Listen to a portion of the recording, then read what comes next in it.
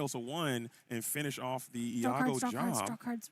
We're questing. Oh my gosh, we're doing it. We're questing with the dock. We're going to slam the Olaf into the Hades and bounce that dock, giving us our dock back to hand to where we can play him immediately and refill our hand. And this is what we're doing, people. We're doing it.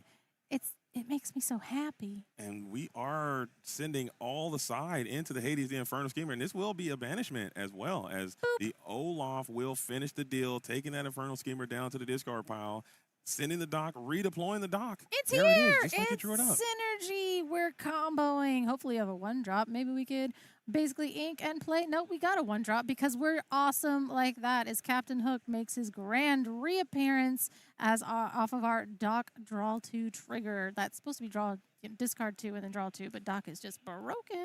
They should have. I wish they would have put that on there. You got to discard at least 1 card. That would have been. No, you do as much as you can, and if you set up those situations, I mean, look at that. That was an insane. Like I gotta put Olaf on the board, and then I gotta put Doc on the board, and then I gotta challenge in and make sure I can banish this Doc, and then if you gotta do that much dancing to draw cards, let Doc be. Let him be.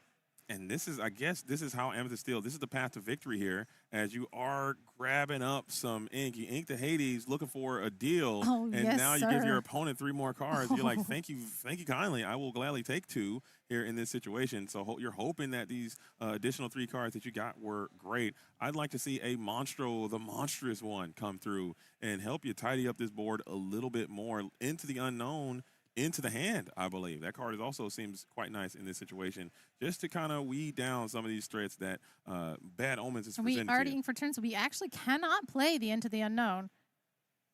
Okay, I was like, we cannot play the Into the Unknown as the Woodchuck guidebook goes down just to be ink efficient, but we are going to go ahead and sing it with our Hades. I mean, that makes sense to me. Yeah, but just getting those evasive threats off the board. I don't hate that either. And keeping your Hades healthy as possible so he can get some more quality challenges in. I do not hate the line coming in from Reb Church, snatching up that Into the Unknown, sending that evasive character down to the Inkwell. You do help your opponent accelerate a bit more, and they have a full 4 cards in hand now. So that is a bit scary. That's something you got to worry about, replenishing your opponent Inkwell at this point in the game. But I still think it is a quality play that you just have to make sometime. yeah, please give me cards. Put cards in my Inkwell. That's so nice of you. I love that. I love that you're a generous, group hug deck. As a genie, Wish Fulfilled comes down, draws more cards, and that way we'll be able to utilize some of that ink that you gave us. Yeah. And as 11-1 lore with Bad Omens going ahead and playing his own Demona to draw a card, but also giving Reb 2 cards. Demona tactics at full effect, and now your Demona will not be able to be ready, and the very powerful Strength of Raging Fire coming in. And just like that, in the previous game, it was like, hey, time to scoop them up, let's get on to another game. This might be the very similar situation that Red might have to be running the analysis on that. When is it time to just hang it up and let's move on over to the a GG-style condition?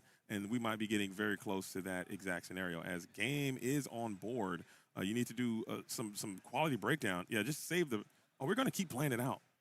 I mean, at this point, we have like 20 minutes and left in the round for game 3. So I think that you can play it out. You can look at your cards. You can think about it for a second. I mean, we're here to play Disney Lorcana. Yeah, so let's play we got 22 our minutes, cards. but it's 8 rounds of Swiss.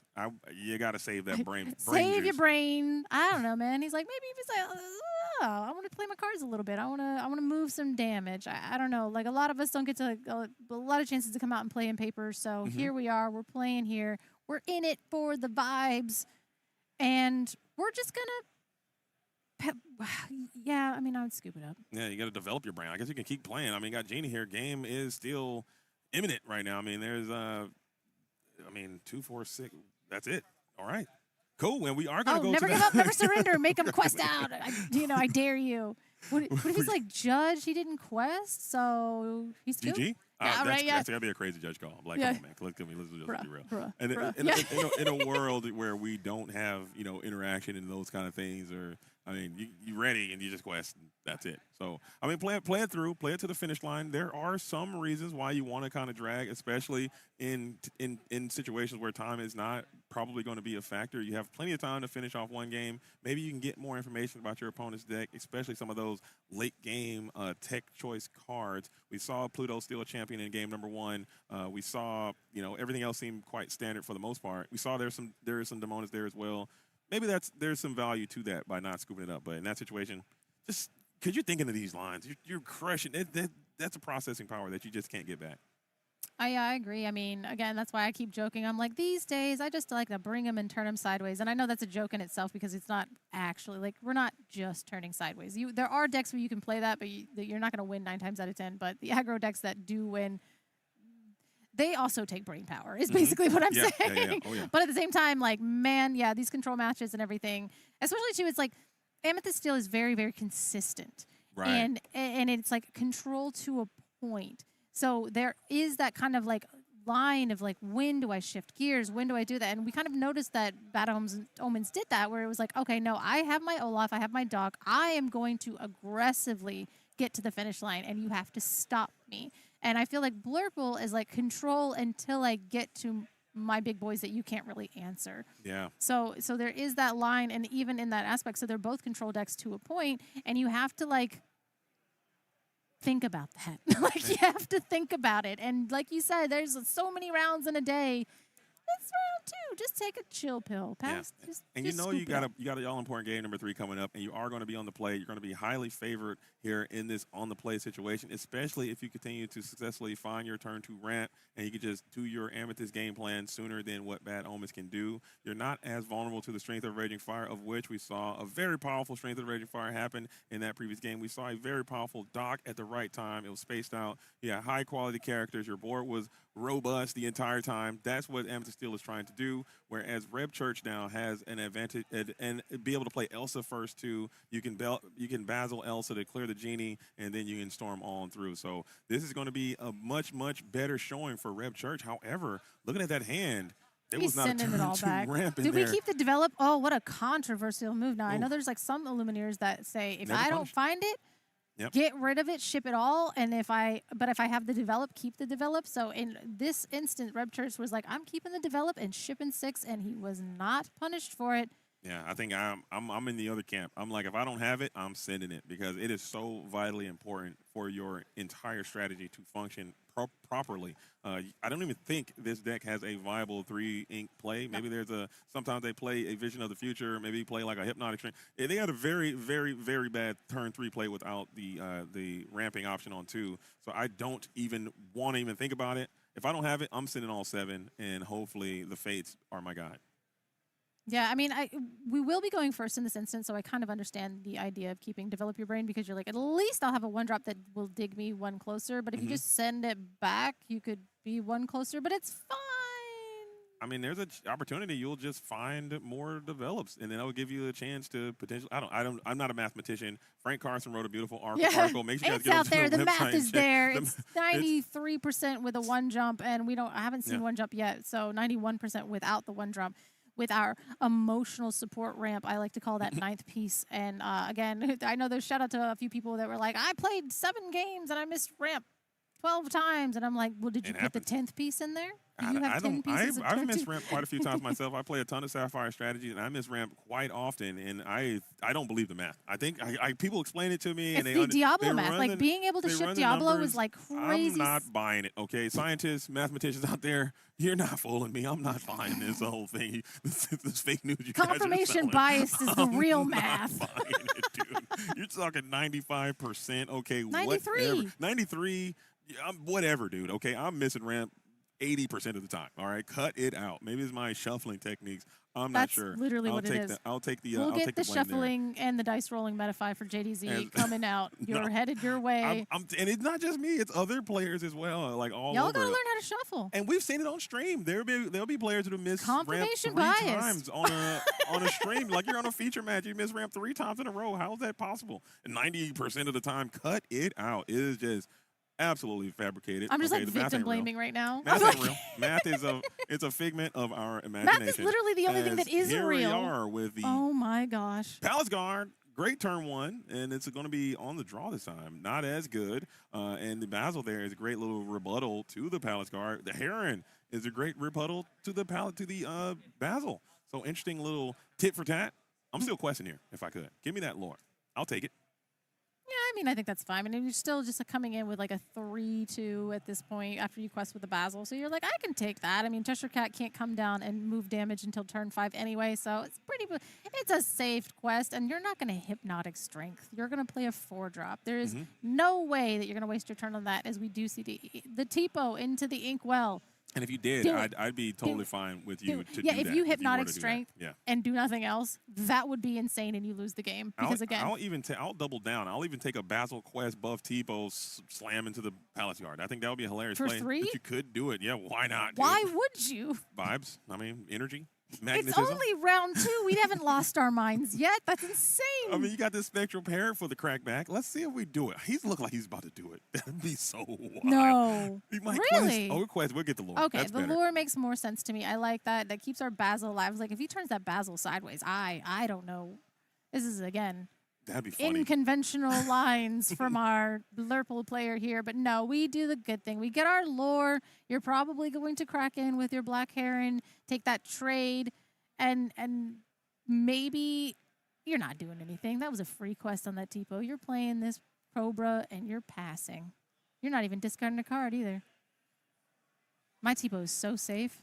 And there he is. I think that is a great Giant Cobra. I would even consider maybe taking some lore here, maybe making that Demona a little bit better the next turn. And I think Bad Omens agrees here. We'll kick the Black Heron just to make that Demona play a little more viable here in the next few turns to gain that resource right back. And now the stare down commences. Are you going to go after this Tipo that will offer up the Iago, or excuse me, the trade back? And we're getting a little quest in. Man, you're just basically, you just pulled a banner out from under your chair that says, I don't even have Strength of a Raging Fire in my deck. Or in my hand. It's not in my hand, but it's definitely not even in my deck, because there's no chance of me drawing it, as I do go and just turn my character sideways. And I think at this point, the 4-drop that you did play was Iago. So if you do draw Strength of a Raging Fire, I can sing it with the Cobra, and it still will get after the Iago. So you'll still be able to do that, but we did go ahead and deny the card draw from the looking for a deal. You looked for nothing. You get nothing, and you like it. And that is a complete board removal there with that looking for a deal. Getting rid of the Cobra, I think, is heads up, and also getting that nice timely trade in. So you get 2 pluses in that situation, and that's the last thing that the Bad Omens needed to see here in this scenario. You really like a wide board at this point, and your board does not exist. You do have some hand resources still going for you, but you really like a board to kind of help you set up those top deck Strength of Raging Fires. That Demona that you were banking on looks pretty bad now with no board, so you'll just put her down and then play the Lexington here with that remaining 8. He's a 4/4, and we have less cards in hand, so he will probably ready when we get to the point where he would be turning sideways again. Like you said, that Strike of the Raging Fire will probably go into the Inkwell immediately as soon as it is located, as we do see. I don't know, man. I don't know if I care at this point. I might play something and just quest. Anything. I think I see the Elsa. I like the Elsa. Go ahead and exert this Lexington and get that plus while you can. Just get rid of the Lexington before you can get taken back by Strength of Raging Fire. Or maybe Bad Omens has taken their own Hypnotic Strength, or some other they never come back, or Hypnotic, or they never come back. There's something. There's something in the deck that could get us. The Magical Maneuvers, maybe that's something that you could potentially play as well. So if you go Elsa here and just get a nice plus on this Lexington while getting a lore with the Hades, that seems like a good vibe. You saw your adversary put a Demona down to the Inkwell. That also could be something that you are worried about. Develop your brain, though. You can't help but look at it. You got to look at the cards. We got to get more cards into our hands.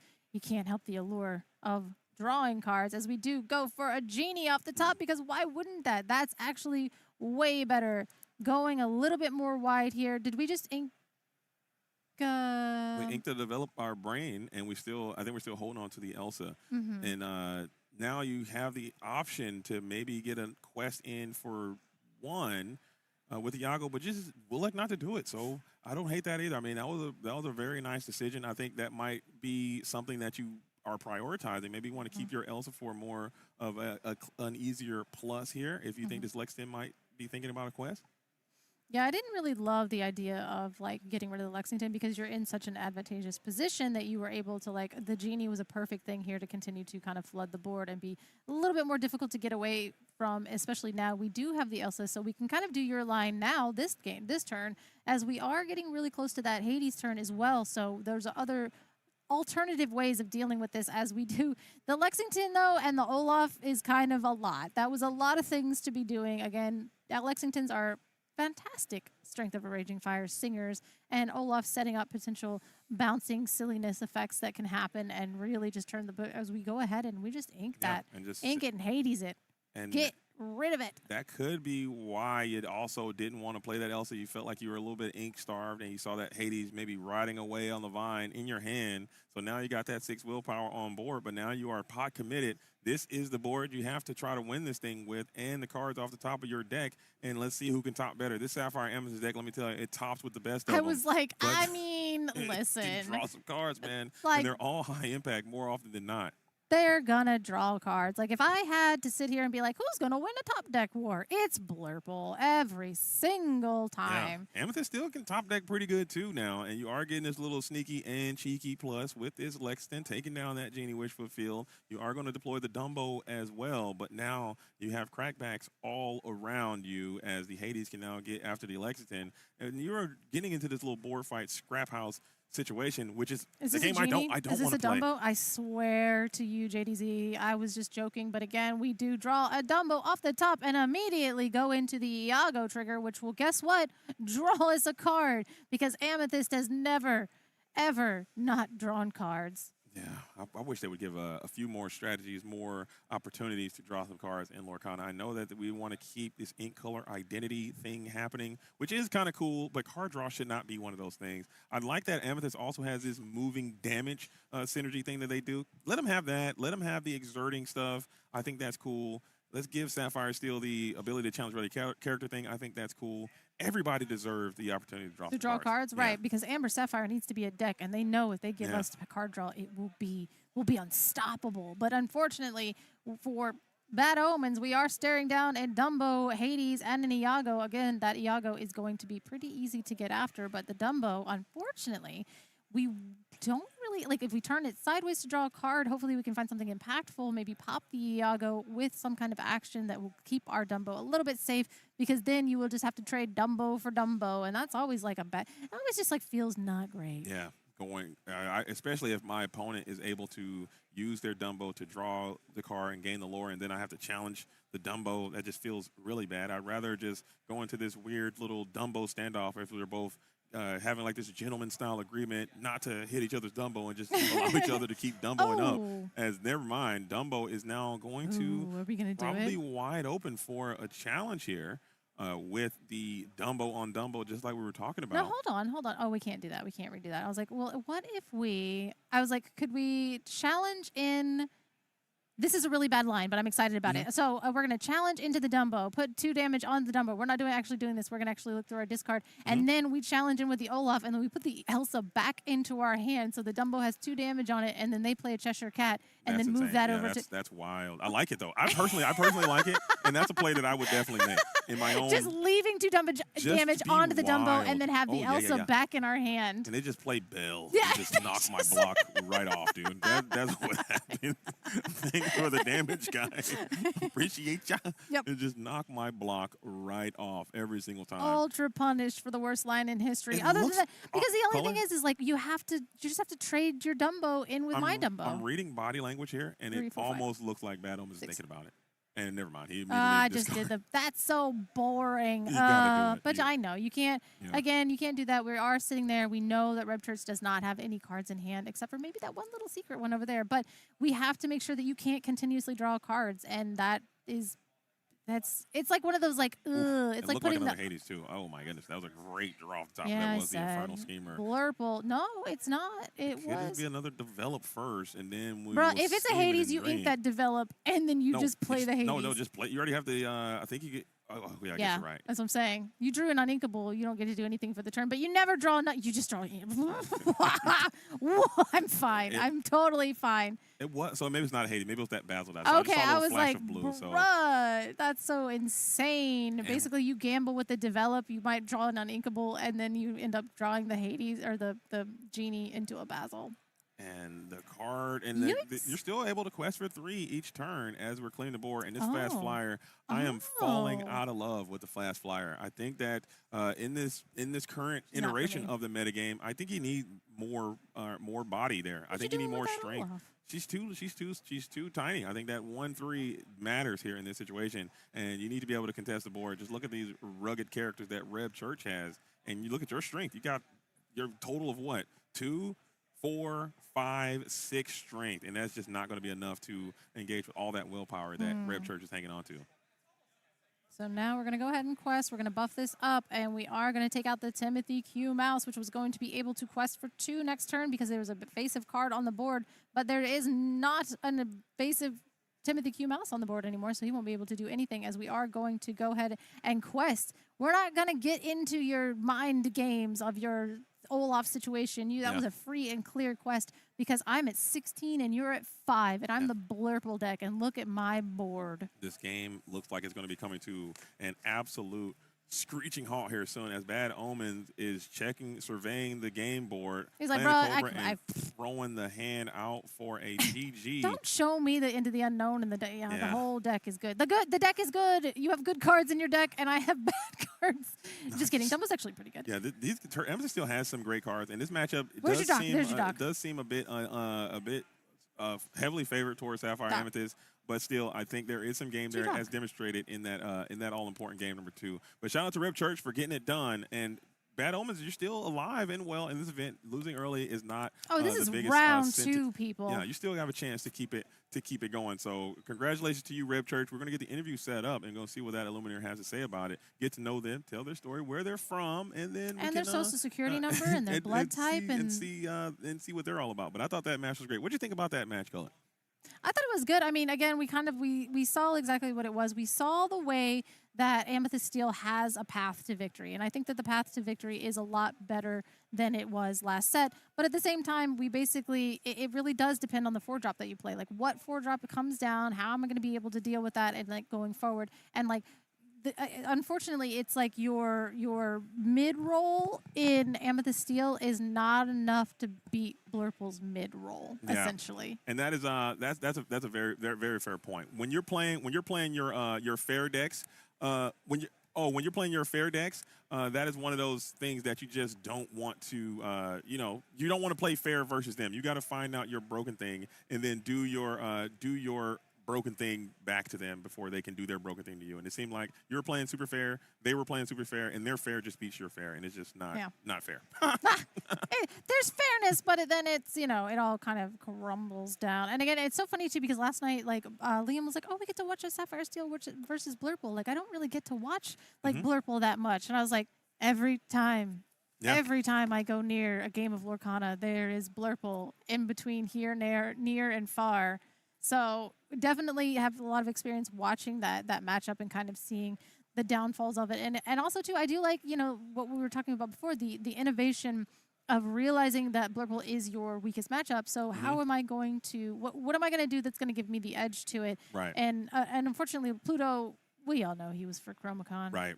It's very obvious. And there's another deck that is played very heavily here. We have that Emerald and Amethyst super hyper aggro deck. It plays a lot of items as well, so Pluto would probably serve very well in that. Get those hidden ink casters out of here. So that is a very interesting point. How are you going to tech the deck? And it's great to see Sapphire Amethyst have its resurgence. I know early on people were down on the strategy for whatever reason, but now it is back and it is up, and it is a for sure super solid tier 1 strategy in our metagame because of its consistency and overall power level. Using cards like Demona at a super high level, I think the deck is great, and I fully expect it to have a dynamic performance at all the tournaments leading up to Richmond and then Richmond and beyond.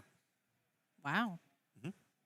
All right. Well, maybe an Infinity too. I don't know. Maybe somebody can find an Infinity deck. No, don't. Speaking of Sapphire Amethyst, we have Gabe in the interview right now. So let's get to know our winner of round number 2. I was hoping to play you today, but you got to cast it. Welcome, everybody. So we have Alvaro here. You saw him listed as Church in that game. Congratulations on your win. So just a couple of things I want to share with. First of all is another hometown hero, somebody who is from here, a member of Team Rebirth who is from in Orlando. Talk to me a little bit about your journey through Lorcana and your being here. My first TCG ever. Yeah. My best friend brought me into this game, Jeffrey, one of the team captains or co-owners of Rebirth. I came in during Azurite C. Believe it or not, I started on Hypo, Aggro, Yellow Purple. Oh, okay. So Daisy Ducks and all that. It was fun for a while, but then I was running to Red Blue and all that. I'm like, all right, I got to change the pace here, learn the game. Yeah. I ran a lot of games into the, we don't say the mod here. Yeah, I don't So about 300 games playing Purple Steel, Red Purple, and then my journey just began from there. Okay, interesting. Yeah. Now, correct me if I'm wrong. Am I right in believing that this is your first stream match too? Yes. So first major TCG, first stream match. I gotta say, you handled yourself very, very well. Appreciate you. People, they get real. I still get nervous when I'd rather talk about the game than play it on camera. Yeah, we were talking to my opponent, and obviously, like, there's always critiques and all that, ink choices and all that, so that goes in the back of your head. Yeah. There is some pressure there, but we were just having fun, enjoying the game, and we just talked it out and laughed and enjoyed what it is. Yeah. Lorcana itself. Yeah, and I just wanted another shout out to Chat. So I know Chat's going to tear us up, but Chat, if you ever asked, they've never lost a game of Lorcana ever. No, they play perfectly. Yeah, and we've ink perfect and play perfect. Listen, I've seen you in the chat. You know you're doing the same thing. So we're not even judging Chat here. No, not at all. We love Chat. But what's the difference between being behind the screen and being on screen? Like talk to me about that feeling. The pressure. The pressure is it's all on. You can be motivated and you can be confident and all that, but again, that moment of to players that are new, especially that moment of you have Chat in the back of your head saying, "Oh, you inked wrong. Why'd you do this? Why'd you turn this way?" So obviously you want to play perfect and look good for Chat itself.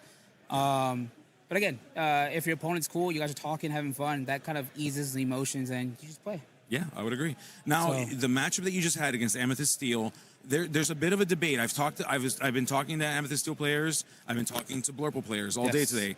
Half of them tell me that the other one is the bad matchup.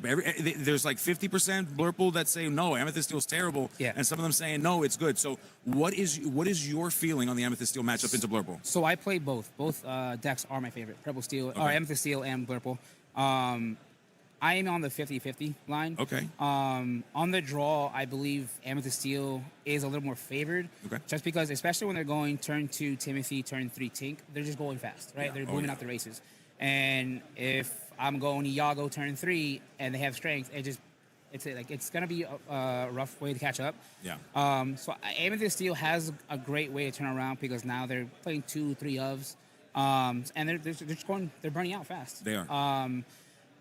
Because I played Amethyst Steel, I think it gave me that knowledge of what to expect. So on stream, I don't know if you guys noticed, I wasn't playing Iago on turn 3. Yeah. I was trying to bait out the strengths first and then play the Iago. Yeah. So that was my game plan there. And yeah, I just believe it's 50-50 down the line. Okay. All right. Fair. So you heard it here. Yeah. Another person who's somewhere on the fence around where that stands. Chat. I know how much you all love playing Lorcana and how well you know the game. Let us know what your feeling is when it comes to that matchup. Is Blurple favored into that matchup, or is it Amethyst Steel? And what do we got to do to flip it around? So we'll let you decide on that. Now, before we throw it back over to our friends in the booth, I want to give you an opportunity to do any shout-outs, anybody that you want. And you're not going to get you're going to think you got everybody and you're going to leave, which is fine. They'll get over it. But you got your time now in the sun. Any shout-outs that you got? Shout-outs to my team Rebirth.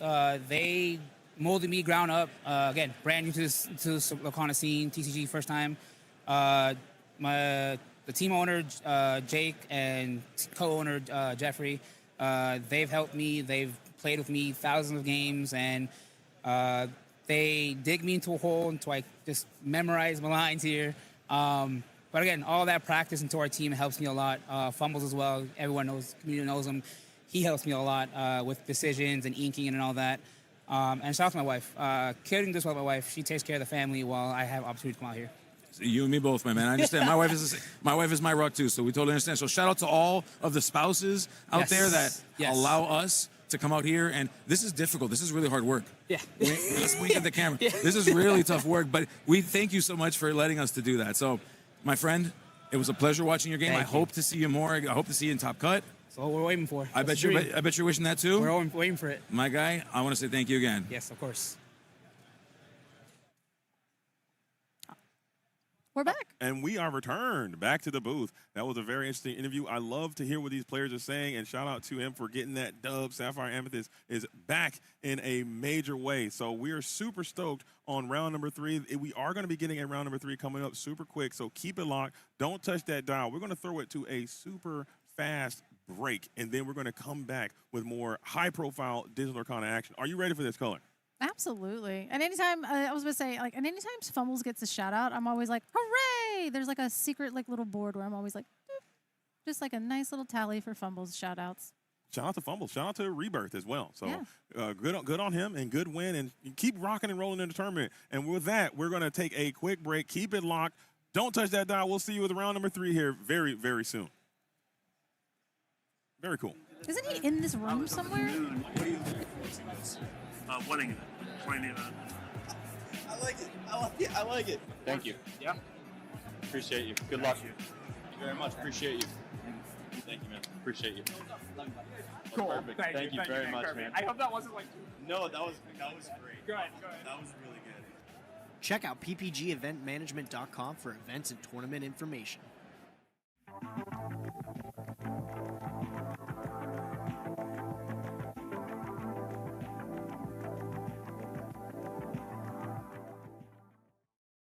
Want to advertise the product you represent on our streams?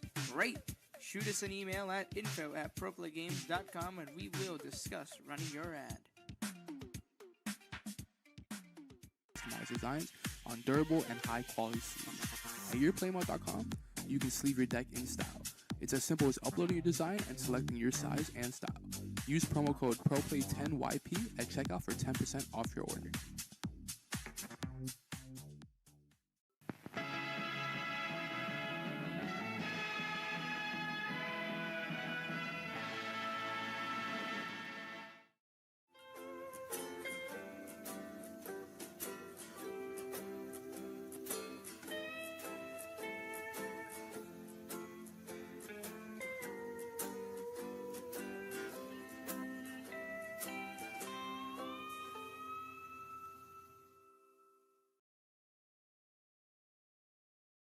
Spreadsheets, business models, gaming? What does this all mean? Oh, hi. I didn't see you there. Let me put this down. But while you're here, let me ask you something. Have you ever wanted to take your trading card game hobby and turn it into a business, but you found it impossible to find any product at a rate that you could possibly make money from? Or are you a player that's struggling to find product for the games you love? Well, have I got the solution for you. The PPG Investment Patreon can be your one-stop supplier for your trading card game needs. The Patreon will serve as a way for you to get products at a cheaper rate than TCG Player or any other market value without getting those distributor connections. Here's how it works. All patrons will immediately gain access to the PPG Investments Discord. This Discord will serve as a hub to promote requests for product, video releases, and as well as creating community engagement. Then, depending on your specific membership tier, you'll be able to place pre-orders for all games that we currently carry, and that list is always growing. So, here's the tiers. We've got the bronze tier. For $50 a month, you get the access to pre-order up to half a case of any product release that you want.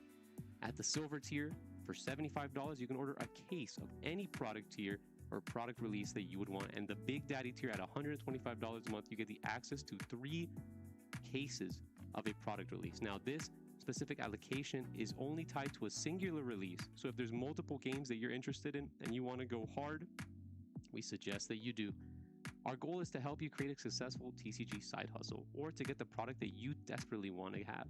The only problem is you got to act soon, because once each tier is capped out, there won't be another opening until possibly next month. So don't wait and join the PPG Investment Patreon today.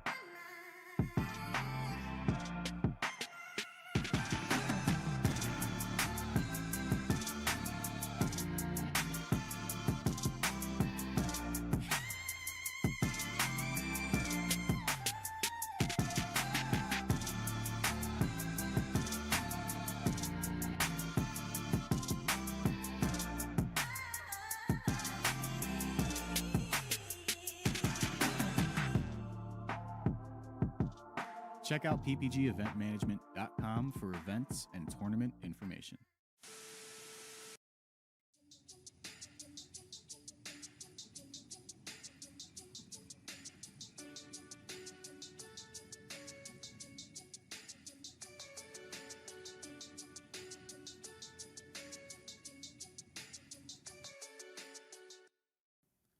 Can't seem to win a game? Opponents got you down? Can't even hand shuffle right? I promise you, it's not a skill issue. It can't be you, so it's gotta be a chair issue. So throw out that old nasty chair, and it's time to sit where the pros sit. The eWin Gaming Racer Chair, Champion Edition. Let's be plus.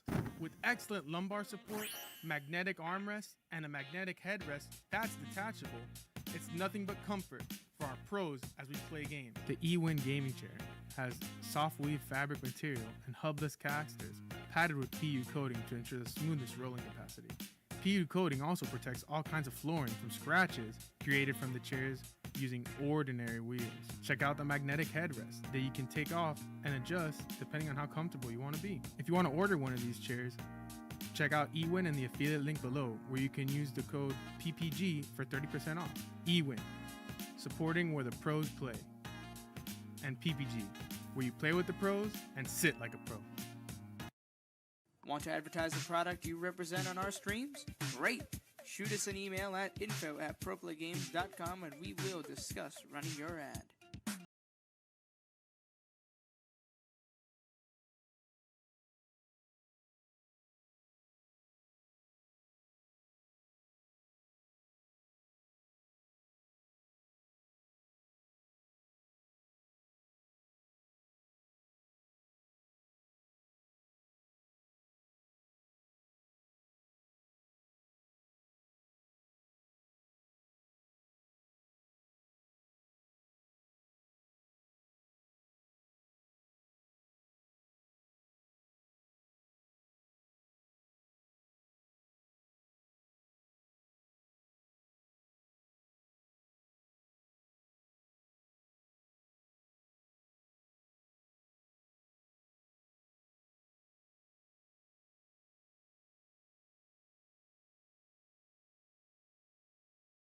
Oh, hello, Illumineers. Welcome back.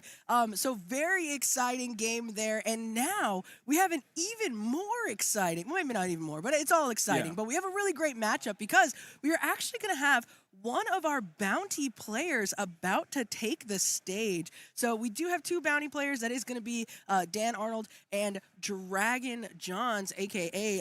Also Jonathan Williams. So Jonathan Williams is going to be sitting down to play his opponent. So we are really excited to see if that bounty player can secure that mat, or maybe we'll be passing along some things like packs and tickets and more. But yeah, and interestingly enough, this is a fantastic matchup because these are going to be Dragon John Z he lives not too far from here. This is kind of his home turf, and he'll be playing against somebody that he's played before. He'll be playing against Donovan, not a known name in the TCG community just yet, not yet. But when he beats Dragon John Z, he will be very well known, I'm sure, as he gets this bounty. But a bit of a grudge match here. So they've played in each other's locals, and at the last set champs, Donovan is looking to get some revenge because he lost that set champs to Dragon John Z. See, we love a story game, and Lorcana is all about the story. We've got the story of our characters questing for that lore to complete that storybook, and now we've got a little head-to-head story here. So this could be his story in the making to see if Donovan can take down Dragon Johns here. So this is so exciting. I can't wait to see it.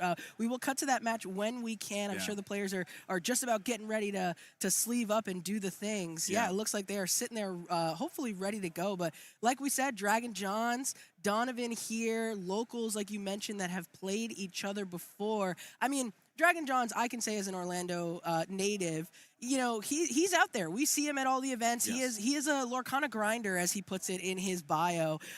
So he does. He's committed to the game, and we've seen it, you know, get all the way to that second place, I believe, at DLC Milwaukee. And at CCS and many other events. I'll tell you that I have a bit of a story. I might be Dragon. I don't know. Some people say I'm a lucky charm, but others might say that I'm a curse. Oh. Because it's anytime I'm at an event where Dragon John Z is at, I can call it. He will come in second, and he will tell you, Gabe, be at every one of these events then, if that's the case. I'm not that mad about that, is what he's told me. I said, all right, buddy, then I'm there That's for a pretty you. good bet. Yeah, we'll take second place any day of the week. So some people say second is the first to lose. I say we made Top Cut. Yeah. We got all the way to second. And usually the prizing is pretty dang good because a golden Mickey, whether you're 8th or 1st, is a golden Mickey all the same. So really excited to get into it. We are going to see an amethyst steel mirror here. I wasn't quite sure who won the die roll. Should have probably been paying a little bit more attention. But it looks like, okay, it looks like we're going to have an amethyst steel mirror. So we're doing our altar phases here. Yep. This is exciting. I'm excited because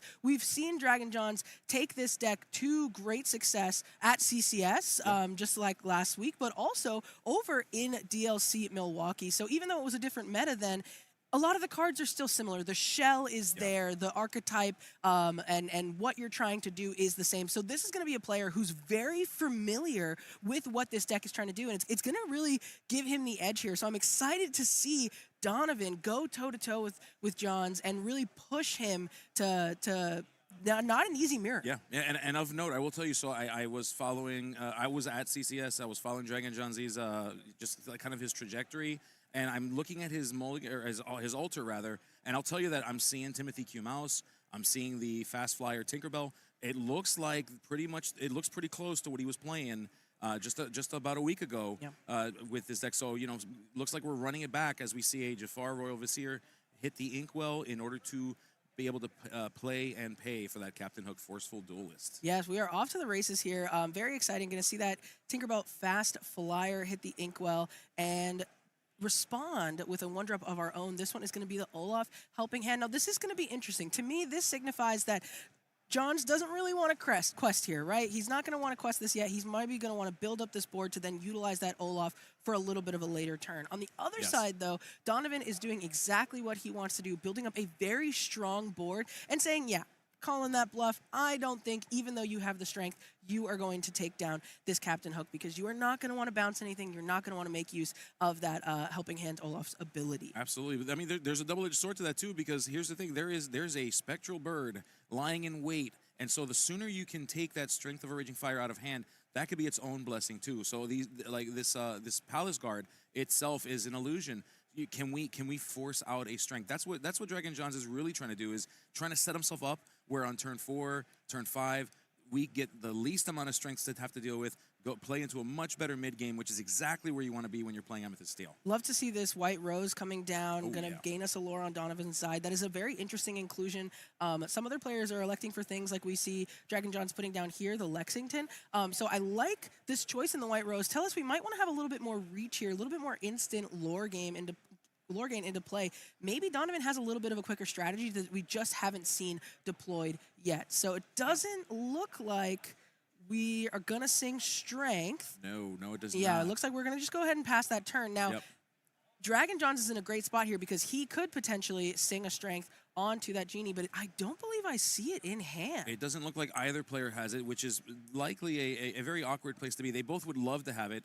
Oftentimes when you ask an Amethyst Steel player, having played the color combination a little bit myself, I'm not any master, but that can swing the game. Like that one moment, that turn 4, you play that either that 4-drop character or you play 2 characters on that turn 4, being able to deal with something like an Elsa or a Genie, that can really be the moment that when you look back on the kind of the history of that story being told of that match, you say, man, this was the moment that I lost control or I got control, was when I was able to sing that Strength of a Raging Fire. Absolutely. And both of these boards, as it stands right now, are ready for a Strength to come down. I mean, so many characters able to take out anything that they would want, but and it looks like neither player had it until I believe I just saw it in Dragon Johns' hand. So speak and it may be. So we're going to see that Genie, exert to sing that song. The other, Lexington is going to swing in and take the other Genie, which is very clean here, right, for Dragon Johns. This is exactly what he wants to be able to do. So yes, he is offering up that Lexington to that Calhoun, but what a huge swing right? His board, even if he loses that Lexington, he is not mad about it at all. Yeah, and you're losing a Lexington to deal with whatever it is that you may use, whether Donovan decides to go in for the 2 lore with that Calhoun, or whether we decide to get rid of that White Rose. It's a trade that Dragon John Z is like, I'm totally fine with that trade. I dare you to do it, in fact. Yeah, absolutely. It's so fun seeing how comfortable these players look across from each other. Sometimes, when you go up against a name like Dragon John's, it can kind of bog you down. But I think having that history here, knowing that these players know each other, Donovan is looking confident. He played that dock out. He drew his 2 cards. He's taken his time to think through his plays. And I'm loving it. So I'm excited to see, because this might be, especially now with that Spectral Parody Iago coming down, it might not be so cut and dry, right? No. We have plenty of genies. So many wishes being fulfilled. We've got so many wishes on the board. But that Iago can cleanly deal with all of them. So, yeah. As we see, that was a dock played without trigger. I believe that was without the trigger. Yeah. Interesting. So whatever Dragon John's got in his hand has got to be a pretty big deal. It's got to be a pretty big deal to say. Yeah, he likes it. He wants to hold on to it. Usually that means another dock. Usually. Oh my gosh. And Donovan, yes, he is looking at 3 different genies on the other side, but he is saying, hey, I've got 2 Iagos of my own. Now, he's saying, you know what? If you want to swing into him, be my guest. I don't mind. This guy is going on a quest, and I love that confidence. World's worst value trade. If he were to swing all 3 of these genies into that Iago, it would be terrible for him. He could do it. He could do it. It is a play line that you could take. I don't recommend it. It is a legal play in the game of Lorcana. So very nice. We're going to see the Strength of a Raging Fire again. So I believe that was 2 of them now, and it's going to be able to take care of one of those Iagos. But even the threat of 1 is still pretty significant, but not when you have the Thunderbolt. He hurled his Thunderbolt, is going to come down, and Dragon Johns might have been worried about the Spectral Parrot without that answer, but having 2 of those actions, being able to target those vanished characters, getting rid of those illusions, is incredible. Yeah, if that's what Dragon Johns was holding on to, I don't blame him. Absolutely. Because that just swung the game in a pretty serious way for him. You've got a bunch of genies that are just now, not true, with the exception of Lexington's. It makes the math a little bit easier for him. He's certainly looking, and it could still be in a weird spot. That second Lexington changes things up for him. Is not liking that, as we see some more value trading happening here. Using that dock, using that Captain Hook and that Challenger ability to deal with the Palace Guard. Yeah, I love what's happening here because, yes, Donovan is not going to be happy to see, the way that Dragon Johns was able to clean up that board. And Dragon Johns' board is very wide, but like you said, with those Lexingtons, it's not as cut and dry as you may want to believe just by looking at the board state. The Lexingtons can actually make a big swing here, but the lore is going to get a little high on John's side, and he is potentially going to be able to draw plenty of cards to refill that hand with that Dumbo, which he elects to do here. So he's going to gain a lore, he's going to draw a card, and if he wanted to, he could do that 3 more times with these genies. Yeah, that seems like a totally fair and balanced thing that you can do, is to just draw 3 cards in a turn. As we see, that Dumbo potentially being used to full effect here. Dragon John Z, of course, is playing it smart, saying, hey, let's do this 1 by 1. We want to see what we have, because there might be a better use of that ink. Absolutely. And you always got to draw first, Gabe. You always want to draw first. Some of the best will tell you, draw your cards first. That's why we ready, set, and then we draw before we do anything else in this game. And Dragon John's taking full advantage of that, saying, you know what? I don't need all this lore right now because I'm in a good spot. Yeah. I mean, and the card in the hand is certainly worth more than 2 in your lore count, as we see that Dragon John Z is very cleanly saying, hey, I'm giving up 3 lore here, but I'm getting 3 cards. I'll take that every day of the week, 2 times on that Sunday. And responding with a Lexington of his own, you have to be feeling good. I mean, that is why we are drawing cards instead of questing, because it's going to enable us to say, yes, these Lexingtons are posing a threat to my genies, but if I find myself an answer such as a Lexington of my own, that can really stall what Donovan wants to do here. Oh, and we play a Giant Cobra, but we do not initiate that trigger. We are not able to discard a card, so we do not gain that 2 lore. A pretty powerful thing to be able to do here. As we know, this challenging, this battling that is happening of wits usually comes down to crawling towards that number 20 mark in this Amethyst Steel matchup. And so not being able to use that trigger could cost him. If we look back at the end of this game and see that the story was missing by 2 lore, we're going to say, oh, my goodness, can you imagine if he had just had that one more card? Just one more card. But that's also part of why Dragon Johns is in such a dominant position right now, because even though that Dumbo is now gone, I think Donovan correctly identifying we need to get that Dumbo off the board, it doesn't really matter because Johns has drawn the cards, whereas Donovan is down to no cards in hand. So Dragon Johns has a full grip, as I like to say. He has refilled that hand. He's going to play out things that he now has. So even if he doesn't draw another draw card for the rest of the game, he's always going to have more cards than Donovan until Donovan starts seeing some draw of his own. Yeah, this is certainly a problem as we see these very valuable trades happening here. Little by little, Dragon John Z correctly identifying that the name of the game is control the board, finally sending in those genies for an official quest, and boy oh boy, Dragon John Z runs to 15 lore, 5 shy of the magic number to finish the story. Absolutely, and I think if you're Donovan, you're gonna draw your card, you're gonna see what you can do, but there's very little things that get you out of it, and I don't believe a Palace card is gonna do it. We're gonna do our best to clean it up what we can, but I mean, such a powerful board state, seeing all of those genies. Yeah, writing's on the wall, we're just gonna go ahead and scoot up and go to the next game, which is okay. We have plenty of time, we've learned, and hey, sometimes they just have it. And let me tell you, when Dragon John's Golden Mickey winner, multiple 2-time Golden Mickey winner, is sitting across from you, and he's got 4 genies over there. Like you said, there was plenty of wishes, but unfortunately it was not Donovan's that were coming true. No, you know what? No, forget that stuff. Listen here. Donovan has a right to be upset, okay? He had a match stolen from him by Dragon John Z. Donovan, I'm rooting for you. We're supposed to be neutral? Forget about that. I'm on Donovan's side. I want Donovan to win. Dragon John Z, second forever, including in this matchup. That's what I'm going with. You are definitely not. You are a bad luck charm for sure. Yeah, that is. You are really banishing him right to the second place spot. Yeah. So, and if anybody can do it, we know that Dragon Johns can get second place. Listen, but Donovan needs every bit of help that he can get. This is a tough fight. Dragon John Z is a bounty player in this event for a reason. Absolutely. And listen, for my folks in the chat, for my folks in the chat, I want to say thanks for the love in the chat. Really appreciate that. They're saying really good things about you, Willoughbys, and I got to say I agree with you. You're fantastic. But I also want to say, totally joking, me and Dragon John Z are actually we're friends. Yeah, we love each other.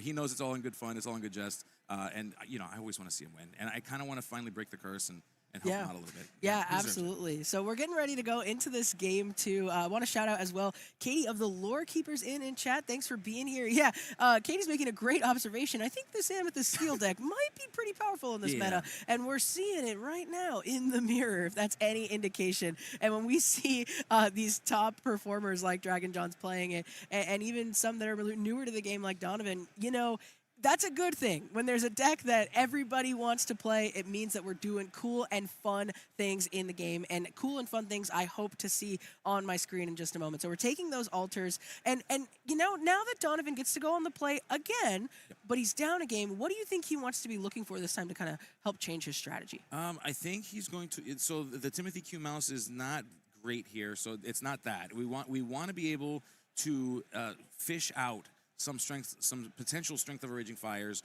We want to be able to anticipate and see what is it that Dragon John Z is going to be able to throw at me, because you want to start throwing down Iago so you can start answering genies. You want to be able to do that relatively freely, as we see that there is currently what looks like 2 strength of Raging Fires in Donovan's hand. Wow. That is going to be very helpful. So I would say he's also looking for that. Yeah. So I think Donovan's pretty well suited to do pretty okay going into this game too. Now the question is, though, what does Dragon John Z's hand look like? That's the real question. I did see a little...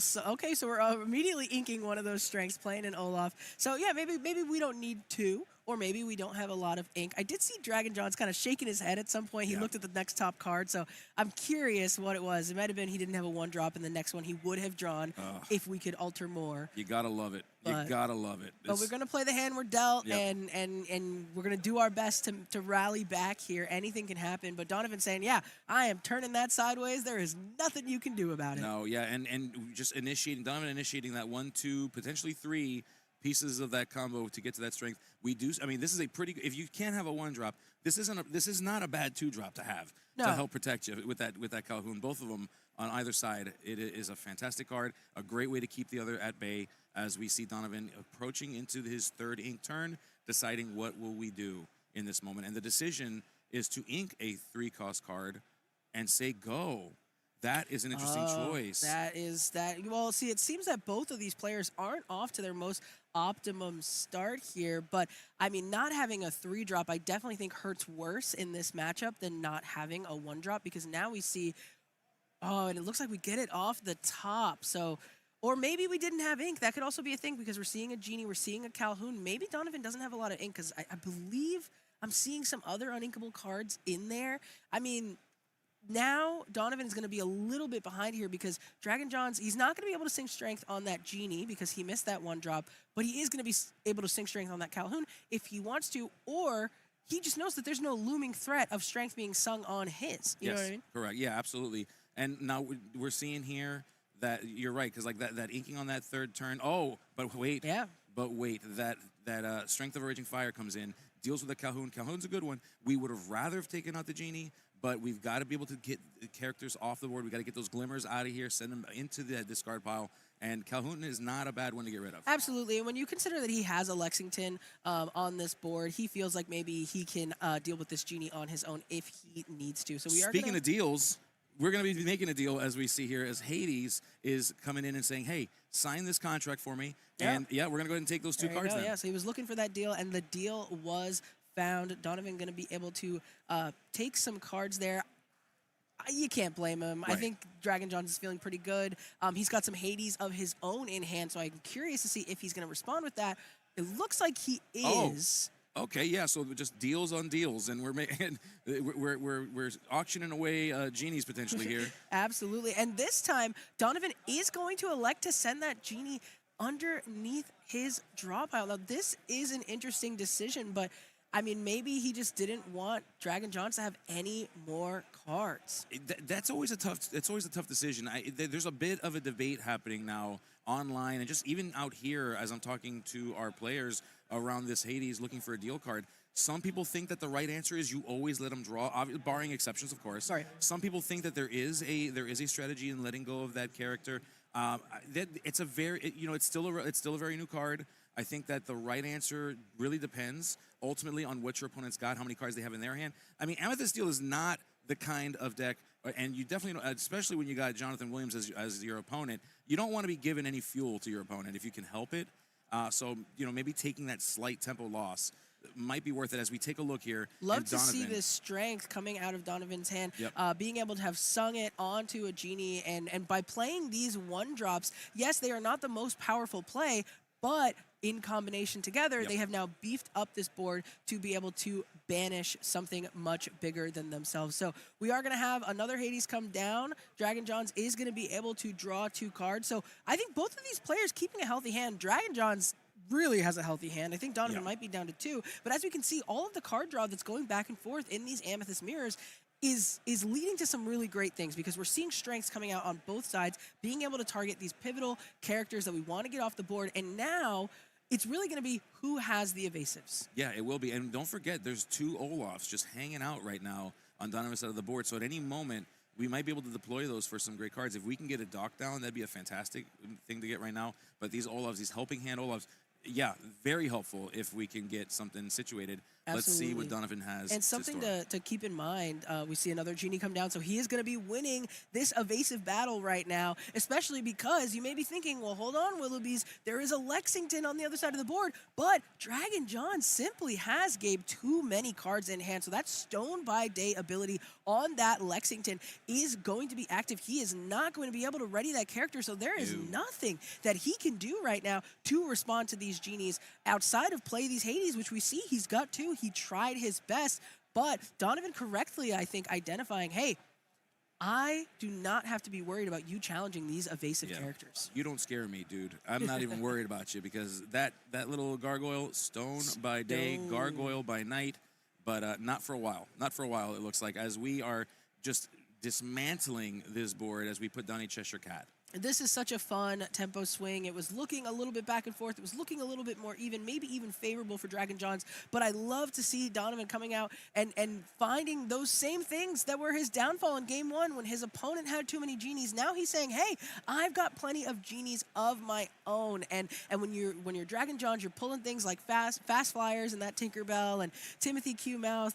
I mean, it is just not what you want to see right now in order to answer this board. That Tinkerbell is evasive, but she is not a heavy hitter like that Iago. So that Iago is going to be nice to come down, and we're definitely going to have to start respecting it. But if Donovan can see some more strengths, it might not be long for the storybook. You're not wrong. Now, we do know that Donovan had a chance to see 2 of those. Does that mean that we're a further place away from finding another strength of a Raging Fire? Who knows?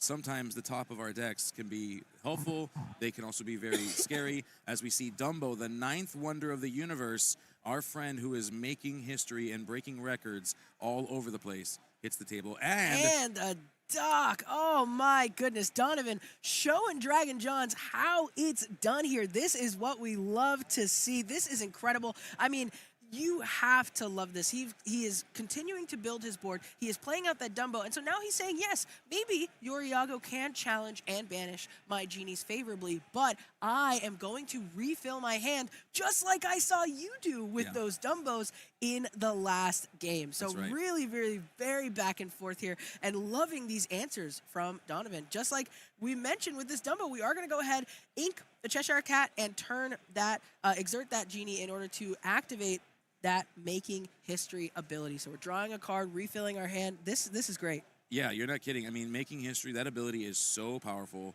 I mean, since this card's come out, I think this is one of the few cards that people have correctly guessed that it would be powerful. It is powerful, still is powerful, well into Whispers in the Well.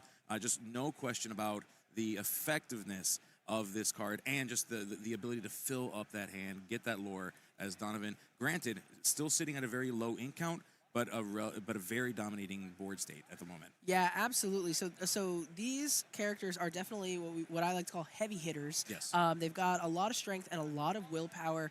I mean, this Elsa coming down, being able to exert something is also going to help. So being able to ready this Lexington does help, which I do think that's why Donovan had the foresight to say, you know what, I'm not going to be able to get rid of this Lexington, but I can make sure that if you are going to challenge into my genie, you are going to be banished along with my genie or my Dumbo or something like that. So I like this. I think it was a bit of a heads-up play as long as we don't get a punish with like a Cheshire Cat or something like that. Yeah.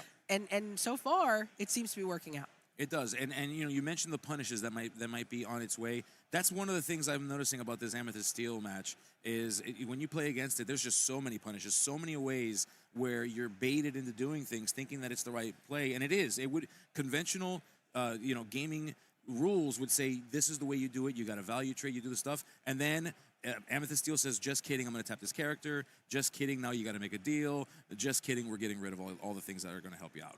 Yeah, absolutely. So looking like Donovan is going to start his turn here with, I believe, 3 cards after drawing for turn. So he could potentially have plenty of answers like we saw. Sometimes you have those turns where you're getting a Captain Hook off the top, and sometimes we're getting docks, and we're chaining docks into more docks. Yep. So I'm excited to see what he's able to do here. Looks like we are going to, play a Hades of our own. We are going to target that Iago because we are identifying, hey, this is a pretty beefy boy. Now, I'm surprised to see Dragon Johns take that take that deal and put it to the bottom because that was one of the things that he was able to leverage against this evasive threat here. You're not wrong. I mean, you have to also consider that Donovan still has ink to deploy and use after that Hades. So, Dragon John is figuring that out and saying, hey, I give 2 cards and you might be able to play both of them. And then this game's even worse than me just giving up 1 character. Absolutely. And you never know if that card he draws into is going to be the strength, which would have then been singable onto that Spectral Parrot. So we're going to play a Genie of our own. So we're going to start to have some of these evasive answers. But when we're looking at a board that is as wide as this one with 7 lore, is it going to be a little too late?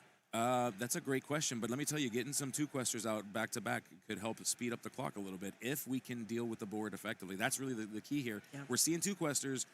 Do we have ways to deal with these scary characters, these Hades and these Cheshire Cats and all that are hanging out waiting for Dragon Johns to just turn these characters sideways. Absolutely. And one of the things that's going to be scary and why Dragon Johns, we're seeing him kind of slow down in this moment. He's drawn his card, so he's used all his ink, but it's not as simple as, okay, now I just need to turn sideways and start challenging things, because we do see that Cheshire Cat that is ready. It is not exerted. It is not able to be challenged on Donovan's side. So any damage that Dragon Johns leaves floating around on these characters can literally be floated over to the next one by this inexplicable Cheshire Cat. So he wants to, right? He wants to do something as simple as swing into the dock with a Hades, but how valuable is then having one damage hanging around? What can he then do? For example, move that damage to that Tinkerbell and then swing in with the Genie. Now, I don't think that's what he's going to do, but it's something you have to think about when you are making these plays. And that's what makes a top-level player. 100%. And when you're looking at this state of the game, there are so many decisions that can be made. You know, people often attribute decisions to cards in hand. And yes, that's true. If you have cards in hand, you've got other things to consider. But the sequencing matters. And the sequencing matters in an Amethyst Steel deck, like I would say, more than anywhere else, because the name of the game is trading for value. Trading up and getting rid of things and making sure that characters go away, go to the discard pile, and while you get to keep yours. So those trades are decisions in and of themselves that Dragon Jaws needs to figure out and make sure that we're doing that effectively. Absolutely. I love board states like this. Some people really don't like things like this. This but is scary. It's scary, but it's so fun to watch, because I think it's great to look at Lorcana as something like a puzzle. And how are these players going to solve this puzzle? So we see Donovan playing down that white rose, chipping away at that lore total, but now he's got some options, right? What can I do? Can I win this evasive war? If I can't, do I need to start challenging with things like that Captain Hook? When do I turn this sideways? When do I don't? So it's really interesting. It looks like he's going to elect to just start pushing the lore here, saying, yeah, maybe I will lose my Genie, but you are going to have to turn some things sideways, and it's not going to be enough. I'm already at 12 lore. You can't clear my whole board. Correct. And the danger with Amethyst Steel is that while we're showing 19 on the board, we have 12 locked away to tell that story. There's enough on the table for Donovan to get to 19. Here's the thing. There's this little card. It's called White Rose. There's another little card. It's called Giant Cobra. Both of them together is bad news for Dragon John Z. Absolutely. And back in my day, there's cards like Goat as well. So imagine what that would do to something like this. So it's cool to see that we still have those cards that do that instant lore gain, and they just do it in a different way. We've got Goat at home. It is the White Rose. Yeah. So, I mean, Dragon John's slowing this down, saying, okay, I'm going to play to my outs, see what I can do here. Now, the good thing about 12 is it's not 20. It's not. It's not even 16, right? And so when we have these evasive characters like Elsa, like Genie, you can say, maybe I can control this a little bit. So looks like we are drawing some cards, I believe because we played Hades potentially. Yep, and that's why we were able to do. So, and this is great because this is now, did that get us into the Strength and the Thunderbolt? Can you believe it? Can you believe how lucky Dragon Johns is? Can you believe this guy? This is crazy. Yeah, he's got two fantastic answers in hand. Looking at the math, doing the thing that I do, where you kind of line up the characters to say, hey, you know what, this one's going to take out these two are going to challenge into this one. So Dragon Johns is not committing to things yet. We just kind of, Dragon Johns is a visual learner. Yes, he's painting the picture of the story, and that's totally allowed, right? He's not declaring any game actions. He's not tapping his ink. He's just moving things around to see what it can do. And to start, he's saying, before I challenge anything, I definitely need to get some things off the board with the Strength while I still have my characters there to buff it up. So we do get rid of that Cheshire Cat. Now we are going to be able to hurl that Thunderbolt all the way to that Flying Elephant, and then use these other two evasives to get rid of that G.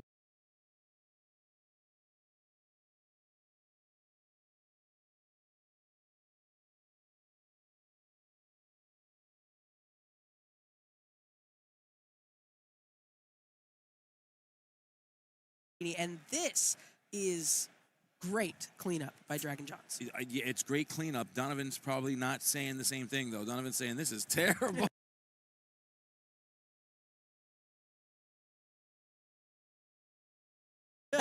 I don't want to be here no more. And so, but yet we're here. And the name of the game with Amethyst Steel is to get out of here and get to a place where we can win. So we see we are readying. we've set, and now we are drawing as we ink the Lexington and deciding to play Demona. So I was curious why we would be inking in this case, but it's because we want to maximize the card draw that we are able to get out of that Demona. And to me, that makes sense because here, if we get a lower costed card, we can now continue to flood that board. And yes, Donovan saying, I will take that Doc. I will take 0 damage in that challenge because of the resist on my Calhoun, and I am pushing my lore total even more. I want to see if he's going to go ahead and just quest out with the other characters he has available to him. I believe both the Hades and the White Rose can quest here if he wants to. Why not get to 16, which we've kind of identified in Amethyst Steel is a very critical lore total to get to. Yeah, I mean, there's a lot of magic that can happen there. You've got the what we like to call lore burn, is often referred to, or advancing that story using ways other than questing. As we've been talking about that giant cobra, we've been talking about that White Rose. We see one on screen. Yeah, both players have the ability to get there. Dragon Johns, though, is way farther than Donovan is right now. 16, a scary number as we attempt to close this game 2 and push this whole thing into a final game, which I would love to see. Absolutely. Personally. Absolutely. I mean, this is what's so interesting about this is, yes, Dragon Johns could probably clear everything on the board that is exerted, and Donovan still would not be able to go to 20, but just like you were talking about, we have some of these, what I like to call instant lore gain cards, like the White Rose, like the Giant Cobra, where all we need for Giant Cobra is 2 cards in hand, and I believe we have 1 in hand potentially, and we're gonna draw 1 more for turn, so if we have a Cobra, that's gonna be enough, or forget 2 cards. Yeah. 1, just use the White Rose. So Dragon Johns is not going to want to leave the Demona and the Palace Guard on the board if he can help it, but it's not going to be so simple. But we do see some Elsa's in hand, so maybe he can start to exert some things, and it's just about how he wants to take care of these readied characters. Yeah, absolutely, and I believe we're at the 9 ink mark, which means that John could play 2 of these if he wanted to, with an inking of a card. So it'll be interesting to see which way we go. So let's see what decisions that we are making here as we are turning more of these characters. We're exerting them, choosing to challenge into the Hades as we take some damage. All right, what do you got, buddy? Show us what you got. Yeah, he's definitely thinking this through, figuring out what his best plays are. He's going to use that Olaf Helping Hand's ability that now that it is left play by being banished in a challenge, he is going to pick up that Hades, and he is going to offer a deal, which is going to allow him to draw. See, again, we always want to go for the card draw first. Yes, you could ink Palace Guard and slam down 2 Elsas, but what if that's not your best line? And I love that Dragon Johns was able to slow that down and identify that. So now we have 5 ink if we want to play an Elsa, but we were able to do our Hades first. And I believe I saw a strength go into hand. So. Yeah, I did too, and that strength is going to come in big here. Let's see what ultimately. Yeah, we're making some decisions in terms of value trading, trying to see what we can do to lower the count of lore available to Donovan to Quest 2, and so Dragon John's doing that thing where he's kind of lining those characters up as we turn 5 sideways. Are we about to see the 5th Spirit? Well, the thing is, we can play the 5th Spirit. We just need to play any character in order to have enough bodies on board to deal enough damage with that strength to banish that Demona. So absolutely. Dragon Johns may play the Elsa just to get rid of that Palace Guard and truly clean up the entire board. But technically, he could play any bodied character here, and he will be able to banish that Demona with the strength. So he is going to go ahead and play down that Elsa. Makes sense because he probably just wants to clean everything up if he can. Yeah, let's stop playing around here. Let's just get everything off the table. Let's just start with a fresh, on your side, of course, Donovan. Let's just start with a fresh set of board here, and we'll make this fair, and I'll get to keep 6 characters. How does that sound to you, Donovan? Yeah, absolutely. Well, so what's interesting about this is he's not going to clear everything. He's going to keep that White Rose. Now, again, with referencing back to like bounce and things like that, historically, you don't want to keep a card that can, gain lore on the board in case they can bounce it. But I don't think Madame Mim Elephant is something that's being traditionally run in these Amethyst Steel decks. And so I think he's saying, you know what? Keep the White Rose. It's fine. I'll just get rid of the Palace Guard so that way I don't lose anybody in any of these challenges. Yeah, absolutely. And it's interesting to see because while we say that, the cool thing about the Amethyst Steel deck is there are so many variations of it. You think about Frank Karsten, who popularized the kind of having, even though we refer to them as one-ofs, really the way that Frank Carson looks at them is that they're 5-ofs. It's an extra of an effect that you're doing. And so, he kind of popularized this idea that you can make your Amethyst Steel deck do just about anything you want. And if you wanted to play a Madam Elephant, you could. But instead, we're going to have Hades, and we're going to look for that deal on a Genie.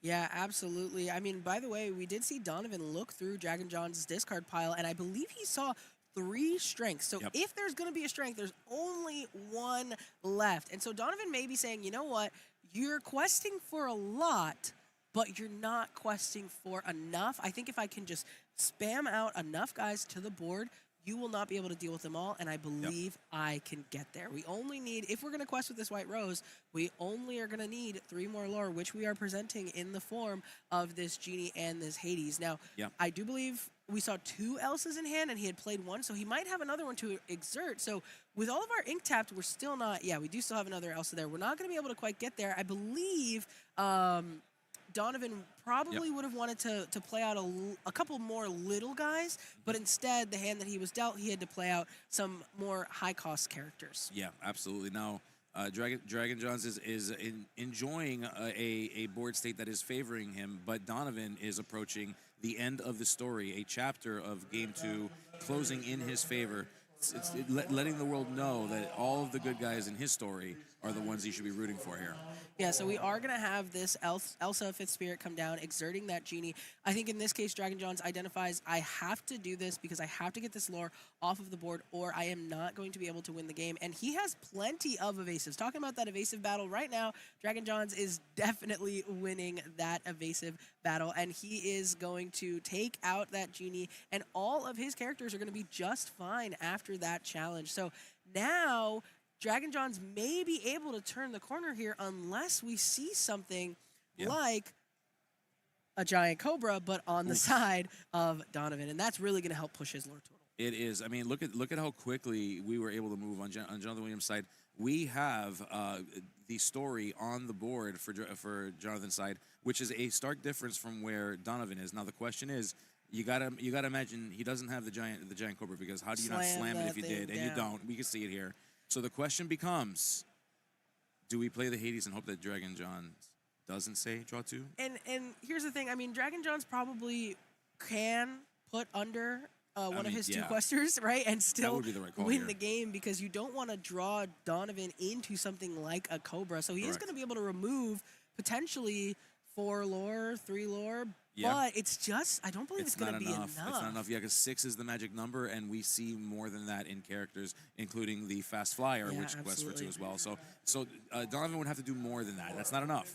Yeah, I mean, you have to try. You have to offer the deal. You have to say, hey, maybe I could draw 2 cards. Maybe all my giant Cobras are down at the bottom. But Dragon John's saying, hey, I don't want anything to do with it. I want to win this game right here and right now. That Thunderbolt is very nice. Very relevant. Believe that's going to be just enough to keep us off of it.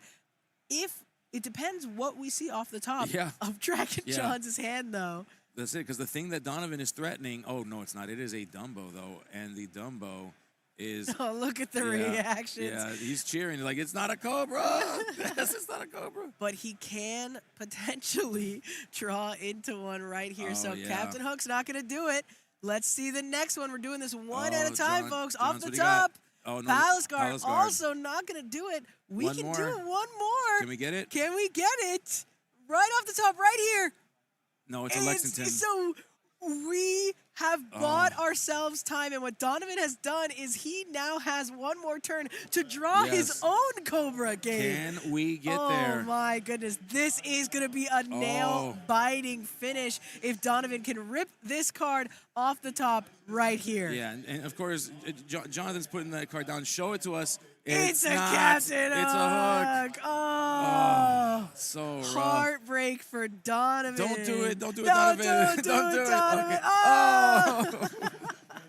Oh, man. Oh, my gosh. gosh. Well, what a fun match. I mean, look at the smiles on these players' faces. So our bounty, Dragon Johns, is going to be quite happy with that one. Going to be keeping that bounty status nice and secure. But, oh my goodness, credits to Donovan. What a match. That was a really, really fun back and forth on that mirror. So listen, Donovan did not get revenge for losing that playmat. However, he could get one right here. Absolutely. Look at this thing. This beautiful match. And it's what the players are playing on all day long, folks. If you want to be a part of the PPG history, PPG Orlando, this is an exclusive colorway, as we say in the sneakerhead and it's community. warm. It's nice and soft, and it's warm. And look at you. Yeah, you got a nice little blanket there, It's beautiful. too. See, that's what's great about the big mats. You can use them for yourself, for another person, and as a nice little blanket. And I can confirm they smell great, actually. This smells really good. Oh, wow. Yeah, oh, interesting. Would you like to smell? No, I think I'm all right. Okay.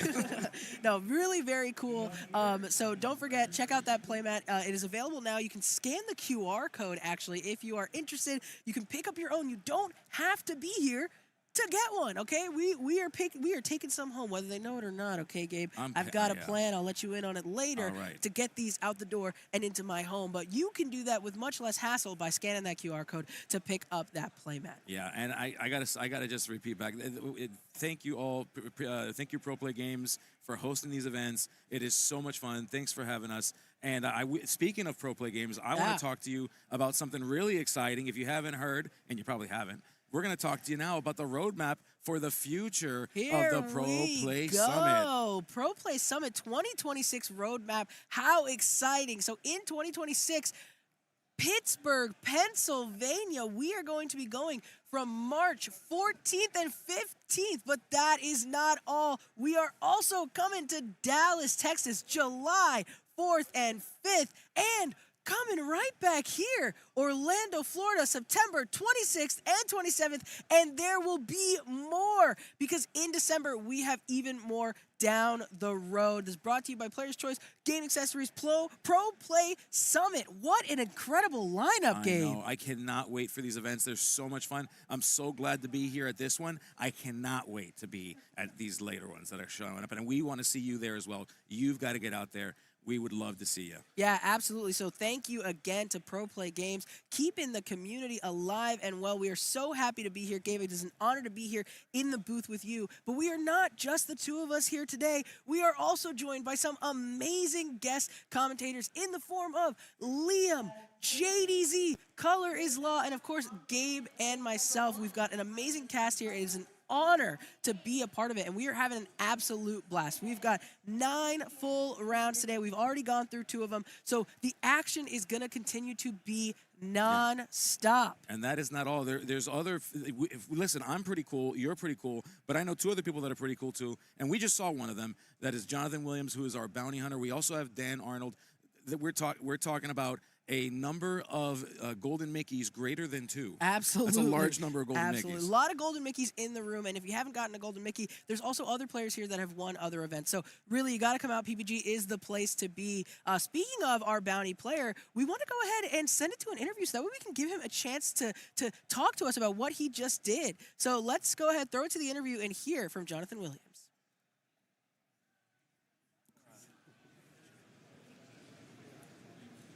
Oh, and we're right to the interview. Hey, everybody. It's funny. I have the screen down there, and I'm like waiting for it, and it went from the to us. We're here live. I'm here live. We're all here live with Dragon Sons, a.k.a. Jonathan Williams. Jonathan, how you doing coming off that win here in round 3?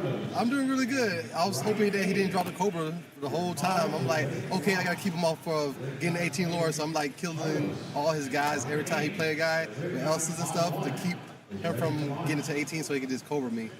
And then once he didn't have the Cobra, I'm like, okay, I just quest out, and then now I can't play around the top of the deck. So yeah.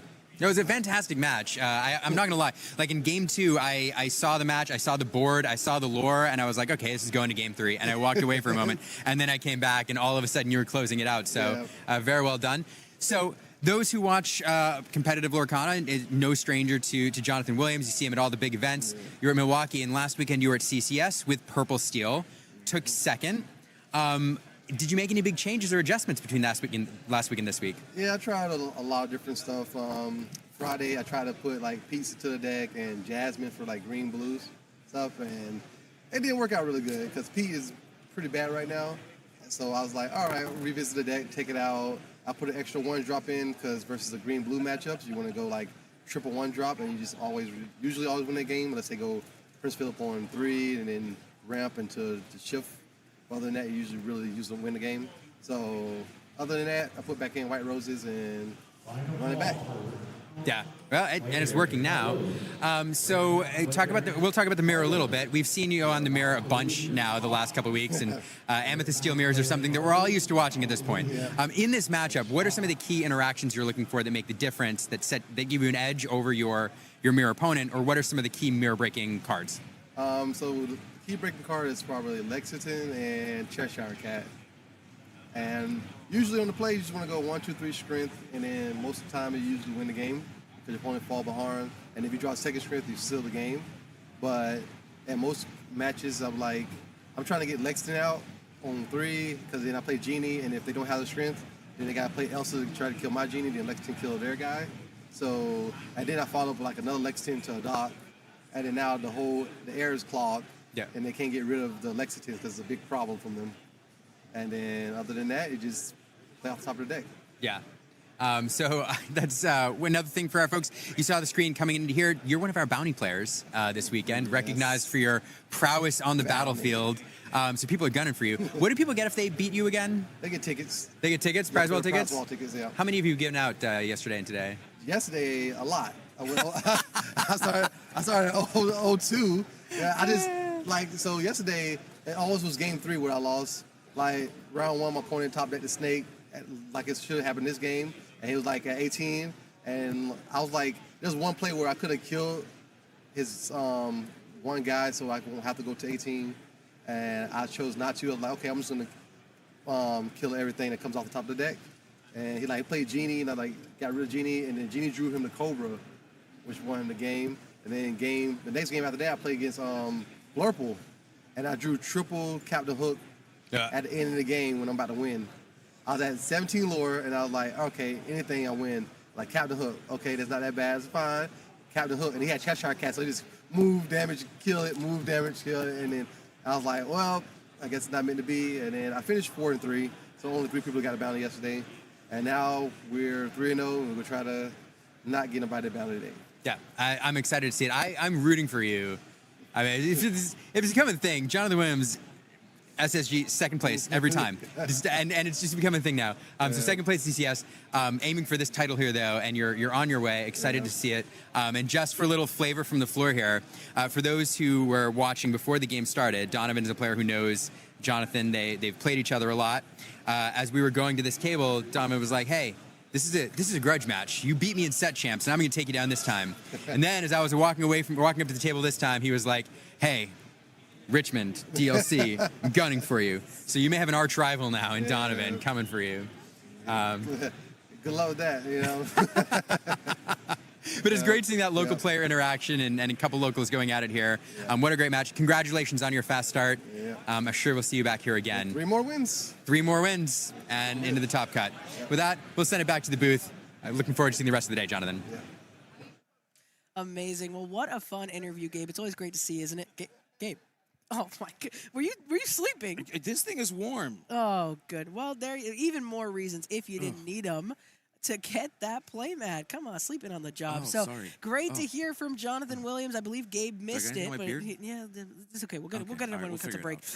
So great to hear from Jonathan Williams. Great to have these boundary players here, and it's amazing to see just how giving the Lorcana community is. I mean, these players love to play. You know, Dragon John's coming out to be the bounty player, being willing to do that. Dan coming all the way from up north to come down and play, and it's great to see. You know, the people love the game, and we love it too, and we want to keep playing. So.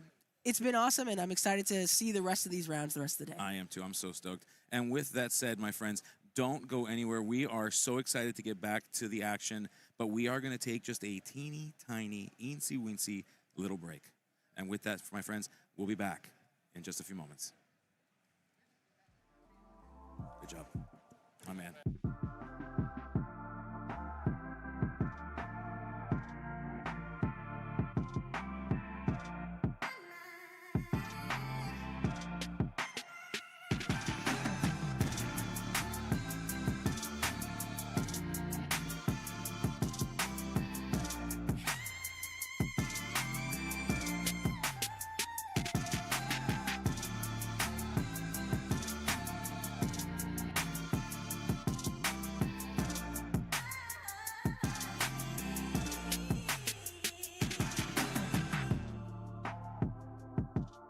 Check out ppgeventmanagement.com for events and tournament information.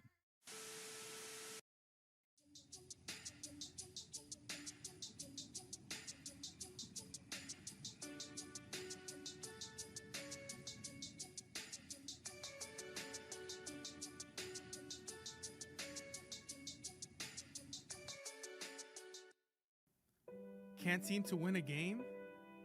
Opponents got you down? Can't even hand shuffle right? I promise you, it's not a skill issue.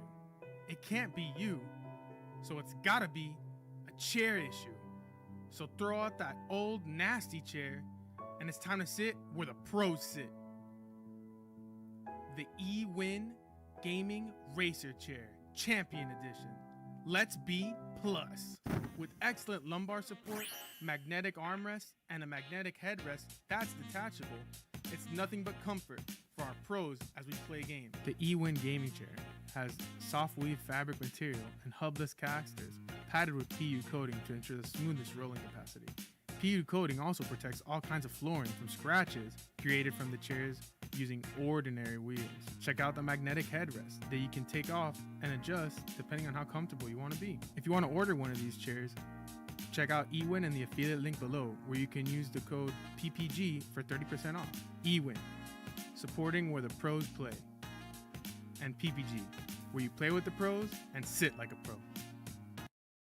Want to advertise the product you represent on our streams? Great!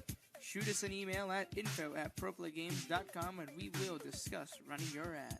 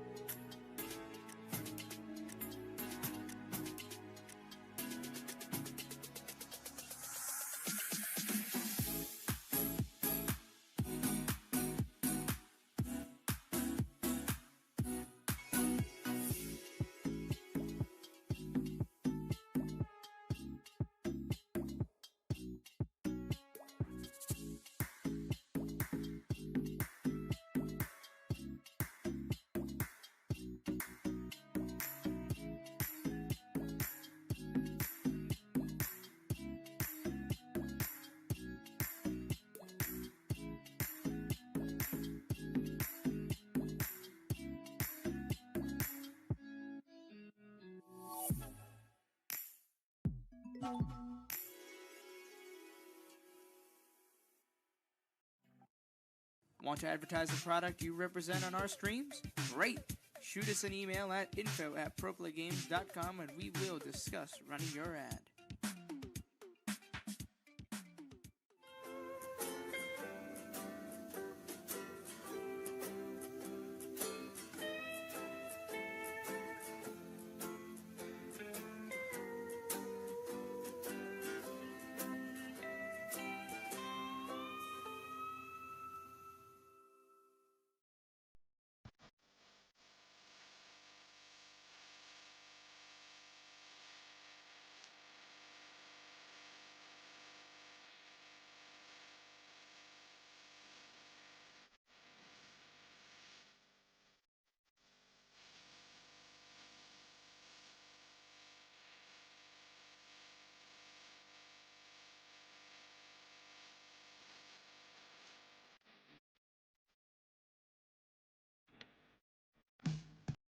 tough sitting in a chair for long periods of time, especially while you're playing your favorite trading card game. That's why eWin has designed a state-of-the-art luxury gaming chair. This ergonomic and breathable chair is the most affordable amongst its competitors. With great feedback from sources like GamesRadar, PC Gamer, and IGN, the chair is a perfect gift for any and all gamers.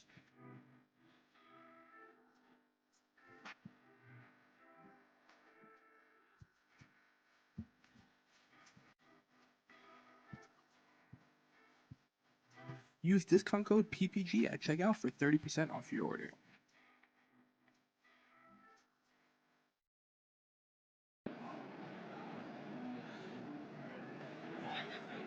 Welcome to Origins Game Fair.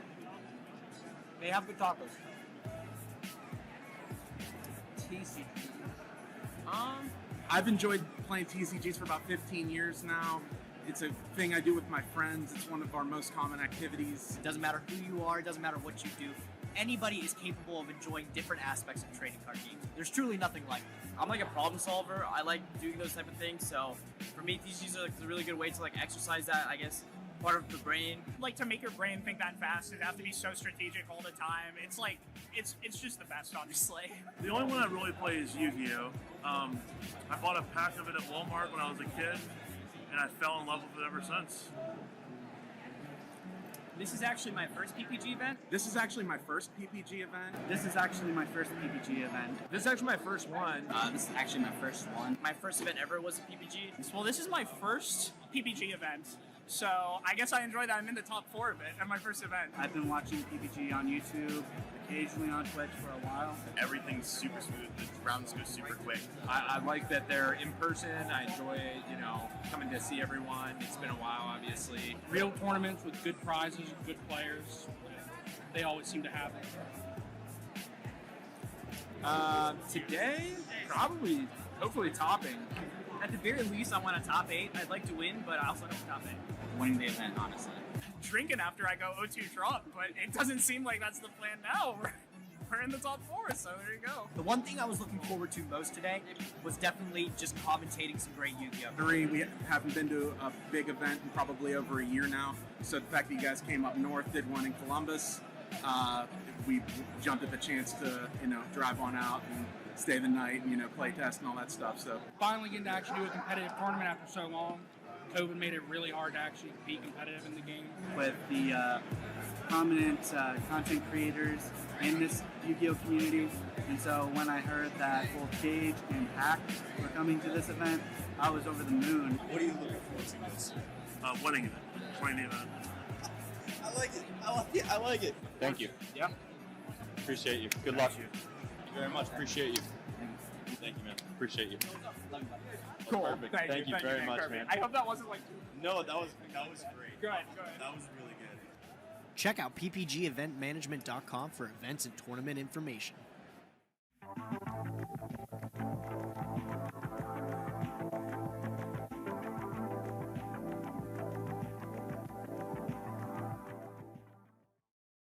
Want to advertise the product you represent on our streams? Great! Shoot us an email at info@proplaygames.com and we will discuss running your ad. Customized designs on durable and high quality sleeves. At yourplaymode.com, you can sleeve your deck in style. It's as simple as uploading your design and selecting your size and style. Use promo code ProPlay10YP at checkout for 10% off your order.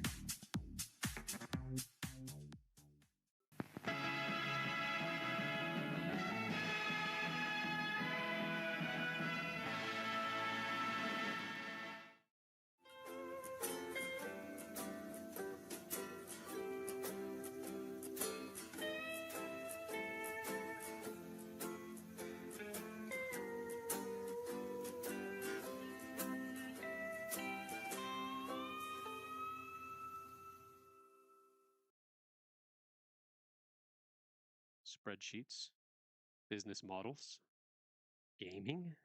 What does this all mean? Oh, hi. I didn't see you there. Let me put this down. But while you're here, let me ask you something. Have you ever wanted to take your trading card game hobby and turn it into a business, but you found it impossible to find any product at a rate that you could possibly make money from? Or are you a player that's struggling to find product for the games you love, Well, have I got the solution for you? The PPG Investment Patreon can be your one-stop supplier for your trading card game needs. The Patreon will serve as a way for you to get products at a cheaper rate than TCG Player or any other market value without getting those distributor connections. Here's how it works. All patrons will immediately gain access to the PPG Investments Discord. This Discord will serve as a hub to promote requests for product, video releases, and as well as creating community engagement. Then, depending on your specific membership tier, you'll be able to place pre-orders for all games that we currently carry, and that list is always growing. So, here's the tiers. We've got the bronze tier. For $50 a month, you get the access to pre-order up to half a case of any product release that you want. At the silver tier, for $75, you can order a case of any product tier or product release that you would want. And the Big Daddy tier at $125 a month, you get the access to 3 cases of a product release. Now, this specific allocation is only tied to a singular release. So if there's multiple games that you're interested in and you want to go hard, we suggest that you do. Our goal is to help you create a successful TCG side hustle or to get the product that you desperately want to have. The only problem is you got to act soon, because once each tier is capped out, there won't be another opening until possibly next month. So don't wait and join the PPG Investment Patreon today.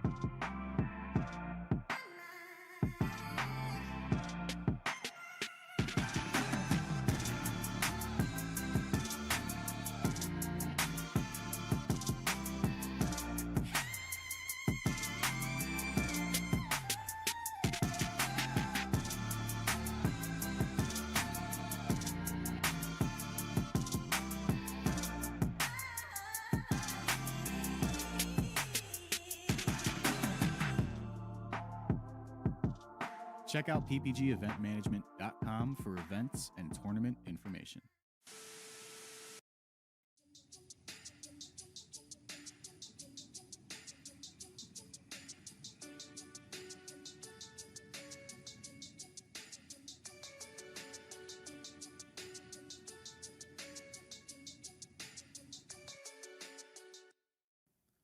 Can't seem to win a game? Opponents got you down? Can't even hand shuffle right? I promise you, it's not a skill issue. It can't be you, so it's gotta be a chair issue. So throw out that old nasty chair, and it's time to sit where the pros sit. The eWin Gaming Racer Chair, Champion Edition. Let's be plus. With excellent lumbar support, magnetic armrest, and a magnetic headrest that's detachable, it's nothing but comfort for our pros as we play games. The eWin Gaming Chair has soft weave fabric material and hubless casters padded with PU coating to ensure the smoothest rolling capacity. PU coating also protects all kinds of flooring from scratches created from the chairs using ordinary wheels. Check out the magnetic headrest that you can take off and adjust depending on how comfortable you want to be. If you want to order one of these chairs, check out eWin in the affiliate link below, where you can use the code PPG for 30% off. eWin, supporting where the pros play. And PPG, where you play with the pros and sit like a pro. Want to advertise the product you represent on our streams? Great! Shoot us an email at info@proplaygames.com and we will discuss running your ad.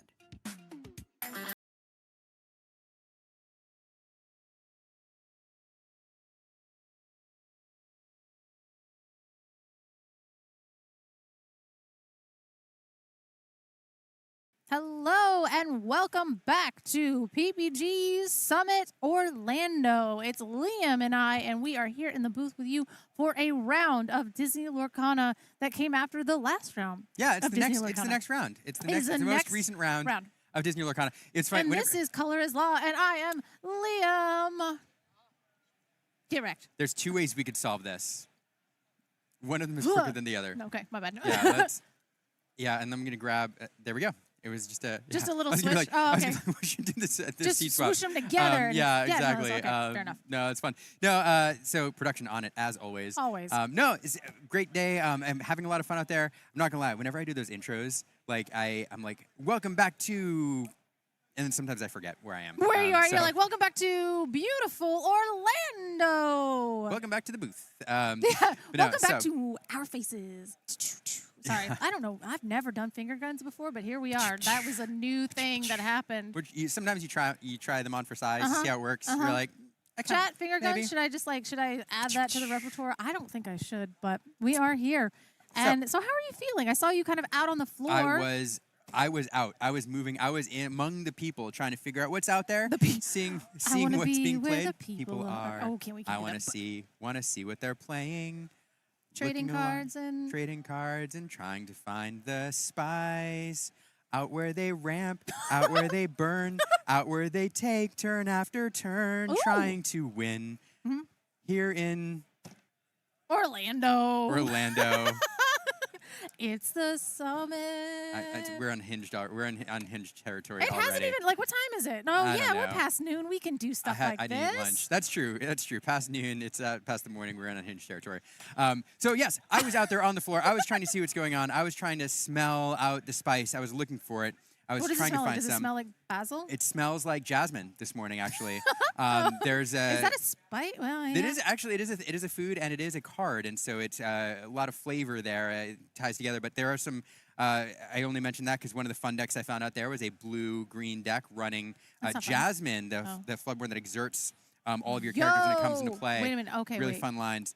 But that's not what we're watching. No. Oh, I got really excited because I was thinking of I keep thinking of, and I think he got rotated out, the Milo. That's basically where he puts all of your exert. I want that in a deck. The Milo King of Atlantis. Yeah, this one bounces all exerted characters. That's what I want. That's Jasmine. what I want. Yeah, she does the Milo effect. Yeah, that's what I want. So, but we're not watching that. Instead, I went hunting, I went sniffing, I was out there trying to find something fun, and I found for you all, for us, it's a treat. It's my favorite color combo, Emerald Amethyst, Burn. It is 3-0 We're going to be here for 5 minutes, people. I know. I said there's a cost to this, right?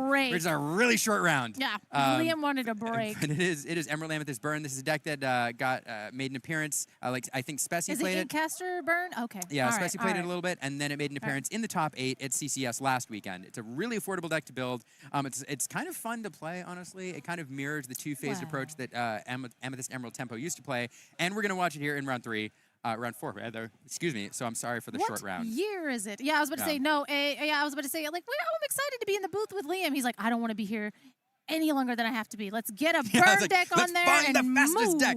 We're moving, we're grooving, we're inkcastering, and I saw binges, and I'm manifesting binges, and Plutos have been there. I read Pluto for the first time.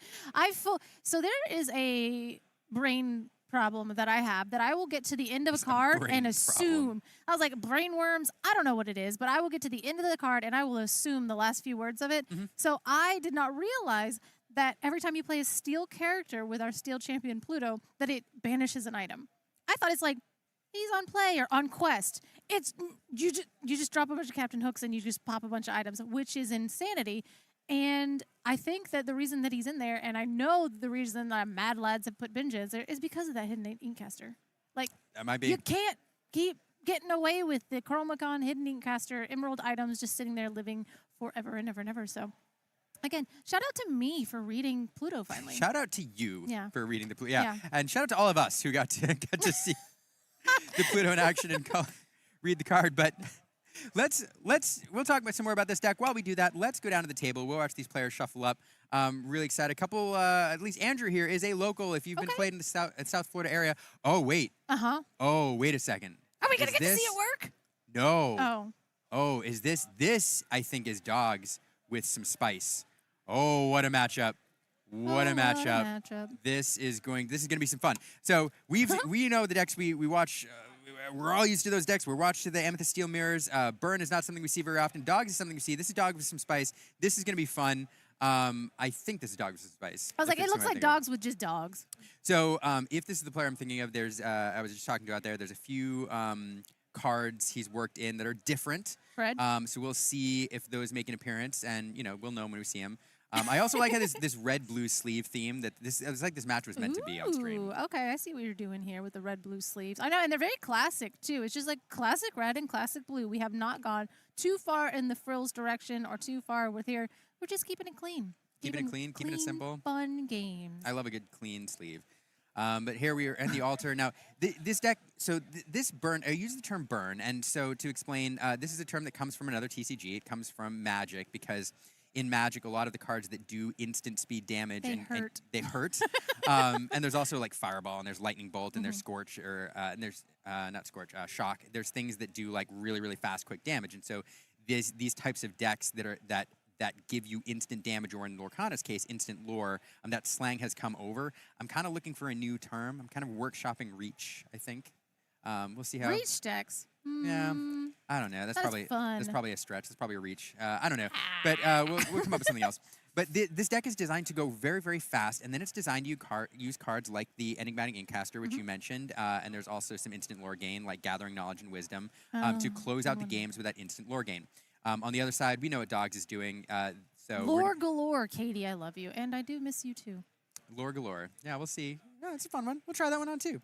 See how that fits. Little John into the Inkwell as a classic merfolk, just out and about and not scared of a steals card in sight. We are good to go. Merfolk gonna quest for 2.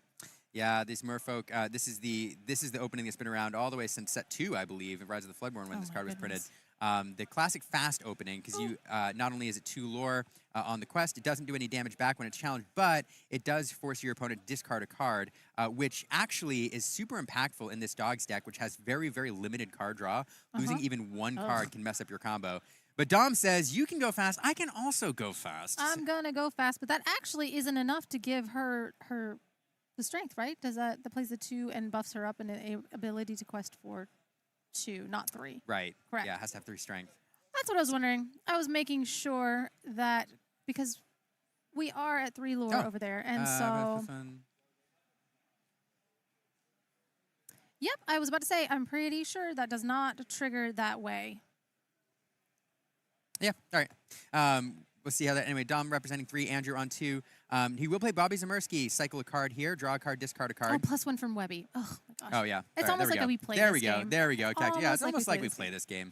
So there we go. Questing for 3, off to a fast start, too. Now, this is really interesting because Andrew wants to be on the play. Like, his game plan, his whole game plan with this deck is to be the beatdown. He does not want to be in the control role. So if Dom manages to push his lore early and assume that beatdown role from... on the draw, it's a really, really bad spot for Andrew to be in, because he does not want to spend any time at all controlling the board if he can avoid it.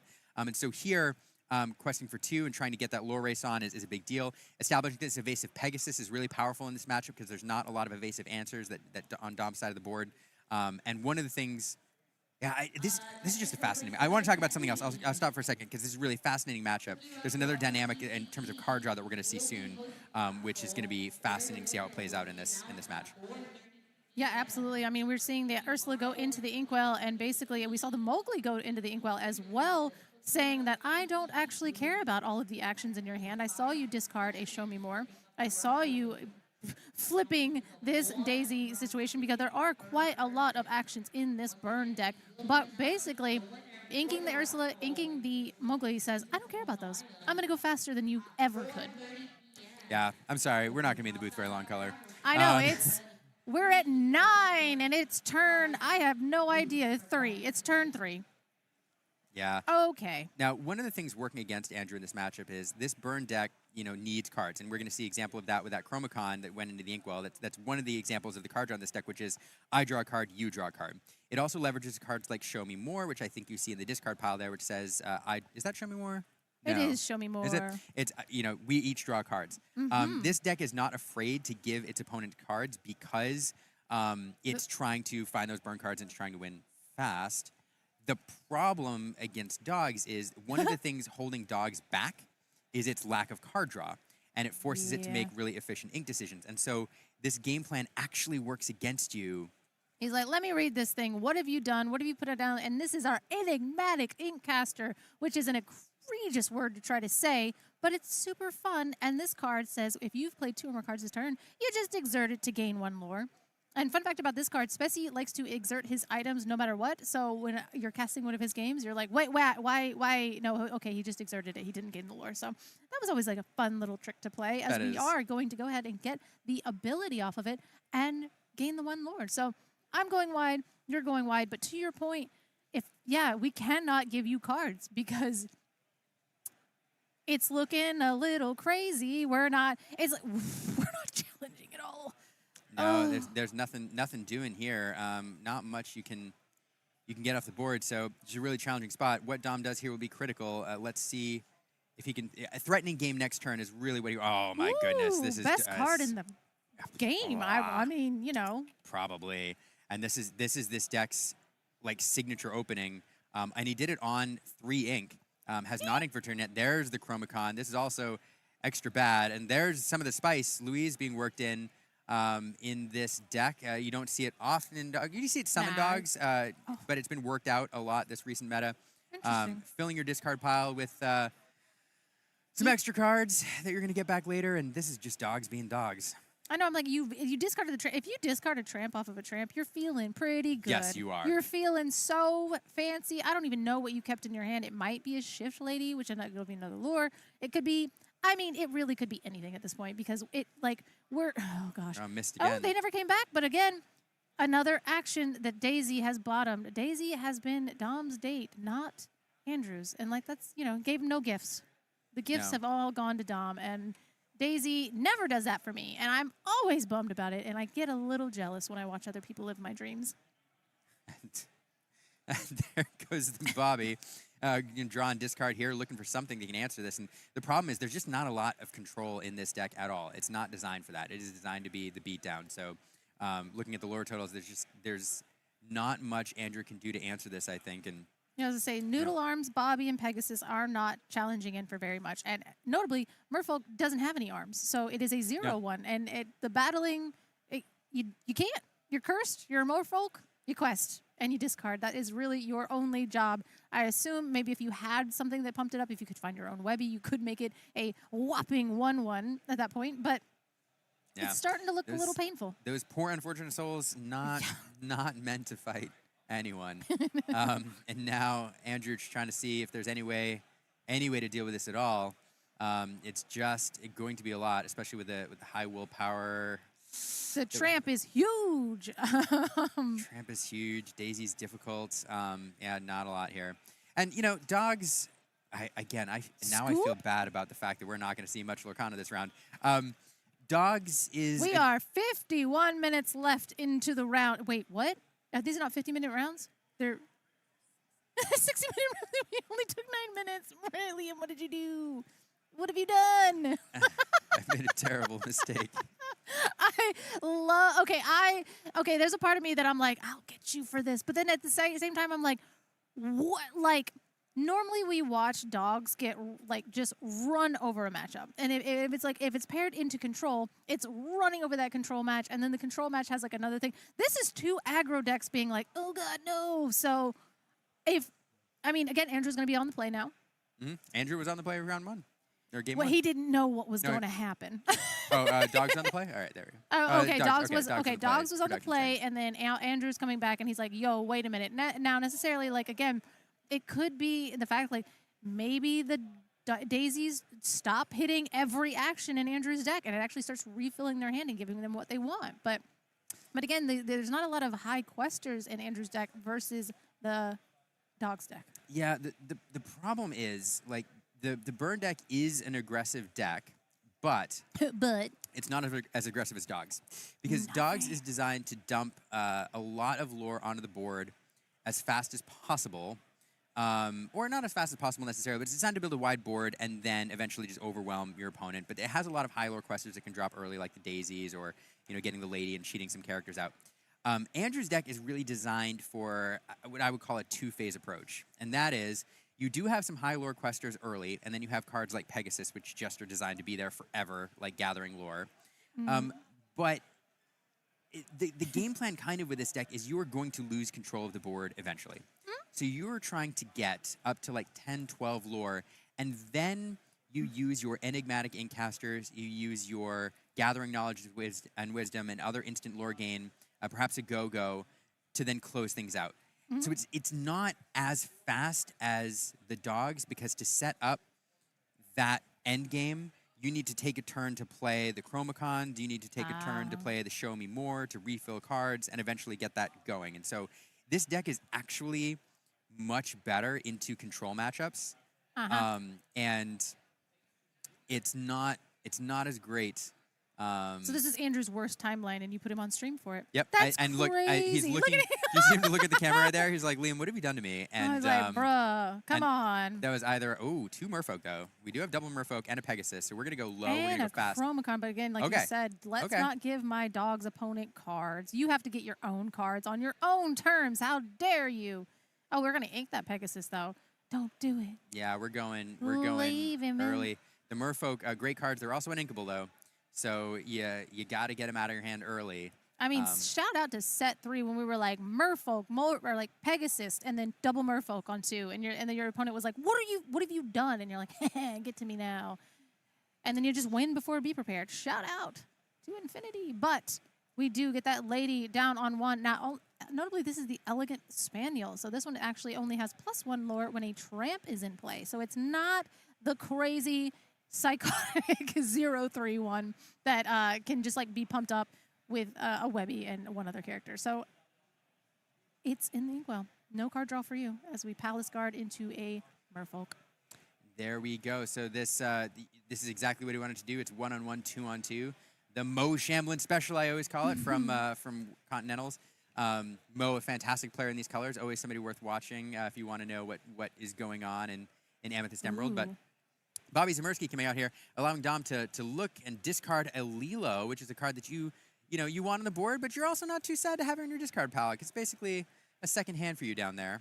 Oh, I love discarding a Lilo to a Bobby, because you're like, that's exactly what I want. The only thing I love better than that is discarding a Stitch to a Bobby and then circle lifing him a little bit. Bringing it back. I know. That's my favorite thing. But that's a Della's Moon Lullaby into the Inkwell, which notably gives your characters -2, and you get to draw a card, and it works pretty well with an Under the Sea. And following that up here with a Daisy Duck Donald's Date, another aggressive card. And again, one of the ways that Dom wins this game is by really, really quickly turning the corner and forcing Andrew into the control role. So here, that's exactly what he's doing. That Merfolk was available for the challenge, but Dom, valuing the card in his hand and perhaps not thinking he can outrace, chooses not to challenge into it. Yeah, we are going sideways because, again, there's not really a good way to remove these Merfolk that doesn't include challenging. So you are probably going to end up losing 2 cards off of this, and that was the early game menace that was Merfolk, because, again, you could either challenge into it or you had to be forced to brawl it, which is like the worst thing in the entire world, as we do Quest for 1, because only Tramp can let her quest for 2 as she is strengthened into her 2 questing power. But we still did get the 1 lore, and now we are on 8 on Andrew's side, noticing that the aggressive strategy is how you will beat dogs. So maybe an on-the-play win, and we get on down to game 3, maybe? We'll see. I mean, it certainly seems that way at the moment. I mean, those Merfolk, easy to banish, but you do give up cards in your hand by doing it. So perhaps Dom able to dump everything out here, then challenge into those Merfolk without being punished for it. Actually, nope, he's got a lot of cards, so that's not happening. Daisy. I mean, we can get rid of Daisy. We can get rid. I mean, you're gonna have to ink. Oh, see, but the thing is like the Lewis is very, very good in this situation. But it's like 1 card a turn, right? Because it costs 3, so it's very, very. Yes, but you can do some good control here. Those Merfolk are easy to take off the board. You'll have to sacrifice 2 cards to do it, but the Lewis will then force something else to challenge in. That Palace their guard seems like a good target, but also you can choose it. Tramp. You can choose it with the Reckless with Lewis and banish that. Yeah, unfortunately here, like I can see a world where you play the Tramp because it has a discard. It's discounted by the lady, and then you are able to also play a Daisy. But we're going to ink that and probably just go for the Lewis because he's going to be a great challenger. He's going to take 0 damage when a Merfolk has to swing into him and get going. But yeah, I think we could have played the Tramp and buffed up the Bobby potentially and then taken out the Palace Guard. But I think we're asking, like, how many cards in hand? What's the potential timelines look like? It's 2, my man. Let's see. And there he is, coming in. Exerted. Has to play, enter Exerted, but when he is played, he gives a chosen character reference, meaning they cannot quest. They must challenge if able. And I missed what he pointed to because I was looking at the card viewer. Did he choose the Merfolk? I'm assuming. Ah, yeah, it had to be the Merfolk. It had to be the Merfolk. I'm not choosing the... Which one? Just kidding. It's like when you buy a Twix bar, That and it's one. like left or the right, and you're like, bro, these are the same piece of chocolate, but it's Twix are fine. Twix. Yeah, right. But choosing not to challenge into that other Merfolk there. So Andrew now at 8 with 1, 2, 3, 4, 5, 6 lore represented on the board. Well, actually 4, because one of those Merfolk will have to challenge into something. Unless we want to trade with our Rose, and then we could take out the Lewis, which would save our Merfolk again for the next turn, but then we are getting rid of our 3/3. Merfolk still have to challenge though. Into right. Yeah. Usually, ooh, I see. Usually it challenges into the I see. Lewis because he's the only one exerted. In this case, they still got to run into something, which is the most non-threatening. I think you go to the lady for the nice soft banish. You know, the nice friendly, the nice friendly banish. What do you think is going to be the least threatening? I mean, there are characters here that are interesting that could be played that would reduce cost, which I would reduce strength, which I think would be lovely and spicy and fun. But I don't think that we're going to see that. Maybe that was a Finnick that kind of went back to hand there, which does be able to bounce. You are able to bounce something with 2 strength or less, but you do have to pay a little bit extra for it. It's not a sweet high quit. Mr. Cloud Kicker from days of old. Yeah, that's a tongue twister. That when you go into broadcast commentator, what's the thing you do, like watermelon? Yeah. For me, it's Kit Cloud Kicker. Yeah.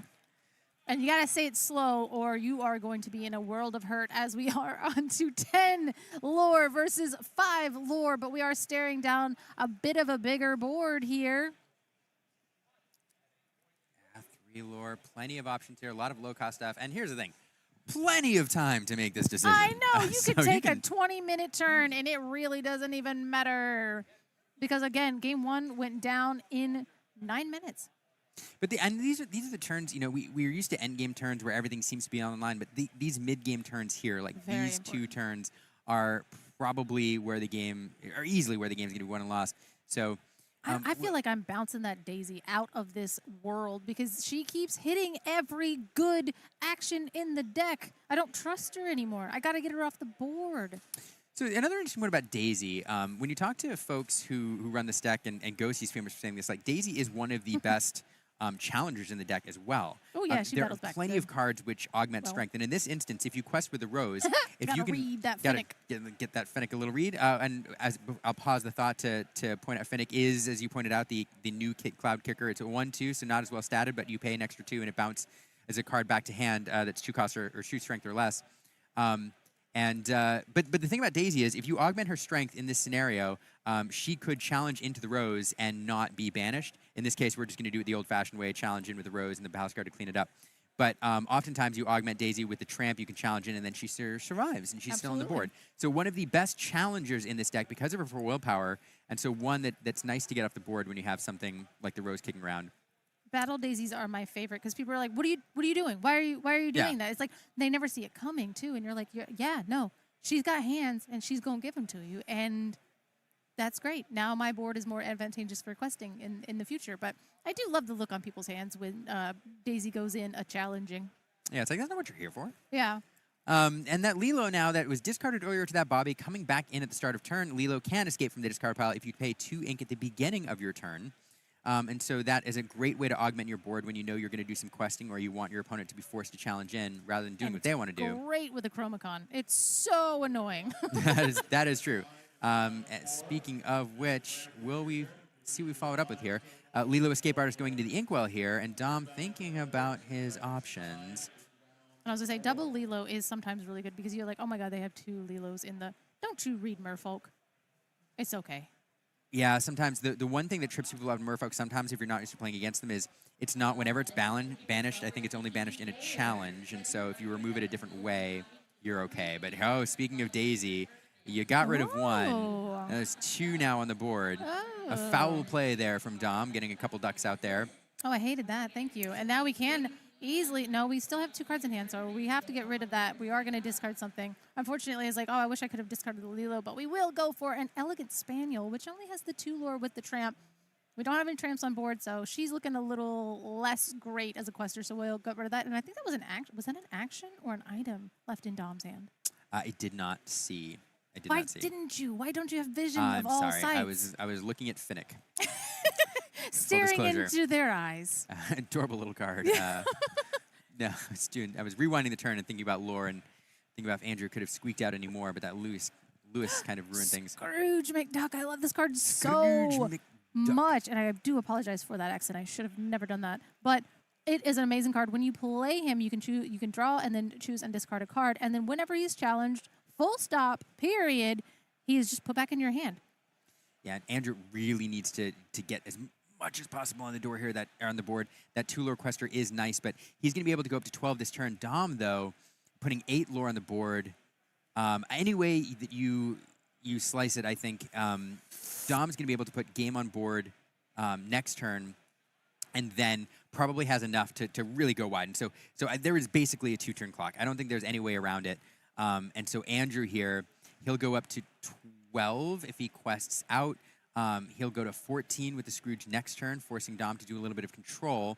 And then he's going to need a couple cards to close it out. So he really, if there's another 1-drop, that would be great. Something else. I think I saw a Pegasus.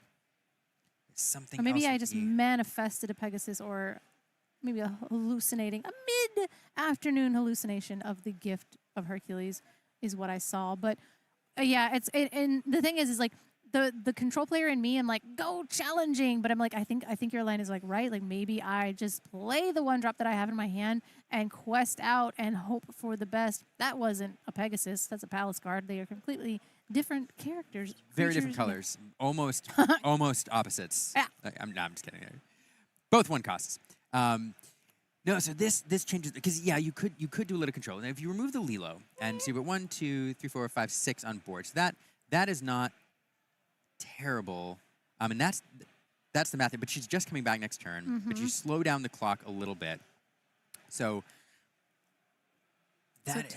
But let's see. So if you won, this is why math is hard. So getting is getting to 12 better than getting to 11 with taking out the. Oh, we can't get to 11. We just played the Palace. Yes, we can. The Finnick. We're Finnick. Yeah, so, yeah. And it's you have to. If you're thinking of the out, so is the 11 better than 12? The best possible, like the most reach you can possibly get, I think, is double gathering knowledge and wisdom on your turn. I think. Ugh. So that's 4. So 16 is really the target, and that's why here, if you don't challenge, because this may be the right line if it delays Dom a turn, but if you don't challenge with the white rose and you go to 12. Next turn, you can go to 15 with the Palace Guard and the Scrooge, assuming those other 2 cards are removed.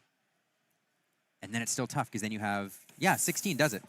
So we might have needed to challenge or quest. I mean, maybe I'm mathing this poor in real time, but it's possible. She's back. She's active. She is escaping that discard and right back to the board. So that's another thing too. I mean, and now we can do that battle daisy thing we said and get rid of your only challenger because we got Noodle Arms, Scrooge McDuck, 0, 2, and then a Finnick. I think a Finnick is Finnick a 1/2? A 1/2, yes. Oh my goodness! Shout out Kit for being the 2/2 that we all needed, but. Now there's a risk, and okay, so there we go. Preserving the lore, and also so one of the risks you run if you challenge the Daisy and she does survive, but you have 3 damage counters sitting there for a Go-Go. Now Go-Go is a Honeymare in there. Ooh, that's a little bit of reach, and that is a bummer. We could have used that. We really could have used that. That would have been a great card. Yep, as they that never would came have back, been a never game changer. will be drawn off the top. Again, that's what I said. I was like, those daisies are just destroying. Oh, dear. Oh, dear. Yeah, nothing happening with that Go-Go in terms of his ability there. One of the best cards in the game, according to Mo Shamblin, who I've now referenced twice in this match. But this card's one of his favorites, a way to gain reach in Emerald. There's not a lot of it. This is one of them. And so now, looks like that Scrooge will quest go up to 13. That Palace Guard can quest as well, but we're mathing this out.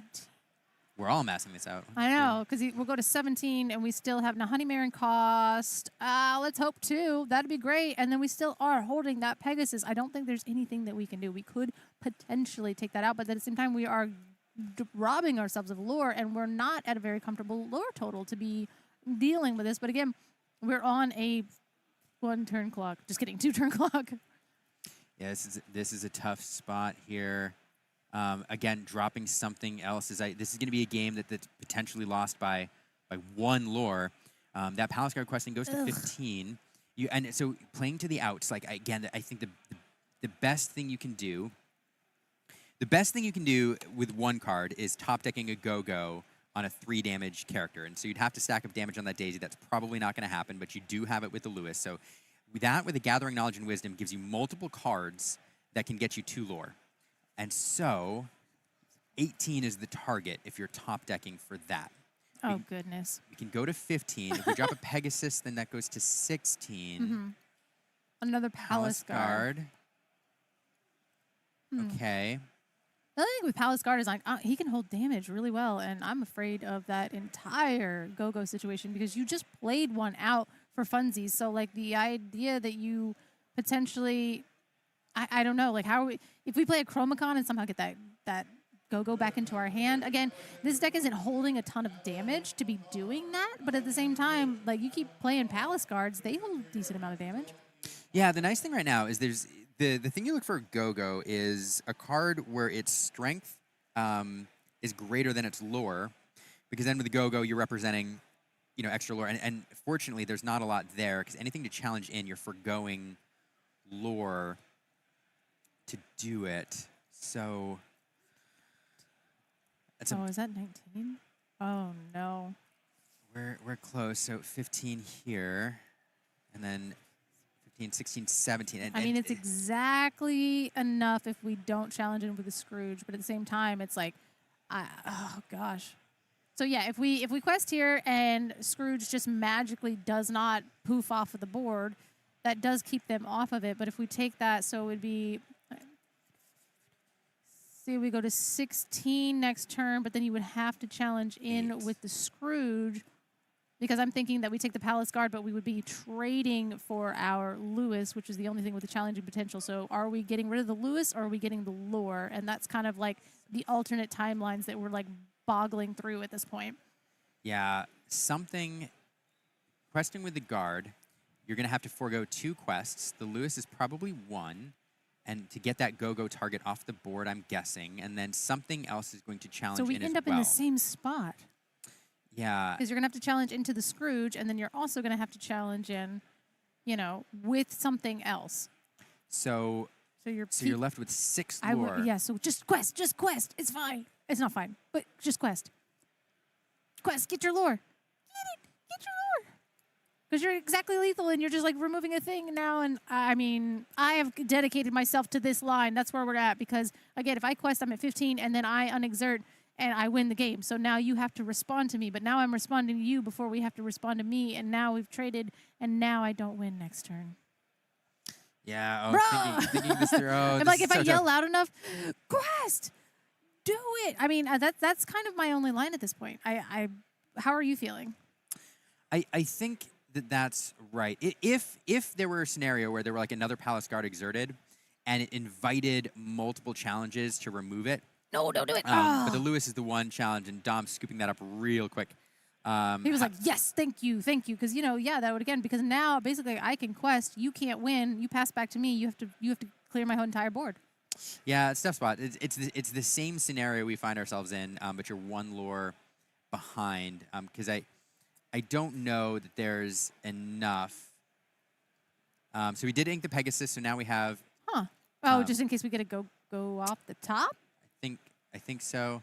We'll see. Okay. So it has to be exactly go or we have lost this. We have just lost this game. Well, go. No, wouldn't even do it. Yeah, go-go's tough. We'll see what lines there are. There's a Show Me More, which can allow multiple players to draw cards. That'll get you a couple. Show Me More costs 2, so then you would have to actually get Gathering Wisdom and Knowledge, but then you're only at So you're only at 16. Yeah, 18. 17, 18 with the ready cards. And yeah, so So being at 15 would have been a little bit better because that would have just forced you to deal with my board. You couldn't have just like sat there. You know what I mean? Yeah. And so that was good. You were basically that Lewis or something else was going to challenge in anyway. So you were probably like it would have seemed, in my eyes, better to just get the lore and force the challenge because you were keeping him off of that lore this turn to begin with. Because something has to challenge in the Scrooge and something is going to have to challenge into the Palace Guard.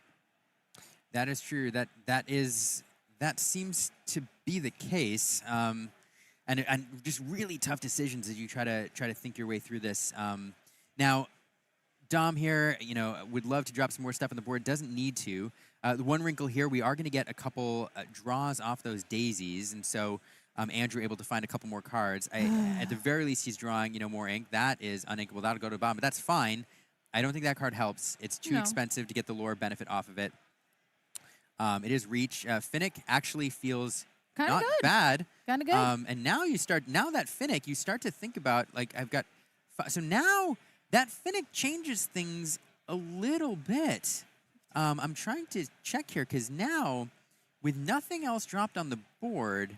Well, I think the Ducks do hate Andrew. Yes, confirmed on that, because they're like, man, we do not want to give you anything else. I'm going to read you again. I know, and reading that kind of, because if you have to play the Scrooge and even a Gathering, like, Gathering is really the only thing for 2 ink that is going to be able to super, super help us out, because Scrooge costs 2, Show Me More costs 2, that leaves us 2 ink available, so you really, and like, there's not a ton of ways to get damage, but because you really want to be questing with the Honey Marin.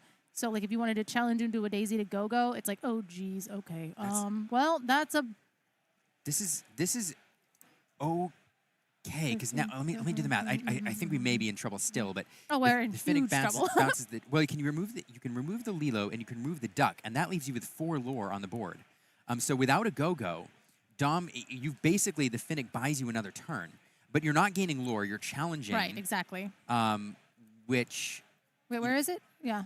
Where's the hand? It buys you another turn, and that's the big thing at this point. So Scrooge does come back to hand. You'll be able to establish it again if you ink. This is so tight. Yeah, that's a problem too. It's like playing the Scrooge, you're gonna have to dig into your deck. Hopefully you don't draw an uninkable, and then you have to ink the Finnick or something like that, and then you won't be able to play it. But what are the other card in hand? I'm not really sure what that is.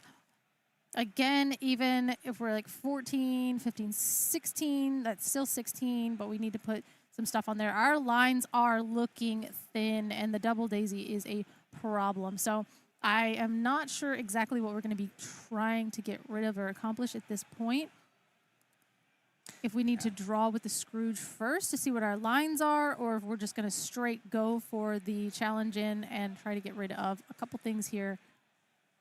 Yeah, this is a really tight turn. Look, we said this was going to be over quick. Look, these are thinky turns. So we are gonna quest with the Palace Guard. Let's see, get that 15th lore. So we are gonna just go straight Finnick here, I think. Yep. And that's what Dom said. He's like, is it? Are we doing the thing? And at this point, it's basically, I know it's so crazy because like these are so aggro. These decks are so aggressive, but this is what ends up happening is you're doing really, really weird math and in situations where you're really trying to control the board and make sure that the lines and the math that you're doing are correct. So it's like, oh yes, it's going very, very slow, but at the same time, there's so much thought. There's so many futures being calculated here as we do play the Scrooge McDuck to discard the Pegasus to then ink the Finnick and then play the Finnick. Okay. Oh, yes. Okay.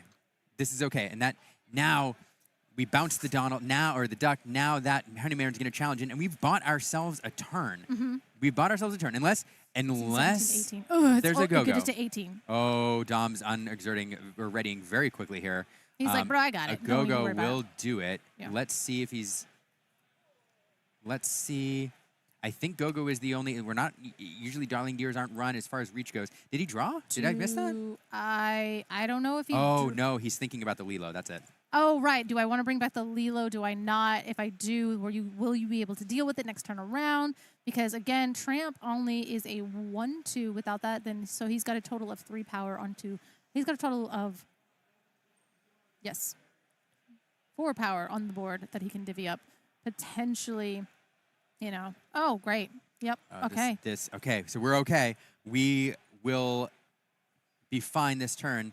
Tramp going in, getting that extra strength you talked about. We're going to get a double quest there, go all the way up to 18. And it's the Honey Marin. It's not enough. It's okay. It's okay. That's what we get off the Daisy. I know. Oh, that's off the Daisy. Okay. That's off the Daisy. Oh, but that's huge. 19. Like, Honey Marin, is 2. So now a second Honey Marin does it. Anything with reach. An Enigmatic Incaster? Yes. We'll do it with a Honey Marin? Or... it counts itself, so you can play the... Wait, what just happened? Because was that it? Because he goes... No. What was the draw for turn? Oh. What? I hate aggro decks so much. No, what was just the happened? draw for turn? What was the draw for turn? I am so upset right now. Oh, wait. Okay, Andrew, what did he draw? What did he draw? What did he draw? Somebody explain what he drew. This is like getting to the back of the book and you realize that the pages have been ripped out. Oh, man. What did he draw off the top? For the people. Let us know. He had 4. 4 plus the Honey Marin. The Honey Marin gave him... Well, the Honey Marin did, but so... 15. Oh, he couldn't remove anything because he couldn't challenge in. So he was going to be able to keep his board and then play the Honey Marin, and that was it. I guess that exerted character, Dom left it up? I guess, yeah. Okay. All right. I got to rewrite that board state. Because, the chat, I see you all. He had 4 on board plus Honey. Yep, tracking the Honey does it. But I thought there was a character that could have been challenged into. And I thought so, but I think he was 1/4, so he wasn't able to get rid of it. Okay. So Dom I just assumed Don could remove him. Yeah, you're like, it was turned sideways, so therefore it was free game. But no, Daisy, like I said, he could have because it was a total of 4 power because he had the Daisy, another 1 strength character, and then he had a Go-Go on board. So he would have had to challenge everything into that. I just assume that in these scenarios, everything that's ready is going to be banished. You know what I mean? So, I was counting because the ready characters were only 3 lore. It was 3. Yeah. And so I just assumed that the Palace Guard was that's gone. Yeah, that's gone. absolutely gone. There you go. Yeah, so track and chat, game with Honey Marin, I get it. I just assumed that the ready character would do it, so you need an extra reach. But well, that's why I counted it out. I was like, oh, the Go-Go plus the Daisy plus the other 1 character that he had, that's 4, so that would have taken the Palace Guard. But he ended up having to challenge into and get rid of the Fennec, so that left him 1 off from being able to get rid of the Palace Guard. Yeah, so Dom rolling the dice and I guess not challenging in there and getting that... saying, Andrew, if you got it, you got it. And Andrew got the Honey Marin off the Daisy, and then that is it. So there we go. I really thought, it looked like Andrew had it for a moment, then Dom took over the game. I thought Dom had it, and Andrew coming back for the win there. Wow. Okay. Yep. I think that's... We need to look at cards before we make decisions, and that's what we're going to do. We're going to play a Bobby, we're going to look at our cards, and then we're going to make a decision as to what goes into the discard. Show me more. Yeah, it's interesting. This deck has really, really... I'm a little bummed for all of you out there if you haven't seen this deck function. This deck has really interesting play lines later in the game with Show Me More and the Chromicon, drawing cards, discarding cards, the Enigmatic Incaster, and we're not going to get to see that at all because that is not the game we are playing against aggro dogs. So... Who can out-aggro the aggro? And we do see a Bobby come down on 2, inking the lady to play the Tramp to then buff that up. Because that's how that works with that Tramp, because you go 1, 2, and then up to 3. And she'll be able to quest for 2, actually. So, didn't quite get there because that is the Elegant Spaniel. That's not the other one. I watched him ink that one, and then the Elegant Spaniel, and my brain was like, sure, that's the 0-3 that quests for 3. It's not. It's in the inkwell. We must have drawn that a little late. Yeah, back over to Andrew now for his turn. We're going to see the turn 2. Now, I mean, obviously in this aggro match, the play draw disparity here looms rather large. Getting down this Honey Marin on turn 2 isn't terrible if you're looking to do some control. This is not a super aggressive line from Andrew. It's not the Merfolk where he's trying to turn the corner. That didn't work game 1. And so getting this 2 strength challenger on the board, could do a little bit of work if Dom does try to race ahead here. So It's insane to even think. You're like, oh, yeah, I'm on the plate, and me playing a bunch of merfolk wasn't good. And you're like, wait, what? And then, of course, like you said, like we're not getting to see what this deck is really wanting to do because we're having to see a brand new game get played where it's like, bro, I'm drawing daisies. What are you drawing? Yeah, and that Daisy deck coming out here feels pretty bad. Dom deciding if he wants to put anything at risk. He does. Bobby and Tramp now going off for a quest, going to scoop up some lore. Now, we haven't seen that 5-drop shiftable lady yet, but I mean, leaving that one up makes me believe that there might be some shenanigans around. And we shall see. Honeymarin here, going to do some control. Bobby Zamersky heading off to the discard pile. 1 damage there. This Bobby, not much else to do besides go for a quest. Oh and my 1, 2, gosh. 3.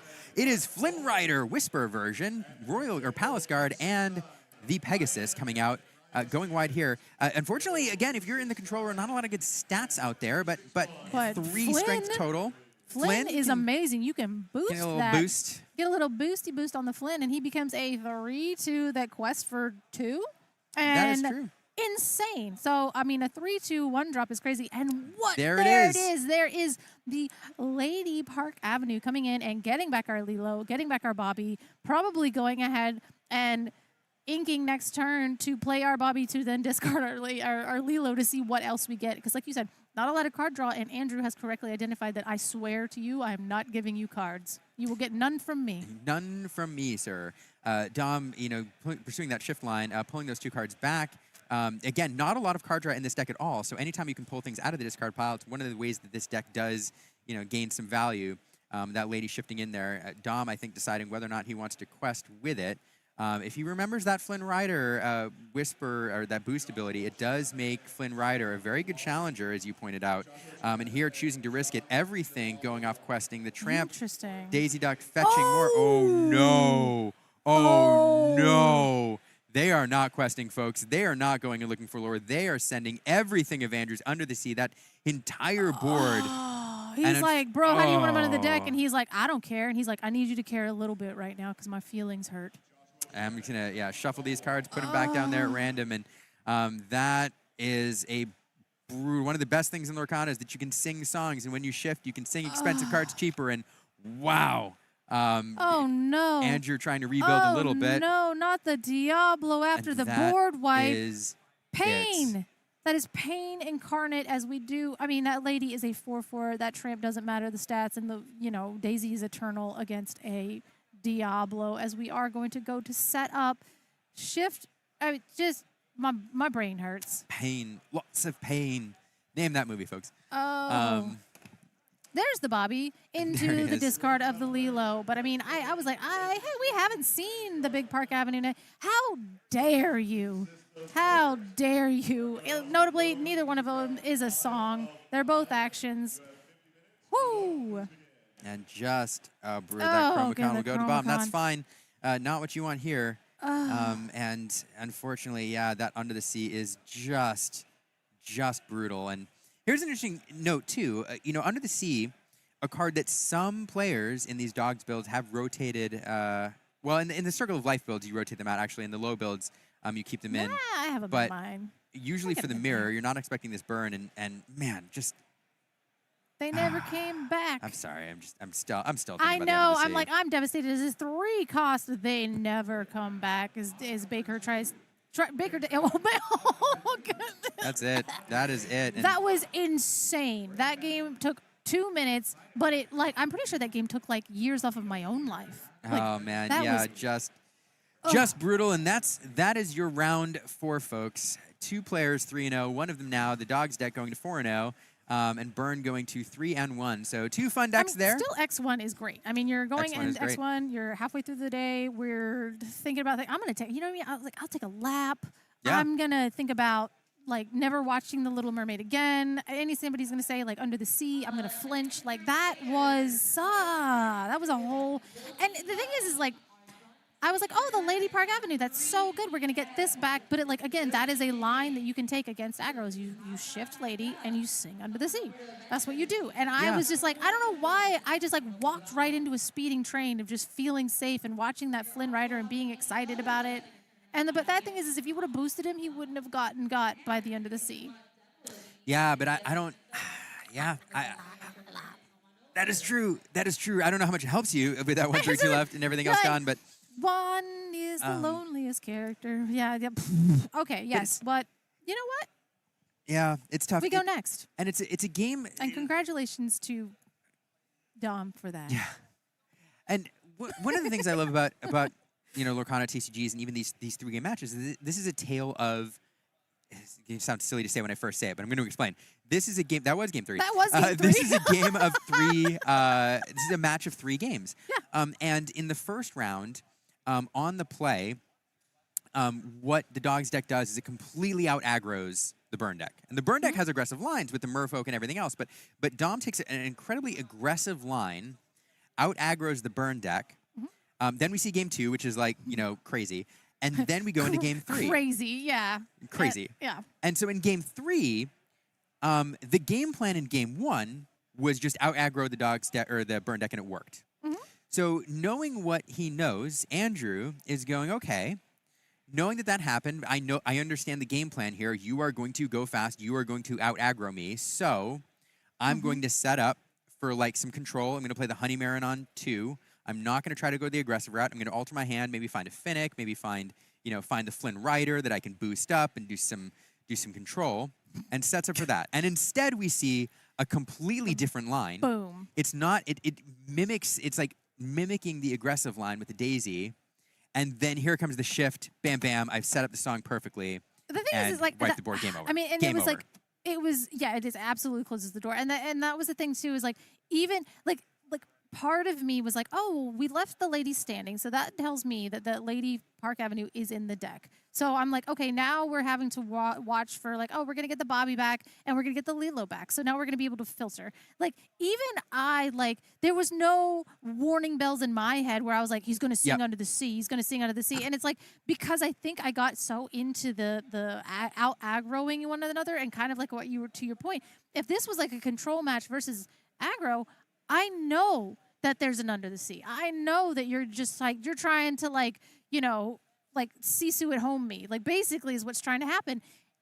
Because this was an aggro matchup, and probably where Andrew's head was is like, go fast, go fast, go fast. Throw out the 3, 1-drops, because why not? And it's like, bro, because you had under the sea in your deck, how dare you? Like, we came to an aggro matchup and you just paid an 8-cost song on me. Yeah. That's rude. Yeah, that wasn't the game we were playing. I know, yeah. We were playing the aggro race. Yeah, it's like that was like the Indiana Jones scene where he like has the night. It's like Indiana Jones is like sick. Like, yeah. Just boom, and you're like, oh no, my whole board. But yeah, it happens. Yeah, it's just really, really good, and I am really glad to see. What makes these matches fun is when we get to see 3 different games. Like in an Amethyst Steel Mirror, for example, when you get the Amethyst Steel line into the Amethyst Steel line and you get them, it's very similar games, even though different things. But in this match, we saw 3 completely different games in terms of lines and game plans, and we saw one player, pursue 2 completely different strategies on the play, and it was just a ton of fun. That's why Dogs is one of the most complicated decks to play. And I would say, like, even Emerald Amethyst is another color pairing where, like, ink color pairing, where it's a very complicated deck to play. I mean, that's why we have the Brainiac version, and we have this one. There's a lot of decisions, and I will say, yeah, anybody that is I think that there are probably only a handful of Dogs players in this game that are like high level because of the deck's complexity. And it's not like, that's one of the decks you pick up and you're like, this was fun, this was cool or whatever. But then there's other people that pick up the deck and they never lose because they understand it in they such never come back. Like, no, they come back, but you don't, because you're at the bottom tables. Because I'm just kidding. So we are going to do an interview with our Dogs player, so we can hear from Dom coming up now. Question mark. Come on, Ginger. Stand by, JDG. That's you. And we are back after an all-important round number 4 happened. I'm joined by Dom after an incredible performance with the Emerald and Amber Dog strategy. Dom, great performance, great deck. Where are you coming from? Came from Texas, Austin, Texas. Came from Austin, Texas. Okay. Austin, Texas. You came all the way here to PPG in Orlando. What made you want to make that trip? I play competitive. I play competitive Lorcana. Big Yu-Gi-Oh player. Used to play a lot of Yu-Gi-Oh. But I was actually in Denver. It's just fun, man. Nice. Awesome. You had a pretty good run in Denver. I do remember seeing you there at the last Pro Play Game Summit event there, and you were playing a very cool aggro deck there. But now you're on a quasi aggro deck here in the dog strategy. What made you bring the Amber Emerald dog strategy to this event today? Well, I chose it because Blurple just won. Yeah. So I figured a lot of people would be on Blurple. Yeah. And a lot of people figured that as well, but that also means that purple still kind of goes away a little bit, which is my deck's worst matchup. Yeah. So I just kind of played the field a little bit. I anticipated a little bit less purple steel for this event, but they're still out there, but I love the deck choice. For sure. You didn't get purple steel in this matchup. You got Amethyst and Emerald, another pretty new, hot, aggressive strategy that came up and it's kind of overtaking the metagame right now. Can you just talk about that matchup? What were some of your lines you were looking for? We saw those huge under the sea plays happen, and it was pretty much GG from that situation. But what are some of the plays you were looking for? I saw you also using that lady as well to kind of get some advantage. Yes. Under the sea that's pretty much the only line you need to look for in the aggro versus aggro matchup. I love the Louis. Louis was a phenomenal tech choice. I think in that game I got a 3-for-1, with that one. So Louis is definitely a great tech, especially against other aggro decks. It's also 3 cost, so I can sing it with Under the Sea as well. If he didn't get rid of it the second game, I was gonna utilize Louis to sing Under the Sea as well. Okay. But majority just on the draw. I'm on the play. Yeah. So on the play, my lines are go as fast as I can go against aggro. And on the draw, just looking for the Louis lines, just looking for, the tramp lines, things that can allow me to remove threats on the board as well. And you absolutely did that, man. I thought the deck was running like a drum, man. You did everything you needed to do, and you got this all-important. So you're now sitting at 4-0? I am currently 4-0. Right. So going into 4-0, going to that all-important round number 5, I think that is impressive. But we got some shout-outs. Before you go, some shout-outs. Oh, my goodness. What is this? What is happening? Oh, my goodness. What is going on? Is that Ginger Brave? What is happening here? Oh, my goodness. At the Pro Play Game Summit, we are being attacked by a giant cookie. If you guys didn't know, if you're just tuning in, this is the first North American Cookie Run Championship qualifier. The winner of the Cookie Run event is going to go on a full expense-paid trip to Seoul, South Korea. That's and awesome. we are getting attacked right now by, oh my goodness, what are we doing? Oh, please, run for your life. Head for the hills. Oh my goodness. Oh, look at this. That's an awesome game as well. Cookie Run is a phenomenal game as well. So anybody that's watching, it's definitely a fun game that I would encourage anyone to get into. It's awesome. Absolutely. But before we let you go, any shout-outs you have before this cookie takes over? I want to shout out my kids, my wife, Veronica, Eva, Raul Torres, Joe Torres. Those are my boys. They've been my boys for a very long time. So, yeah, I just want to shout everybody out that's back home in Texas. All right, hey, we got to get out of here. Liam, hey, take it away, man. Take it away. Get us out of here. Oh, my goodness, the cookies are taking over. Oh, my goodness. Oh, my God. Get that cookie out of here.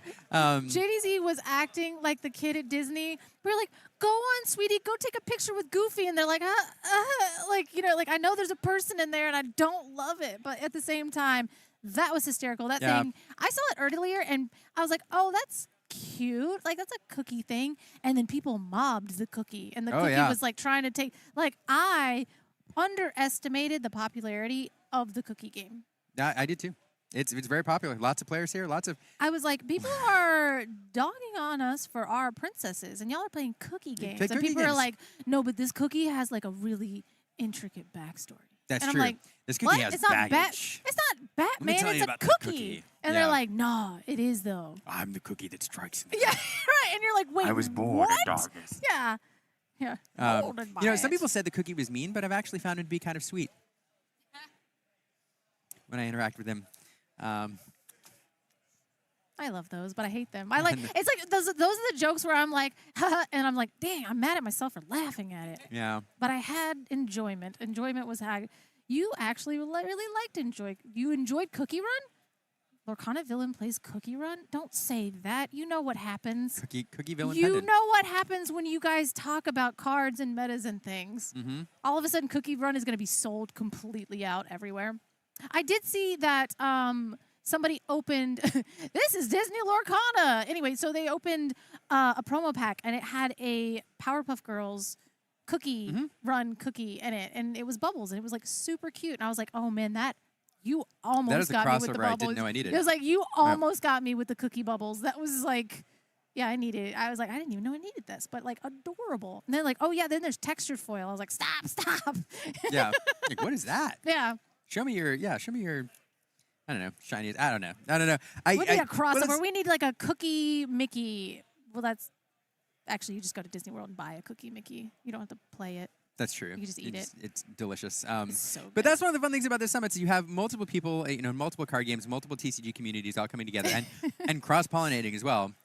We are not doing that here. We are just hanging out and playing cards. We're not cross-pollinating. We're not. We're in the Lorcana booth here. That's what it says right here. Because that's what we're here for, Disney Lorcana. Lots of wonderful players out there, and we just saw 2 of them go toe-to-toe in round 4. Yeah, nailed round it. 4. And, Liam, they put us in a building. There are artificial lights. We don't know. We're in a bunker in Orlando. I'm just kidding. This is actually a really nice venue, and I'm excited to be here. Yeah. But you do lose track of turns and rounds and it's a time void in the booth. That's the way the brain cookie crumbles. Cells. Stop. Sorry, that was. Sorry, I thought that was good. It was actually a little crummy. I'm gonna need like some kind of financial compensation for some of these jokes. I had critical mass of cookie puns. The booth is right over there. We just met him. He's a nice man. He'll let you in, and you can do the cookie thing. Is that what they say over there? I don't know. I don't speak that language. I wonder what kind of slander they talk about Disney Lorcana. They're like the princess people. Yeah. Look at them like over the there. Princess people. They're princesses. Yeah. Like, ooh, Sisu. And we're like, no, we miss her. And they're like, have you been prepared? And I'm like, no, not for weeks. Rip. Come on. I make a bad one. And it was like, it was good. It's literal crickets. And then, it was good. I gave you the. You can't be like, drum. aha, that was so funny. I gave you a didum. I did get a little drum roll. Pretty good. I mean, we still have a few matches left, though. I mean, yeah, that's one of the. Yeah, if you're just joining us later, I sat down. I said, hey, we're gonna watch Burn, and then we saw it was going into the aggro dogs, and we were like, oh no, we're gonna be here all of 5 minutes. Luckily, we had a long game too, but for 103 days of no be prepared, to be exact. And yeah, for the first round of that of Liam's like, we're gonna watch the Burn deck. It was 9 minutes. And it wasn't even the Burn deck that won round 1. So no, 9 minutes. Aggro dogs. Honestly, though, I will say, like, I know we make jokes and like a lot of people have their feelings on aggro and everything, but at the same time, we did get to see the intricate. Like, I think I was actually talking to you. Round 1, I interviewed Beefcake because he won, and he said his daughter was on Kiwi, and he was like. Okay. And she was like, I just want to turn him sideways. I was like, Kiwi is not turn him sideways. I mean, it is turn him sideways. It is turn him sideways. But kind of like exactly, you have to be doing math at every single point of the game. Like, if I do this, if I challenge in, then I'm -1. If I don't do this, then I do this. I need to challenge in, so that actually makes me -2. So in a couple turns, I'm actually going to be at 15, and I need to be at 16. And that is a constant thing that you have to be doing in these aggressive decks. And you can play your cards in an order and curve out and then get blown out by a board wipe, or you can recognize the board wipe's coming, refill your hand to figure out how. There is a lot of micro decisions in an aggro deck that I think people don't give aggro players credit for. And sometimes when they're just like, turn them sideways. And I'm like, well, yeah, that's how I win the game, and I'm doing it faster than you, and you're mad about it. But at the same time, there are a lot of micro decisions that come into play when some of your board wipes, again, even like back in the other sets, like getting to Sisu or getting to be prepared or getting, like there were aggressive decks that never even let you get to 7 ink. You couldn't get to 8 ink, essentially. So being able to navigate, I think that's very interesting to see 2 aggressive decks against one another when like I'm making you challenge. You have to challenge back now. So now what? Yeah. And then, to your point, Dogs is not an easy deck. You said it perfectly. There's a lot of synergies that you benefit. You benefit from having a wide board. You benefit from certain cards on the board, and so knowing when to put your characters at risk to pursue that 20 lore, and when you want to save them for later, and the risk that you're putting them in by leaving them up, into a potential Demona or whatever. There's a lot of big decisions.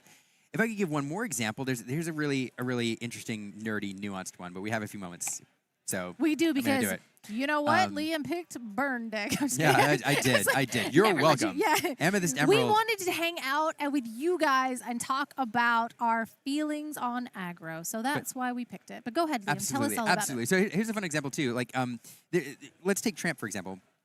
Tramp 7, one of the best cards in the game. So there was a scenario, and I told the story yesterday, so I apologize if you were here yesterday. But if you weren't, here's a great story. I wasn't. If you were watching, so in Milwaukee, Josh Pult ran a Circle of Life deck with Tramp 7. It's one of the most important cards in the deck, one of the best cards in the game. He lost the game through a misplay, which he diagnosed later. What happened? Tell me. So he needed the 2-card combo of Lost in the Woods plus Under the Sea to wipe his opponent's board. Okay. Josh has a number of cards in hand. He also has Tramp, and he's going to go digging for cards. Sure. Now, he thought the chance of him finding the combo was low, and or didn't think about the fact that he needed. But he's a very, very good player, so he knew what he needed and just thought the chance of finding it was low. Mm-hmm. And so when you're playing Tramp, it is not uncommon if you have 1-drops in your hand, because they discount Tramp for 1, that you play the card for 1. Yeah. Tramp is 1 cheaper, so it's basically free. And what that allows you to do is then dig a little deeper, but it takes cards out of your hand. Yeah, no. And so Josh made the calculation to dig 1 card deeper in his deck, and the cost was he could only preserve 1 card in hand. And so if he makes, and then when he drew, he actually drew both the Lost in the Woods and the Under the Sea and had to discard 1. Absolutely. So discards the Under the Sea in that scenario, I believe, left of the Lost in the Woods. And this is but it was a calculus, because it does allow you to dig 1 card deeper. So even this decision about using Tramp and the decision between digging 1 card deeper and discounting versus maintaining more cards, because that sometimes that decision is like, I've got 2 1-drops, and do I make Tramp 2 cheaper and retain 3 cards, or do I dig 3 cards deeper? And so it's another nuanced example of where the Dogs deck, there are these decisions to make, and sometimes the decision of see 1 more card versus retain 2 cards is actually a really difficult one, especially when you're looking for certain things. So well, yeah. Anyway. I mean, and in that instance, you're like, okay, well, I need to keep 2 cards, so I have to be able to keep 2 cards, and that's and you're like this one if you're looking for the combo specifically, yeah. Yeah, but and I will say, like, I have been playing a lot of the Circle of Life deck. I really, really enjoy that a lot, and I was actually playing, and there was like several people spectating, and we were all talking through lines, and we're like, oh, I'm going to do this and this and that, and each one of us. And this is just a Circle of Life deck. This is not like Dogs, because I have no experience and I don't know how to play that deck. But I wanted to do something. They wanted to do something. Like, everybody had a different line, and it was almost like nothing was like necessarily incorrect. It was just like, which line do you think has a higher percentage? Like, which one is actually setting you up for success? Like, my line would have been like, okay, we have a 20% rate of success. This one's like a 30. Okay, this one. We're like at 50%. So we're going to take this line. Well, it didn't pan out, so we don't know who was correct. And it's like, well, maybe we should have taken this line, but there was no way of knowing that either. And I think that's like the decisions with those Circle of Life decks that you can take. And the lines are very different. They're just different. They're not intuitive, and they feel, I don't know, it kind of feels like a sick little game of solitaire, I don't know. And it's like, take my Under the Sea from me, and then I perish. But before that, we're having the best time. I mean me. So Dogs has to be Sibbler, right? Yeah. It has to be basically that. Yeah, absolutely. Excuse me. With the Dogs decks, though, every time I'm always like, which dog is that? Is that an elegant, dapper? That's a lady. Fancy park. Which dog is that? Family, elegant. Yeah, right. You're like, what is that? And they're like, no, that's a Tramp. And I'm like, God, I can't. Yeah. But not the Tramp. So while we've been talking, I know we're waiting for the next round to start. We did hit time in round, I believe. I think we're 7 minutes past now. So there's always a few games that go to time, and we're waiting for those to finish up. There's a lot of Emerald Sapphire out there. A lot of Emerald Sapphire. A lot of draws happening out there, believe it or not, because Blurple and Emerald Sapphire are just battling it out to exhaustion and drawing. So I know a couple players finished on round 1 draws. So we'll get to that next match here shortly. Crazy. Let's I don't know. There's actually a lot of spice out there and a lot of fun.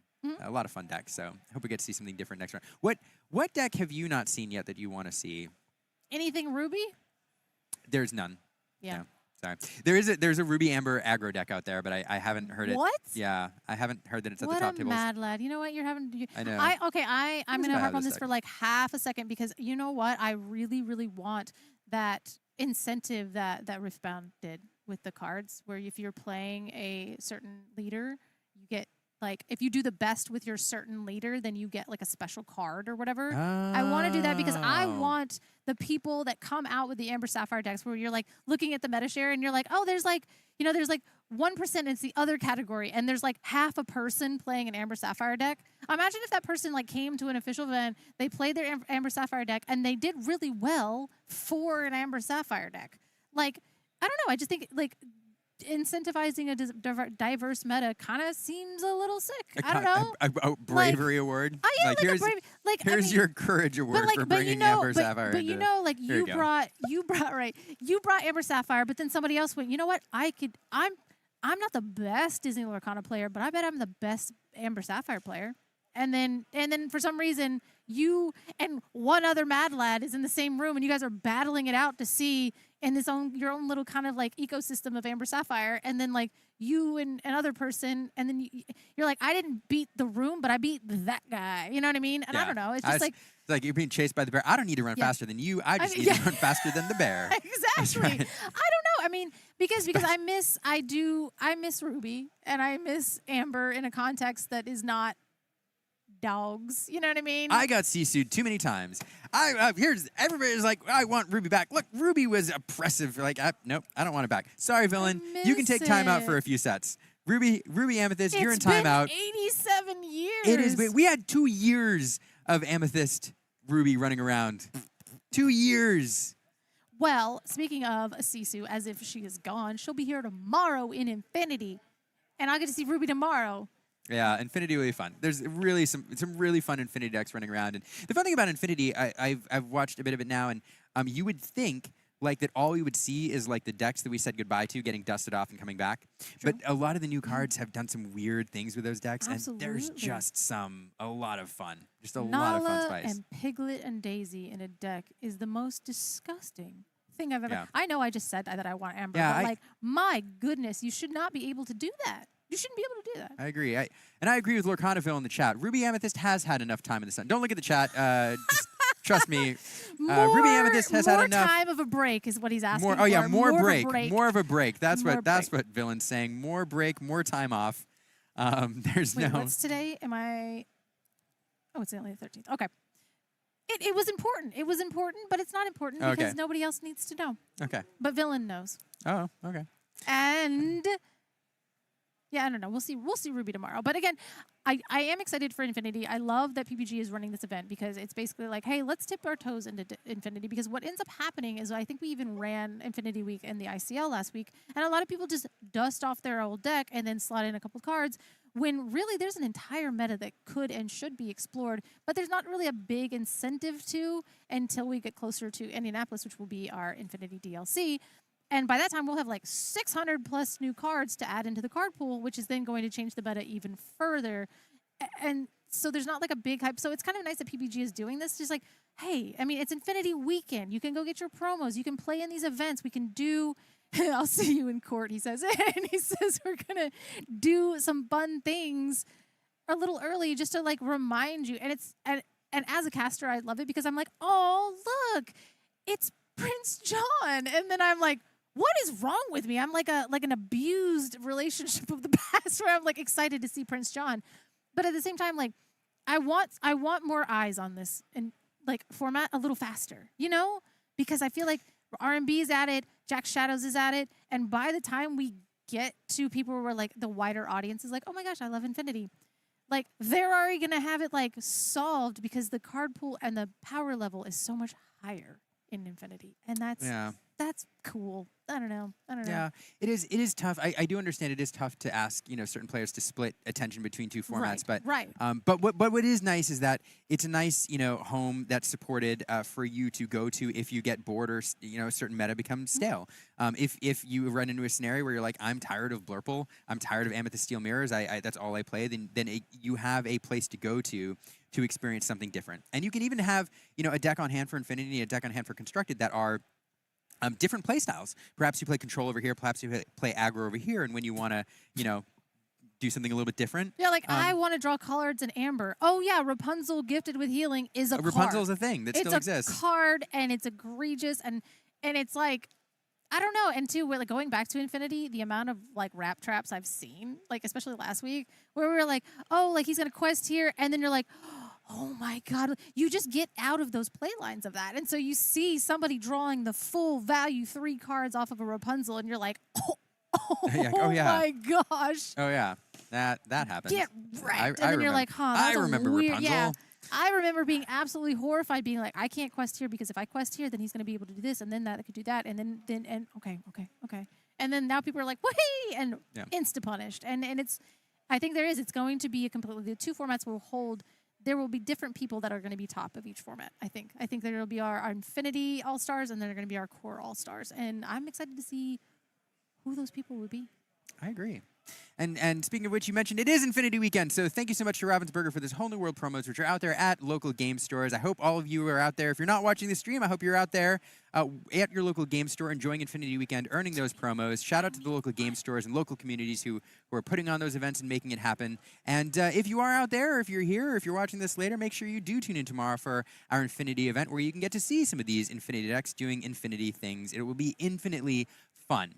But no matter which format or which game you're playing on here, you are playing on. Look at this segue, Color. I set it up perfectly. Sometimes I set it up and I spike it down myself. On the back. Speaking of whichever game you're playing, whichever format you're playing this weekend on stream on these playmats, which we have time to show off here again. If you're just joining us, these are the Pro Play Games Summit playmats here. They're cloth playmats. Oh, you're doing it in a really nice way. So this is how I like to do it with JDZ. I was like, okay, these are the playmats. And then like JDZ was trying to explain them. And I was like, this is the play. Okay, so here we have Liam, if his head were the playmat. And then we have our Lorcana side. We have this game that I was told about. Chat. Yu-Gi-Oh? Sure. Yeah. Yu-Gi-Oh? We're going to skip over back here to the Yu-Gi-Oh side. This is hard to do in a mirrored situation. We got the Riftbound side. And now I like this because you can fold them in half, right? Which you normally do because like these mats are huge. So then you can play and you have your Lorcana side. And you can just play with that. Or you can play and you can flip and you're like, sick. This is my Riftbound side. Mm-hmm. And then those other 2 games, I don't even feel like they matter. Yeah, there's no, yeah. You can get them yourself here. So these mats are always limited edition, different for each summit. This time they are Amber and Emerald, so you can celebrate the win of Amber and Emerald last round. If you like dogs, these are your colors, and you can buy them online now, and they will get shipped off to you. And yeah, I don't know. I feel like cloth playmats are making a big comeback. They were popular in the 90s, like not Riftbound. Wow. There was Spellground was a tell us a story, Papa. I'm just kidding. Spellground I was like, wait, what? I was like, no, because 90s? I know. Well, the thing is like Luke Wonderland loves cloth mats, and he's like a connoisseur of cloth mats. And then I like a couple times I've gotten like these are actually really, really nice because there are like cloth mats that I've tried, and I'll go to play my cards, and then I'll pick up my cards, and they get like the fabric of it is like a sensory nightmare. But like I've been really enjoying these. These are a really nice one, but. I'm trying to imagine what kind of fabric that is. I don't know. Like one was like a velvet, and I was like, ah! And then there was like another one where it just kind of like the corners, maybe because I shuffle like a monster, so like my corners are all just like, and then it's like, yeah. Yeah, you get the little. Yeah. But no problem with that here. So no, these are like that's what I was saying. I was like, this one, if you go this way or this way, it's nice. It's nice. Yeah, I wonder if there's a way to like. Texture's a big deal. I don't know. Is that just me? No, it's nice and soft. They're good. They're nice. They're nice mats. But this is your only chance to get them this weekend in this colors. So exclusive here. So yeah, you should buy them because they're cool. And the last fun thing on the 2-color playmats are nice too because oftentimes you go somewhere and you've got decks of cards and maybe you're one of those people. You're like me and Aaron, and when we go to parties, like it doesn't matter what it is. It could be like we're watching a football game. People invite us over for like happy hour or something. Okay. We doesn't matter why we're invited, and we show up with like nowadays the diaper bag and the game bag. And they're like, did you bring games? And we're like, yeah, just a few. So we have Mysterium. We brought, we did bring 7 Wonders just in case we want to play a drafting game, and Sushi Go, and a cribbage board, and we also brought 5 Lorcana decks. But no expectation to play, but if we're ready, just in case anybody wants to. We have them just in case, so then you can like play. fold the mat up in there, and it fits. Every time. We're those people. You know those people. You all are probably those people. That's what I'm saying. I was like, wait, you're like, oh my gosh. No, that's like, I had the friends that were like, hey, do you want to go, like, go shopping? And I'm like, wait, where are the people that wanted to play board games and stuff? So these, and I like that too because they do pack up. I like bringing cloth mats on traveling because you can be like, the PPG's going to freak out. I'm just kidding. I'm like squishing this. It fits in your bag really, really well. And I like that sometimes better than just like carrying around the tube if you're trying to fly. That's true. Yeah. Tube. The tube. The tube. Yep. All right. Because you have to bring 2 if you're going to do 2. But anyway, those are on sale. Oh, the game is starting. Oh. Well. Goodbye. We need to go to a quick break. Yeah. We'll see you soon. That's the way the cookie crumbles.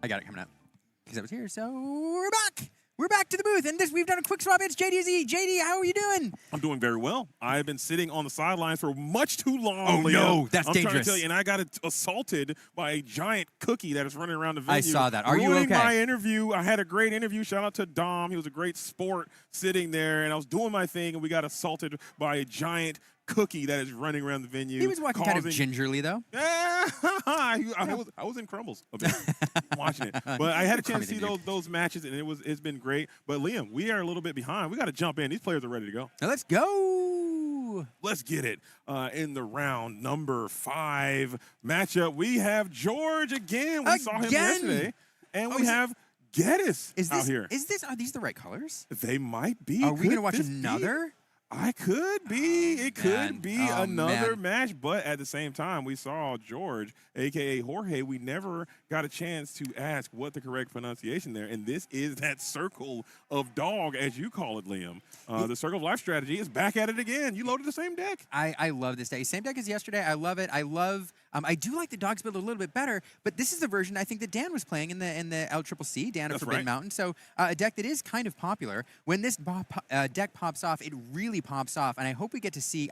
We watched this yesterday. I don't think we saw a single circle. We might have saw one, but it was all too late. Too late. You can get that Prince Philip back, but maybe we can get an opportunity to get a better representation of that strategy, as George is now sitting at 4-0. So as Geddes here, who Geddes could be playing an Emerald, maybe the similar strategy that we saw before, or maybe you're playing more of that mid. There's so many different ways to play this Emerald Amethyst deck, and I think another one is popping up every single week as this meta goes on, but this one looks aggressive here. I do see a Honey Marin, and that gives me a little bit of indication. Oftentimes you run... Oh, but interesting. But Little John there, I don't know what this deck is doing. I'm excited to see which version of this deck we have. I'm not going to stop speculating until we see what it's actually doing. Yeah, that Pegasus is a dead giveaway that this is going to be that super hyper aggro. I'm calling it the Speci Special because he is the first Illuminator that I saw playing this strategy. The deck is approximately $17 to $18 on the if you want to go ahead and purchase this deck. It's a great cheap unique strategy, and it's you need the Webbies sometimes. That's the one. If you have the Webbies, yeah, you do. Sometimes Webby can kind of drive up that cost, but if you don't play that, it's not required. It is not.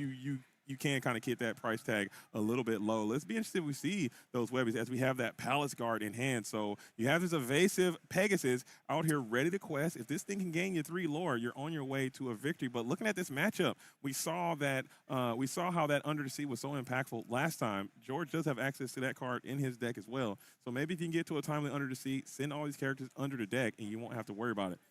Yeah, so that's the interesting thing about this burn deck, though. I think he's a little bit more on the back foot compared to the dogs build because Geddes is really playing like a 2-phased game plan with this deck. You want to start early with aggressive cards like Cursed Merfolk, which we saw last game, or you can get this Pegasus who can do a number of turns. It's evasive, but you kind of plan on losing control of the board eventually. There's plenty of decks which can ramp very, very quickly into that combo that we see with the Prince Philip and the Malicious Mean and Scary, or perhaps the Under the Sea to clear your board. And at that point, you have phase 2, which is close out the game with your reach cards like Gathering Knowledge and Wisdom, or if you stack up a couple Enigmatic Incasters, you can close it out. And so what I worry about in this matchup for George is once George does manage to clear the board with that Prince Philip that we see in the discard pile, like Geddes has the cards necessary to close this thing out the GOAT way. The OG way. You got it. You really just need to. What you have to do if you're George, you have to really maintain as much of this early lore as possible. These Pegasus quests, they look innocuous now on turn number 1, but if this thing can go for 3, sometimes 4, you're going to be in a world of hurt as that 4 in lore will come up as the game gets longer in the tooth. However, you don't really have access to an answer to these evasive threats in the early game. You can go for a malicious mean and scary, a low value malicious mean to be able to just clear this Pegasus, and I think that might not be the worst possible play, as you saw that there's going to be an Amethyst Chromacon in hand. When this card comes down, Liam's deck really comes alive. I mean, that's one of the things that this deck is doing, and we did not get to see it last round because there was just not enough time. It was too fast. But Geddes is playing a deck where you want to get cards as quickly and as possible, and one of the ways you can do that in Lorcana is through cards that give both you and your opponent. There's a drawback. You give your opponent cards as well. The benefit is you can get cards very, very fast, and that's what Geddes wants to do because it allows him to do 2 things. 1 is flood the board with low-cost characters, and 2 is stack up the burn cards that he needs to close out the game, or pairing multiple cards a turn with the Enigmatic Incaster. So cards like Show Me More and Amethyst Chromacon are crucial to this deck's Phase 2 game plan, and I'm not surprised to see him keep it over the Enigmatic Incaster here. For sure, especially for those inkability reasons as well. Enigmatic Incaster, you have multiple copies of those, and this Amethyst Chromacon that you probably are about to deploy here. No, it looks like you're going for another character, and it can help you find more ink and more of those cards, as it looks like the Amethyst Chromacon is coming down as both of these Luminers are going to gain another card. However, George doesn't mind gaining another card in this situation. It's going to get you close to your win condition. That is going to be that tramp into an undersea play. If you can find it in time, you can for sure win the game, even if Geddes makes it all the way up to 19 lore. And I'm willing to bet that Geddes was rewarded here for that Chromacon play. I think those Merfolk came off the top deck, so able to ink and then deploy them really quickly to put more pressure on there. Great way to build additional tempo. Great sequence. And speaking of sequence, you got another very threatening Ashanti if you can get to an Ursula. I know this deck can also play Ursula there. And look at that, Liam. Liam and some art. Name a better combination as he's pointing out the Mowgli and Ashanti. What do you think? There's a whole little story There's being a story told. there, yeah. You see the Mowgli card itself in the background there, so it's really fun seeing them on the board together. I just nerded out a little bit. I'm with it, man. Nerd all you want. I won't mind. Mowgli is in the picture of Shanti, and Shere Khan is actually in the picture of Mowgli. And then I believe Bagheera is involved in this somehow. There is a nice little overlap of all of these. The new 4-cost Bagheera, I think, has something to do with this story as well. So I think it's really cool. Is Ashanti in the Bagheera photo? The Amber Bagheera 4/4? I'm not sure, but now I want to check. We'll find out at some point. No, she's not there. Okay. Great. Production is on it. Shout out to production, by the way. They're actually crushing it out here. Great new cards here, and speaking of great new cards, great new ability with boost, that Flynn Rider being boosted there. It's pretty innocuous on its own, but a 3/2 that quests for 2 once it's boosted here, so threatening on the board, also threatening with its lore total in a deck that's trying to race ahead. Geddes now getting it all the way up to 9, and back over to George to see if there's a response, and it's just, this deck seems too fast for him at the moment. This is an all gas, no brakes situation, and also that Flynn being boosted, it can help ward off and Under the Sea. At least you'll keep some characters around, as we will just go malicious mean here. We will banish as we put the damage onto the Chromacon. Good vibes all around, as we will go ahead and get rid of the Cursed Merfolk and the Pegasus here. They will be banished here in this situation, as it looks like we do go for the Circle of Life, and the Prince Philip is going to come through and clear all these characters either way. So it did not matter. Yeah, just putting in there just for fun, just to reflect. But yeah, Prince Philip does not matter, as you pointed out. That is one of the benefits of this removal package in this deck. Circle of Life you can pay for free, so you're able to cheat out that Prince Philip really early. A lot of these Circle of Life decks moved away from Under the Sea and the combo necessary to clear boards with Lost in the Woods for that reason. This is just so much better, especially when you can cheat out this Philip. And that Philip was a card discarded by Bobby Zamersky on turn 1, and so setting up that plan there. But here's the response. This is the phase 2 we talked about, where you're looking for some burn to get you over the edge. Enigmatic Incaster, I almost said artifact, an item which says you exert it to gain 1 lore if you play 2 or more cards this turn.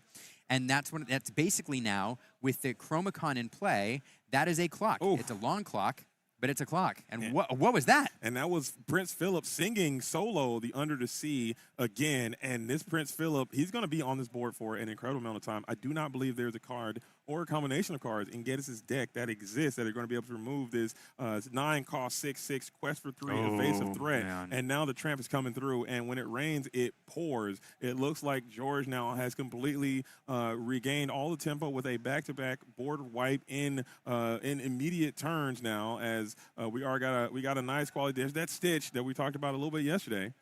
Yeah, we didn't see any of it yesterday in George's deck. I even speculated, is he running it? And you said most assuredly he is. And here we are, assured that he is. All of those cards there are going to be discarded to the discard pile.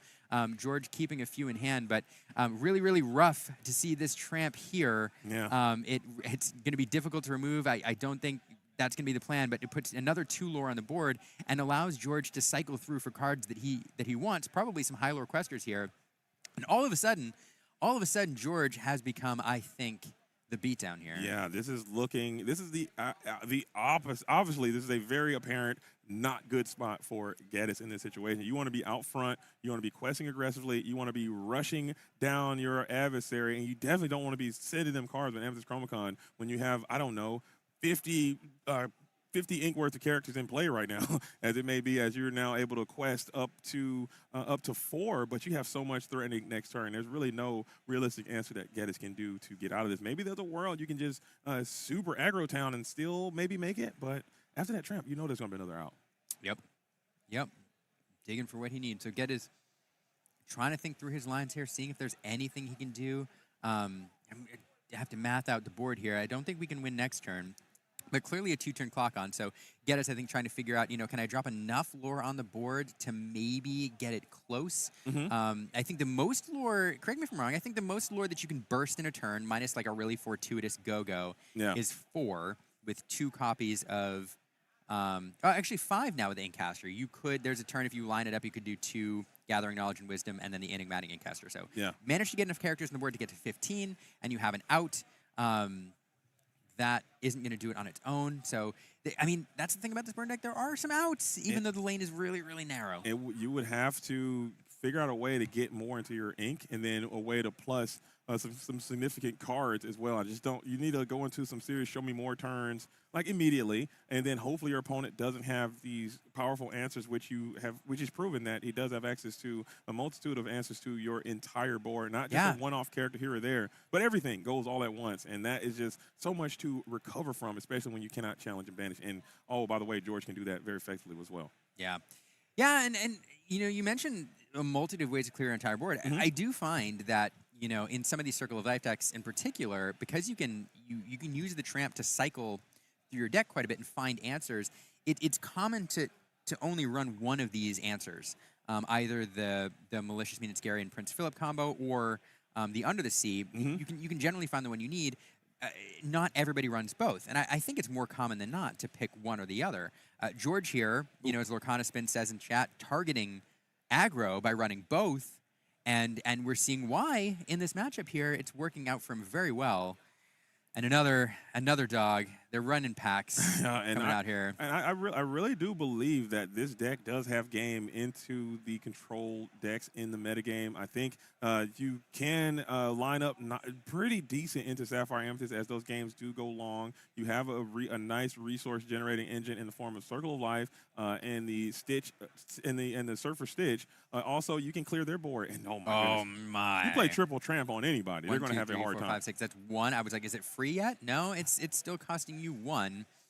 At this point, that discard pile is about to be bigger than the deck if we keep stringing these together. I believe that effect is not mandatory. It is a may trigger, so you do not have to use that effect unless you don't. Maybe the card in your hand might not be exactly what you're looking for. You can search one more time, but when the tramp player does not elect to resolve that ability, you're done. You got what you need. Yeah, you're done. Okay. There comes Malicious Mean and Scary.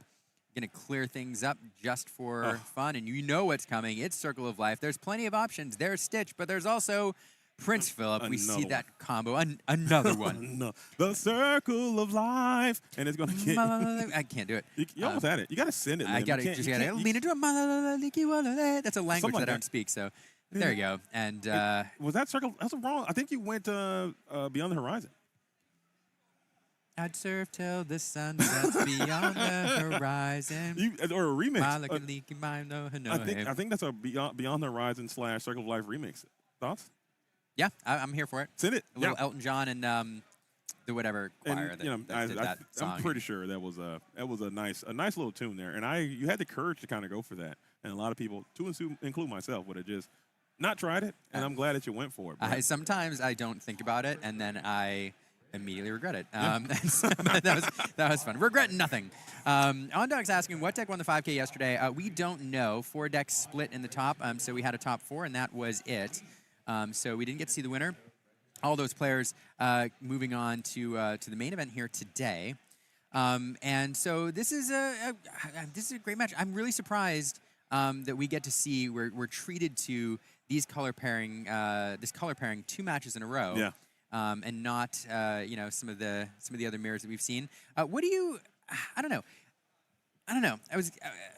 Let me before I turn it over to you. So I'm going to say one more thing. I'm on record as having said multiple times throughout this day that I think the Dog's build of the Circle of Life version that goes a little wider with the ladies, etc., is better. But watching Jorge navigate this or George navigate this, I may be wrong. Yeah. This deck has legs on its own. I'm trying to tell you, man. I've been seeing it. I've been watching it. And I just think that display that Jorge had or George had in the previous round yesterday, it just wasn't showing what this deck can do. And in this matchup, you see that Geddes is 4-0. So he's absolutely been feasting on some of the Sapphire strategy and some of the slower decks in this metagame with this very, very hyper-aggressive strategy. You see how George just was able to clear the board. You're going to stop at 10. I'm going to quest for $1 million, and I'm out of here. And I'm pretty confident that George has to make that as a meta call. Like Spins was saying, you get out here and you feast. Yeah. You pick a deck that you just want to beat, and you make your deck to beat that deck, and you just hope that that deck falls into your lap all day long. Yeah. And that is how you win. Sometimes it does. And it works out that way. Sometimes it does. It works out that way. I'm with it. But wonderful to see. And Geddes here also, 4-0, doing work. Both. We did see last round another burn deck. It did lose, so going 3-1 into this round, and this one 4-0 here. I'd love to see Amethyst Emerald make the top cut, at least one. And I'm also rooting for Game 3, so I'm really excited to see if Geddes can show on full what this deck is trying to do, particularly in the second phase of the game. Jorge is altering his hand, probably altering pretty aggressively for a couple of those control pieces that he wants to slow down Geddes. He knows he's likely to see Merfolk on one of the first 2 turns, if not both. And the Geddes is going to try to go all gas here. And we'll see. We will see if he finds it. And I think that's going to have to be your approach. You're going to have to come out and hit the gas pedal extremely hard. Usually hitting the gas pedal hard already, but I think now you're going to have to maybe take some risk and maybe play long into a potential board wipe. If you're playing a card like Ursula Deceiver, you need to really time that and time and calculate that character at the right moment to get the maximum value from an Ursula Deceiver, because potentially clearing, because you got to worry about the Malicious Mean and Scary, the Circle of Life, and the Under the Sea. So you have 3 prime targets that you just need to hit at the critical moment. So hopefully you are playing the card at all, and hopefully you have it at the right time, and then you can deploy it at the most opportune moment. So this is going to be an uphill battle for Geddes, but he definitely has the lines of play that can get it done.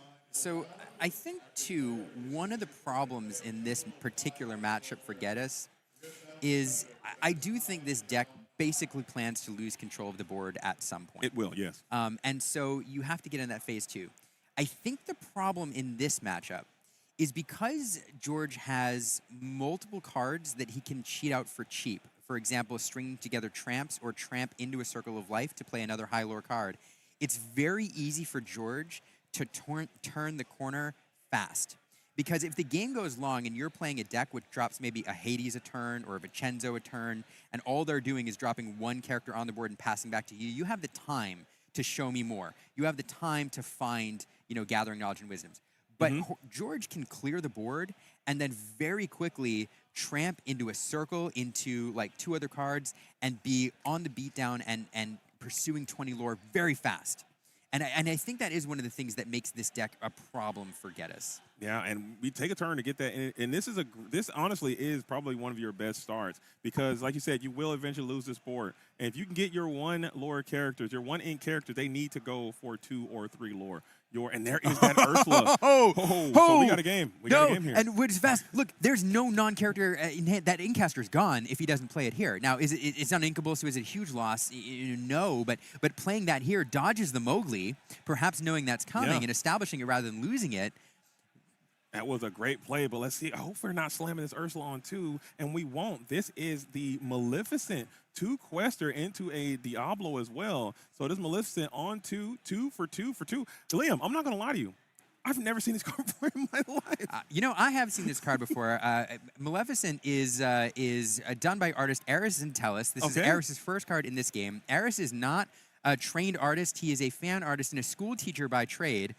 Eris lives in Miami, a wonderful person, and this was his intro to Lorcana, and now you may recognize him as the artist for the iconic Ariel that came out this set. So I love to see it in play. That is a very, very cool card, and it's been a great spot right now. And I think Briar Theory is coming to fruition. Maleficent might be the new big bad. As that Maleficent is shrouded by those brambles there. I love to see that as well, as everyone is speculating wildly on who is going to be the next big bad. And speaking of big bad, Geddes is in a big bad position because this is the most idealistic spot that you could ever want to be with this super aggressive deck. Your board is wide. You have a 2 quester in play. You have a 4 willpower in play. You have a Diablo in play. And you have just reset the singing tempo with that Fennec. Did he leverage the Incaster last turn? He could not because I think he only played the Fennec with the kicker. kicker. He just played the Fennec with the bouncer. Okay, cool. Yeah. No, and I love this line. I mean, it's taking a pause to play the Incaster, dodges the Mowgli, goes wide. This is where you want to be. And George hasn't managed to establish a Prince Philip for the shift target. He'd love to find a Malicious Mean Scary to ping off the Diablo. And so there's just hasn't had what he needed yet, but this deck can turn very, very quickly. I do feel like Geddes, though, is in the driver's seat here and in a good spot. Geddes has everything you need to be winning this, and your character can quest freely because you don't have a formidable challenger in this spot. Scrooge McDuck is a great card, but he has 0 strength. He can't fight back, and you have a 2 quester who is going to go unscathed for another turn. This is actually not great for George in this scenario. He is on the draw this time, so at least you got another game going your way. But Ursula coming through now. Quick check. Whew. Oh, what do you think we grabbed? There's one card I think that looks... snatching that hole. I'm snatching that under the sea. Oh, and you're so not even fast. going to get a chance, dude. So fast. You'll never see it again. Thoughts on grabbing your opponent's entire hand there? What do you think about that? I'm fine with it. I think it's a lot quicker. You hate it? Hate it. Oh, man, I hate it. I think if you ask, I think it's totally fine. The same way that you can shuffle your opponent's deck, and I think more people should. Yeah, we do. I think holding the hand is very similar. Don't do that. Don't do that. Don't do that. Let's cut it out. No chance. I'll lay my cards on the table. I think that is better. I don't mind if you ask. If you say, hey, do you mind if I, that's okay. Just don't snatch, And we can't be doing we can't be flicking either. People might have enchanted cards. I'm crashing out. Okay. No, that's how you get marked sleeves. Yeah. All right. So here we go. Couple cards in play. The Incaster going to activate here and get us here off to the races. Now, is that game on board? That might be 1, 2, 3, 4, 5, 6, 7. It is with the Incaster. If we have enough cards. I think you might have to draw and hope for one more. I think you have 1 in hand right now. I don't think you can use the dice to show hand, as the judge might come over there and crash out here in the moment. I know some do, some don't. I don't mind. It works for the stream very well. It does work for the stream. They should allow that. Whatever's good for the stream. Yeah. I agree. I agree. What's best for the stream? But yeah, low-cost card here. If he has a low-cost card in hand, we'll be able to leverage that enigmatic Incaster, and that will be game on board. And even if you can't, there's so many cards with reach. A top deck Honey Marin will do it, and other things. So definitely want to do some control here. But man, George it feels like on the back foot this entire match, and we're on to a game 3. And that is a textbook example, Liam. You did ask for it, and you did get it. That is the line that you want to get to come out early and win this game in a super quick manner. We got a long time coming in from the chat. Says Numbiri, is this game mana based like Magic? Can you FTK your opponent? This is a mana based game, and you cannot FTK your opponent, but you can OTQ your opponent. There was an OTQ strategy that really took over the game last weekend, and now it is a part of our metagame now with the Monster of the Monster as well, into the Great Illuminary, into the way, into an Alan Adele, and GG, see you never, but don't scoop ever, okay? That's my new rhyme to you. Take it with you in your travels. Don't scoop never. Yeah, it's thoughts on double pile counting mid game. Look, when you have 38 minutes left in round, Do it. you know what? Do it. You do you. You know, I don't mind it. You do you. You want a triple pile? You want to pile and pile again? I'm totally fine. Just shuffle afterwards so it's randomized. That's the thing. This does not randomize your deck. This does not randomize your deck. It is more. I think this is more a. I don't know. It's for the feels, right? I want to. It's psychological. I want to feel like I'm splitting up all of my docks. You know. So thoughts on George going from a 4 count to an 8 count? I think that's a nice little technique. This is the rare mid pile transition. This was popularized back in 2002, and it takes a lot of skill to pull off. You have to do it at the exact right time before your opponent notices. But nope, no, don't. Yeah, there you go. Nope, no.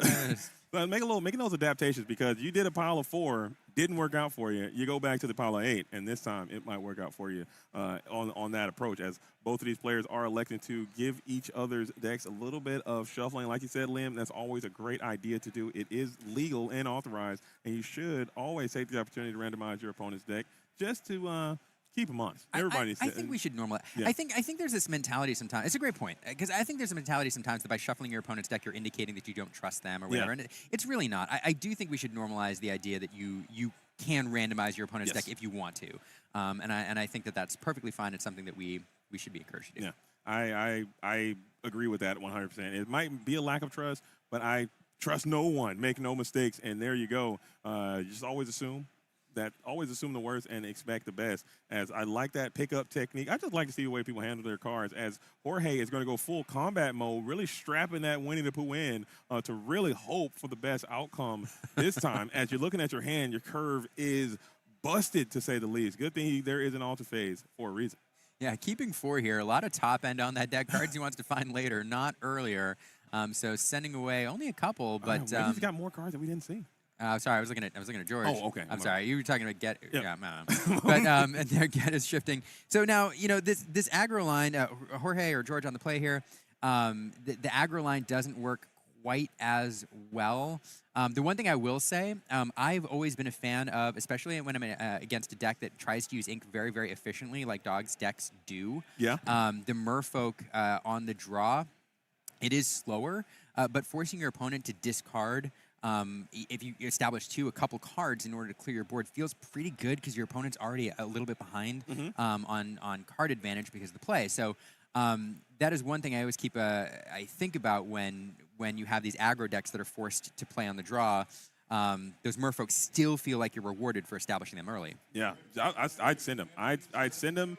And I'd hope that my opponent, maybe you had a slow start. We noticed there was no one-cost character coming in from Jorge last turn. So, look at that. Oh, yeah, We're circling and circling and circling. You're all in on the combo.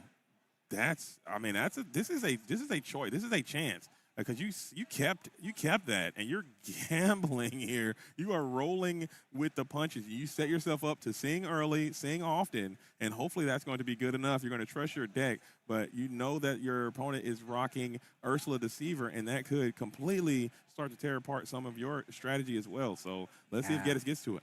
He does have the insurance under the sea, which is probably why he didn't see it inked early. The other thing is, I think he has the Prince Philip, the expensive Prince Philip there, like nested between those circles. So you have to dump it, though. Like here, you want to play the Bobby 1 to dump the Philip turn 1. So he's got the combo piece, but he needs to establish the smaller Philip. I didn't see it if he had it. And then he needs to find a way to discard that big Philip. Yeah, and we do see that we elect to go with the Pegasus on 1 instead of the Cursed Merfolk. I guess you're favoring this Pegasus, trying to get as much lore as you can. And there is that Scrooge going to come through, be able to set up that discard pile. But maybe you can get some lore in. If you can go for 4 with the Pegasus, you're going to be on your way. And we don't elect to send the Prince Philip here. Okay, so Bobby Zamersky being discarded here. That Prince Philip still in hand. Back over to Geddes. Now, he does have 2 Merfolk in hand. Choosing not to play that last... I think I am too. You're missing some lore. So establishing that that 1-drop Pegasus there, that evasive character, and let's see which way he goes here. Yeah, maybe he's afraid of malicious meaning. Scary Liam. I think that's probably why he's that's trying probably the calculus. To get those Draw it out. I think you're right. Yeah. I think you play the Pegasus. You know your opponent doesn't have a lot of evasives to remove it, so you try to draw out the Malicious, Mean, and Scary, and then your rebuttal is to drop those Merfolk immediately after. Yeah. So there's other options here. We do have the Flynn Rider as well. There's a Baby Diablo. There's all sorts of 1-drops, and there's 2, count them, 2 Ursula Deceivers. Send the Ursula. I'm sending that Ursula. I got to take a peek, Liam. I need to get up in that hand right now. Send the Ursula Deceiver, and let's see if we can nab that Malicious, Mean, and Scary here. As Geddes is going through the gambit right now, thinking of what the best line of play is. I think you got to send this Ursula Deceiver right now and just take a quick little sneak peek of what is in the hand, and you will be rewarded promptly, as there is a Malicious, Mean, and Scary there. And you do. There it Deceiver is. There's the hand deceiving. check. Oh, it's You're 2 gonna of them. Oh, 2. Oh, my goodness. Never mind. This is really. Not the and, you know, penny hand grab Not again. the hand. There it is. There's 5 cards. You And know there. you But this is the opportunity as well, especially, again, those Merfolk will likely put on hand pressure. Well, they might. You have the Malicious, Mean, and Scary to clean them off. But depriving him of an ink here is also really really good. So what do you take here? I assume you just snag one of those Malicious, Mean, and Scares like immediately. I'm taking that thing so incredibly fast, and then I'm going to play this other Ursula that I have in my hand. I'm going to take the other one, and then I'm going to see another time, especially since your discard pile is not set up in a way. Your opponent is going to have to ink. We take the circle. I don't like it, Liam. Interesting. I don't like it. So you can play around the Malicious, Mean, and Scary now. You know that they're in there, and likely here, if your opponent wants to preserve that circle of life, there's a good chance the Malicious, Mean, and Scary gets inked right here anyway. Yeah. Because you want to establish a board presence. Any characters that you draw are likely going to be preserved. So I'm willing to bet we may see one go right to the inkwell here. Yeah. But I'm saying, like, even if you go next Ursula and take that other Malicious, Mean, and Scary the following turn, you then have no way to potentially sing a Circle of Life or anybody to return back from it, and it's just going to be a dead card on the vine, and your opponent's going to have to ink that card. Where now, Malicious, Mean, and Scary will get a plus on your potential Pegasus if they were to play it. Or, maybe, like I said, they might ink it. We are setting up another singer here, and this is looking gruesome and grim. I'm sending it again. I see I got a hit. I'm taking it before they put it down to the 12. I think so, too, and you're depriving him of that ink and those options. So, but I love this card for Jorge establishing it here. Plenty of cards to be sung. It is a 1/4. It can challenge into some of the smaller characters if those Merfolk are established, and you're also setting up something that can sing half of, Under the Sea if you draw into it. So, I mean, the way back into this game, if Geddes starts to go wide here, is to top deck and Under the Sea and have everything on hand to sing it. So Finnick bouncing, what a great tempo play there. Finnick coming in, bouncing that Ursula back to hand. You're not going to establish that at all, and that Pegasus now is quested for, a couple. Yeah. But that Pegasus here doing work. I love that tempo play. And there she is back again. Jorge just spent a whole turn reestablishing what was already on the board last turn. Brutal. This Finnick card is actually growing on me. I like its condition. I like what it's trying to do. It is like you said, a nice tempo play, and it gives you options. I like cards that gives you an option. Hey, pay a little bit more ink to do something cool.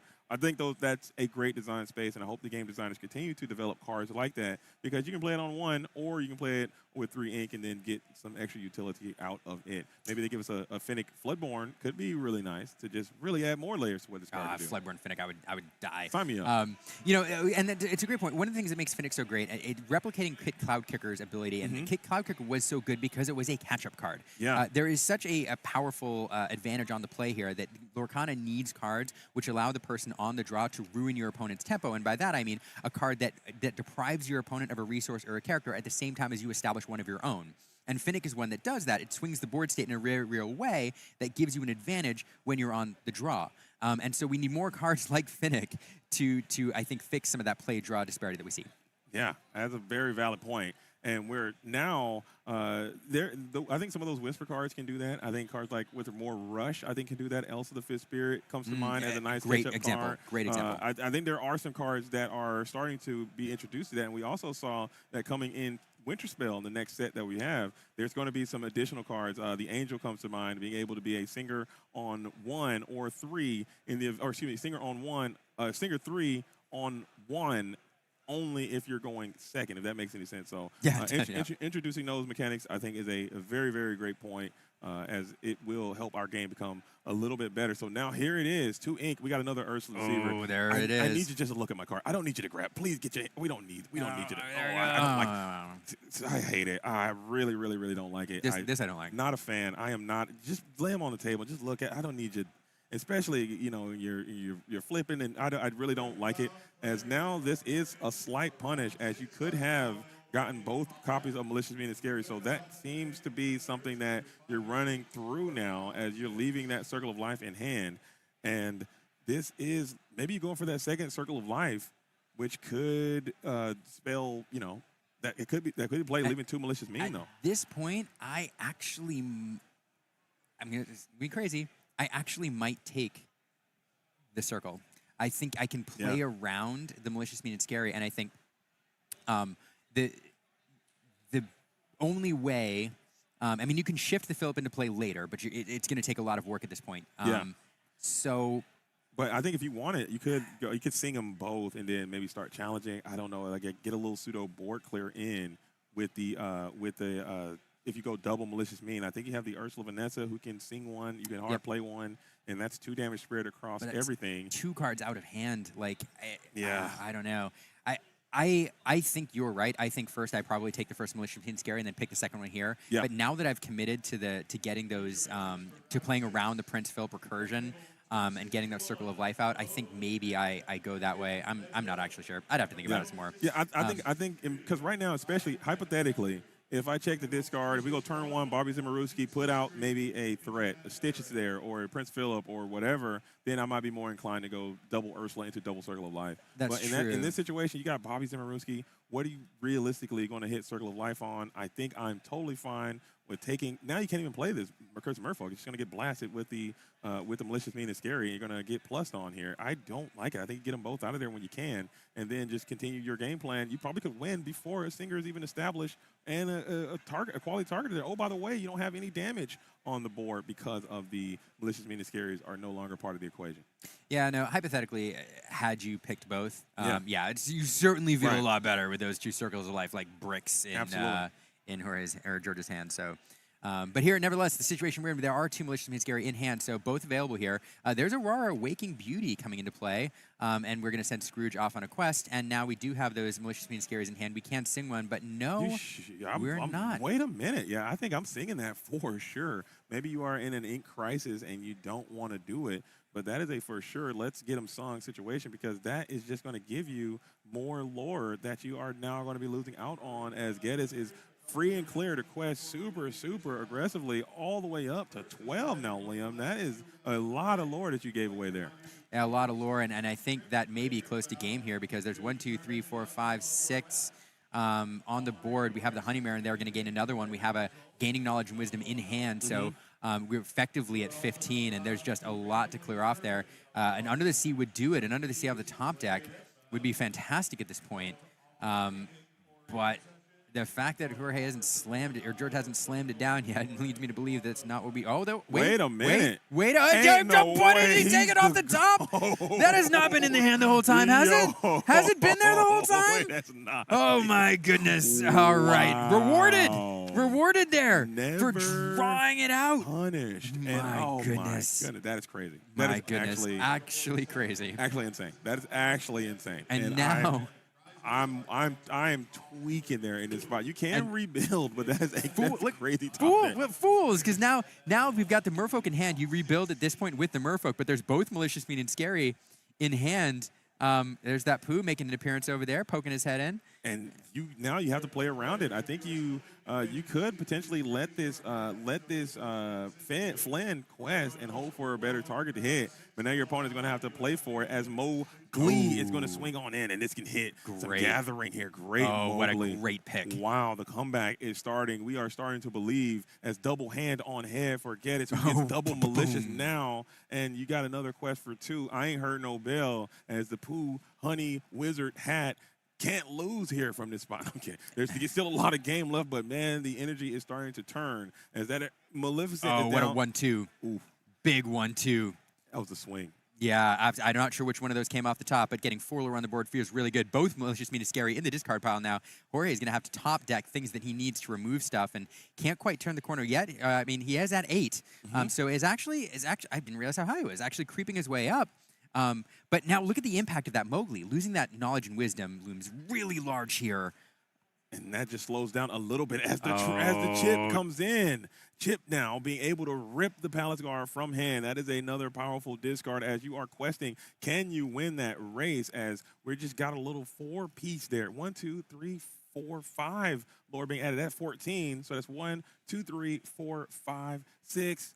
How much How much is Aurora questing for? I think 2. Is she a 2-quester? 1, 2, 3, 4, 5, 6, 7. You can win this game. Scrooge now getting reset. Chris Murphy not known for their challenging. He's got to do it. Maleficent also has to get into this Mowgli as well. Get as much lore off the board as possible. 4, 5. I mean, that's 5. There's not a lot of burst.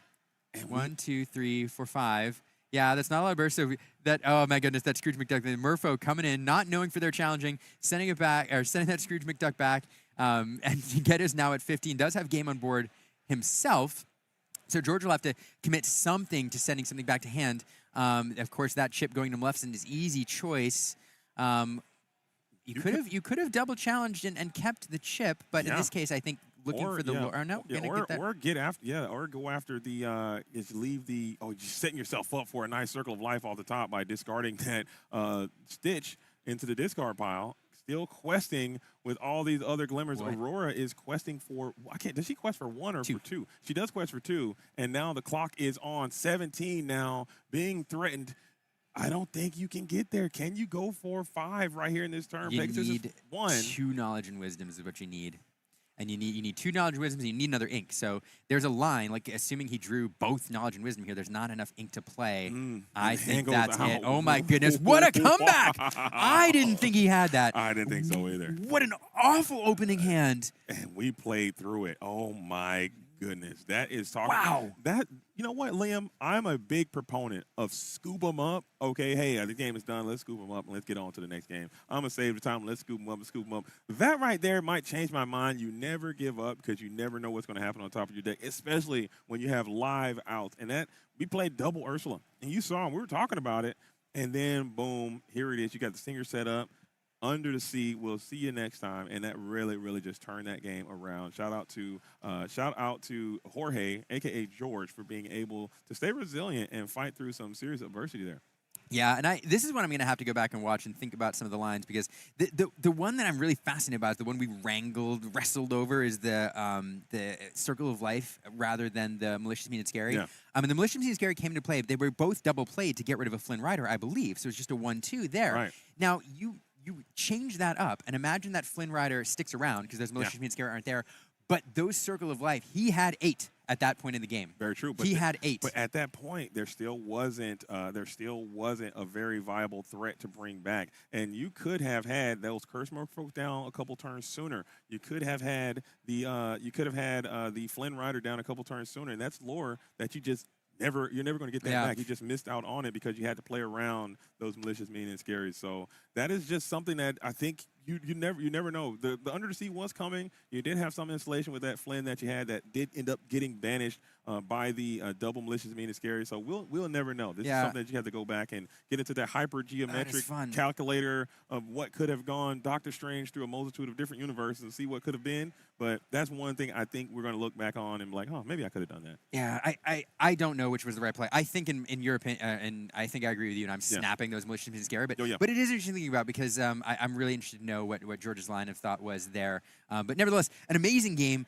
working his way, like pursuing his outs, establishing the singers, hoping to get the Under the Sea, found the Under the Sea, and was rewarded for it. And I'm really excited to see, I'm really sad to see Emerald Amethyst lose 2 rounds in a row. Yeah. But I am really excited to see the Circle of Life deck performing well. It sure. is super different. It is super fun, and I enjoy it quite a bit. And I'm still a big fan of that deck. I know I'm on an island alone. I do believe that the format is better, and I believe the game is better when there's a very viable, aggressive strategy. I'm a big believer of the triangle metagame. We have an aggressive deck, a control deck, and a nice mid-range deck. And I think that we have now an aggro deck that people have to consider when they are building their decks, just to keep the metagame in a nice, healthy balance. So I'm glad that bracket is here. I do not like playing against it myself because it keeps you on the edge of your seat, right? Yeah, it keeps you on the edge of my seat. I don't like the stress and the brain dump it takes to play against a strategy like that. But I'm glad that that deck does exist. And shout out to both of those players for playing it. And I really do like George's deck. Yeah, it's fun. I can't wait to hear from him. We're going to hear from him in just a moment as they set up the interview. But yeah, if you're hanging out with us today, we just finished up round, was that round 6? That was round 5. That was round 5. We're going on to round 6 of a 9-game Swiss today before we cut to the top 16. And we will do most of the round, top 16 tomorrow, I believe. Okay. So don't go anywhere because there's great Lorcana here all weekend. We have a fantastic team, and we're excited that you're here watching with us. Yeah. And for sure, if you guys are out there in the chat and you are enjoying this stream, Let us know. Make sure you let us know. But Get also in the comments. Let your friends know, because we are on a newer PPG channel that people may not be familiar with. So make sure you tell your friends to get over there, throw them a follow, and come on through and support the Pro Play Games experience out here, because I really love this event. I'm having a blast walking around to the different vendor booths and seeing all the different people from the different communities. So if you enjoy something like this, make sure you let people know we're out here and join the program and share the word. Join the program. Share the word. There you go. Hang out with us.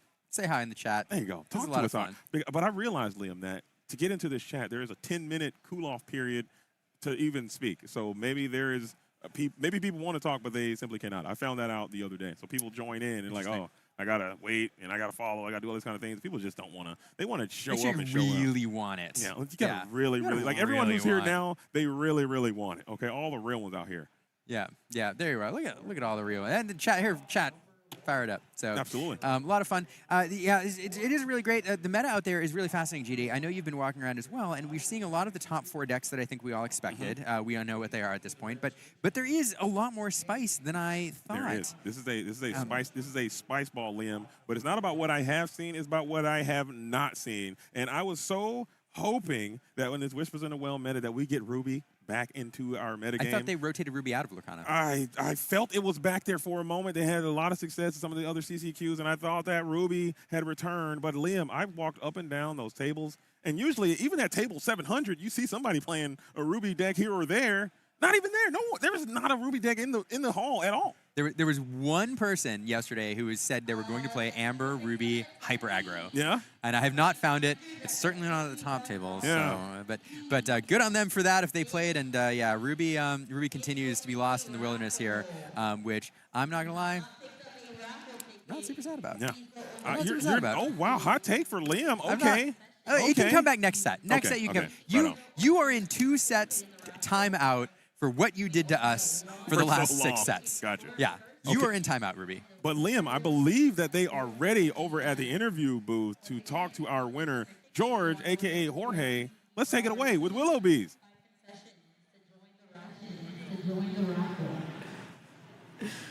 All right, and welcome back. So first of all, congratulations to Jorge. We're putting it on record, Liam and JDZ in the booth. It is Jorge here telling me that we're coming all the way from Puerto Rico. Yeah, that's correct. Thank you very much. I really appreciate it. Yeah, congratulations. So obviously we saw you yesterday on stream doing well, playing some games, and now we are back today in this main event. The one thing I want to ask you first is, how are you feeling coming off of that game 3 when it was looking a bit dicey? But then you see that under the sea off the top. How are you feeling? I mean, I'm still tense.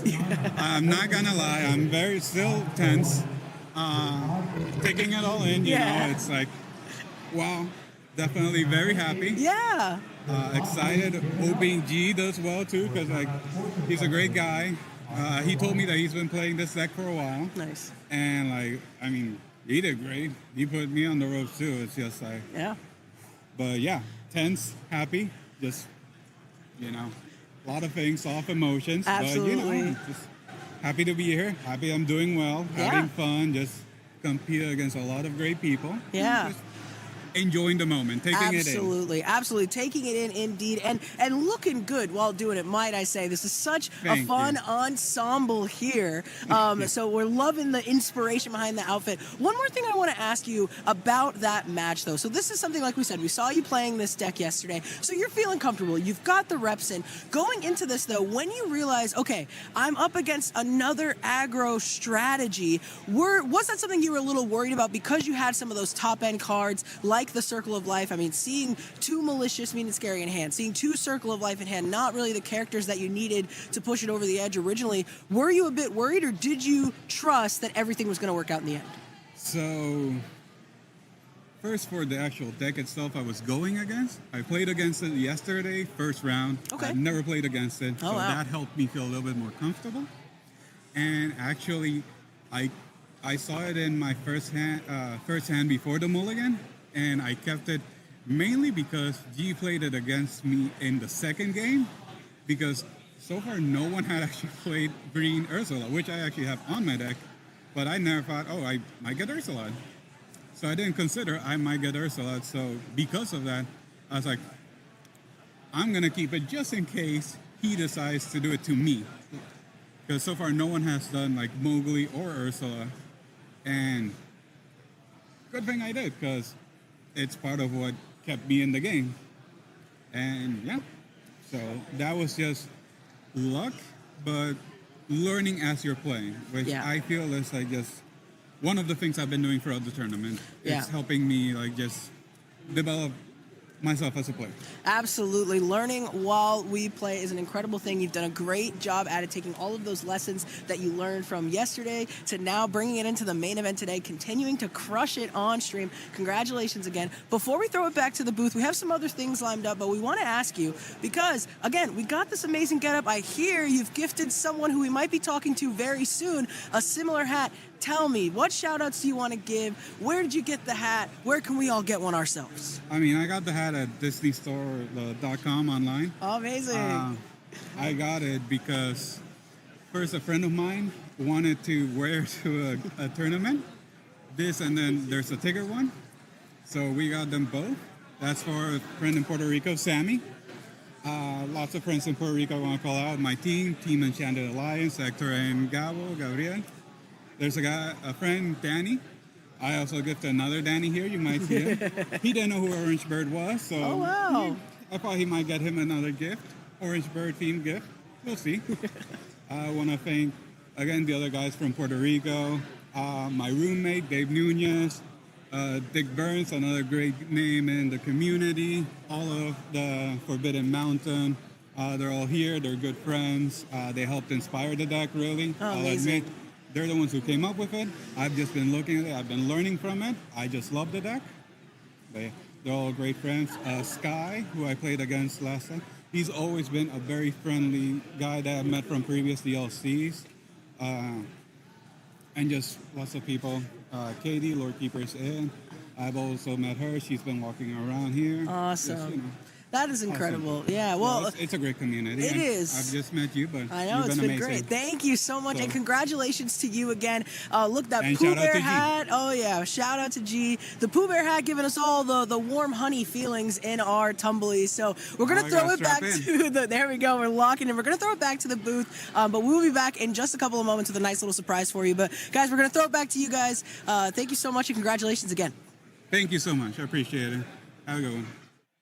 You know, JD, I think that hat is very cute. Oh, I think it's it's so sweet as well. Very honey pot on the hat. I think that we should encourage that more. A little bit more cosplay, a little bit more uniformity out here to really separate our game. I'm always going to be a big fan of that. But I also am a big fan of that deck. Came out doing exactly what you needed to do, got it dialed in the right way, and got the dub in a pretty polarizing matchup, I feel. Yeah, I'm really rewarded for running those Under the Seas. Again, sometimes people work them out because they're doing the malicious, mean, scary thing. But in this instance, keeping him in for the aggro and rewarded for it off the top deck, and everything seems to be clicking for George. I think he's well on his way to the top cut here. Just 1 or 2 more rounds to navigate. Yeah, that was the end of round number 5. So we have 2 more rounds, or excuse me, 3 more rounds of Swiss. I don't know how many rounds we're going to do today. I think we might be doing all of the Swiss portion, and then we'll come back tomorrow for the top portion and then do Infinity. I'll have to get the schedule to you guys, so we'll get that published and put out somewhere, or maybe we'll bring it to you guys live here on how the rest of today's broadcast is going to go.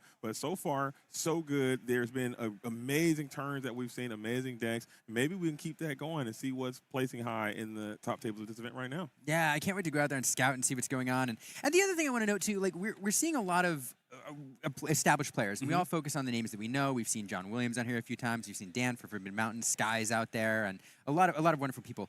What I love about these events, and what I love about this event, as I walk around, there are so many people who are experiencing their very first big tournament here. Yes. So many people I talked to, a surprising amount, who said they started Lorcana at Arcasia's Island. They started Lorcana in Fabled. They started Lorcana with Whispers, who took the leap into a big competitive event and are experiencing their very first TCG tournament ever here.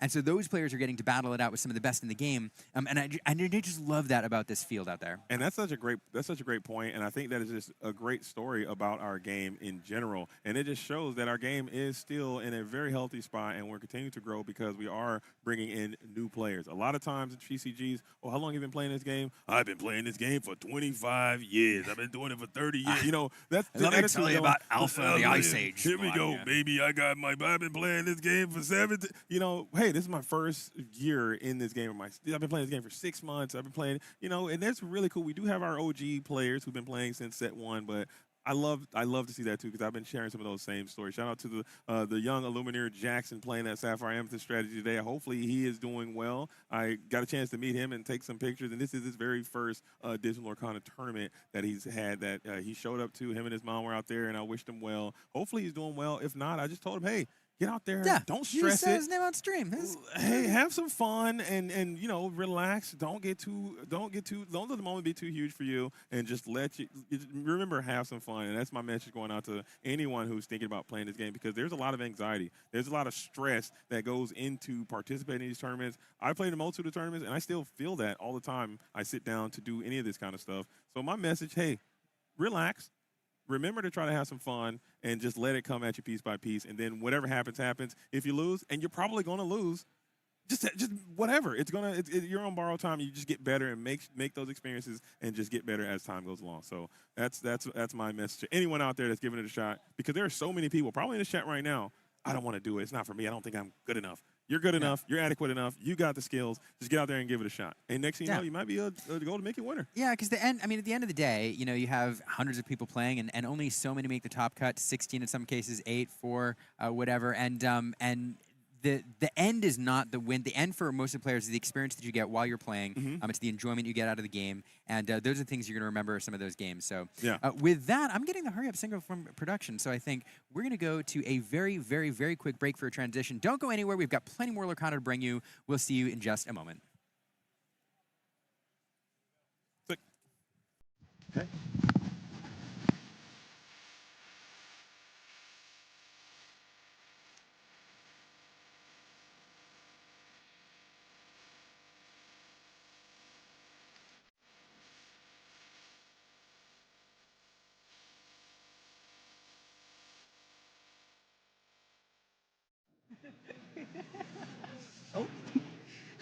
Hey, here we are, and we are back. We faked you out there, okay? Ooh. We thought we were going to a break, but actually, we're going to be talking to one of our bounty players and one of my good friends, if I may say, Daniel Arnold, fresh off of top 4 at DLC Milwaukee. Now here today as a bounty player. So tell us first, what's your record? How's your day been going? It's round 5, so I'm 4-1. Oh, wow, X1. very nice. That's not bad. Pretty good. I went 5-2 yesterday, so okay. Pretty good weekend so far. Yeah, you're feeling good. You're feeling good. Well, now I got to know really quick. What was that loss to? What was able to get it from you? Today was Amethyst Steel. Okay, Amethyst Steel. Tough grindy game. Lost actually in time. Oh, so wow. It was a real tough grindy game. Yeah, absolutely. Well, you have to know that you're going to be seeing Amethyst Steel. A lot of people are saying it's one of the best decks, if not the best deck in the format. So I would assume it's something that you've tested a lot against and you're prepped for. You notably, though, are not playing Amethyst Steel. You are playing Emerald and Amber. Yeah. Would you consider your list a dog's list, a reanimator, a circle of life? How would you classify it first before we talk about it? So today I am playing Circle of Life Dogs deck. Okay, so it's a little bit of both. Yeah, I'm like playing like the entire aggressive package, and then I still have the Circle of Life. Okay. But I'm not playing like the high-end combo, so I don't have like Malicious Minion Scaries and stuff like that. Like I'm just playing Stitch Carefree Surfers. Okay. And then like Tramp Dapper and stuff like that. Just like a kind of a value deck. Sure. In the format. Okay. So one thing I'm curious about with this deck choice, I do believe it's well positioned. I still think it's one of the top dogs, so to speak, Nice. in the meta right now. But noting that you did play that deck, like we mentioned, to success to get a Golden Mickey top 4 at DLC Milwaukee, is that something that you're sticking with because you truly love it, or because you played so much time, had so much invested into it? Or is it like, yes, I love it, but I also kind of want to be that guy now. I had my win with this, and now are you maybe feeling some of that pressure to play that deck out? No, honestly, I play pretty much a different deck every tournament. So even like from yesterday to today, I think my list is 15 cards different. Oh wow, okay. And basically, I take every tournament as an opportunity to like gain more information about the meta. This way, we make the best decisions coming up with DLC Richmond. So I've been playing all sorts of decks. I do love specifically Emerald in this format. I just think that you get to do a lot of broken things, and I think that that's like being underutilized in the format as a whole because everyone's like Team Amethyst. Yeah. I'm also a big Amethyst Steel fan, so it's not too shocking. But realistically, right now in a tournament like this, for me it's like real low stakes. I'm kind of just here to have fun. I'm going to Disney World tomorrow, so we're just having a vibe and like in things. So I want to play a deck that's kind of fast paced. Get done my rounds and then just mingle, vibe, have a good time, have a good conversation. Finish the round early and then jam over to Disney World. It's not too far bound if you can finish it in time, right? I don't have a pass, so I'm not doing that. I'll be there tomorrow. I'll be there tomorrow. All right. Well, we are also going to be playing some great games of Lorcana tomorrow, and hopefully we can see you tomorrow in this top cut as one of our bounty players. But before we throw it to a break, is there any shout-outs that you want to give? Because like you said, this list has changed. 15 cards from yesterday. That's not you alone. You got to be with the team. You got to be with people in the Airbnb making those changes. Who's helping you craft this list and find that winning 16? Honestly, the circle stuff, because of the LCC, it's kind of been a team effort, so it's been a lot of fun. But this morning, I woke up and I was like, I don't really want to play anything, so I just want to be fun today. So me and Colby at 7:30 in the morning are just figuring it out. So huge shout out to Colby. Obviously, Melissa has been grinding a million games with me with this deck for the LCC. So that's been a lot of fun. If I do not give a shout out to my wonderful, beautiful wife at home, I would be in danger. So because of her, I get to be here, have fun, and enjoy myself. So huge shout out to Kylie, of course, and the kids. But yeah, it's been a lot of fun. This deck's been great. It's been pretty successful. Yesterday I went 5-2. Not good enough for top cut, but 5-2 is still pretty good. Can't complain too much, So hopefully today we run it back. Amazing. Well, good luck to you on the rest of your run. I mean, a pretty strong start. We got a couple more rounds left. So before we jump into our next round, we're going to throw it to a quick break, but don't go anywhere. We will be back with more Lorcana very, very soon. Thank you, Natalie. Thank you. Yeah.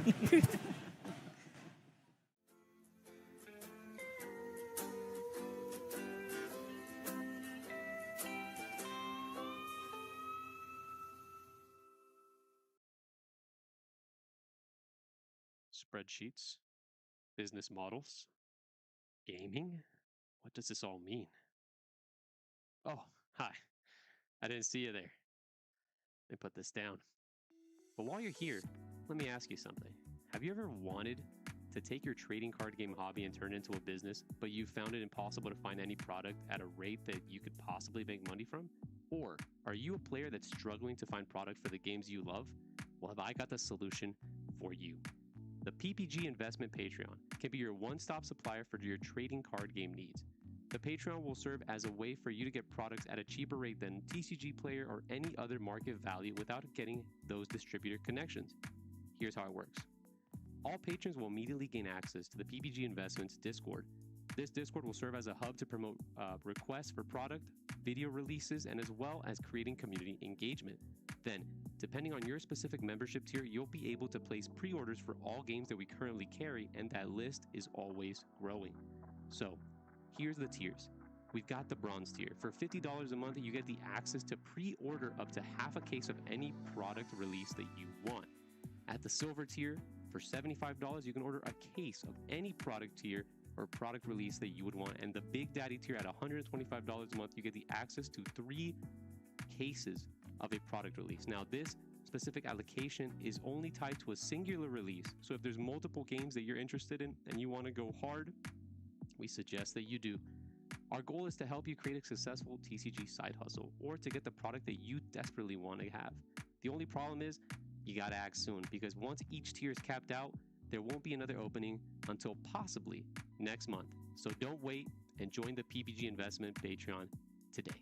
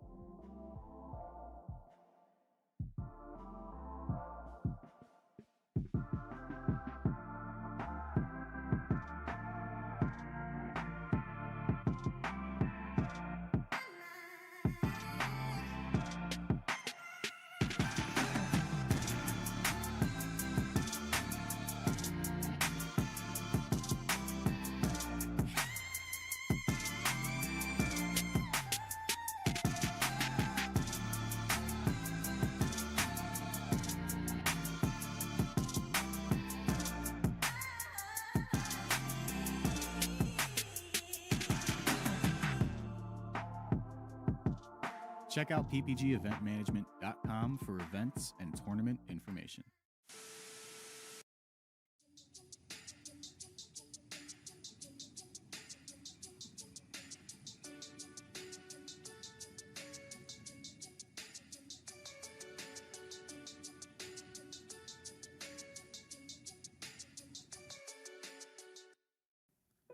Can't seem to win a game?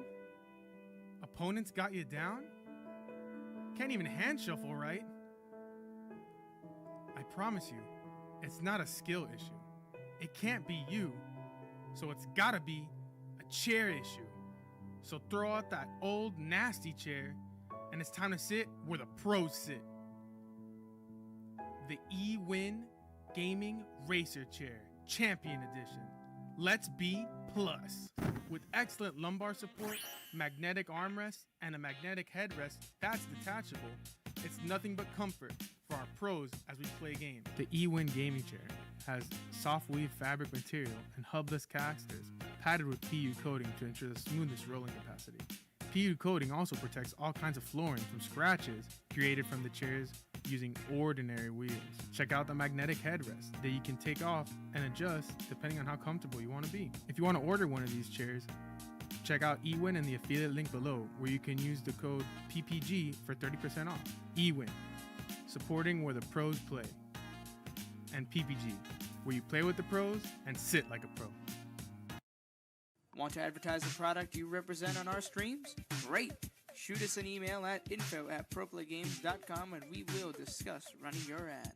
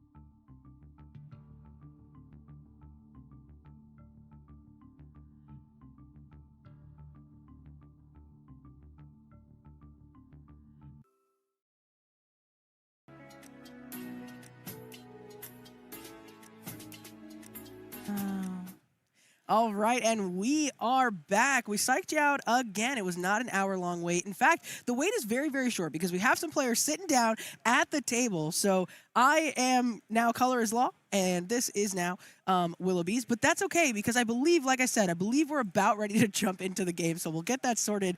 And I believe they've already altered, so we want to go ahead and pull up that match. But hello, good to be in the booth with you, Color. Let's do this thing. I'm excited. Okay, so we're going to see TFM Dan and Briar. So this is going to be an Amber Emerald versus an Amethyst Steel. We've seen a ton of Amethyst Steel today. And a ton of Amber Emerald as well. But we do have a Dan on this deck, and I was talking to him a little bit beforehand, and I saw that you also were talking to him a little bit beforehand. And I was super, super excited because he was playing what I have tried to dig into the ground and say, hot dog, it's not dogs. But he did inform me that there are quite a few dogs in this list. Absolutely. And I got mad. I was a little upset. Setting the record straight there. How dare you? Yeah, it's been a little confusing, okay? There's a couple different lists out there. We've been talking about it. I've heard Liam explaining the 3 different versions of the list, but this one is 100%. It's got dogs in there, okay? So the dogs are going to be out to play, and it looks like Dan is going to be on the play, so we are jamming a big Webby into the Inkwell, playing out a lady and passing it on over. What do you think his strategy is going to be? Just go as explosive as possible, or because he has maybe some of those later game plays, it might not be as explosive coming out of the gate?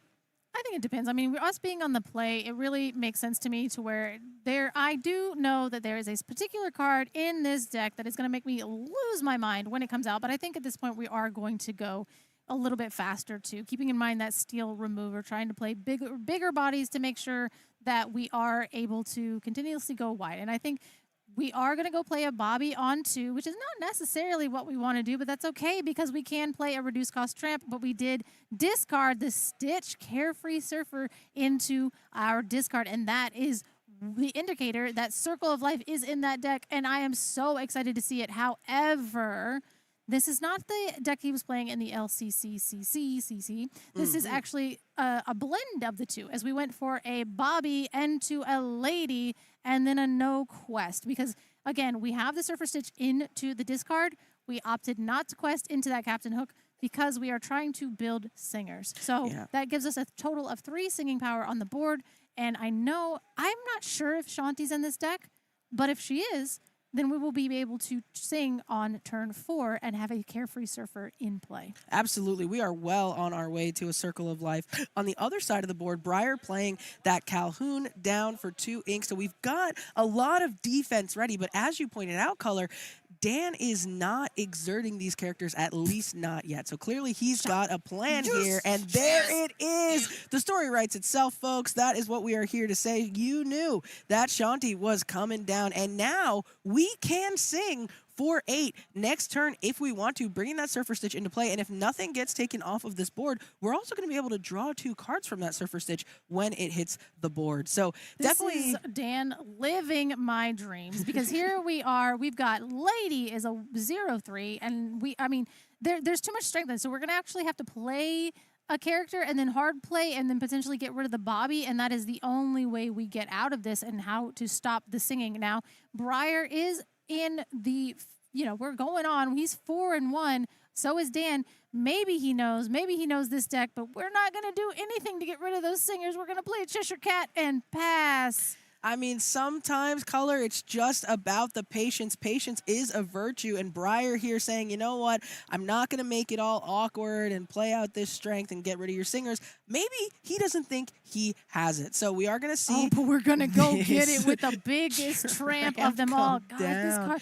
I apologize for you having to be in the booth with me during this situation. We didn't find it. Did we find it? We got to discard a card. We got to discard 4 cards. This tramp comes down. Plenty of cards. But that's the thing, is like, this deck makes my brain tingle in a way where I'm like, this is what I want to be doing. This is actually how I want to play Disney Lorcana. So I get obscenely and ridiculously excited about this deck in particular. And when we see this Tramp Street Smart Dog come in, I arguably one of the best cards in this game. Absolutely. And the thing about this, that you mentioned that you love a deck like this. This is what you want to be doing. For me, looking at Dan's face, seeing him discard cards, for me, this is why I don't want to play this deck, because I get the choice Shanties. paralysis. Yeah, because look, you have to make these hard decisions. You have to choose which cards are going to go into the discard. And now, being in Dan's position, position, he has decided, we can't see what's in his hand, but he has decided that he has to get rid of those other singers. But maybe it is because he found it. So we're waiting to see. He's Okay. He did not get it. So that's the hard part about that tramp sometimes is you get to see so many cards, but then you also have to let go of so many. Oh, I know. And that's the thing is, like, a lot of times, I was talking about this before, and there was an Aurora in his LCCCCC, the L333 match, and it does act like a third Shanti, or a fifth Shanti, because that card is so good that I was saying that card is basically uninkable in this matchup. Now, with the dogs, it does change the play patterns a little bit, but we did see, like, we were going for that line, and that second Cheshire Cat into an Olaf, and we are going to start questing, and that's going to be the problem, is now we can get rid of that Shanti. Now, that's fine. You built up the board, you got rid of our Shanti, you see now we have 3 of them in the discard. That is actual tragedy, but Bobby and Tramp can still sing Circle of Life, and that actually might not be as good as potentially gosh, even Under the Sea. I was like, even Under the Sea, because like we are, Briar is doing an amazing job of basically getting rid of. It's negating Under the Sea and also negating the fact that like sick, you put a Stitch on the board. I don't care. Oh no. Oh, and we are going to shift a tramp on top of our other tramp. Now, both of these tramps are big, but this one is a little bit bigger. And what this tramp is going to allow to happen, which we're not questing yet, but is when any of Dan's characters, I believe, are challenged or banished in a challenge, he's going to then be able to draw a card. So he's identifying, okay, Amethyst Steel has plenty of threats on this other side of the board. I'm going to have to quest out eventually. When I do, I want to draw into better cards and cards that I can actually use. So we're getting that dog down to be able to help us hopefully draw some answers. Yeah, unfortunately, you can kind of see it on Dan's face. Like, we need to get to those answers quickly. And now, they were like, oh, well, questing. You're questing. That makes sense to me. Even Under the Sea is only really going to get rid of that Olaf, the Captain Hook, and the Genie, which is like, fine. But I do know that in the other list, which I keep referencing because I don't know your deck list, you put dogs in it, you absolute traitor. But I do know it does have the Mean, Malicious, and Scary plus the Prince Philip combo in it. And that is another favorite of mine to do, is turn 1 Bobby, draw, discard a Prince Philip, pass. Why would I do that? Why would I discard a Prince Philip on turn 1? I don't know, but you better figure it out. And that seems to be our only way out at this point. Yeah, it's definitely looking a little bit difficult for Dan. I think the deck that Dan is playing, he wants to be the aggressor, and not being able to do that right now. He also doesn't have a lot of strength to be able to answer back this board that we're looking at on Briar's side. So this Webby's going to help a little bit. It's going to give +1 to a character. It looks like he's thinking about it. He might have pointed to that lady. But one of the ladies. We get to figure. She's now a 2/2 because of the Webby when she comes in. So that now buffs her up. She's not a 2/2. She's a 2/3. And it actually buffs up both of them. No, it doesn't. It buffs up one Webby, becomes a 2. My goodness. This is why dogs, you leave them in the bulk bin where they belong, Melissa. Whoa. I'm kidding. Whoa. We are getting some fighting words early. One lady is now a 2 strength. The other one is now a 1 strength because of the ability. But we are going to shift it, which means that lady is now a 4, 5, 6 1 because of she sees herself when she comes into play. She also has the 2+2 buff from Webby, so she's actually a 6/4 as we go ahead and challenge in to. We're challenging something. We're challenging the Cheshire Cat, and you know what, Dan is hearing us here in the booth saying, hey, you don't think I have any strength? Well, let me show you strength, okay? And he's coming out of the gate. He's being able to come in here and do these challenges, and actually his characters are fine, right? He's not having to trade them out. So this is really, really great to see from our newfound Golden Mickey winner, because it was looking not so great, and we took a poor situation and we really made it into something amazing. So it's just credit to this to this player's ability, and I'm sure to his familiarity with this matchup, because Amethyst Steel is one that if you're playing Lorcana right now, you're up against. So I'm sure Dan's tested against it, and it speaks to it, because that was a really great play that I think he made there. Oh, no, that was absolutely amazing. And again, like that really interesting ability where you have lady, and she does come in and see herself when you shift on top of it. I know that's like something that a lot of players miss as well, is like, oh, she actually comes in when you shift, she becomes a challenging 5/4, but because of the Webby, she's a 6/4, which, you know, was a little bit of an overkill on that, but that tramp being absolutely humongous, as it takes the Captain Hook and the Calhoun into that to be able to clear it to give Briar the 2 lore from that. Now, we do have all these characters on here as the Cheshire Cat comes back down. Now, that one is a Whisper Foil, and let me tell you, those Amethyst Whisper Foils are so good.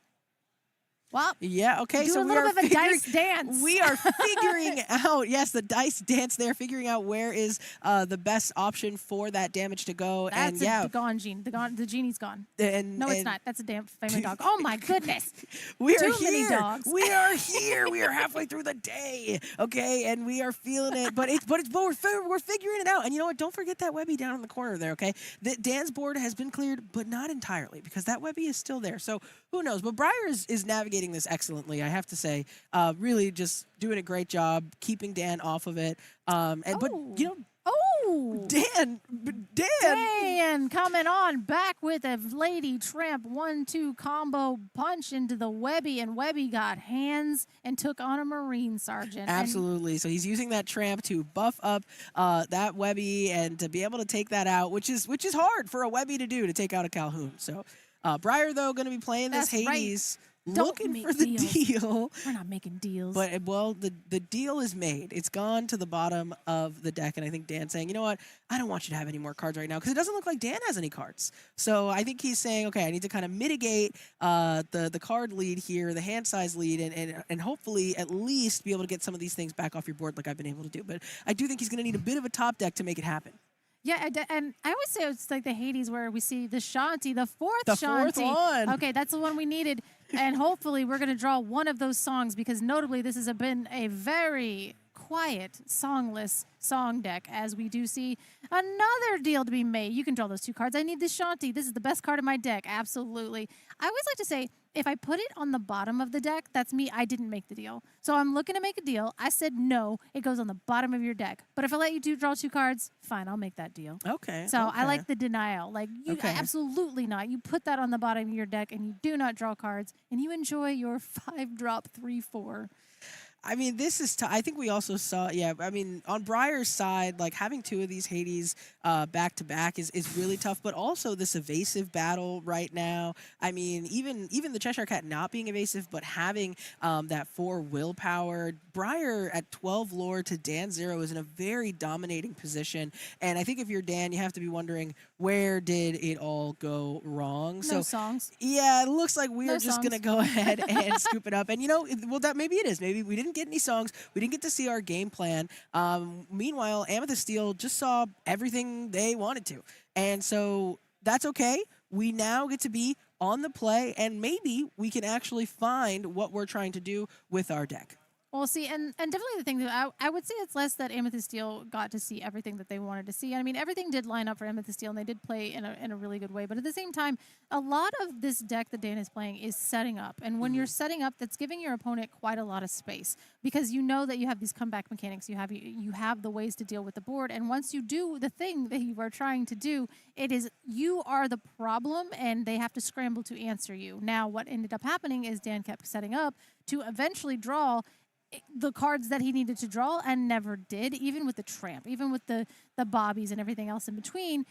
It's unfortunate, and it's highly unlikely that you will go that long without seeing the one silly card that you need, but it does happen, and when it does, it gave Amethyst Steel the chance to play their entire gameplay. He got to play solitaire, essentially. Yeah, absolutely. And usually you're used to seeing solitaire happen with Sapphire decks. You know, they can do a lot of things on their turn with all of the ink that they have available. But we got to see Amethyst Steel kind of just do what they wanted to do today. So I'm sure that Dan is going to be thinking about in this altar, you know, like you said, it's very rare that you don't draw into it. He kept setting himself up. He kept doing his best to say, if I rip it off the top, I will be able to do it. And it just didn't happen. So sometimes when those things happen, you just got to shake it off and recognize, hey, the deck works. I've built it to do what it wants to do, and that's just the 1 in 100 games where it's not going to happen. So hopefully we see it actually do a little bit of Circle of Life and singing and things. I have to see Circle of Life be sang on the stream, or I will crash out, and the entire hall will hear about it. Will you pull a Lorcana villain and sing Circle of Life like he sings Be Prepared? I can't. I cannot. Actually, no. We were talking about CCS the other last week that we were at, and they actually played a dubstep remix of Circle of Life, and it was 9 in the morning. Oh, wow. And it was so incredibly loud. And if you want that in your life, please go look up the dubstep remix of Circle of Life. It is an unhinged nightmare, and it will make you laugh. And it's actually kind of a bop. So as we do see the lady coming down on turn 1, this is a determined lady. The decisive lady dog. And the Captain Hook Forceful Duelist once again on Briar's side. I'm curious to see this time. Maybe we don't want to see a Bobby Zimmerowski. Maybe we want to see something else come down right now. So it looks like we are getting ready to jam something into the inkwell, but I do think we're going to be wanting to put a little bit of that lore pressure on early. No, but it is. It's another lady. Oh, we're going for the lore. We're like, we're not doing any flashy plays. We're not taking the Circle of Life line. We are moving, grooving, and that lady is going to quest for 3 if she so chooses. Now, however, we're not going to do that because if we did, we would lose it. And I guess that's another push and pull again with this deck is like maybe we do have the Shanti on 3 and we are able to go ahead and take that gamble of the... Absolutely. And Briar is sticking true to the lines here, playing the Captain Hook, then going into the Calhoun, saying, listen, you can build up this board all you want, but I am ready to take it down, and I can do so very cleanly. So this is interesting to see how Dan is going to react. He's seen this happen before, but now he's got to make some changes. Yeah. And what's interesting about this is he's correctly identifying, I cannot just quest out. I need to be patient. I need to set up, like you were saying, and see what's going to happen. So Briar looking like he's going to ink this Tinkerbell Fast Flyer. It's not really what he wants to do right now. And we're going to see if he puts down a 3-drop to hopefully get ready to sing straight. There's a critical mass of 3-drops in the Amethyst and Steel deck, and especially with the Cheshire Cat coming in, I am assuming that is the only 3-drop I really want to be playing, but we're going to go for something different. Just kidding. It's back. You're doing that. It's the We're Lexington. dice dancing. Yeah. We're card dancing. We're figuring it out, but we settle on this Lexington. So powerful card, can sing as well. We just don't want to have too many cards in hand, but we do have the strength, so we know that we do have that option available to us. I kind of like that. So you basically what you do is you set this up, you play the Lexington, you sing the Strength of a Raging Fire. We do see the Tramp come down. Please, Lord, let it be good for cards that we're going to draw and discard. I kind of see, so we didn't play any filter at the beginning because we are going to just get that Tramp trigger. Hey, there we go. Stitch into the discard. Webby's also pretty good if you're playing against Sapphire, which we're not. And then the Lady and the Scrooge, literally one of the best cards in the deck is that Scrooge McDuck.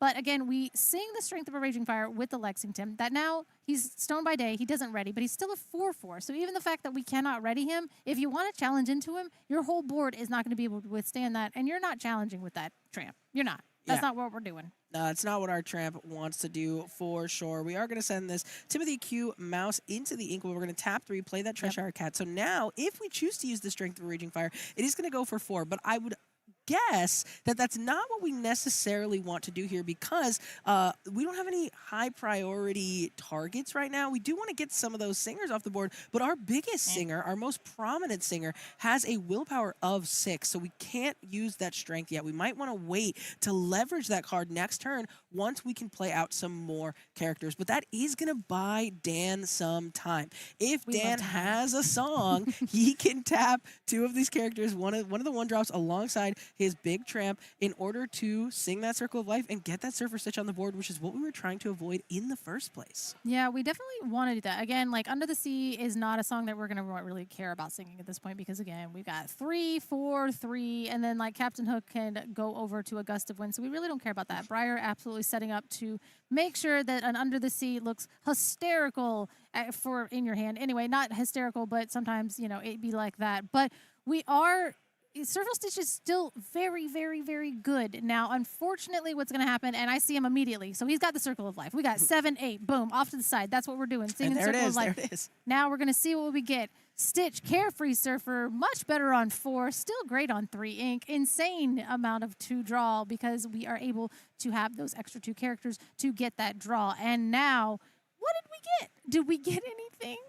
Yeah, I mean, it's very smart for Dan here to do this first because he now effectively gets to see 3 cards, right? So he drew for turn, and then he got to do the Circle of Life to then see, wow. Now we get the strength. Nice. You can't have it. It's mine. Oh, and taking that strength is going to feel absolutely brutal here. But, I mean, you've got to take it. Well, you literally have to take it because of the a moment to realize how many characters on the board now. This is what I wanted, people. This is why I was like, just like in my seat, is because you're able to tramp. You sing it with the lady. We still haven't quested with the tramp and the lady. That's fine. By the way, that lady and that lady actually have the ability to quest for 3 lore because of the buffs, because of all the characters, but we're not. We're keeping them up. We're keeping them sideways because we just took the strength of a Raging Fire with a free Mowgli from our lady family dog, and we do have an Elsa Spirit of Winter, and that's fine. You can exert some stuff. What are you gonna slam your entire board into my Stitch? Please do it. I already drew my 2 cards. Yeah, I mean, this is not where Briar wants to be in comparison to last game. This is a totally different game now. So Dan's deck really showing that, hey, once it gets off the ground, once it starts doing the things that it wants to do, it really packs a punch. And so, yeah, we can exert some things and try to get what little bit of characters we can off of this board, but it's not going to feel great because it's just simply so wide. So we are going to use, it looks like Lexington and Elsa to do that 6 strength. We're then going to use that Calhoun to get rid of one of those ladies. That is going to get us some lore. So that feels good. We are notably 2-0. So, I mean, I was yelling and jumping up and down about this wide board, and now we are kind of taking that out. Notably, the ladies having 0 strength. So Calhoun having resist doesn't matter. 0 minus, it's fine. Resist is great. But again, we did put a little bit of damage here and there. I don't know if Prince Philip is in this deck. That would be unhinged if it wasn't. But at the same time, this could be a more conservative version of that where we are not inclined to put that combo in the deck. But again, I'm so greedy, and man, I love doing that. Circle of Lifing a Prince Philip after you sing him malicious and scary is hilarious. But we do another tramp here would be awesome. But we are going to speaking of another tramp. Okay, not that tramp, the other tramp. Different tramp. So what this tramp allows us to do, like I said, is whenever one of our characters, I believe it's whenever one of our characters is challenged or banished, we get to draw a card. So that is gonna. Here we go. Yeah. So the opponent's turn. Dapper Rascal. It is during an opponent's turn. Yes. Whenever one of your characters is banished, you may draw a card. But that's okay because Dan doesn't want to banish his own characters. In fact, he wants to turn them sideways and say, okay, now you swing into my whole board, and I'm going to draw cards for every single one you do it so I can continue to flood the board. Notably, Tramp says whenever you're one of your characters, he does count himself. So whenever Tramp is banished on your opponent's turn, you will draw cards for that. Yes, absolutely. And also, I want to point out that even with that Cheshire Cat being able to move some damage around, Dan has done a great job staying in command of this board. So there's only 3 characters on Briar's side. Dan's got plenty. I think he's got 5 characters on board here. They've got plenty of strength. And now, even if we do Cheshire Cat shenanigans, even if we do some challenging, it doesn't matter because we're going to be able to draw cards to refill absolutely. the board. Well, and that's the thing is, like, I loved Surfer Stitch in set 1 because of that reason. Because if you could throw a Surfer Stitch right before a Be Prepared, you did not care. You just drew the 2 cards that you really wanted to. And again, those resources back in that day, if you were trying to play Amber, like drawing 2 cards is basically like drawing 3 cards, and that's literally Rapunzel. But at the same time, yeah, and that's the thing is, once Surfer Stitch comes down, he does his job. He gives you the 2 cards. He's a 4/8. You have to commit so much to getting rid of this carefree surfer that you're not as carefree as the surfing new dog is over here. Absolutely. I mean, yeah, we can see Briar here. He has boosted, but he is still deciding where this damage is going to go. It looks like he wants to put it on that Stitch Carefree Surfer, but it's not an easy decision and where it comes from. So if he does put the damage up to 5 on that Surfer Stitch, he can then swing this Lexington or this Cheshire Cat, which he doesn't seem like he wants to. He can't re-swing the Elsa because it doesn't do anything. That is the creepy little math that is going on. So yeah, sure, that's 5, but if I swing into it, that's still only 7 damage. So Surfer Stitch still sticks around. You're going to have to trade into it to do anything of note, and that's a Lexington. I wanted you to get rid of that, and now I'm going to draw a card. Surfer Stitch replaces himself. Oh my goodness, yeah. Yeah, you got to be feeling good having that Tramp Rascal down, allowing us to be able to draw cards back up. It was all part of the master plan, you have to be thinking, and there we go. We're drawing another card again, so it's kind of a double-edged sword for Briar here. He's saying, hey, I can start clearing your board, but looking at Dan, every single time, calm, cool, collected, drawing another card off of the top for every character that gets banished. Oh, it's like, again, I mean, it has to do when you have like Diablos on libraries and then they be prepared because they know their option and you're like, sick, I will draw my whole deck. And that is basically like we're building situation. Maybe that's why this is like tickling the fancy, because I'm like, this reminds me of like, you banish my characters, I'm drawing cards, I get to bring things back, and then now I'm putting stuff on the board that I don't care. I've just done things. We're doing another circle of life, so we are doing it. Get the Stitch back. Get the Stitch back. Get the Stitch back. We're getting the Super Stitch back. So Dan is drawing cards, and it is in a very unconventional fashion. Favorite thing, it is my favorite thing with Circle of Life is every once in a while in the game you'll hear your opponent, didn't I just get rid of that? Yes, you did. It's back, and it's better than ever. It's the card you just spent your whole turn banishing. Boom, do it again. This, I mean, at least now, if we had to try to find a bright side for Briar here. I'm so sorry, Briar. Yeah, you're not happy to see this. But on the bright side, now we can banish that Tramp first, so we can mitigate some of the card draw. But it's not feeling good. I mean, we do have 2 Cheshire Cat inexplicables on Briar's side, so we are going to be able to, move some of that damage around. But you're not happy to see. Oh, you're just not happy to see. Well, Color's very happy actually to see what's going on. I'm like manic at this point. This is insane. I love this so much, and it's because of that, right? You're like, didn't I just devote my entire turn to getting rid of this? Yes, you did. And again, we saw game 1. We saw what happens when this deck does not find the song that it wants to find, and that's what we want to do. We want to sing Circle of Life. We want to play Tramp. We want to chain into Circle of Life, into Tramp, into more stuff, into Lady, into Free. But when you don't find that, the deck does not work. And if the deck isn't working, you kind of look like you brought a bad deck. Yeah, absolutely. But it's showing itself. It's saying, hey, this isn't a bad deck. It just had a rough, that's a dog pun. I hate it here. You and Liam are going to kill me today. So had a little bit of a rough start, but it is back. It is back, and it is in full swing. And you know what? We say it every time here in the casting booth, but this is how we want it to be. We want these games to be back and forth. We want to go to a game 3. We never want to see, Dan's deck not work 2 games in a row. So we want to see Briar thinking, showing us what he's got. And what he's got is a dock hitting the table, allowing him to draw 2 cards. And I didn't get to see quite what they were. Now, notably, I will say, now, the Tramp is a 4, right? No, he's an 8 willpower, isn't he? He definitely has 8 willpower for sure. Kidding. Yeah, we can bring up the Tramp Rascal one more time. This is not a card you typically see. So he only swings back for 2, but he's got 8. Yeah, he's got 8. That's crazy. Unfortunately, I was like, oh, we could go ahead and sing. No, you can't. So you're going to have to still dedicate your board. Again, like you said, he's only punching back for 2. So we're only doing 2 damage here and there. We have 2 Cheshire Cats, so we can go ahead and boost that one. Because we used one of them, so this is now us using our second one. Correct. And now we can use one of our Cheshire Cats to finish it off. Dan is going to get to draw a card.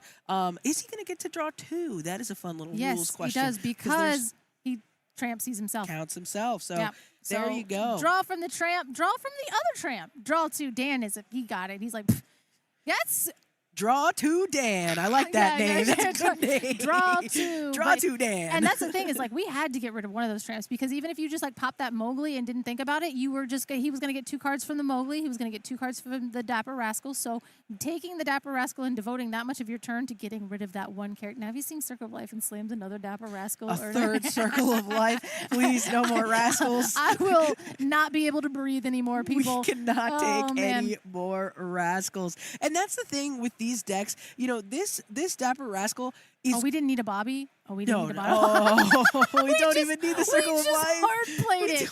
When did we get this much ink? Oh, my goodness. Oh, man, we are doing everything that we want to do. We are having a great time. Yes, that's Surfer Stitch. You can see it.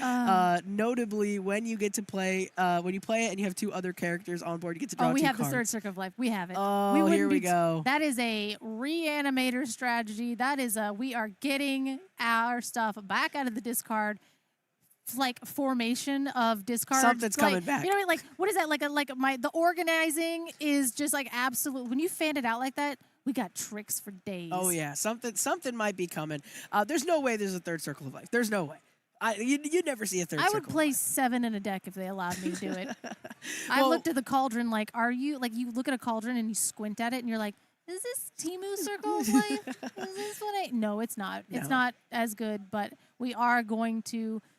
Sing Circle of Life. And bring back the Dapper Rascal. Oh my goodness. Didn't I just get rid of this thing? Like I said, look at him. That's the face. Didn't I just banish that? Oh my goodness. You have got to be feeling great if you are Dan, and unfortunately for Briar, it is just not his round. But that's okay because he got the last one. You know, and everybody gets to have fun here, okay? Dan didn't get to have fun the first game because his deck didn't do the thing. Now it's doing the thing. We're all having a great time, okay? I mean, that's what I'm saying. This is what I love about this deck. Now, notably, we have played 3 Circle of Lives in a deck, and what we've only accomplished is 2 lore. Now, because yes, because if you are singing, you are not questing. Yep. But Briar has been banished a little bit in this. His entire spirit has been banished a little bit because you're looking at this board and you're like, yo, wait, is this a 2-turn clock? Like, do you just like, if you just start questing as opposed to doing these silly shenanigans, is that it? Yeah, sure. Tap down the 4/8 or whatever, and then I'm going to play this. And again, it's a lot. It's an uphill battle from here. It really is a lot of willpower on the board. We do have 7 ink, which is like ridiculous, but we didn't do anything. Oh my goodness, no. Yeah, we didn't want you to draw cards. Yeah, it's hard. The Dapper Rascals, 2 of them, and continuing to just come back. You can't get rid of these things. It makes it tough. And you're right. We are only at 2 lore. Did you? Oh no, you found a lady. Oh my goodness. Oh my goodness. Did you find 2 ladies? There's never a 4th Circle of Life, but there is a lady coming down the pipeline. So you get back. Oh my goodness, this is disgusting. Oh my gosh. So what I was gonna say is we only have 2 lore, but our board is getting so hard to deal with. It's a lady. Bonk. Get that back. Oh goodness. Then get those back, and then when you get those back, then you can go and filter for more of those, and then. Scrooge is such a good card. We're having a great time. We're having a great time, and Dan's having an even better time. That's the 8th Shanti that we've played. And we are going to... That's what I was about to say. We're getting this back because I know that we have another lady in hand that we're about to play something for free, which is that lady. And then we can... Oh, my gosh. Who said this wasn't a dog's deck? The dogs are out. I know it was a Who dog. let the dogs out? It was Dan. Dan. He let them out, and they are running amok. Look at! I've never seen anyone poke the iPad that many times in a row as we go from 2 to 11 lore. My goodness. And you know what?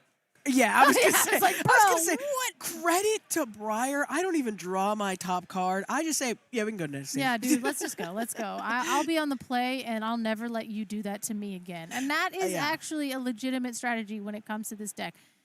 So now this is why I love this. I love game actions. I want to do stuff, and then again, by the time I'm done doing stuff, fine, I'll quest out 2 times, and now I've won the game. And it's like you don't really. It's a lot of like, what does that card do? Like, what is that? Can I read that for a second? And then by the time you've done that, there's not a lot of ways to interact with this. There are ways to interact with this in the game, but the cards are bad and we don't put them on our decks, like things that shuffle things back into your deck and things of that nature. Like, the Magickas do some things that we don't even really want to talk about. There is what I would consider discard hate that could stop this kind of combo situation. but nobody but Dan is doing this right now. So it's true. I mean, other than any other TFM members out there. So well, and Dan mentioned in the interview that we had before this that he changed this deck 15 cards this morning alone. So this could be some original spice here, right? So I also want to shout out the chat while we're waiting for them to go ahead and do those altars. We're seeing Katie of the Lore Keepers in still in the chat. Wonderland in chat as well. They are letting us know that the dogs are out with those very cute emojis, and TFM with the formidable mutts, says Katie. So very, very true. So I'm excited to see what these dogs have planned for this next round, or this next match, excuse me, and how Briar's going to respond. Because like you said, you've correctly identified, hey, I'm on the play now, right? If you're Briar, you're on the play. You've seen it go your way once, not go your way the second time. What can we do in this altar to change things? What can we do in this all-important, always important Game 3 to really make a splash? So I'm excited to see how this strategy changes. And sometimes it's just hope they don't have it. Sometimes that's what you got. That is the strategy. Just do bad. No, but we are at round 6 of our 8-round event today. We are going to cut to top 16. So top 16 is going to be played out tonight, but in the morning at 8 a.m. That's how time works. Top 8 is going to play. You're going to have a top 8 at 8 a.m. There's just 8s, and it's 8 a.m. That's fine for a Sunday. But again, we will have our top 16 tonight. They will play it out, and you will have your top 8 by the end of the night. And then if you want to wake up bright and early with the rest of us, we're going to watch the top 8 play in the morning. Oh, yeah. 8-8-8. Don't forget it. 8-round event. Top 8 starts tomorrow at 8 a.m., but tonight, still to come, is that top 16. So still plenty of fun. And speaking of top 16, both of these players are live. They're in it, Color. They are fighting for a spot in this top 16. They want to be there. They want to be playing. Well, maybe Dan doesn't. He says he's going to Disney World tomorrow, so I don't know if he's going to make it if he makes it to the top cut. So he's got to get in, get it real quickly, and then get to Disney World. Yeah, we're not doing rope drops tomorrow, Dan, if you keep winning. So keep that in mind. Exactly, no rope drops. So we are going to see a Captain Hook. Hey, that's been all 3 games, okay? We like the strategy. We're sticking to it, okay? On the other side, we are going to play that lady. And this is why we like the Captain Hook, because she has 3 willpower, and that Captain Hook has Challenger +2, so it can always take it out. This is interesting. We're going to go for this Timothy Q Mouse. We're going to go under the combo deck. Are we going to go under it, or did we just not have the Calhoun that we enjoy, and so we had to do it? I mean, yeah, definitely. There are way less 2-drops in this deck, which I think that is why Frank Karsten ended up adding our Timothy Q Mouse in there to give us a little bit more in terms of that. But we are finally getting to play the Scrooge McDuck Shush Agent, and I love this card for the flavor because as soon as you challenge into him, he actually goes back to hand. So he's bobbing and weaving. You can't hit Scrooge McDuck. He's already gone. Absolutely. He's kind of, in a weird way, he's kind of like a Lilo, where you can just keep bringing that Lilo back. Every time you challenge this duck, he's just going to keep coming back. So lots of cards that don't go away in Dan's deck here. I don't think he's playing the Lilo, but we do see this Donald Duck. And with that Circle of Life, nothing goes away. Everything keeps on coming back. It's the Circle of Life, people. It's back. In a circle, as it were.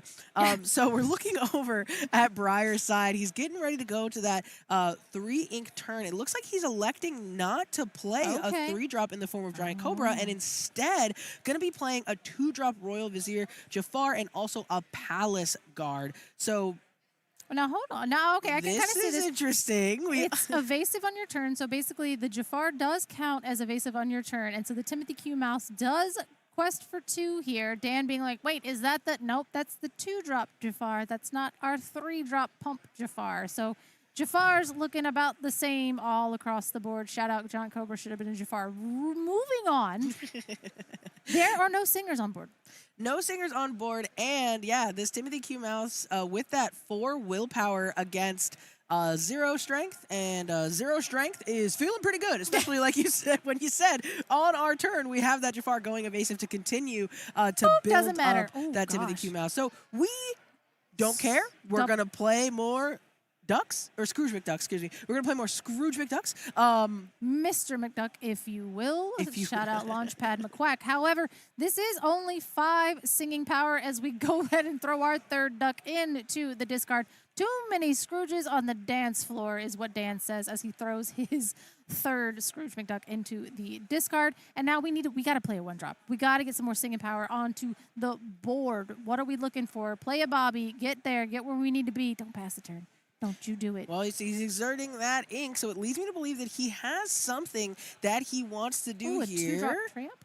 That would be good because that would be great. It's reduced to cost by if you have a lady on board, so we can throw a 2-drop tramp out there.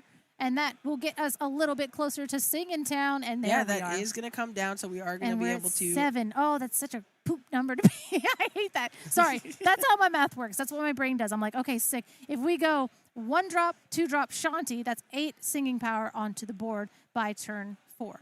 If we go 1-drop, 2-drop, 3-drop, that's not a lot. Even if we were to do like an Ursula Vanessa on 2, that's still 7. And for some reason, 7 singing power is so far away from 8 singing power that it is just insane. As we do see the Strength of a Raging Fire, which we will hardcast next turn, probably getting rid of one of those Scrooge McDucks.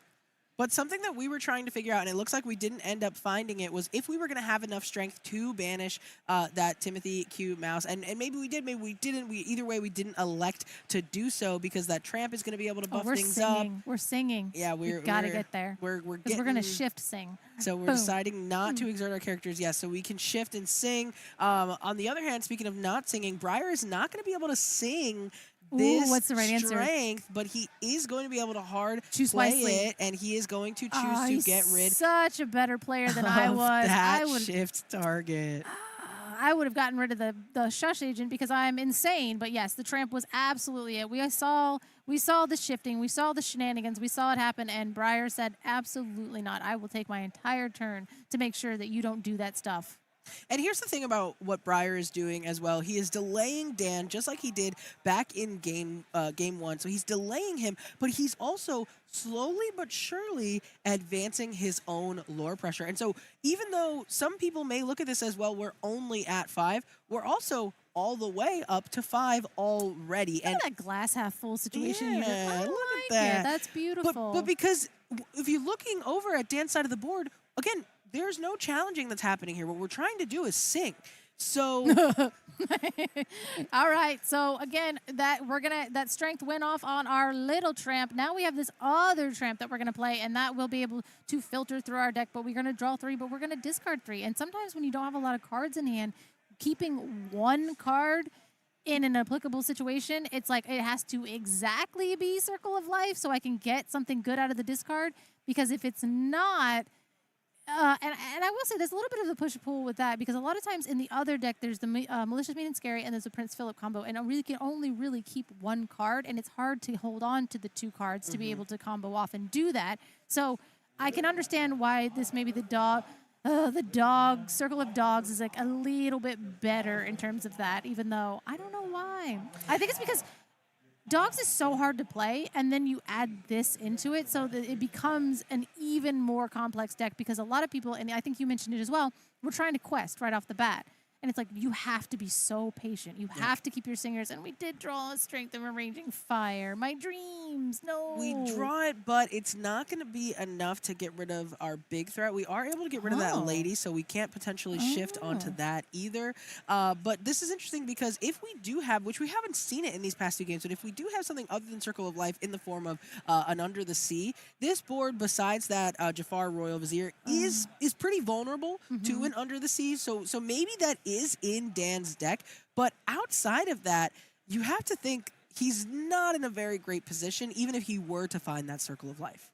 Yeah, and I mean, the Circle of Life is really only going to put a stitch into our hand, and especially if we discarded all of these other things just to be able to hold a Circle of Life. I don't know if that's really what we want to be doing, but again, we haven't seen Under the Sea, and that's kind of to your point. Like, Briar has been playing around Under the Sea, I think, the first 2 games, and now that it is game 3 and we have not seen it, he's feeling a little bit more comfortable to go wide with these 1 and 2 strength characters that would be quite under the seeable. But since we haven't seen it, it's not there. It can't hurt us. As we had to full retail value our lady to go ahead and get back Webby and our tramp.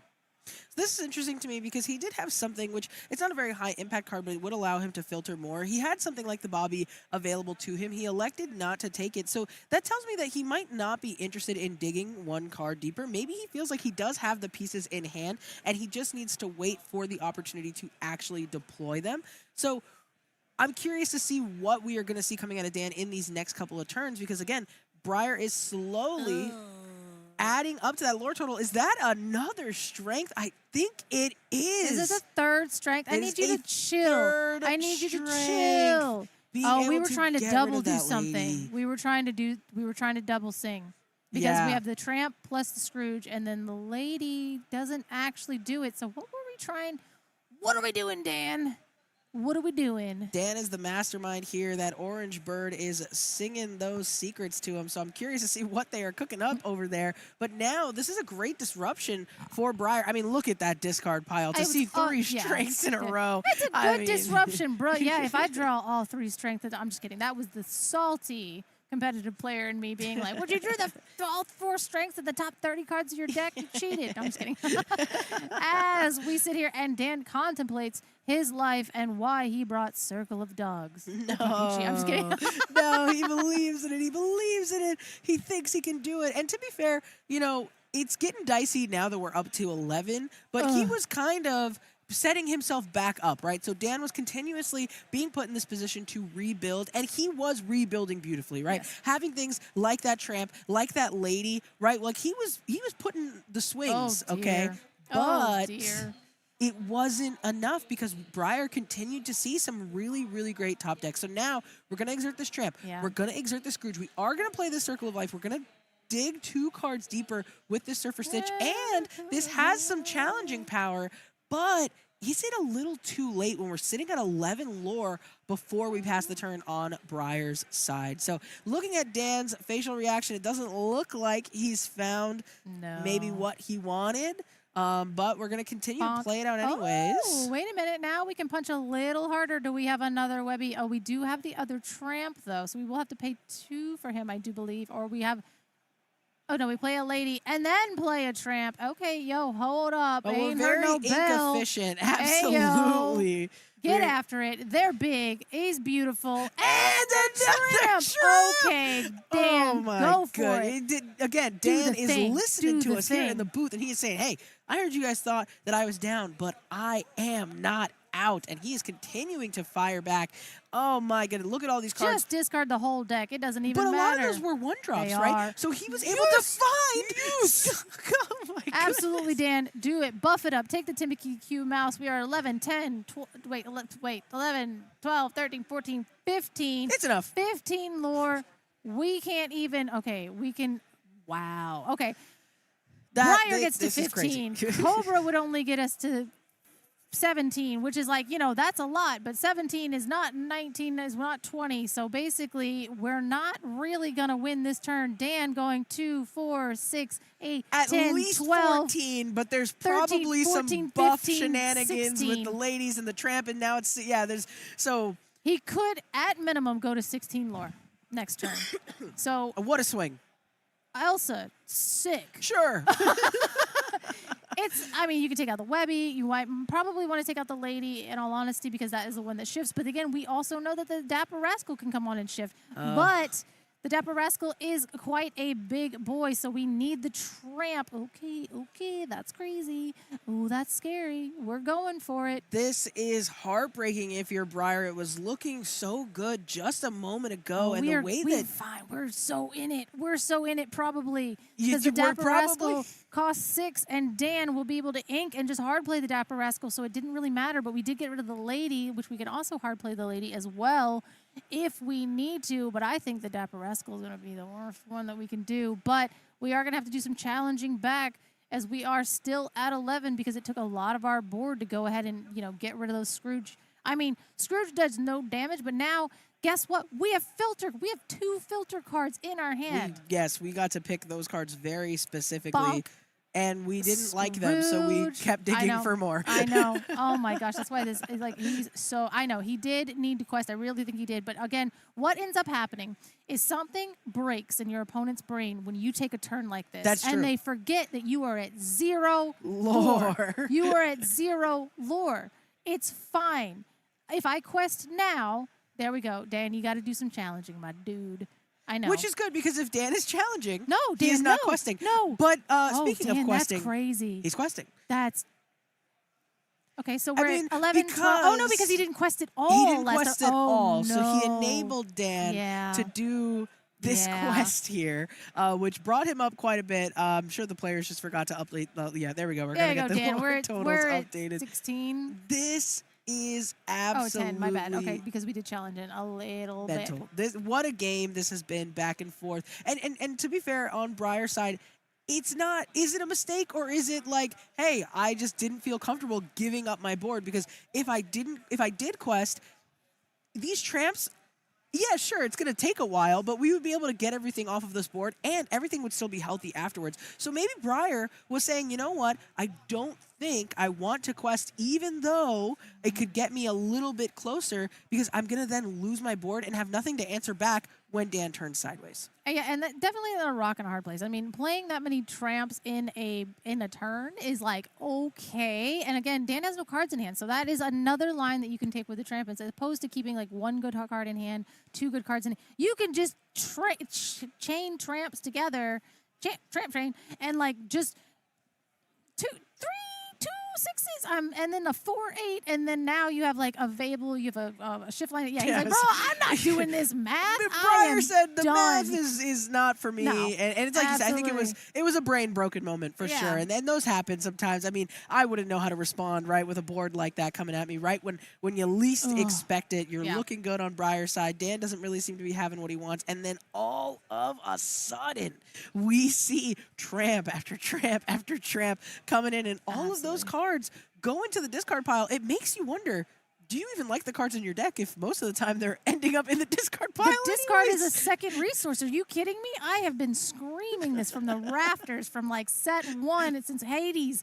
Lord of the Underworld was like sick. Yes. Hades, get back Hades. And I'm like, the discard is a second resource. Use it. It's there. I have Circle of Life to Bobby to get back a Bobby so I can filter my deck and find the combo piece that I need. And you know what happened? I got it and I looked like a god. Had I not gotten it, I would have looked like a fool because I paid 8 ink to reanimate a 1-drop. However, it worked out, and that's the thing. That's the lines that you have to take. Those are the things that you have to be thinking about. It's not an intuitive deck. It doesn't make sense. The lines are kind of here, there, and then also too, there is that dog strategy that's also mixed into it. So do I lean heavily into the dogs, or as Dan did, he used the dog strategy to complement the Circle of Life strategy to then completely overwhelm the board in like another way.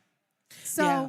Absolutely. And speaking of the way that he built it, I mean, we did hear a little bit from Dan. Hopefully we're going to be able to hear from him again in just a moment. But, I mean, really masterfully done, showing, hey, I made 15 card different this morning, and it's making the difference, right? So we see it pay off there. And Dan staying calm, cool, and collected throughout that entire match, being able to find those play lines to say, you know what, it's not looking good, but I know my deck can do some very powerful things. And powerful things it did do. So it's true. It's like a second it's a second draw pile, that discard, in when you build your deck this way. It's it is incredible. There is nothing, like I said, there is nothing I love more than like your opponent taking their entire turn to get rid of Carefree Surfer Stitch, and then you being like, sick, I'll do it again. And they're like, did you draw, do you have 5 of those in my deck? I'm like, no, it's the same one. It's back. It's back. Yeah. Look, you liked it so much the first time. And what I loved about that deck is seeing how the different pieces work together, but it's not the same game plan every time. There's so many decks. It's a puzzle. It is oh a my puzzle. God. I was like, I could go on about this deck for hours, and because of that reason, like, you look at your altar, and you're like, okay, I see this line, this line, this line. Okay, this is a line that I can take. How do I get there the easiest? Is that the line that I should take? What am I playing against? Okay, now I'm going to pull back. I'm going to do this. I alter. Okay, sick. Now I have 2 of the 3 pieces that I need. Now I can do this. And that's actually what happened in game 1. He set himself up. He took a line, and he drew, and he drew, and he filtered, and he filtered, and then he never found that piece. And then you lose. Period. Yeah. And I don't think a lot of people love that, right? Like it's like a really like combo deck thing where it's basically like I don't like just dying if I don't find the thing, but it's like it's not. I wouldn't consider this a high roll. I would consider it very consistently setting up for the line that I need to take. Yeah. I'm setting myself up and playing to my outs, and when I find my out, I win. And if I don't, which the percentage chance is actually quite low in all honesty, then I lose and we go next and I'll beat you in the next 2 games. Yeah, absolutely. So puzzle is absolutely right. Being able to utilize it and effectively, whether it's the Dapper Rascal in one game or the other Tramp in the other. Either way, Tramp was the superstar. Speaking of superstar, we want to go ahead and throw it over to the interview to hear from our superstar, Dan. When they're playing? Uh-oh. Are we here? I think we're here. Gabe, are we here? I think we're here, dude. Okay. Not only are we here, you're back. Welcome back again. You did the thing you said you were going to do. You did it. But you did it in style. Yeah. Let's talk about the fact that you should have lost that game, but then you didn't. Yeah. Talk to me a little bit about that last game. That was insane. So it's kind of tough because, like, obviously his hand was not that great. Right. And he was really being held up by 2 strengths that he was able to play, like, turns back to back. And then when he played the dock and drew the 3rd strength, it was like his 3rd strength in, I don't know, 15 cards maybe. And I was like, wow, that's really good. Yeah. And then I just like had a really good follow-up turn because it wasn't enough. I think I played 2 or 3 tramps in that turn. You did. And then, like the best, like what we basically in game 2, what everyone saw was the idea that willpower is king in that matchup. Yeah. So like I have 2 8s and 2 6s and just like 0 5s, like just so much willpower. And that's like the big deal with that matchup. So it was nice to do it on stream because I got clobbered the other day by Bradley. Yeah. Shout out to Bradley, but Hi, Bradley. it was nice to have like to show off like, okay, like this is what can happen. Yes. I mean, so I was talking to our friends at the Forbidden Mountain. You might know these guys. I don't know if you heard of them. Oh yeah, I've never heard of them. Have you ever heard of them before? Yeah. Great dudes. Sometimes. And so I was talking to Lizard Kitty. I was talking to Colby, and from what I understand, there was a little bit of a mad scientist situation going on this morning. If you don't mind, I know we're still a little. We're not done with this thing. No, I don't want to okay. reveal the sauce, but. Talk to me a little bit about some of the modifications you made, and just enough to let people know what they might see, because I have to imagine we're going to see this. So the really cool thing about this format is that I think that a lot of the in combinations have a ton of playable cards, and with that, there just breeds creativity. For this deck in particular, I probably have 8 different versions of it on my Dreamborn, right? Like, and that's like the best thing I like about it, because I think Amethyst Steel has those choices. I think Emerald Sapphire has those choices. I think Sapphire Amethyst have those choices. So like, there's a lot of people out there that are really upset and saying like, oh, the format's about this and about that. It's like, it's just not true. There's so much creativity and it's so much fun, and you get to just like really just explore all these different routes. And that's been my favorite part of today, is like just really just I don't know, like when I want to, I can be a dog and I can just play the dogs game, and then when I don't want to, I can just like combo off and like play a Circle Life and play 3 Stitch Carefree Searchers in turn. It's fun. Or you can do both. Like you can do both. You just do both. Why not both? Why not both? And that's what we did. We did both. I mean, that would, if anybody who is trying to learn how to play any variation of this color pairing, you have to watch that match back. If you have any inclination. It can be a very difficult deck to pilot. It can be very tough to pilot. My friend, masterfully done, proving again why you are who you are and why the Golden Mickey is well deserved every single time, my friend. So thank you. Very proud of you. Thank you. Not that you need that, but if that's worth anything. No, it means something. It means something. Good. It means a lot. I appreciate that. But with that said, is there? This is like your 3rd or 4th shout out, but I'm going to give it to you because you earned it. Again, shout out to the wife. She's at home. She's watching. Hopefully, she was cheering for me. Hi, Kylie. Exactly. The whole team got to watch that crazy game. I didn't even hear like a, oh my god, no, but seriously, they're like, he did it again. It was kind of insane. I thought I was dead on the 3rd Strength of Raging Fire. So like the idea that I got out of that game was like pretty cool. So yeah, good one to watch back. But yeah, shout out to the team. First you lost and then you won. Yeah. That's the theme of that game. It was a swing. It was a real big swing. It was. All right, friends. Well, with that said, we're going to go ahead and we're going to throw it back to the booth. Thanks, Gabe. No, thank you. Amazing. Well, really great interview. Yeah, I mean, it sounds like he was surprised like we were, but he navigated it masterfully. And, we were cheering over here for you, Dan. So I know you didn't hear it out there, but we were cheering. Well, how much louder did you want us to be, Dan? Color was going crazy for the deck. Bro, actually, during the interview, Dan was like, "Oh, I have like 8 forms of this Circle of Life deck on my dream board." And I was like, "Yo, Will, look at this." I was like, "I got hot dogs." I literally pulled up my. It's like I was like, "Okay, it's Circle of Life." They're alive. Circle of Life. There's a lot of eyes in London. I was like, dies to Ruby, et cetera, et cetera. Yeah, we've got a few. We've got a few in here. The card is good. The Color card likes is the deck. Good. Color likes the deck. I love it. I love it. And Kylie, there you are. I see you in the chat. Yeah, Kylie, I could hear you, okay, in spirit from here cheering him on, okay? So, really great to see Dan, our bounty player, doing so well today. We do have a couple of rounds left, so it's not over, but we are fighting for that top 16 spot. We just want to remind everybody, so we have 8 rounds today, okay? And I believe that was round, oh gosh, it's been such a long day. Maybe 6. Was it round 6? Yeah. Wow.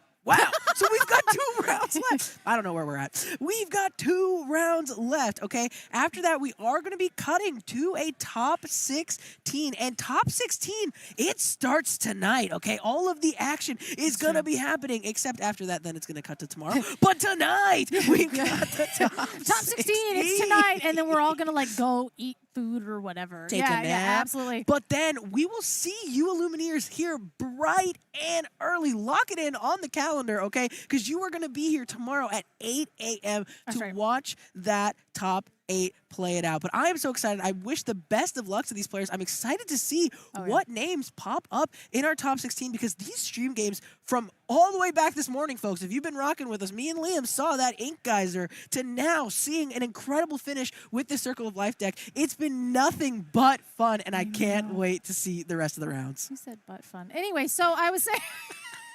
I need I don't know what I need. I think I need a soda. I had a soda this morning and I skipped my coffee. So now we're getting into that weird blood sugar time where I'm like, we got a few more rounds left, people, and we're here. We're in it. They're in to win it. If Circle of Life doesn't win it, I'm going to go flip a table in front of Dan and blame it on him, honestly. But no, again, I love that deck. I love being able to see that. And again, we're talking about like Ink Geyser in match 1. We're seeing Circle of Life in round 6.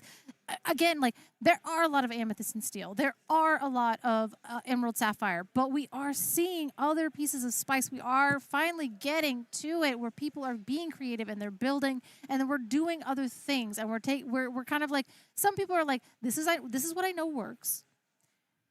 But also, this is what I've built to take apart what works. And we are getting into that. And especially like, I know we're not there yet, but like Winterspell, like we're going to get more cards. And the more we see that, the more that's going to happen. And actually, speaking of more cards, guess where you have the most cards that you could possibly play in this game? Tell me. Infinity. Oh. There's an infinity amount of formatted cards. I don't know. I tried. Anyway, tomorrow we're going to see Infinity. So we're going to do top 8 in the morning. Starts at 8 a.m. We're going to do the top cut. They're playing it out.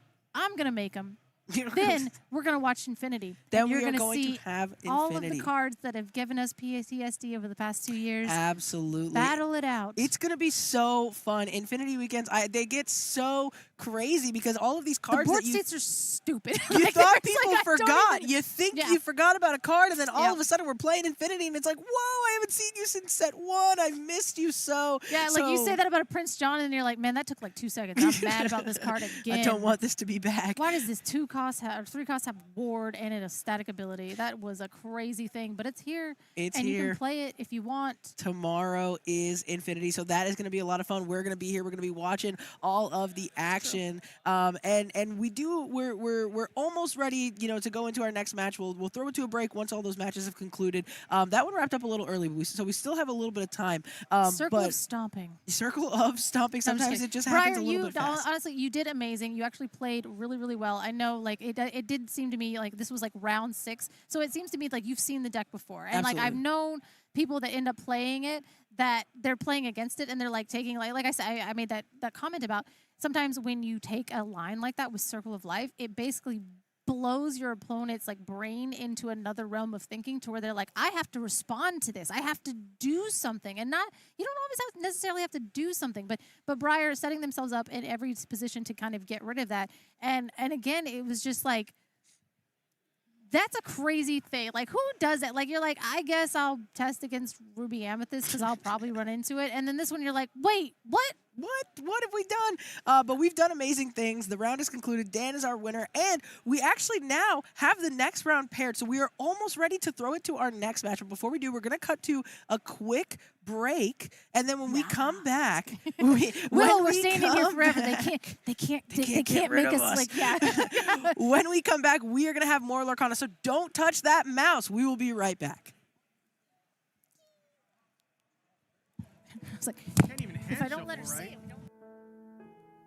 I promise you, it's not a skill issue. It can't be you, so it's gotta be a chair issue. So throw out that old nasty chair, and it's time to sit where the pros sit. The eWin Gaming Racer Chair Champion Edition. Let's be plus. With excellent lumbar support, magnetic armrest, and a magnetic headrest that's detachable, it's nothing but comfort for our pros as we play games. The eWin gaming chair has soft weave fabric material and hubless casters padded with PU coating to ensure the smoothest rolling capacity. PU coating also protects all kinds of flooring from scratches created from the chairs using ordinary wheels. Check out the magnetic headrest that you can take off and adjust depending on how comfortable you want to be. If you want to order one of these chairs, check out eWin and the affiliate link below where you can use the code PPG for 30% off. eWin, supporting where the pros play. And PPG, where you play with the pros and sit like a pro. Want to advertise the product you represent on our streams? Great! Shoot us an email at info@proplaygames.com and we will discuss running your ad.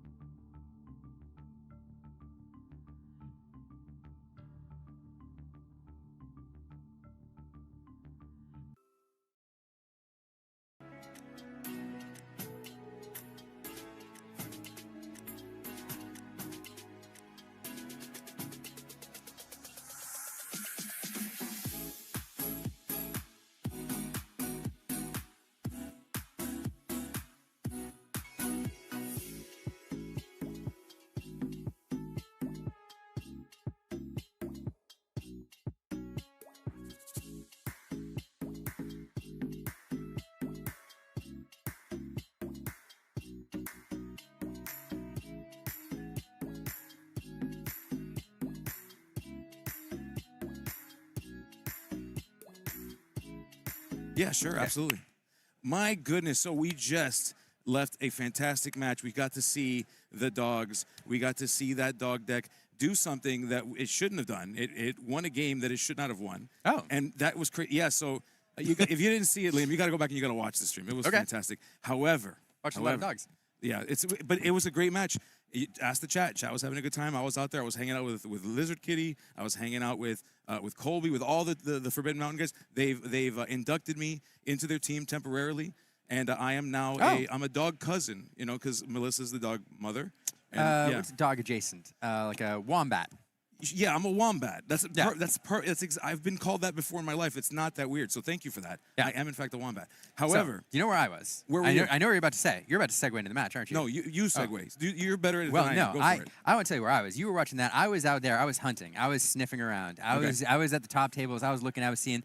And I walk. Here's what I do. I walk down. I'm like, top tables. Right. Who's undefeated? Who's undefeated? Who's X1? Who's still in the running?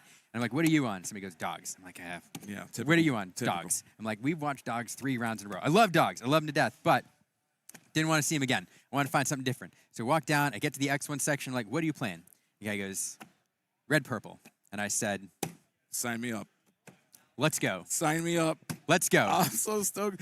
JD's going to be so jealous. He's been wanting to cast I know. Oh, poor and guy. Here we go. So this is a fun matchup here. So we have Mulax and Thorsis. Now, both of these players are newer players. Okay. Thorsis was in Denver, participated there, didn't do terribly well in the Denver event, has played in a couple other big tournaments, but not many. This is his first time, though, competing for a top cut. So he's X1, really excited, really nervous, still in the running. And one of these players here will be X2, like on the bubble, and one of them will be on their way to qualifying. On the other side, Mulax, another newer player from Orlando. You see that UCF shirt there? That's an indicator that you are a Florida local. Yep. And he also did a Charlie's event, didn't do terribly well, but this is his first PPG and is now also in the running for a top cut. So 2 newer players here. This is their first time on the big stage, their first feature match ever, and I'm so excited to broadcast it. Gabe. I love that so much. Every time I get to hear about players, Illumineers, who are getting on stream for the first time, they're doing well in this is a big, big tournament. I love to see it. And yes, I see you in the chat, Baker. I did this for you, Baker. Yeah, I did this for you. Yeah, so he was channeling that inner Baker, and we know you wanted to see it. So we are bringing this to you. This is going to be fantastic. We've not seen this all weekend yet. I'm stoked. I've been playing with this color pairing. I've been playing with Amethyst Ruby a little bit. Don't get me. Listen, I'm no Baker. Okay, I'm no Lorcana villain, but I'm no slouch either. I think I know what's going on here, and it's gonna be a lot of fun to watch this as we see both players starting up their altars. What I will share with you, for those of you who've not seen this color pairing, for those of you who maybe don't fully understand what you can expect, so when you're thinking about the Amethyst Ruby strategy, it is actually not that dissimilar to Amethyst Steel. I mean, ultimately, what you're trying to do is you're trying to play cards out on a curve. There, rather than waiting for a Strength of a Raging Fire, however, there is a certain terror of Sleepy Hollow that was lying in wait to scare the opponents into doing things, to banish those characters. And then you do a little bit of crazy stuff with Demona, you turn characters and you exert them, and you figure it out from there. Yeah, I'm glad you're here to explain to me. This is a deck that I haven't dabbled with quite as much in the meta because it hasn't been as prevalent. But I did explore it quite a bit after it topped that Las Vegas CCQ, getting a player into the North American Continental Championship. So made an appearance, actually a mirror match in the finals. It was Ruby M on Ruby M, and so everybody's like, it's on the map. And then Charlie's happened, and it was there. It did not do well. So to see it here performing gives all those Ruby Amethyst players out there hope. I want to see it do its thing. That's the thing I want most of all. I've heard that and I've seen it is one of the faster decks in the meta. It can do some aggressive things. And it is, as you pointed out, from what I understand, all designed, not around, but critical to the game plan is the board control that you get off that Headless Horseman. Yes. Combined with Demona at times. So I'm excited to see it go. Yeah, I am as well, because I will tell you that just like many other decks in this meta, we've also seen some variations of it. Some variations more popular than others.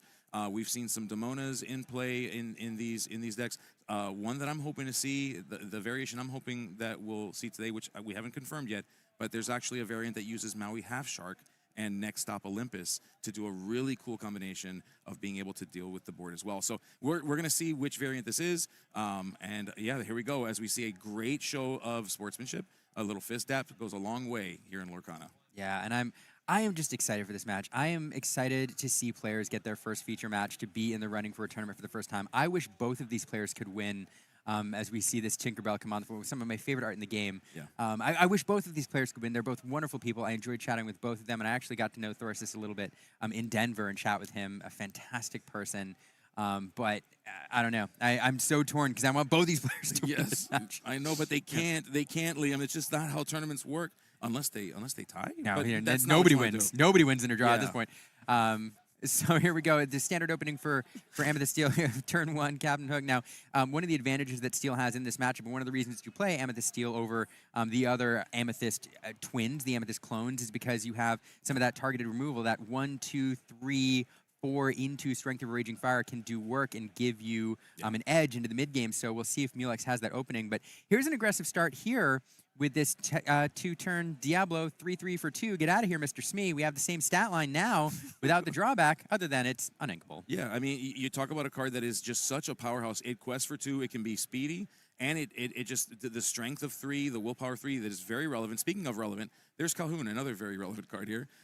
Great for the matchup. So you're going to notice a little bit of that stalling that happens in these kind of matchups. Similar to, again, to an Amethyst Steel matchup where there's a little bit of a waiting period. We're looking at one another saying, hey, when do you start exerting your characters? When do I start exerting my characters?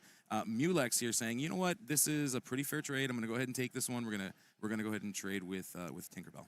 Yeah, it's kind of a tough call because I do think, Mulex recognizing that Thorsis here is trying to be the beatdown, is dropping these aggressive cards on the board and wants to race ahead.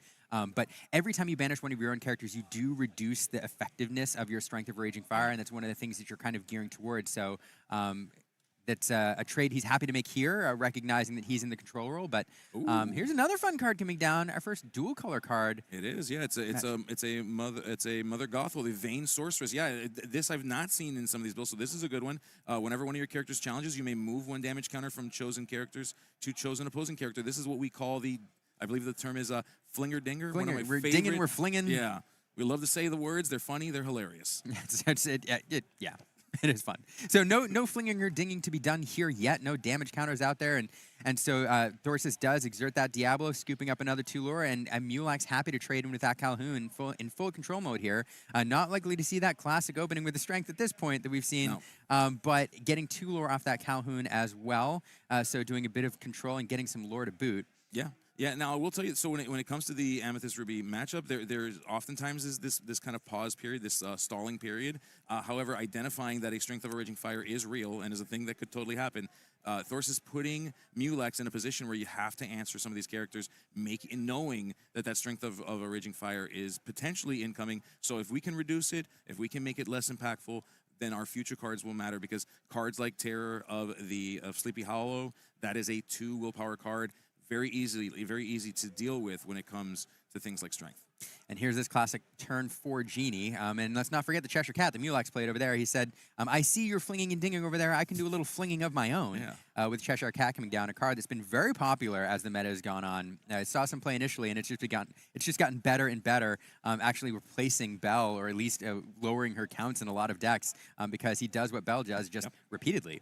And now Genie coming down on Mulex's side as well. This is a classic turn 4 play, and this is an Amethyst Mirror, so of course we have Genie staring at each other across the board. And my favorite move of all time is the I need to read this card move, which is exactly what Mulex did. Listen, no shame in the game. One of the most important skill sets in card games is reading.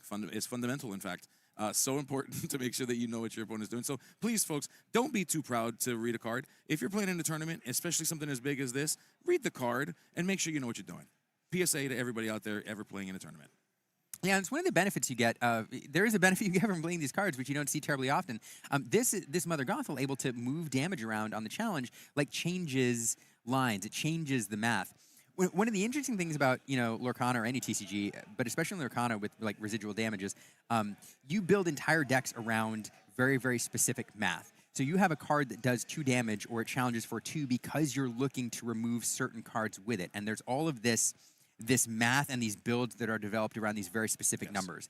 And cards that allow you to manipulate that just a little bit can change all of the math and can mess up lines that you're used to and combinations that you're used to. And it's one of the reasons why Tiny Adversary is so effective early on, and cards like Lumiere, which give extra strength, and cards that can fling and ding a little bit, really, really affect the way you think about the game and the lines. And you have to do a little extra work to think about plays that otherwise would have been routine. Yeah, and as speaking of the damage and the moving of damage, we see this Mulan, a very popular staple, has been around for a very long time. Wonderful card. Allows for damage to be applied to a character as it's being played, and so that Mulan is already helping the strategy of that Mother Gothel. And oh my goodness, that Cheshire Cat. We have flinging and dinging. Yes, all of the dinging and all of the flinging is happening right now. Yeah, so what happened there, we did have the Genie come into play, or Genie do some challenging, take damage in response. Mother Gothel then challenged as well, and whenever she challenges, you may move 1 damage from chosen character to chosen opposing character. There's the fling, sliding that damage over to finish off the cat before it can respond in kind. And now we have another flinger with a cat of our own on Thors's side, so the flinging and dinging is oh my goodness, it's going. It's in full effect. I mean, it's going is an understatement. It is here, and it is here to stay. You've got 2 characters, 50% of Thors's characters. Their whole thing is, I ain't gonna be keeping no damage on me. Nope. That is, yeah, as that lone Genie, wish fulfilled, sitting on Mulex's side of the board, so lonely, so scared.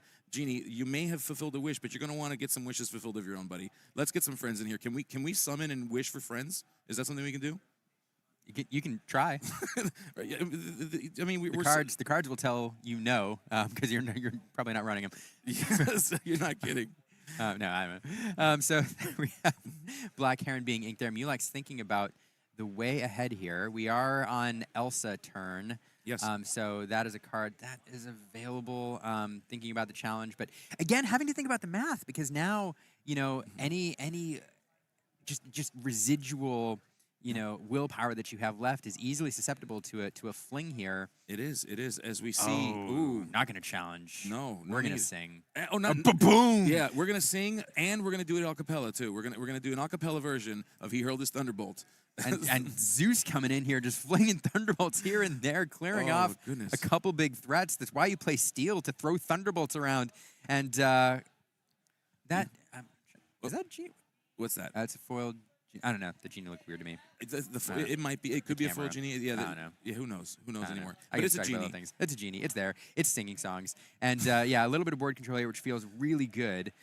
This deck, clearly one that relies on synergies, with the Mother Gothel, and wants characters there that you can stack up damage on. And both of the flingers now into the discard pile, so their flinging days are done. And Thorsis now on his turn 5 to respond. Yeah, with another cat, another inexplicable Cheshire Cat. I mean, this is a staple in the Amethyst strategy. It seems not a lot of color pairings really want to be without the Cheshire Cat. It is a pretty powerful thing. I mean, I would say it's the Whisper that we've seen played the most this weekend. I think second most has been Ursula, the Whisper of Vanessa, but that not nearly as much as we've seen this Cheshire Cat. I really enjoyed that interaction of flinging the damage over, just moving the 2, and then challenging and just moving the die right back to my Genie. That's the same damage counters. They just slide around. That Genie removed pretty efficiently there, and just demonstrating why the cat is so popular. And again, it's also a demonstration of how the math is built in these matchups. One of the reasons Cheshire Cat's so good is because Genie is often challenging other Genies, or Elsa is challenging him with its 2 willpower, and that extra damage you can slide around. But the perfect thing to finish off these Genies in the Genie Wars. So it is. Mulex on the other side, not as quite as strong a response here. Palace Guard coming down. It's that 1/4 with Vanish and getting a Calhoun down. Can do a little bit of control. It can. But one important note is Calhoun's resist ability. It does prevent damage, but it doesn't prevent damage counters from being placed. So that flinging still works to full effect. It does. Over that resist. Yeah, and actively making Calhoun just a bad card to play in this matchup, especially given the amount of damage counters that are sitting there. So and with the same notice that Liam just mentioned it, getting rid of that Calhoun, saying, hey, Calhoun, you've been banished. Go back to the Inkwell from whence you came. And now Mulex coming out here with his own Cheshire Cat. Now, would love to do a little flinging of his own, but there's just 1 damage counter out there to make use of, so we can slide it around to get a little boost there in case you bounce it back to your hand. Trying to figure out now where he's going to move it. This is like the world's weirdest game of volleyball. We're just bouncing damage back and forth and back and forth. Oh my goodness, this is getting crazy. As we see this Cheshire Cat, we were used to the Genie battles. What about the Cheshire Cat battles? Oh, so it's interesting here on this part of the Cheshire battle. We could have slid that damage counter somewhere, choosing not to. Just getting the boost there, so taking the extra ink, sinking it into putting that card under the cat, just in case we bounce it back to hand one way or another. But deciding that it's better on the Mulan than anywhere else. Yeah, which is a very interesting strategy. It may feel as though you've done nothing, but people are really, really sleeping on the ability in Amethyst to do things like bounce characters back. We've seen cards in play all day today, all day yesterday, specifically cards like the Helping Hand Olaf, cards like magical maneuvers, just so many ways that those cards that are currently sitting underneath that Cheshire Cat very easily become draw power for you. Speaking of so many ways in Amethyst to draw cards, Dumbo demonstrating another one, leveraging that genie not to quest, but using Dumbo's ability to draw a card immediately. And this is what these Amethyst decks wants to do in the mid-game, is build their card draw engine so they can go wide in the later game. And Dumbo, perfect card here to drop and start to refill the hand. Yeah. And notable here, we see the Giant Cobra into play. It appeared as though it was no trigger. Was I incorrect on that? I believe there was no trigger on that Giant Cobra. I don't think so, no. Getting it on board, I think we have an empty hand is the problem. Yeah, that's the thing. That's a problem. And it is so important. These Amethyst decks really have, or at least Amethyst Steel, and I assume Amethyst Ruby is a similar way because there's no extra card draw on Ruby. There's really a three-phase game plan. One is to do the 1, 2, 3, 4 strength to get you that initial board presence to control the game and to get a little bit of momentum. And then you're in card draw mode. And in the mid-game, you're dropping cards like Genie, but you're also using Dumbo and others to try to draw a card and refill your hand. And then you're dropping a bunch of cards in the late game to take things over. And when you have an Amethyst deck and you do not find a Genie, when you do not find a Dumbo, when you do not find a bounce for that Cheshire Cat to refill your hand, this is exactly what happens. You're in like scramble for dock mode. And that's exactly what Mulax is hoping to draw off the top deck here. Yeah, let's see. You know, this is one of the worst things I hate to do is to reveal the cards underneath the Cheshire Cat. Something that you might have really needed. Let's see. It is. Speaking of dock. Oh, got tucked under there. Unfortunately, you'd love to have it refill and go wide, and that's going to be one of the answers that you're looking for here. Thorsis now able to leverage a bunch of characters with that Dumbo. He does get another Cobra in play, not able to use its ability, but it is a big body. Yeah.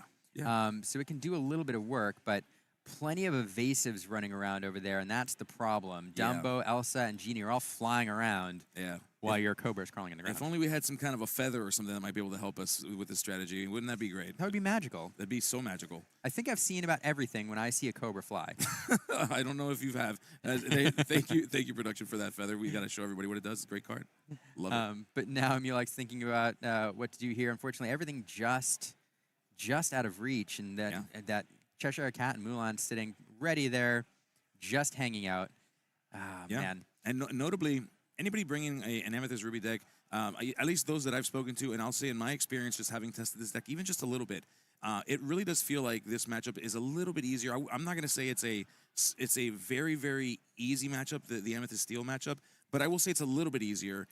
There's things about the Ruby strategy, the willpower on those characters that makes the damage aspect of the Steel cards not be able to reach as well as they could. So it does feel, I hate to use the term easy, but I will say that you want to kind of see the Amethyst Steel deck if you're playing Amethyst Ruby. Interesting. Yeah. Yeah, I guess that makes sense. Yeah, it just feels good. It feels good. So now Thoris is here, clearly in the driver's seat. Plenty of ink to do some more shenanigans. We'll see which way he chooses to go. Choosing to draw cards first, leveraging Dumbo's ability to see what he gets off the top deck, see if that changes any of his lines of play. And now we're doing the lore calculation, trying to figure out how to put this game in reach next turn and prevent any response from keeping him off the victory. Yeah. I mean, we do see another Elsa. This is just the ability to control this board. Choosing that Captain Hook because it is so easy to remove with a challenge. Of course, we see that Genie going in for a quest, trying to close this story. We're at 13 of the magical 20 numbers as we see a Timothy Q Mouse. And no, not enough. Not going to do it. Yeah, Mulek's realizing that this is just an effort in futility and saying, hey, let's just go ahead and let's get some more time into that game too. Yeah, and unfortunately for him, it just not on his... The ideal opening line with Amethyst Steel is pretty standard, and it's pretty powerful, and there's a reason that it's so good. It is... you're going to hear me say it again. It is 1, 2, 3, 4 strength, and it gives you that momentum into the mid-game, and not having it... In fact, I didn't see a strength all game. No. Which set you back. Didn't draw the dock for the card draw. Didn't have the mid-game card draw, so just not on his game plan at all. And Thorsis, and you pointed out, you're like, hey, this deck starts fast, and then it stalls a little bit, and then it goes. Yeah. And that's exactly what happened. Thorsis opening up with that really aggressive Diablo, stalled out a little bit when Mulex did some control, and then just went. Yeah, but and that's the interesting part. Like, while it quote unquote stalls, the thing it's stalling with is Cheshire Cats. It's stalling with Elsas. So to call it a stall, it's it really is just the control of that board, putting a stop for your opponent from being able to do things that can help advance their game state, help prevent them from getting to the 20 that they're trying to get to, while you get to your 20 pretty quickly with things like a 2-questing Diablo. Yeah, absolutely. Yeah.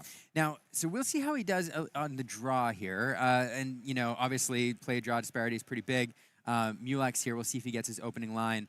The interesting thing as I think about the differences between the two, because they really are, as you pointed out, they're Amethyst clones. And we've been seeing Amethyst clones all the way back since, gosh, it's like 4 or 5 sets ago. Since the beginning of time. Since the beginning of time.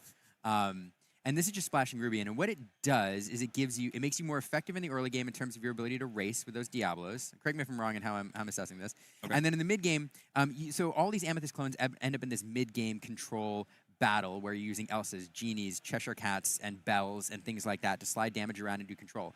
And you're getting, with cards like Mother Gothel, cards that let you do that just a little bit better. Yeah. And you're getting kind of an edge there. Yes. What you're sacrificing, though, you're sacrificing a little bit of card draw without the dock security, but you're really sacrificing the targeted removal. Yeah. And so you have to leverage your flings the most effectively because your opponent's throwing around Thunderbolts, they're throwing around Strengths, which give them answers to your board, while you are hoping to navigate towards perhaps a Demona into a Headless Horseman in the late game to fully close things out. Correct. Yeah, and traditionally we think of Amber as being the color that is dedicated to the healing of characters.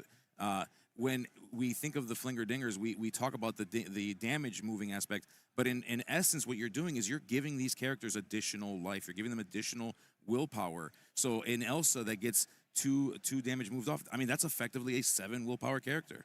And the more you do it, you're increasing the willpower of that character. It can be really easy to forget that, but you are extending that character's ability to do more and more things by, in effect, I mean, we got to call it, it's healing. You're healing the character, and you're doing so, and you're not just healing, you're saying, hey, I suffer, and now you suffer, and here, take some of this damage for your willpower. You carry that. You gave it to me to begin with. Why don't you carry some of it? Yeah, you take this back. Yeah. It's like hot potato. It's like Stitch and Jumba throwing the there you go. The hot potato back and forth. Here's a really fun play. Olaf, this turn 1 card, has done work this meta. Another one that people were excited to see and has become more popular as the meta gone on, paired really well into this Amethyst Steel deck because it allows you to bounce some pretty good cards with enter play abilities, like Dock back to hand. Usually one that it's not your preferred turn 1 play because you'd like to use it later on. It's going to sit there for a little while like a toolbox, but it will allow Mulax to kind of start pushing his lore total and be the aggressor here. So we'll see what his follow-up is. Yeah, and it's interesting because, there's a lot of conversation online and in person here as well about the effectiveness of Olaf. I just had a conversation with Alex Brosseau, more well-known as Wochuk, who's also on this color pairing. And I asked him, I said, what are your thoughts on Olaf helping hands? And he said, he's torn. He's had conversations about the effectiveness of it, whether or not it is a part of what we like to call the perfect 60 cards in the card pairing. But he had to kind of admit, like, that you can't deny the power of that Olaf in the ability to do a lot of things. Yeah, and here, you thought that Olaf was safe, challenging for free. That Diablo used there generally to sing, but Lumiere coming down, giving a little fire to that Diablo, who's going to fly and clear off that Olaf before it can make maximum use of his bounce ability. Lumiere, a card that changes the math as well. Yes. That Steadfast Mate's going to go for a quest here. And now we're dropping Lexington on the board, a very well-statted 4/4, 4/3. He does have Alert, which is a fantastic... which is fantastic when you're facing down Genies, but the downside is his Stone by Day ability. He will not be able to ready if Mulax has 3 or more cards in hand. That's correct. I mean, but you know what? If you can effectively use that Lexington, I mean, it's got 4 strength, 4 willpower. If it stays exerted for a turn or two, sometimes if you are able to deal with something like a Genie, you're not that mad about it. As long as it doesn't last too long, as long as you can get that Moonlight out as quickly as you can, get them back to being gargoyles. Let's not worry about Stone by Day. Let's get back to Gargoyle by Night, all right? Let's do that part and figure that out from there. And here, the impact of losing that Olaf could be pretty big. You'd love to clear off that Cheshire Cat, and normally the opening line here, I haven't seen his hand, but normally the opening lining is here, you perhaps drop a 4-cost character and then sing that Strength with the Lexington. But now, with that Olaf being banished by the Lumiere Diablo combo, you will only be able to sing for 3 if you have another play, unless you can 2. You can drop a 1/2 here, but you certainly can. Yeah, that is an option as well, for sure. That Lumiere, I got to tell you, Liam, that Lumiere is my favorite Ruby card since we've rotated into this Fabled / Whispers meta. Yeah, Lumiere really changes the way that you look at the board. Characters that you say, oh, well, yeah, I can clear that. That's an easy trade, we'll say. Lumiere really changes the math on that. You know, he also has the effect, because we see the Madam M skater around, and she does something similar with her Challenger 1. Yes. But the other thing Lumiere does is change under the sea math, yes. which is another fun little tidbit, another benefit. So You call it fun, I call it absolutely annoying. Holy moly, does that make math hard? So let's see here. Mulax looks like we're going to quest with a Steadfast Mate. Yes, I mean, you know, we've got the Mr. Smee doing Mr. Smee things, exerting, magical maneuvers. Okay, so we're going to return a character in order to send a character. Did they banish that card? It should go to the. Yeah. Okay. Exerted chosen character. The Lexington challenged. That's what I missed. The Lexington part. Thank you. Yes. And normally I had to do a double take for a second. I was like, well, that doesn't banish but the Lumiere is there. Yes. Oh my. Augmenting the thing that I've been talking about. Yep. You see what I tell you about annoying. What I tell you. We love to see it. Yeah. Lumiere is there augmenting the cat. So Lexington going in, doing a trade there. And now all of a sudden again, Mulax loved to be the aggressor here on the play, but this turn that Lumiere now has effectively done two very favorable trades, I think, or two at least forcing a trade in one instance and doing a very favorable removal with the Diablo into the Olaf there. So now Thorsus into the mid game here, going to try to get that card draw going with the Genie. Yes. And it does feel like the tides are starting to turn a little bit. They are, yeah. This is a little slower than Thorsus probably wants to be at. Let's see if Mulax can. Oh, we got Hades looking for that deal on that Genie. What do you say? What do you say? Yeah. You want to keep that Genie? I got a deal for you. You can keep him on the board. You can get him on the board if you want. You can. But in return, you're gonna have to. Yeah. You know, you're gonna have to give me 2 cards. Just a small fee of 2 cards. Fee of 2 cards. Just a teeny tiny weensy little fee. And Mulax takes that deal, says you can keep the Genie. Or Thorsus takes that deal, says I would like to keep my Genie. You can have 2 cards. And now we'll go again. Probably. I don't think he's upset to get those 2 cards. No, I don't think so either. At all. And just a quick moment here to really recognize it. Thorsus' sleeves. I love those sleeves, by the way. Those are great sleeves. I actually looked at his shirt and I was like, that's the same as the sleeves. Yeah, shout out to these Ursula sleeves here from way back when the Illuminator's Quest came out. Quest, several places you could get those packs was one of them, and they are fantastic looking in person. They really are. My goodness. I'm going to have to talk about, I got to see if I can get me some of those. Those are great. It is the perfect dastardly villainy sleeves for a Ruby Amethyst player to play. What are you trying to say about me? Nothing. Absolutely nothing. I'm just kidding. And moving on. And so the Elsa coming down here, one of the most effective removal cards, one of the best cards in the game, I would argue, exerting Smee, benefiting there from the Lumiere, and board control. Yeah, absolutely. And so that Hades stands alone, looking at a field with an Elsa, a Genie, and that Lumiere. That Lumiere with the really funny math. Speaking of doing funny things, we've got Elsa dancing. Yeah, Elsa coming here on Mulax's side saying, get that Lumiere off the board. You've done enough. And going to challenge and advantage that as well as the other Elsa. So this tit for tat back and forth. This is the Amethyst Wars in the mid game. Yeah. You know him, you maybe love him? I don't know if you love him, but you've seen him. But you got to respect it for sure. Love it or not, you got to respect it. We call these the evasive battles, sometimes referred to as taking flight. You know, as we know, a lot of our characters like Dumbo, who love to fly with that little feather. So evasive, a fantastic mechanic, as we see here. Some people might not agree. They might say, this is annoying, but I like it. I think it's cool. Yeah, sorry. No, remember when people would root for the underdog Amethyst Steel in a Ruby Amethyst meta? Peppered Farm remembers. Yep. Oh my, how the turntables. Yeah. How they spin? How the tables turn. We love to see it. Imagine when we start cheering for Steel Song one day. Maybe one day we'll get Steel Song back and we get to cheer for that too. If we had a Steel Song deck on camera right now, everybody would be cheering for Steel Song. Everyone. So here we go. Mother Gothel coming in here. She will do the flinging and dinging as well. So Genie challenging in, removing an extra damage counter, sending that Elsa off the board. Yep. Beautiful art by Ian McDonald, by the way. Ian has a very distinctive style. If you've seen any of his art, you can recognize it in a moment. Another card that you recognize right away because you see it everywhere is this Cheshire Cat. He's back and ready to do some flinging of his own. Yeah, and I do want to point out, too, I thought there was a card that was sent to the Inkwell that we haven't seen a whole lot, but I love this card, Swooping Strike. If we're able to use that, great card. It allows your opponent to choose. So you're not choosing the character. Your opponent can choose a character to exert, which is a fantastic way to get around things like Ward. Great strategy in the Ruby Amethyst deck. Seeing some variants using that as well. So glad to see it here. Hopefully we can use it to great effect sooner than later. Mulex now with a Hades offering another deal. I think the Cheshire Cat is, I think, what I would choose as well. This time Thirst is saying, I'd rather you not have the cards. I will send it to the bottom of my deck. Yeah. So that cat short-lived on the board. Hades proving why one of the more popular cards in Amethyst this meta, and it's back over to Thorsus for his response. Yeah, I mean, we're approaching a state in the game here where Thorsus can start to play, and Mulex as well, with the amount of ink they have, they can start to play 2 characters at a time if they need to. That can really start to swing the game. We see Genie coming down, trying to just keep the hand with resources.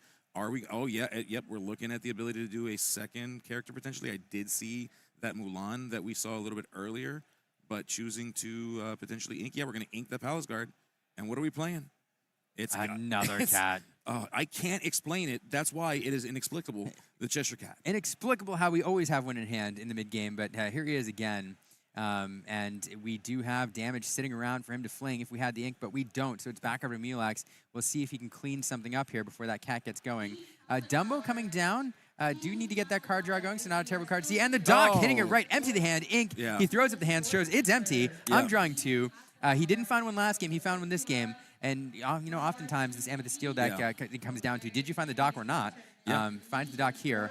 But a very healthy board over on Thorsus' side. There is damage to move around, so plenty of options for him here. Yeah, you know how they say that the things that you're looking for are always in the last place you look? Well, the last card in your hand is always a Doc. That's the second It rule magically changes Yeah. when you're down to 1 card. It's like when you're in the refrigerator and you look in there and you close the refrigerator and you look at it again, you're kind of hoping things change. That's what Doc is. Absolutely. And another card that's become really popular this meta, the enchanted version of Demona coming down. When you play this card, you exert all your opposing characters.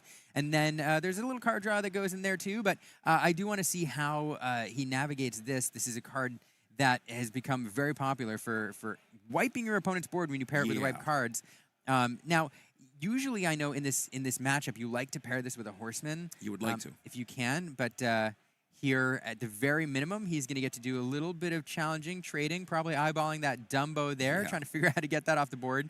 And then she'll be a really big body to kind of allow him to do more damage shenanigans, more challenging later. It is, and you've got to respect the Cheshire Cat here is very relevant. And of course, we do see that there's 2 inks still available, so we can boost. So figuring that math out too. It's not just about the challenge, it's about challenging and then ending in a place where you are better off for the decisions, the game actions that you have made towards that board. As we see Cheshire Cat dealing with that Hades, said, hey, stop making deals with my friends. Get out of here, buddy. We're tired of you.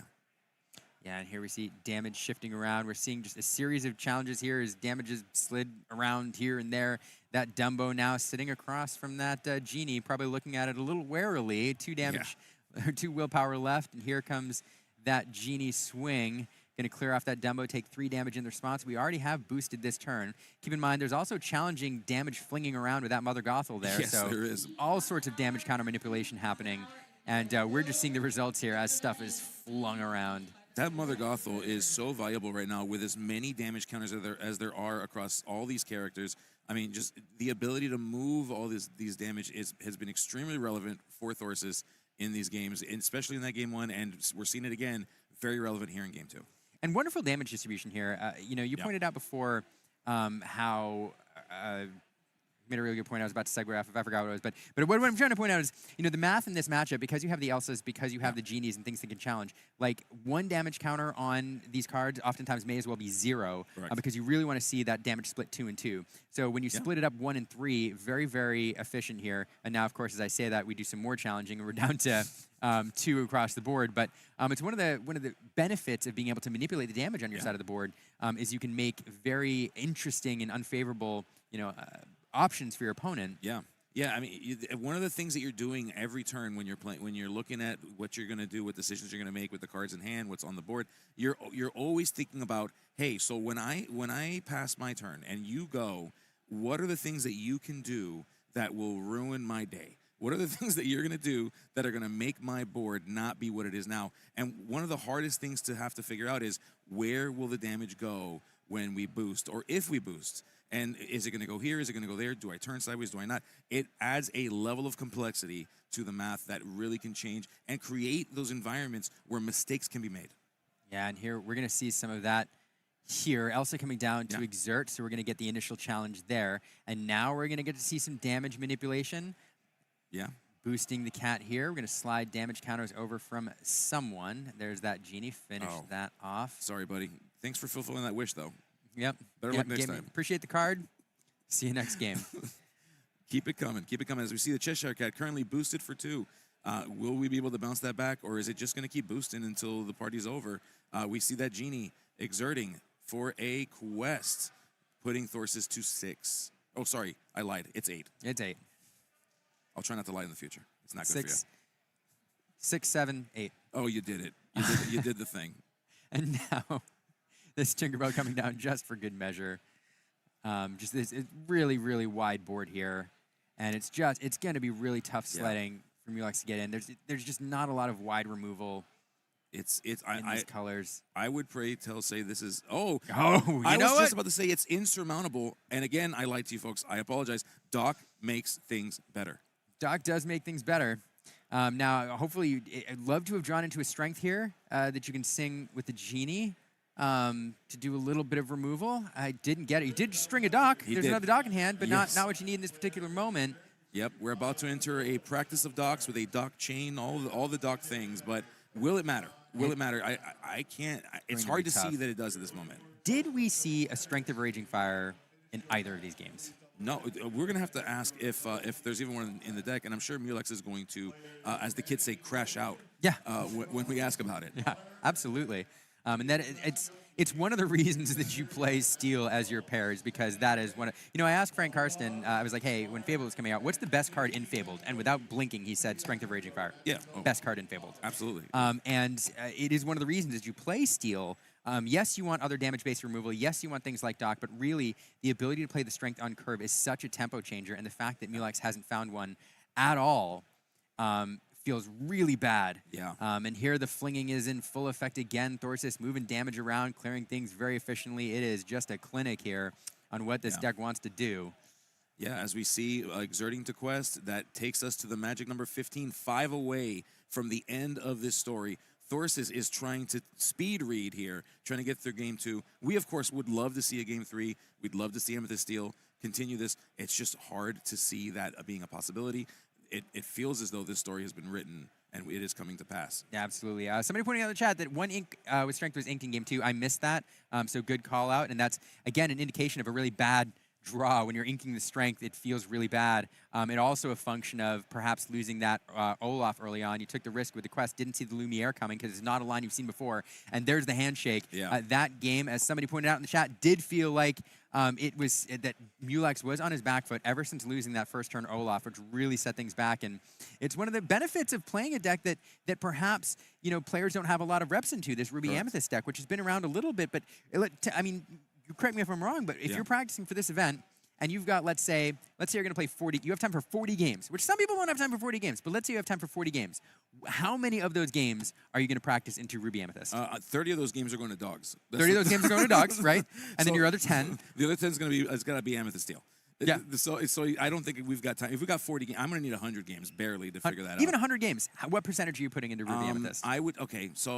If it was, that's the thing about this meta, because if it was 2 weeks ago, I would tell you 10 of those games should be it. Yep. But then after, and then Charlie's happens. And then after Charlie's, I would say the answer's got to be maybe 2 just in case, maybe 0, and I wouldn't be mad at you if it was 0.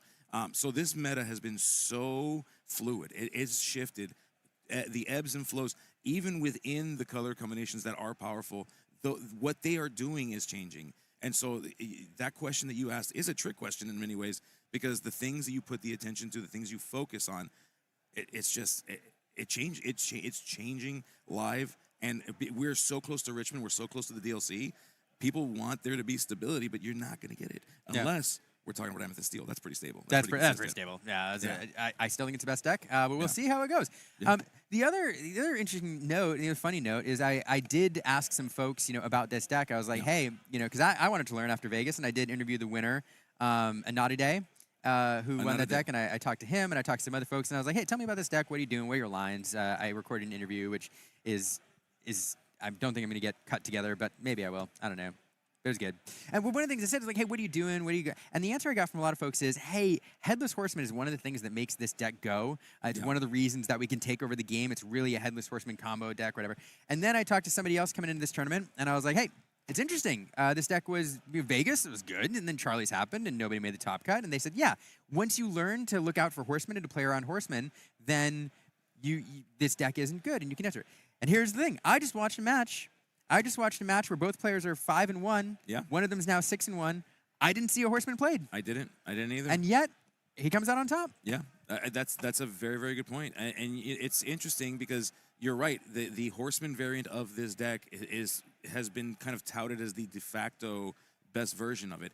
And one of my favorite things about any card game, but Lorcana in particular, is we figured out the meta when we get the spoilers of the I don't know if you know this. We know the meta exactly what it needs to be the first week. Did you know that? Oh yeah, absolutely. Once you see all the cards, you know the best card. You know it's going to be good. Yeah, you know it's going to be good. You know? Yeah. Let's talk about Jafar, everybody. Let's talk about all these cards. Jafar, busted. Ink Geyser, busted, right? Like breaking the game. Yeah. But no. Oh my goodness. But yeah, I have a couple other things I want to show you though. Liam, have you had a chance to feel this mat? Yes. Isn't it so cool? I was nuzzling it earlier. Oh, yeah, that's legit. interesting. I was sleeping with my face. Yeah, I saw you. I saw you racked out with it as a little blanket. I was a little tired, and I gotta admit, I fell asleep. But this thing kept me warm. Yep. This kept me warm. Another thing I want to make sure that we let our viewers know. All right, so we are doing 8 rounds. We've mentioned that before. This is a 8-round event today. We are going to be cutting to a top 16. The top 16 match will happen tonight, but the top 8 will start tomorrow early, just as early as we started today, 8 a.m. So as JDZ would say, you got to lock in. You better lock in a cup of coffee. Stay locked in all night. Yeah. Just sleep locked in. I mean, I am not a doctor. I can't personally recommend that you drink coffee through the night, but maybe make a fresh pot in the morning if you're a coffee drinker. If you're not, whatever it is you like. Maybe it's tea. Maybe it's just water. So just drink the thing that makes you happy. And we'll see you tomorrow at 8 a.m. at that point. But we're not done. We've still got two more rounds. We've still got 2 more rounds. We still get a top 16 that we're going to get a chance to see as well as we are waiting. It looks like we've got some friends. We're almost ready for that. We've got friends on the other side of that curtain in the interview area. I love it. Ready to knock out an interview in a moment. I love setting them up for you. Sometimes bam. No, so I'm really excited to hear from Evan, and I am really excited for these last 2 rounds. I'm excited we're doing top 16. I'm just excited in general. Yeah. So thank you all for hanging out. One thing I will mention, you did mention the playmat. We keep talking about this playmat. It's worth me saying. I want to flash it up on the screen. We keep talking about it because if you like cloth playmats, you can buy them this weekend. And if you're just coming in, we want to make sure that we don't miss the opportunity to tell you that you can order these. They're unique to this weekend, exclusive to this summit, and you can get them here. Just scan that QR code, and you can pick up yours. They're super fun, and cloth playmats they're just easier to travel with, and you have a 2-player playmat instead of a 1-player playmat. Yeah, so you don't have to roll them up. And my favorite thing about them, if whatever game you want to play, there's 4 different game icons on this thing, including Lorcana. Yeah, and as you pointed out, blanket, a great blanket, napkin. Yeah. And as we go, this is the last thing I'll do. You can, if you need a little snack, bib. Yeah. And with that, we're going to send it off to the interview booth with JDZ talking to Evan. Let's go out there. Let's go out there. And we are here at the interview booth. With me, I have Thoris's fresh off of his round 7 victory. Very close to getting a top performance. Like you said, this is your first top performance. Maybe I think you can get that done as you're in a great position to potentially draw in. But one thing I will say is that we found the one Ruby player in the room, it seems, as you're playing that Ruby Amethyst strategy. Thoris, I got to know why. So I am playing Ruby Amethyst because I had played Purple Steel post-rotation, and I just ground it, and I just took all my lumps, learned a lot of battle mechanics, but kept losing. And so actually Harlan Sweet's YouTube video recently talking about not chasing the meta and going for something that you love. So he's like going back to Blue Steel. I'm just like, I'm going to play I'm just going to play this deck, and I've been having a lot of fun doing it. Absolutely. You seem like you had a great run. Like I said, you're in a very comfortable position in this tournament to make it to that top cut. Can you just talk about some of the key cards in your deck that help propel you to this position? I noticed you're playing cards that people may not be playing too much in Ruby Amethyst right now in that Mother Gothel. You had some great, it seemed like that is a pretty key card in what your strategy is trying to do. Can you just talk about your deck specifically and what are some of the things that help propel you to this spot? Yeah, so with this deck, I tried to use a lot of the staples that are really good, right? The Genies, the Dumbos, everything like that, and the Hades. But in there is there's a couple one-ofs that are really nice. Like there's a Medallion Weights, which has put in a ton of work over the day, and also a Swooping Strike, which helps exert the board to then free up the opportunity for Mother Gothel to have challenges that just start moving the damage to people that are glimmers that are otherwise not getting exerted. And so it really throws off, I think, a lot of people's gameplay because it's just not part of the script. Another card in there is like the Beast Whisper. There's a one of, and so you boost that guy. He's a 3/2, and then you challenge and you gain a lore. They lose a lore. So it's just little things that are a little unexpected that have been able to help me eke out some wins throughout the day because it's definitely been a slog. Absolutely. So what has been some of your matchup spreads that you have here? We saw you playing against Amethyst Steel there, and it seemed quite comfortable for you. What about Sapphire Amethyst? Have you had a chance to run into that strategy today? And what have been some of your other favorable or unfavorable matchups that you had for this tournament so far? So I think had three rounds into Blurple, and those have been very close. Those were 2-1s, each of them. I've played Dogs, and that was 2-1. Got caught unaware a little bit. Green Purple, that was my one loss. That was the burn, and so they were able to just go so fast. It was really hard. And the problem with that one is they don't really do any damage for the most part. So I'm not able to get damage onto my characters to then move it all around. But no, it's just patience. It's actually, so I dogged on playing Purple Steel for so long now, but all of those basic mechanics really helped me because this is my only competitive TCG I've played. Right. Well, I got a question for you for that part because there are a lot of people who are in this venue today. This is their first TCG, and a lot of people may be watching at home. So for you, making it to a top cut in a very competitive tournament, what are some of your words for those Illuminators out there who this may be their first TCG of encouragement to potentially maybe start showing up to their tournament, to a local tournament and potentially playing? Nothing too original. It's just have fun, right? The more you have fun, the more you learn, and like the better it gets. I mean, I've been taking my lumps quite a bit, but all along the way, I just ask questions, and that's been my favorite part of the community. It's been a joy. Got to travel a lot more because of it, and made a whole lot of new friends. Which, once you're back into your career and you're a parent and everything, basically your friends are always just whoever the other parents are. Right. So this helps go to people who have similar interests. So it's just been a ton of fun. Have fun. That's all. That's it. I think have fun and just get out there, get active, and do it. But Thoris, I absolutely love what you had to say. I know you had a pretty grindy round there, so we are going to give you a break and get prepared for your next round. Potentially, you could draw into the next round or maybe play for some seeding. Are you going to draw or play? I'll do. If my opponent's willing to draw, I will take the draw. It'll be my first top cut. I'll take it. Let's go. But before we let you go, any special shout outs you want to give to anyone who helped you get to this moment, and then take it away from there. Yeah, I mean the shout out list is super long, but there's an Ink and Lore crew in Chicagoland, so that's my home leagues and team, and they've been super supportive. And then I mean, it's been Flower Farm, and Din has helped me a lot too. So, I mean, I've just reached out to anybody that was willing to help, and those have been, I'd say Din, JDRR, and certainly Habibi. He's helped teach me a bunch too, and some others. So I've just been having a lot of fun. Absolutely, man. So thank you, everyone. So the key word of the day is have a good time, have fun, and then the results will work themselves out in time. But Thoris, congratulations again for your win, and hopefully you have a nice presence in the top cut, keeping Ruby Amethyst alive here in the Pro Play Game Summit 10K event. We'll throw it back to the booth, and we're going to let this player go ahead and get ready for the next round. Thank you. Yeah, and so I was talking to him, and that's when I said to Ed, why would you run Genies in Continentals? I mean, it's not the right time for it. And he said, you know what? You're right. Maybe I run Castles instead. And so I told him, and then he went and he won. So, yeah, and just, anyway. So, hey, back in the booth here.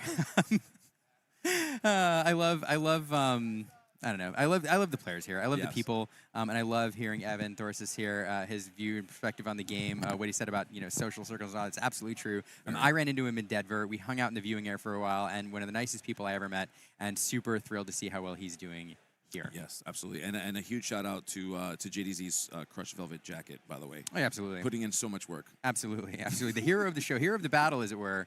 And also thank you for being a wonderful partner that round. I enjoyed spending time with you in the booth. My man. And I enjoy spending time with all of you here hanging out, because if you're not here, we're talking to ourselves. So, and we'll do it, but it's more boring. It is. So, what are you excited to see here in the last round? What are you looking forward to?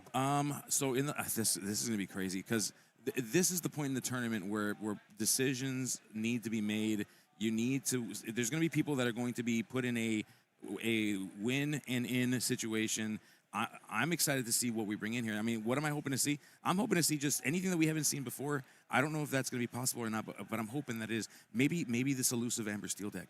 Maybe it'll show up. Who knows? Who knows if we can figure out where that is? I don't know. But my friends, whatever it may be, whatever adventure may be waiting for us out there, we will find it. Yeah, just around the river bend. Just around the river bend. We're going to do a quick break. Stay there. We'll be back very, very shortly to bring you the final round, the win and in. We'll see you in a moment. Great job.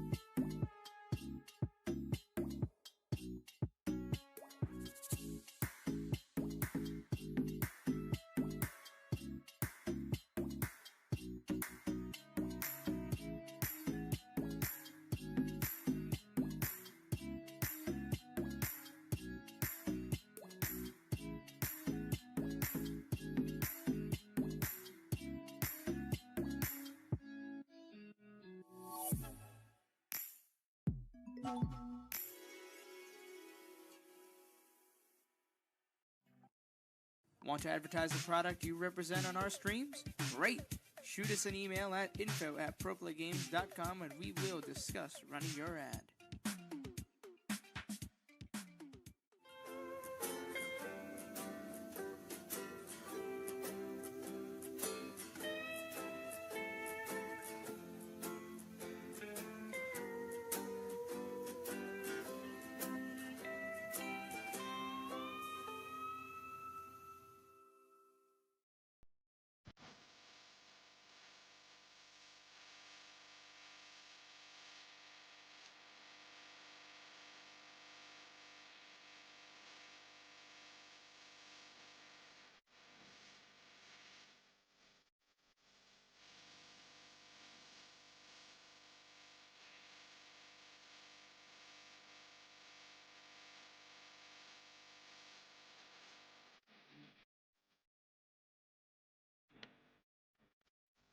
can be tough sitting in a chair for long periods of time, especially while you're playing your favorite trading card game. That's why eWin has designed a state-of-the-art luxury gaming chair. This ergonomic and breathable chair is the most affordable amongst its competitors. With great feedback from sources like GamesRadar, PC Gamer, and IGN, the chair is a perfect gift for any and all gamers.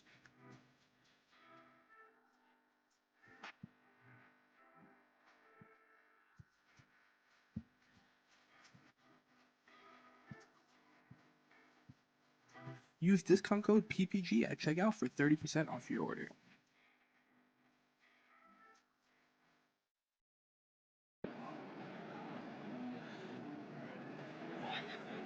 Welcome to Origins Game Fair. They have good tacos. TCG. I've enjoyed playing TCGs for about 15 years now. It's a thing I do with my friends. It's one of our most common activities. It doesn't matter who you are, it doesn't matter what you do. Anybody is capable of enjoying different aspects of trading card games. There's truly nothing like it. I'm like a problem solver. I like doing those type of things. So for me, TCGs are like a really good way to like exercise that, I guess, part of the brain. Like to make your brain think that fast, it have to be so strategic all the time. It's like it's just the best, honestly. The only one I really play is Yu-Gi-Oh. I bought a pack of it at Walmart when I was a kid, and I fell in love with it ever since.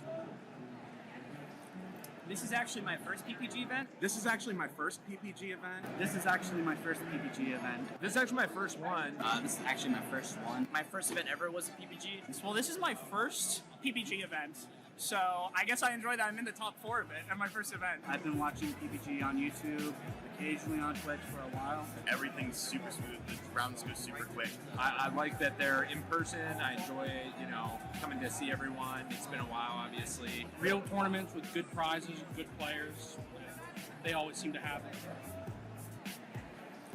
it. Today, probably, hopefully topping. At the very least, I want a top 8. I'd like to win, but I also don't top 8. Winning the event, honestly. Drinking after I go 0-2 drop, but it doesn't seem like that's the plan now.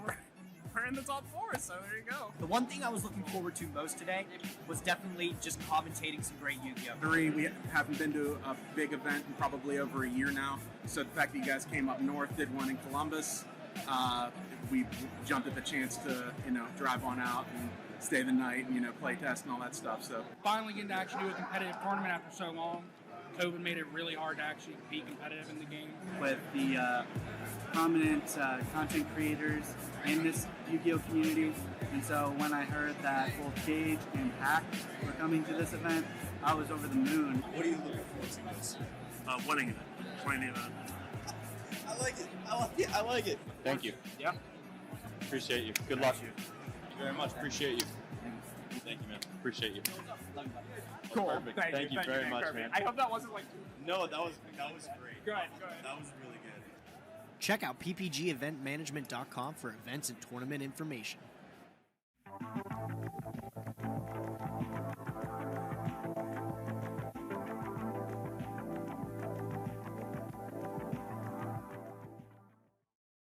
Want to advertise the product you represent on our streams? Great!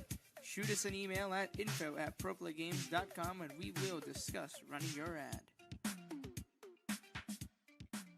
Customized designs on durable and high quality sleeves. At yourplaymode.com, you can sleeve your deck in style. It's as simple as uploading your design and selecting your size and style. Use promo code PROPLAY10YP at checkout for 10% off your order.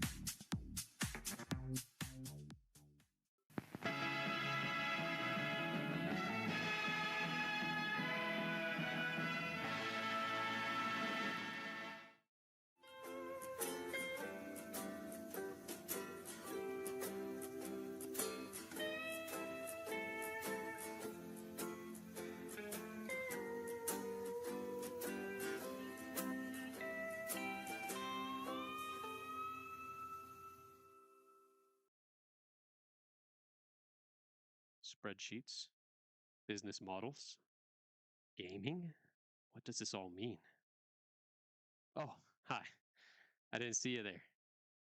Let me put this down. But while you're here, let me ask you something. Have you ever wanted to take your trading card game hobby and turn it into a business, but you found it impossible to find any product at a rate that you could possibly make money from? Or are you a player that's struggling to find product for the games you love? Well, have I got the solution for you? The PPG Investment Patreon can be your one-stop supplier for your trading card game needs. The Patreon will serve as a way for you to get products at a cheaper rate than TCG Player or any other market value without getting those distributor connections. Here's how it works. All patrons will immediately gain access to the PPG Investments Discord. This Discord will serve as a hub to promote requests for product, video releases, and as well as creating community engagement. Then, depending on your specific membership tier, you'll be able to place pre-orders for all games that we currently carry, and that list is always growing. So, here's the tiers. We've got the bronze tier. For $50 a month, you get the access to pre-order up to half a case of any product release that you want. At the silver tier, for $75, you can order a case of any product tier or product release that you would want. And the Big Daddy tier at $125 a month, you get the access to 3 cases of a product release. Now, this specific allocation is only tied to a singular release. So if there's multiple games that you're interested in and you want to go hard, we suggest that you do. Our goal is to help you create a successful TCG side hustle or to get the product that you desperately want to have. The only problem is you got to act soon, because once each tier is capped out, there won't be another opening until possibly next month. So don't wait and join the PPG Investment Patreon today.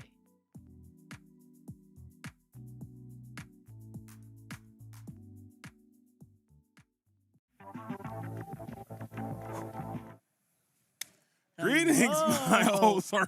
We are back. Oh my goodness, I'm so sorry. Was that going to be the YouTube channel intro? I was hearing it. Oh, we're gonna. I was going to throw away a little something like that. It is round number 8, so I'm sick. I'm pretty sure people are sick and tired of seeing me. And I'm telling you right now, these long breaks have got to go. I need to get my grind on. But I am joined finally, the moment that I have been waiting for. I am joined in the booth by the talented Willow Bees, and I'm going to tell you right now, Willow Bees, you are becoming my favorite broadcast, everyone included, in the entire space of Disney Lorcana. I'm telling you, you got the voice, you got the gumption, you got the attitude, you got the tenacity, you got the sideline speed that we need on this team, and I think you got what it takes, and I'm so excited to be here with you. And I appreciate you saying that. I will give you the 20 later. Oh, I'm sorry. Okay.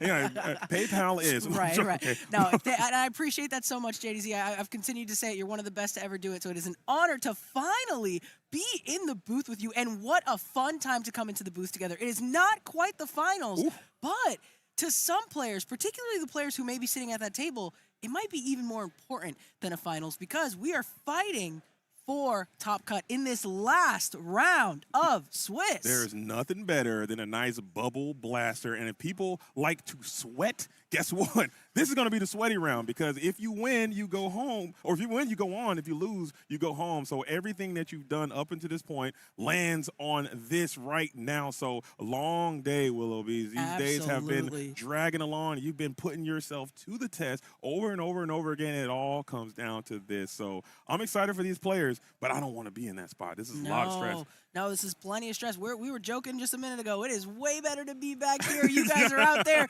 stressing. How am I going to make Top Cut? What are the plays? What do I want to see off the top? And we just get to sit back here and be like, wow, I love watching games of Lorcana. And I'm cool. I'm cool as a cucumber. I got my suit on. I got my bow tie on. I'm fine. But these Illuminators out there are actually sweating. But it's going to be worth it, because getting to this point, and we got a chance to meet Thoris during that interview last round. This is one of his first potential top cutting events. He put himself in a position to potentially draw into that top cut. So it's very favorable for him. So he gets to kind of sit back, feet up, and relax. The Illuminators that we will get seated at this table here in just a few moments do not have that luxury. But I got to ask you, Willow B, switching gears here, what's been your favorite moment of the weekend being here at the Pro Play Game Summit? Oh, my goodness. I mean, it's been full of incredible moments, whether it's here in the booth, watching some magical moments happen, some really cool top decks coming off the top, being there to be like, no way, he has it.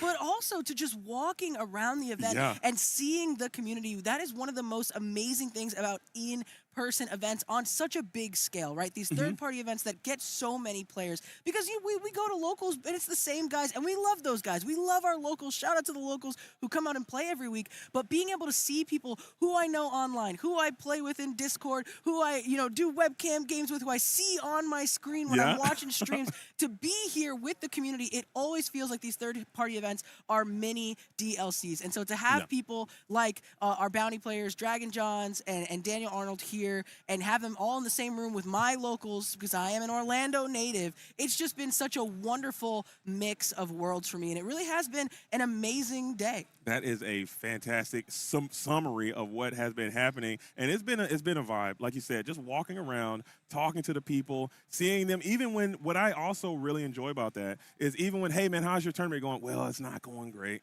You know, I lost this happened. You know, it's not going great.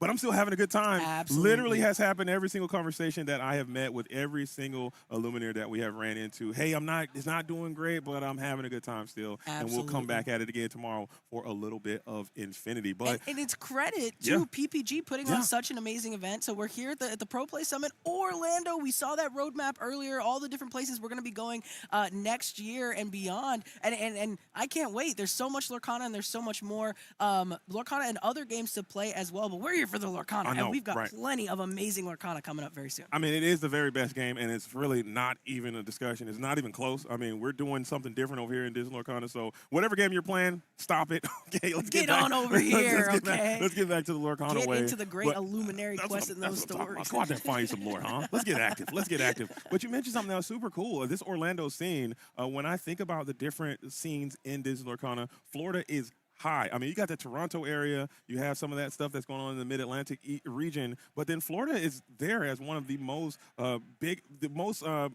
competitive hubs, I think, of the entire thing. So can you just tell me a little bit more about this Orlando community of players that you guys have, and what is that scene like? Is it really tough? Is it challenging, or is it still a little bit accessible to some of these newer players? Yeah, absolutely. I mean, it's a great question. This Orlando scene, I could talk about it all day long. Yeah. I'm so happy to hype it up. I'm so happy to answer a question like this, because we really do have some great players. Many of the guys that you have seen on stream have been players that I play with locally, whether it's every Thursday at my locals or at a set championship. And it's great because you can see players that are really pushing each other to get better. It's players that have come from these other trading card games. My first Disney Lorcana is my first trading card game. My first Lorcana Locals, I was there with many Pro Tour Magic players. Kidding. And that is how I learned to play Lorcana. And so some people, that's terrifying. They're like, what do you mean? It's too competitive. But those guys take you under their wing. They show you how to play. Awesome. And that is the spirit of Disney Lorcana, and it's what it truly has brung. Whether you are a social player, whether you are a competitive player, there's space for all of us, and we make it happen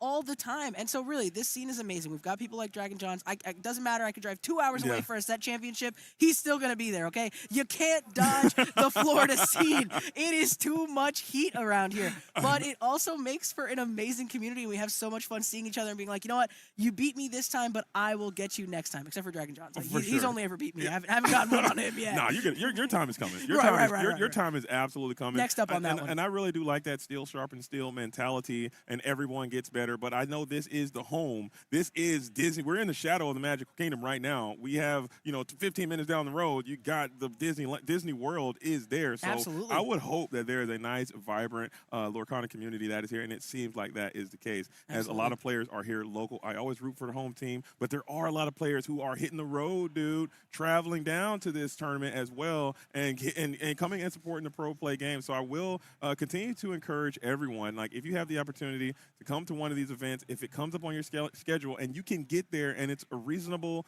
amount of resources for you to do that, you should do it, because it's going to be a lot of fun. You're going to have a good time. You're going to make a new friend, and I think that is just really, really important in these trying times that we're in. Yeah, absolutely. No, it's really incredible the way that people do come from all over, and the way this game connects us. Some players that we both know came all the way from New York. Was Fumbles was here. I was able to see him, give him a big hug. It was great to see him playing in the event. I mean, you're coming all the way from the other side of the country. I'm on the road, dude. If Lorcana calls, I'm picking up the phone. Believe it. And speaking of fumbles, I saw Fumbles sleeping up some steel cards today, and that means that this thing didn't go too well for the home team. And I said, hey man, he's gonna do it. You gotta. But seeing Fumbles playing steel just seems like an incorrect move. I was very surprised. He told me too when he was playing, and I was like, what? No, he played. He didn't play it in the event, but the event didn't go well. So now I saw him at the vendor booth which we have many here at the Pro Play Games Summit. A lot of great vendors. He's buying a lot of the steel cards now. Okay, saying, he's ready to make a change. Yeah, it's steel time. I mean, you can't Gonna beat have to him. try some new strategies. I don't hate it because Amethyst Steel. You've seen it this weekend. We've seen it all day on stream. We can't avoid it. Listen, we're trying, chat. We are trying to showcase some other decks. But just like you can't bob and weave out of the competition in Florida, you cannot dodge Amethyst Steel. We are trying to pick decks, and constantly those top matches are Amethyst Steel. So maybe there is some truth to it. Maybe it is the best deck in the format. And you guys dug through all of the rigmarole over there, and you found a little bit of Ruby. So I'm satisfied. At least we were able to see all 6 of the colors represented here in this tournament, and that is always a good thing for me, ensuring that we can get a more healthy metagame. When all the colors being played, I think that is great. There's going to be a time in this game where we have every single ink pairing being represented. I don't think we've ever had that just yet. No, I still think there's a couple that, have gotten closer. They've had their rogue moments, but they haven't really had their meta time to shine, which I think has been what's so great about post-rotation Lorcana. Yeah. Seeing some of these decks that traditionally didn't get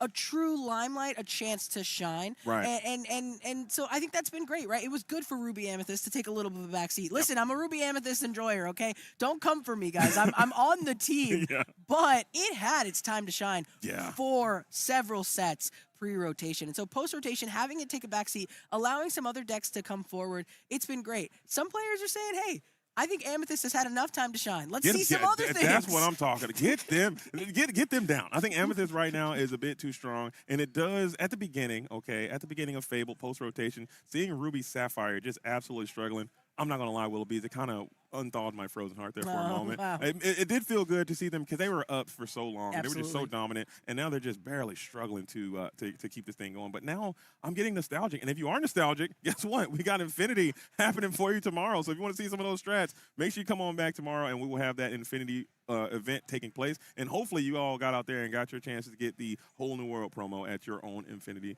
tournaments there. So we may be seeing a little bit of those Infinity matches tomorrow. Absolutely. Yes, and we are going to have so much fun in Infinity, but that's tomorrow. This is today. We have our final round of Swiss, and we are about ready to get into the action. We see some players sitting down at the table. They're going to start doing those altars, getting those things excited. So I'm ready. I'm ready to see what we're going to bring. I want to see a bubble blaster. I believe you called it. And if you are not ready, if your seat backs are not up in the upright and locked position, if your tray table is not stowed, if your cell phone is not in airplane mode, you need to do so because we are preparing to take off. It is time. Round number 8 is underway. The final round of Swiss engaged in fisticuff. It's Donald Derp versus Nathan in the building. And just like we were saying, you can't dodge the Amethyst Steel. It is back again. But along with it is more Amethyst, but this time in Amethyst Sapphire. Now, correct me if I'm wrong, I don't believe we've seen Amethyst Sapphire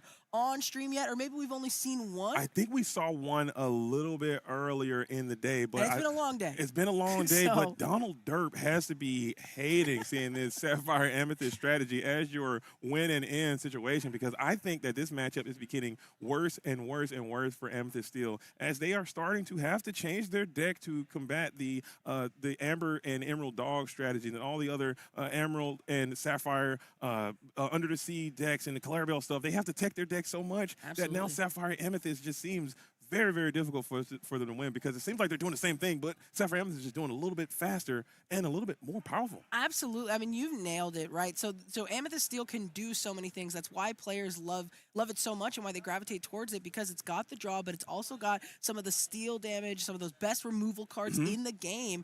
But it's going to be great for those dog strategies, right? For those aggro, it's going to be flexible in some of those, Emerald Sapphire matchups. But in order to do all of those things, in order to be 50-50 into everything, you got to give up some games somewhere, JDZ. And like you've identified here, some of that game gets given up into this Amethyst Sapphire matchup. And so, yeah, sure, sometimes if you're on the play, you can kind of make it where if you can go fast enough, you can just get under them, especially these, Tinkerbell Fast Flyers, these Timothy Q Mouse builds. We've seen it, but traditionally, I have to agree with you, Amethyst and Sapphire is usually going to be able to take that thing down. Yeah, and I always like to watch how these Amethyst Steel decks are created, because I asked myself, and I did mention that earlier, what needs to happen, or what these Amethyst Steel players need to answer. The question that they need to answer is, what do I do after the 1, 2, 3 sing strength play? Once I have executed my game plan, how do I refill? How do I continue to add more threats to the board? How do I continue to draw cards? What is the next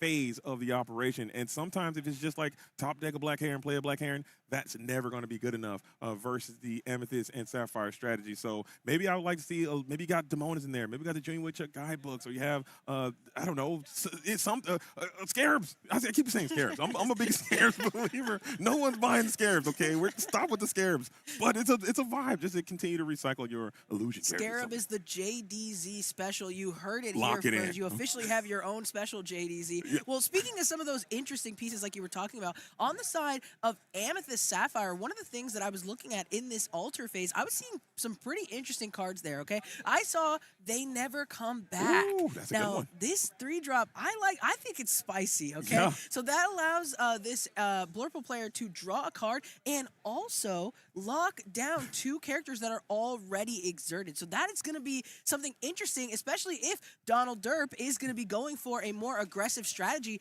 We already see in the Amethyst Sapphire's hand being able to, or in the deck rather, being able to shut down some of those aggressive plays. And let me tell you something that happened to me in real time, Willow Bees. I had 2 illusion characters in play. I got hit with a You Never Came Back, and they vanished, both my guys. I almost quit the game on the spot. That's the downside of the Scarab strategy, is apparently they never come back. But it is what it is. As Monstro is finding his way into the Inkwell early, and we do hit that turn 2 ramp, which is very important. We So did now put the game down can as well. begin. Now the it's game time. can begin. Okay. Since we have the ramp, we are actually playing a game here. We are going to go ahead and ink again with that sail ability, get that mouse detective, practice detective, down. And we're not trying to go head to head with this Captain Hook, but it keeps it in check just in case. For sure. The only thing you're trying to do if you're just Sapphire Amethyst strategy, you're just trying to drag. You're just trying to drag this thing into deep water, and this Amethyst Steel strategy cannot swim, okay? So you're going to bring him out there. Hades is going to float his boat, and then Monstro is going to find the lost remote, and the game will come to a screeching halt. As we are going to go turn 2 Olaf. You hate to see that. You need some stats on 2. Yeah, this is just not what we're looking to do. We are going to go ahead and turn that Captain Hook sideways. I guess we're going to say, hey, you know what?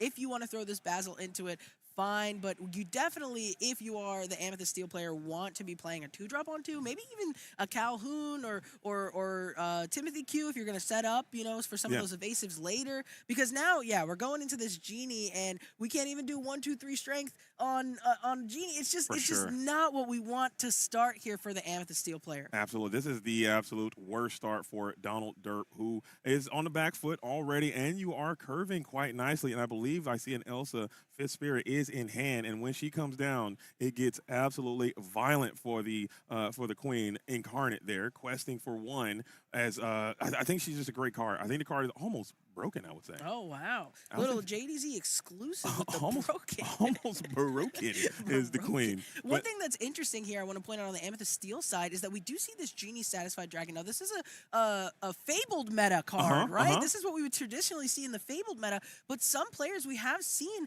elect to put this card back in over the Lexington because, yes, it's 1 less strength on that, the 3 versus the 4 attack. However, you have cards like Cheshire Cat, so you can hold some of that damage better and move it instead of needing to do 4 right away. Oh, for sure. And also just the synergy with the Dumbo and the being evasive opposed to alert, and the fact that he can ready. Because right now, hypothetically, if this were Lexington, you could just leave him there, and he's frozen in time. And that's just him getting finesse as he does that quite well. And then you come in with the Cheshire Cat, and it just becomes an absolute mess. So I don't mind, and I love the experimentation of people going back. Sometimes going back to your roots is a heads-up meta-defining maneuver.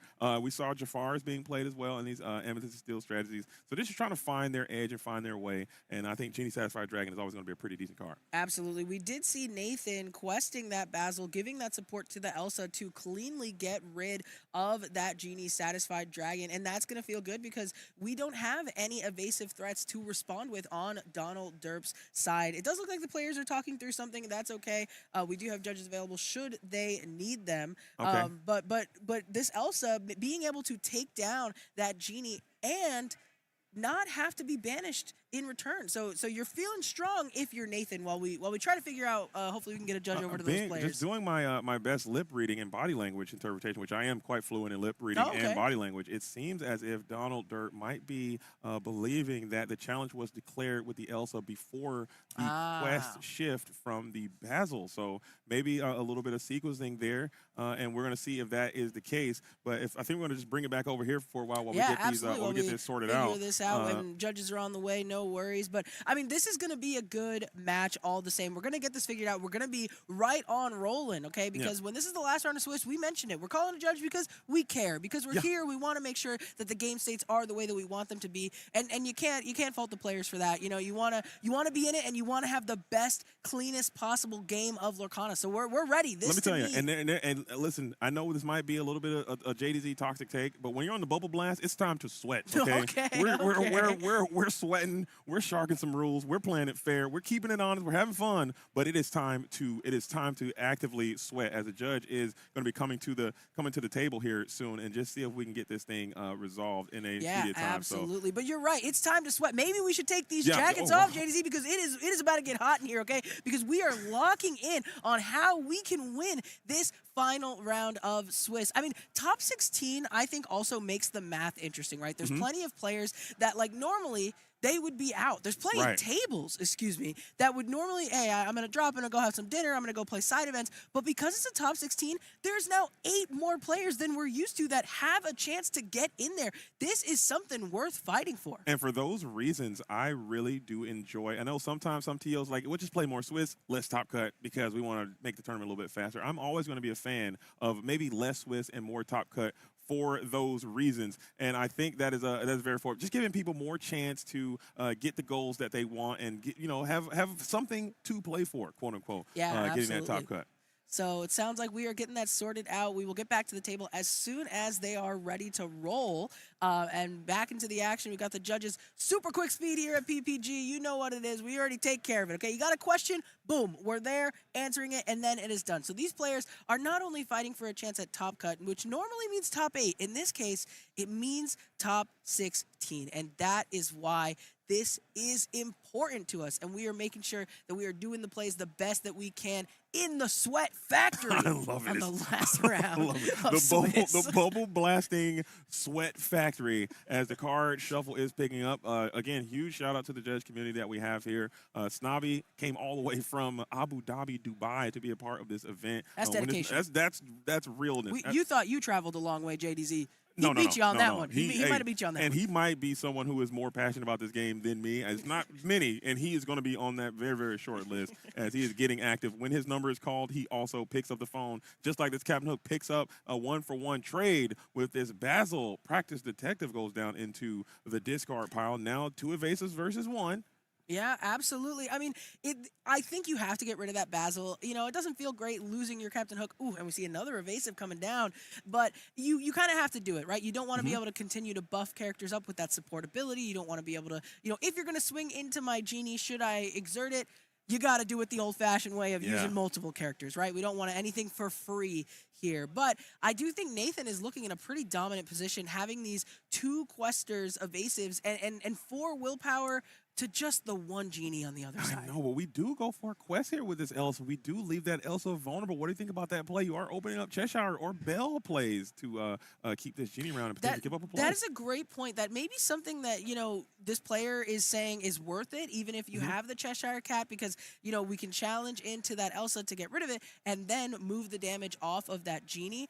But even so, it's not going to completely finish these characters. So it looks like we're okay. So it looks like we're going to go for that play. But like I was saying, even if we boost and move this damage, it's still not done. Okay, I mean, give yourself a chance, but you also could get back into some Cheshire Cat tactics from the opposition side, as Nathan does have access to that card as well, as we into the Whisper Wars. We had the Evasive Wars, the Genie Wars, the Elsa Wars, the Dumbo Wars. Now we got the Whisper Wars, and I think they will wage for a very long time, as Hades, the Infernal Schemer, will clear your evasive answer there. Yeah, we have no interest on Nathan's side of getting into any Whisper Wars, saying, no, I don't need to move damage around. I'm just going to go ahead and put that into your Inkwell. We're not even looking for deals, okay? I know exactly what I want you to do, and maybe there isn't a downside to it, okay? Because you don't have enough ink to play your own Hades because he's not in your list. He's in mine. Okay? Not this guy. He doesn't not care. The Infernal Schemer. You're going. Hey, I think he's being charitable. I mean, this is the season of giving and just giving you a little bit more ink. I think that's fun. I think that's fair. I think it's a very balanced card. He's super broken as well in this new meta. See, Hades not a villain. He's just misunderstood. Exactly. He's a good guy. He's giving you a deal. You're making deals. You're giving you ink. Giving you ink. He's a vibe. Yeah, all around. maybe he's not the villain. Maybe he's not the villain. Crazy takes coming out of here in the booth. So we are going to see this Dumbo hit the inkwell. I'm not sure. I know I think it's definitely more than one card in hand. But I'm curious to see. Okay, we're going to boost again. We're going to move those 2 damage to the other genie. That's hilarious. Why not? That is a because power we play. love to be ink efficient. But you know what?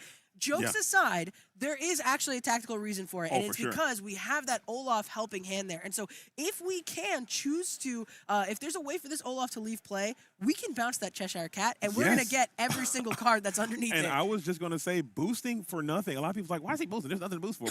That is a high-value play. And just even getting another card cycle from your deck, in theory, your next card is your best card. So keep boosting. Maybe you're also playing Madam M Elephant. You get this Cheshire Cat bounce back to your hand after getting a quest as well. So keep on boosting, keep on boosting, keep on boosting is the name of the game. Olaf here you can go for that play right now and challenges Olaf into this exerted Hades Infernal Schemer and bounce Cheshire right now and then redeploy it if you wanted to.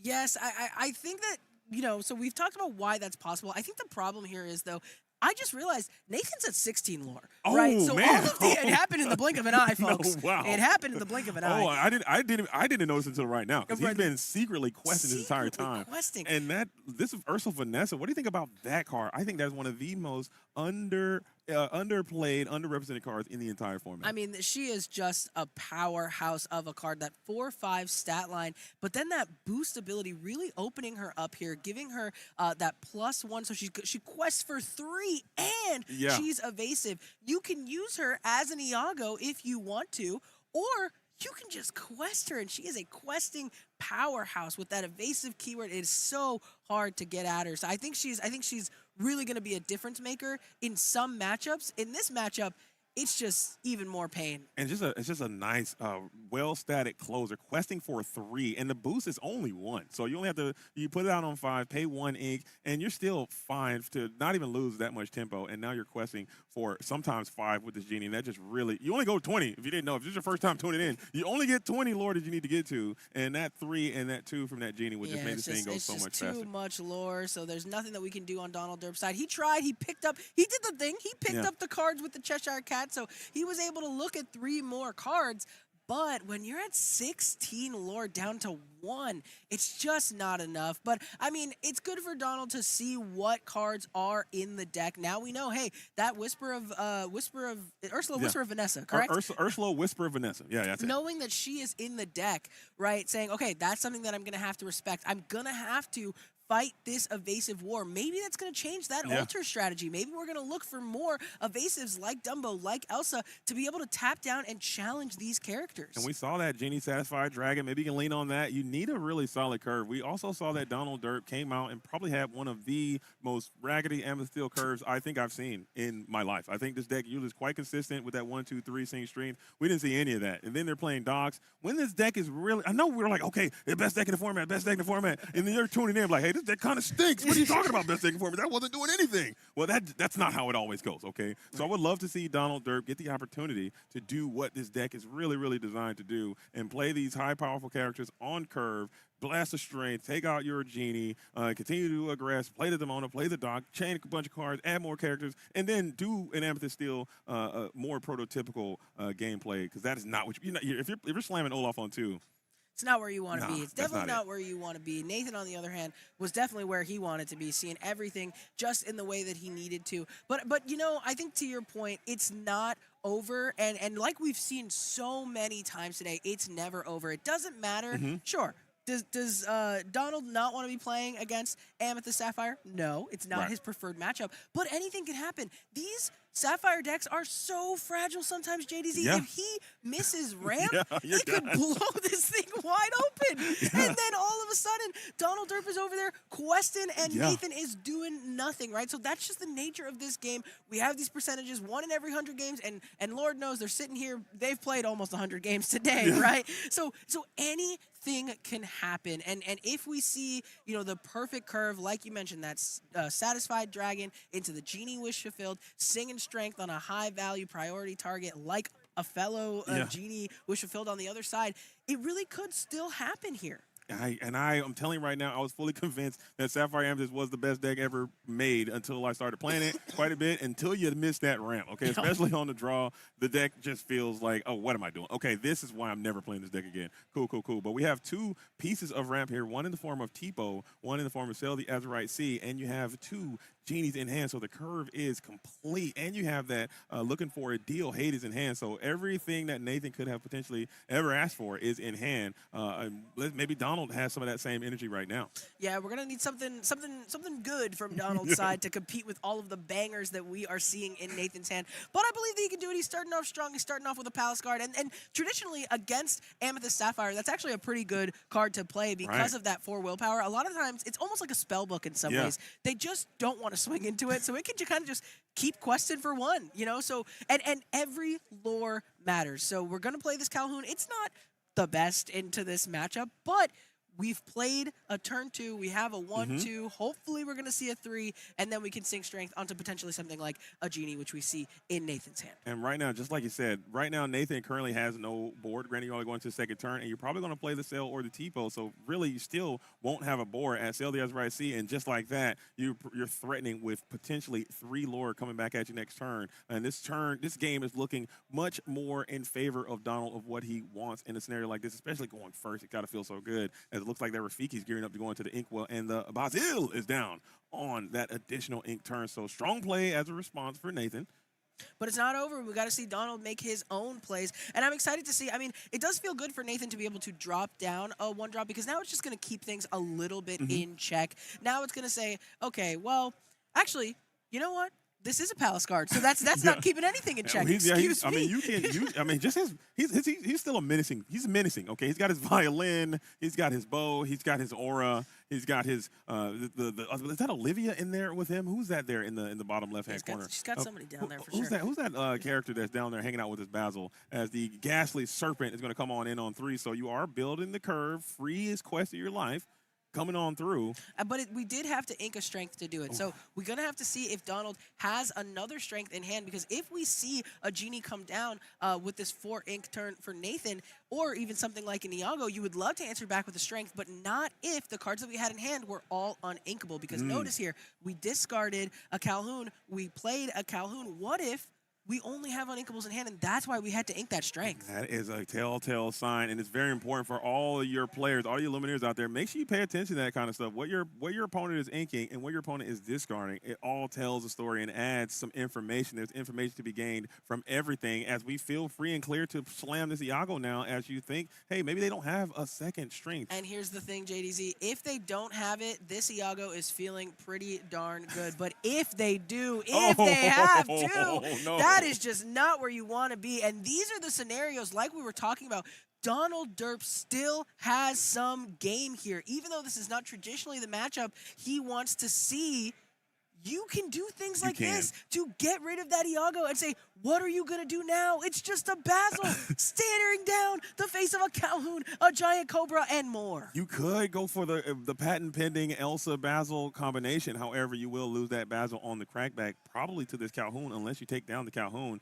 But the evasive Genie is going to be that biggest threat. So there it is. But also, Donald is notably running out of resources. I believe there's only 1 hand card left. It's Doc every time. It's got to be Doc. It's every single time. But if it's not Doc, Nathan could crack this thing wide open. It's never not a Doc. Come on, let's be real. It's always Doc. Unless it's not. I've seen it not be, as the Elsa does take down that Genie with the Basil quest. Now Calhoun is threatening to gain you 2 lore in the process. But we have Genie. That is a little bit of card draw. Okay, so it's not a Doc, but it is still a card draw, right? So it is going to replace that card in hand, and it's going to keep our hand at least a little bit healthy right now.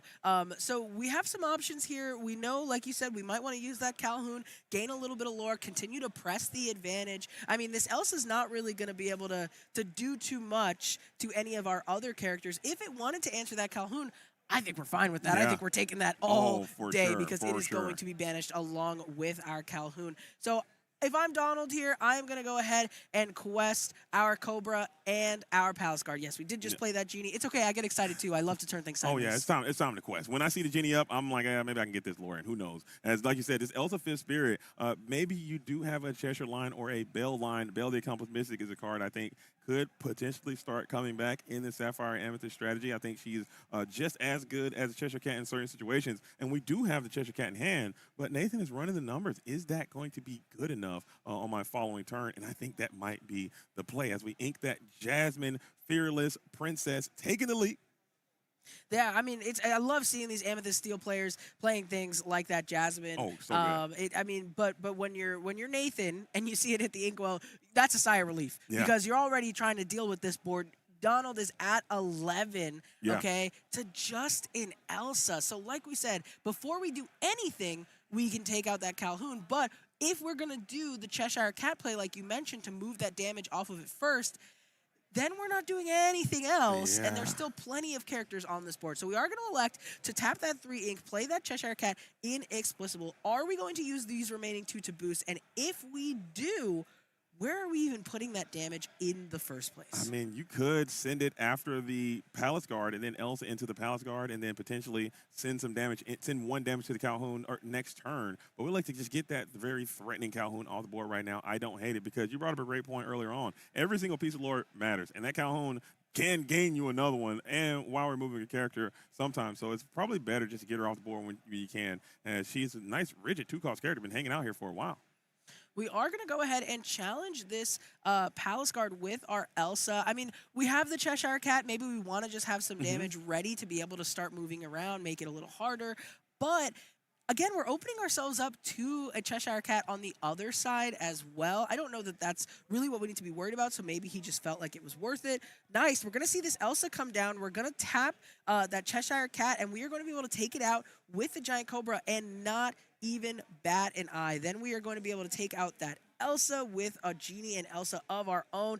This is beautiful for Donald. This is everything that he wants to see right now. A complete board wipe here in this spot. And I believe Donald has been selling Doc this entire time. And he's just been drawing high impact card after high impact card. So he couldn't really get a nice Ink Captain Hook play, Doc Sprawl play. And I think that is still available, as Nathan has to recognize this with this super slow Genie coming out, late stage Genie. You hate to see it, but we're going to take some time off to draw a few cards, inking that Monstro. And I just draw 3 cards? No, I think maybe Genie and the book. I don't know what just happened there. Yeah, he definitely just drew 3 cards. Okay. Okay, so we're getting it worked out. We realized it. We realized it. That's a judge call every single day, I think. We are going to get some more judges over. Look at Nathan. He's like, it's oh, no. Long days. Long day. And you could see he pulled them aside. He said, wait. So it's okay. We're going to get some judges over there. We're going to figure that out. But I think it was interesting what you were saying, and also noticing that we did play this guidebook.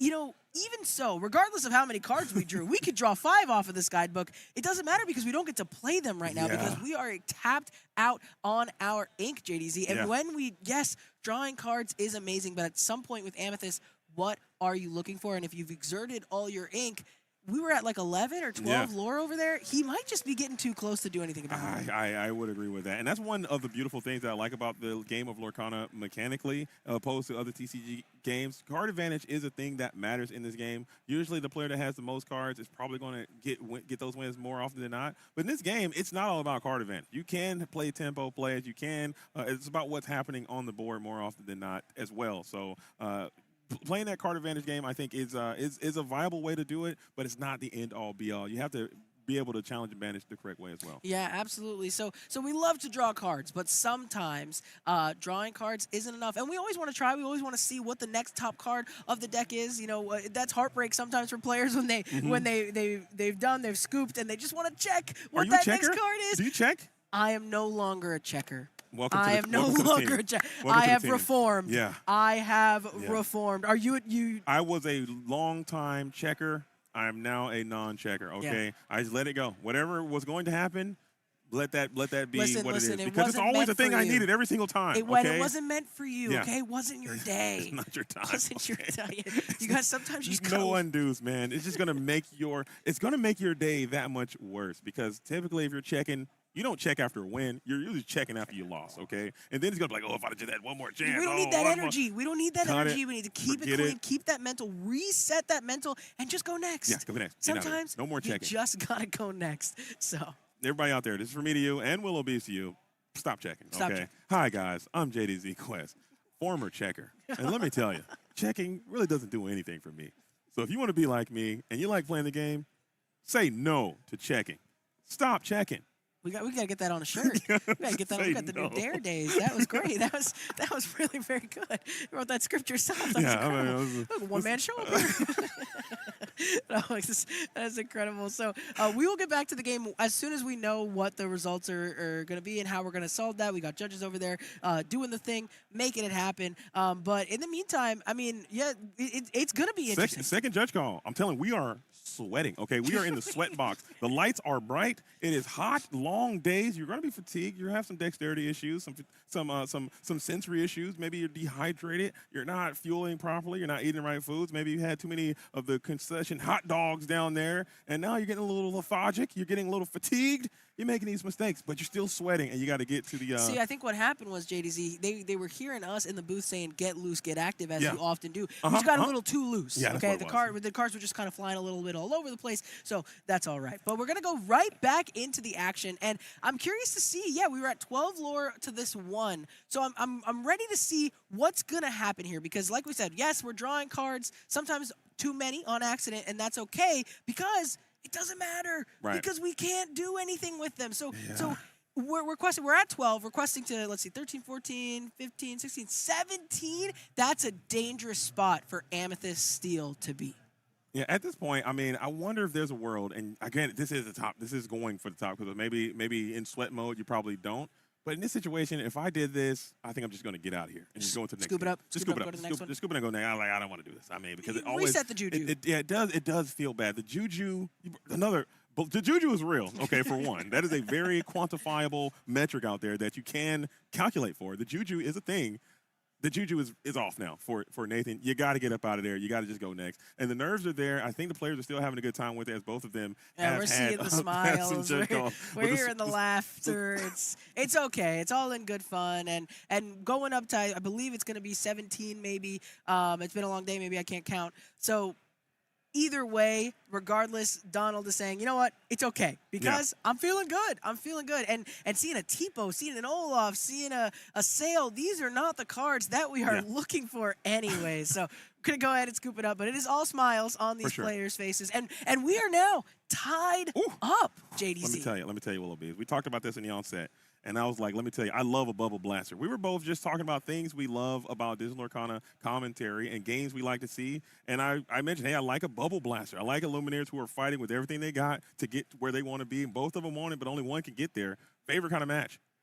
I like a game 3, Willow Bees, and this is what we got. How Absolutely. fortunate can we all be? Oh my God! I mean, and you know what? In addition to the bubble blaster, I love a nail biter. Let's get it. And that is what a game 3 is here. Both of these Illuminaires are going to be up one game, and we see, okay, maybe technically speaking, Nathan's deck is a little bit more favored, but just like we saw in game 2, anything can happen. Sometimes you just draw Tipo into Tipo into Tipo. And Or let me tell you, sometimes, even worse, you go no Tipo into no Tipo into no Tipo. You send 7, you get more no Tipo. And the juju now is on Donald's side after that draw 3 situation. So maybe if you're going to miss a ramp, this could be a time to do that. And that's all it would take, okay? Yeah. A very slow start. Like you said, or maybe you don't get those 1-cost characters that you need to help aggress the board early. You don't get a quality 4-cost character. You get a nice inking situation or bricking situation when you're drawing your high-end characters a bit too early after your altar phase. So a lot can go wrong for Nathan. He is not out of the woods yet. You are on the play,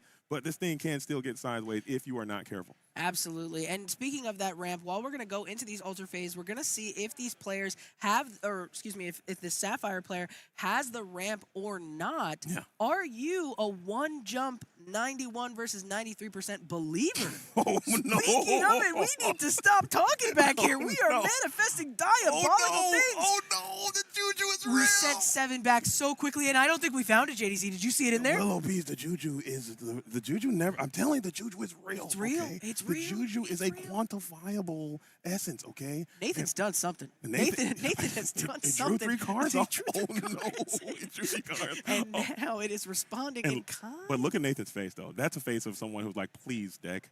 I've done nothing to you. That's the Ed Chu. That's the Ed Chu stare, though. He kept it a little calm, cool, collected, right? And you didn't know it for. Now he's smiling a little bit, Oh, no. okay? But you couldn't tell. The only thing that gave him away, he did that with lightning fast speed. He didn't even pretend to think about That's it, JDC. what I'm saying. No, there was some slump there. And this hand, this is what we're talking about, Willoughby's. This hand is hideous. Okay, that is not the texture we want in the quality of the Disney Lorcana cards we have in our deck. That curve. Monstrously bad hand as we see that Monstro go into the inkwell. But anything could happen off the top. Okay, from the top rope. From the top rope, we can see that ramp come out. One draw, one opportunity, and you got that very threatening Palace Guard. Please talk to him, deck. Ooh, And it is not. All right. Yikes. But it's not over, folks. That's our job here, is to tell you that it's not over despite what we may believe. Okay? So we're going to instead play that Junior Woodchuck's guidebook, and maybe we'll draw into that ramp. I don't want to see it. I don't even want to see it at this point. If you're going to do me like that, deck, because let me tell you, I don't even think this deck plays a 3-cost character at all. It just doesn't play it. They're all in on this ramp. They are just the way that it's built. It's a fragility. It makes the deck a little bit frail, just because that is something that can happen. Granted, it's not very likely that is something that does happen, but it can happen, and it did happen to you here on a game number 3 on a Bubble Blaster live here at the Pro Play Game Summit 10K tournament. Still no ramp to be seen. That is 14, 15 cards. I see this more coming in. But you know what? So we do have to do the guidebook here. It is what it is. Still no ramp, which means that we're going to be drawing those cards later. Look, if Nathan wants to get back into this game, it's going to be an uphill battle. But on Donald Derp's side, we see him play out these 2 1-drops, which actually is not really what he wants to do. But when your opponent does not have ramp, you kind of get rewarded for plays like that, because now we're questing for 3. I think that's a very heads-up play. But now you are in a position where you do have some hand resources. You do have that Basil, and now you can get into that 4 ink play. And still, your position is bad, okay, but it could be so much worse. It could be so much worse because these Palace Guards are fragile. We did just see him draw the Hypnotic Strength there, so that can always target a Palace Guard, get rid of it easy. Okay, it's not something that we might do on this next turn, but we're not progressing the lore that fast. We've got a lot of characters, but they're very fragile, and 2, they don't quest for a lot. So we might have some time here, JDZ. It might not be over. It might not be actually Joe. And you did go first, okay? So you can sometimes miss ramp, have the time to just play a normal fair game with some very slow early turns, and then just keep dragging yourself out. But like you mentioned earlier, you got some absolute monolithic bricks in your deck that are going to come up at some inopportune times, and you're going to actually hate to see that as Genie here coming in on 4 can't challenge the best, but armed with this Basil quest, he can kind of get active on one of these characters and then maybe put Basil up for auction a little bit later. Yeah, absolutely. So now having this Basil, being able to quest, being able to buff up that Genie should we need to, is going to be great with that supportability. But I mean, even though we mentioned that these guys are little, there's a lot of them. So it's still, we're not out of the woods yet, but I mean, we have a Bell in hand, and hopefully, we have a lot of heaters in hand. Okay? We got some good cards. If we can get to the ink to play these heaters, maybe we'll be fine. And you know what? Maybe all of our ramp is at the bottom, and as long as it stays there, we're not going to brick. We might be able to claw our way out of this. If you just got to speed up a little bit, you need this. I believe you have, I can't believe there's an Elsa there. I saw the bell. Maybe we can take out 2 characters here to slow down because Donald Derp is questing. They never come back in the hand. That can get rid of some of this lore here. 2 of them. Two of these 3 of them are vulnerable. You are vulnerable to it, and you can hit 2 with that. They never come back. So this is going to be these vanish characters. this Vanish illusion characters with Vanish are going to be able to go away just from this one action, but it's going to take a lot of our ink to do it. Yeah. So, but sometimes, JDZ, it's worth it. I you think, have to do it. But also, Nathan might not have that interaction at the forefront of their mind. Clearly, this is why you want to put it in a deck, and you're playing it. You're doing There it is. There it is. As we arc, wait a minute, that's vanished.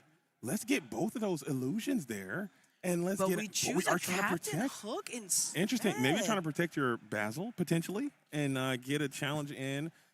Interesting maneuver. I'm going after one of those palace guards for sure. It is an interesting maneuver, especially because you have to remember, and maybe it's been a long day, maybe we Yeah. forget, that Jafar is going to have evasive Yeah. on Donald's turn. So even if we buff up that Genie and take a Palace Guard, now with that 3-2 stat line, it is going to be able to challenge into that Genie. Oh, but we but are we're going to giving do it a different way. hypnotic strength, and we're so we had the hypnotic strength and that they never come back. You could have cleared all of those illusions and then potentially maybe put some hits into the Jafar, maybe just stayed ready. So we're just all over with this hypnotic strength, figuring out where you want to send it, and we are going to send it to the Basil instead.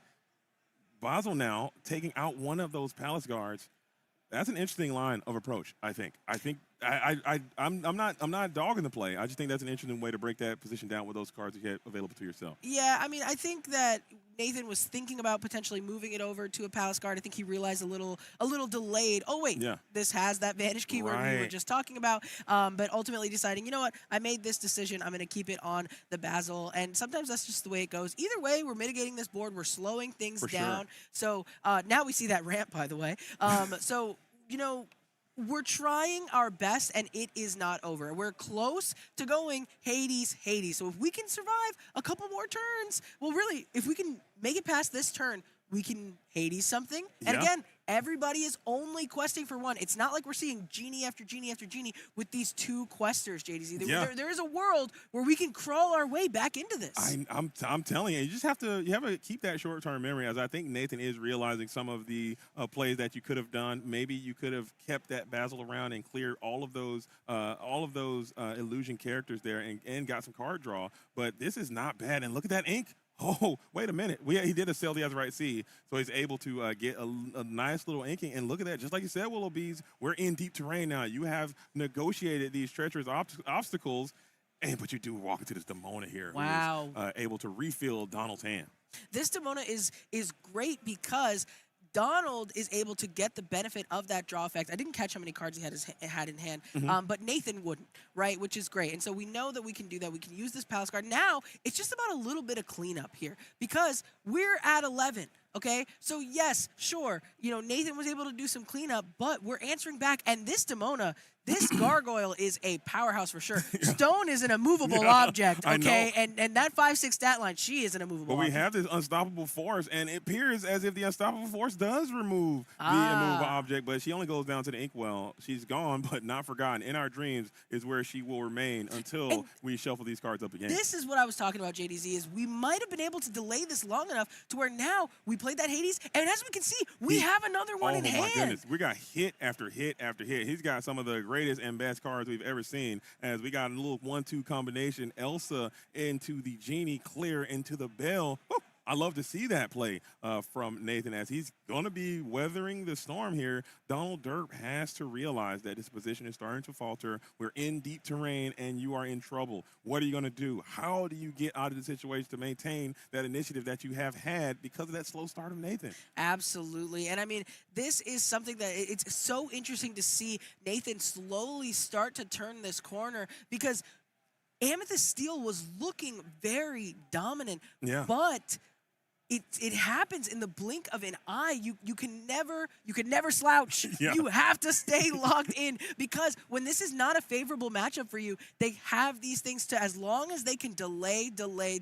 And Nathan, I mean, we see it in the deck building. He has built things into this deck like they never come back that allowed him to delay long enough to slowly make his way back into this game. He's going to elect to not play that Hades and instead take out the Genie with an Elsa exerting that character. I don't hate it because if you are going to go 1-for-1 with these characters, that's going to cost you your turn. Oh, and by the way, I'm questing hard with my Hades the Infernal Schemer, and you just don't have an answer for it. Rafiki coming through. And let's just keep in mind that this is probably the most tense and stressful matchup that any of these Luminaires have played up until this point. You know, getting to the top tables of a win and end. This is a 10K PPG summit. Everything, it all rides on this. So maybe the plays might not be the best plays, but you're stressed, man. And this is it goes up orders of magnitude in these types of positions. You're missing ramp, and things are just kind of falling apart for you. So you got to keep that in mind. Absolutely. And one of the things that I love to say, JDZ, and I think it really applies here in these tense moments,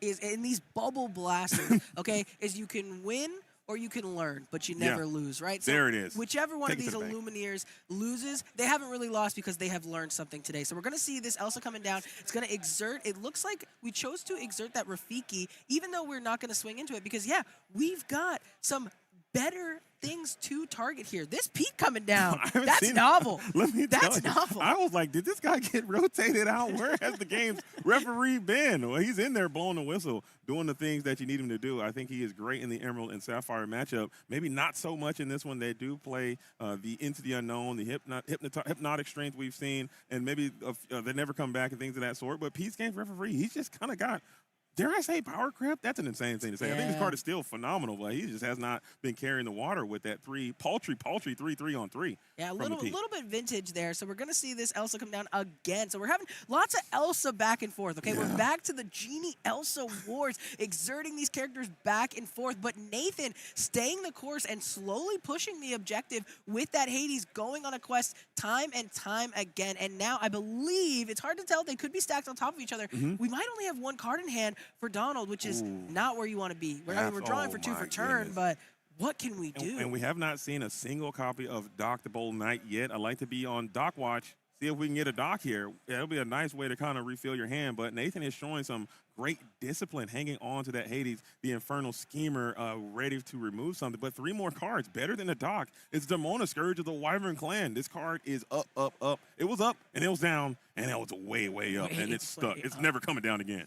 Yeah, absolutely. So I did see that Cheshire Cat go into the Inkwell, but it's because, well, we drew another one. Yeah. We wanted to play that Demona to fully draw all 3 of the cards that we could in that scenario. And again, Nathan not benefiting from that card draw. So now we didn't get punished. We have another Cheshire Cat. We have damage on our Elsa that we can move around. And this also de-incentivizes Nathan from potentially swinging into that Elsa because you don't want to leave even more damage hanging around for that Cheshire Cat. So I want to see what Nathan is going to do here. Looks like he's trying to slow this game down. He still has that Hades from earlier. I believe he has a Cheshire Cat and a couple of other cards. There's great cards in Nathan's hand, but how do we make use of them? And we are going to keep maintaining positive control of that Hades again, just going for a Cheshire line to take down the Elsa. I don't hate it, but you got to look at that lore total. You see Donald's holding steady at 12. This Demona getting a quest in for 3, you're probably going to take it. And that is a problematic situation for you as Donald. Let's see if he go ahead and gets an exertion here. Taking that 3 lore, getting up to 15, is that worth it? I hate the Emmett Steel deck at 15. That's when the Cobra shenanigans can start to take hold.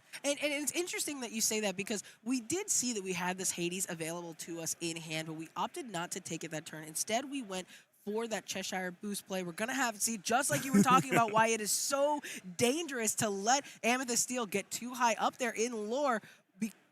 We're showing the doc. Hold on, we're going to play it. There we go.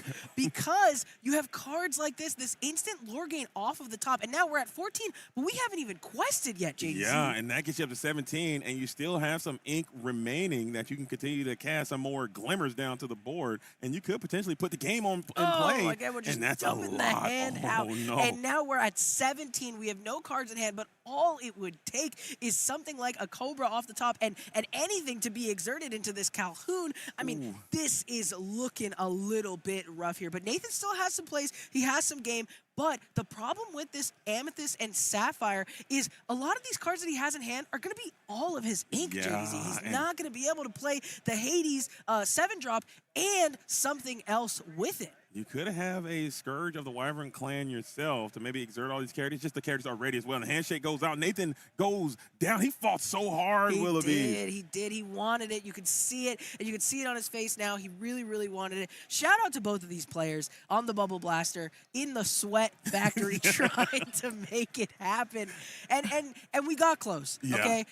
But that happens, right? We sit down, we see these players, and if you're able to steal, you're thinking, oh, great, man, I got to go against my worst matchup. But as we saw, anything can happen. This is it. I mean, and we mentioned the juju. I hate to feel like I put a hex on Nathan there, but I feel like we had something to do with that. As the broadcast team can kind of the broadcaster curse is what they call it, and the powers were rich there in that situation. But still, taking nothing away from Nathan, I think you got to keep your head held high in that situation. Your deck did not give you the best optimal curve in the most important game of the tournament, but it is what it is. So you just shake it off. Come on back tomorrow. Maybe play some side events, play some Infinity, and get it cracking. But all shout outs over to Amethyst Steel, and I think that is going to be the way to go. So GG's to both of those players. Yeah, absolutely. I mean, really fun to watch, especially to watch it upset. I know we've seen a lot of Amethyst Steel today, so some players aren't necessarily rooting for Amethyst Steel, but you love an upset. You love to see an underdog, and we love an underdog story, right? And so in this case, Amethyst Steel isn't technically favored to win that matchup, and they were able to do it anyways. And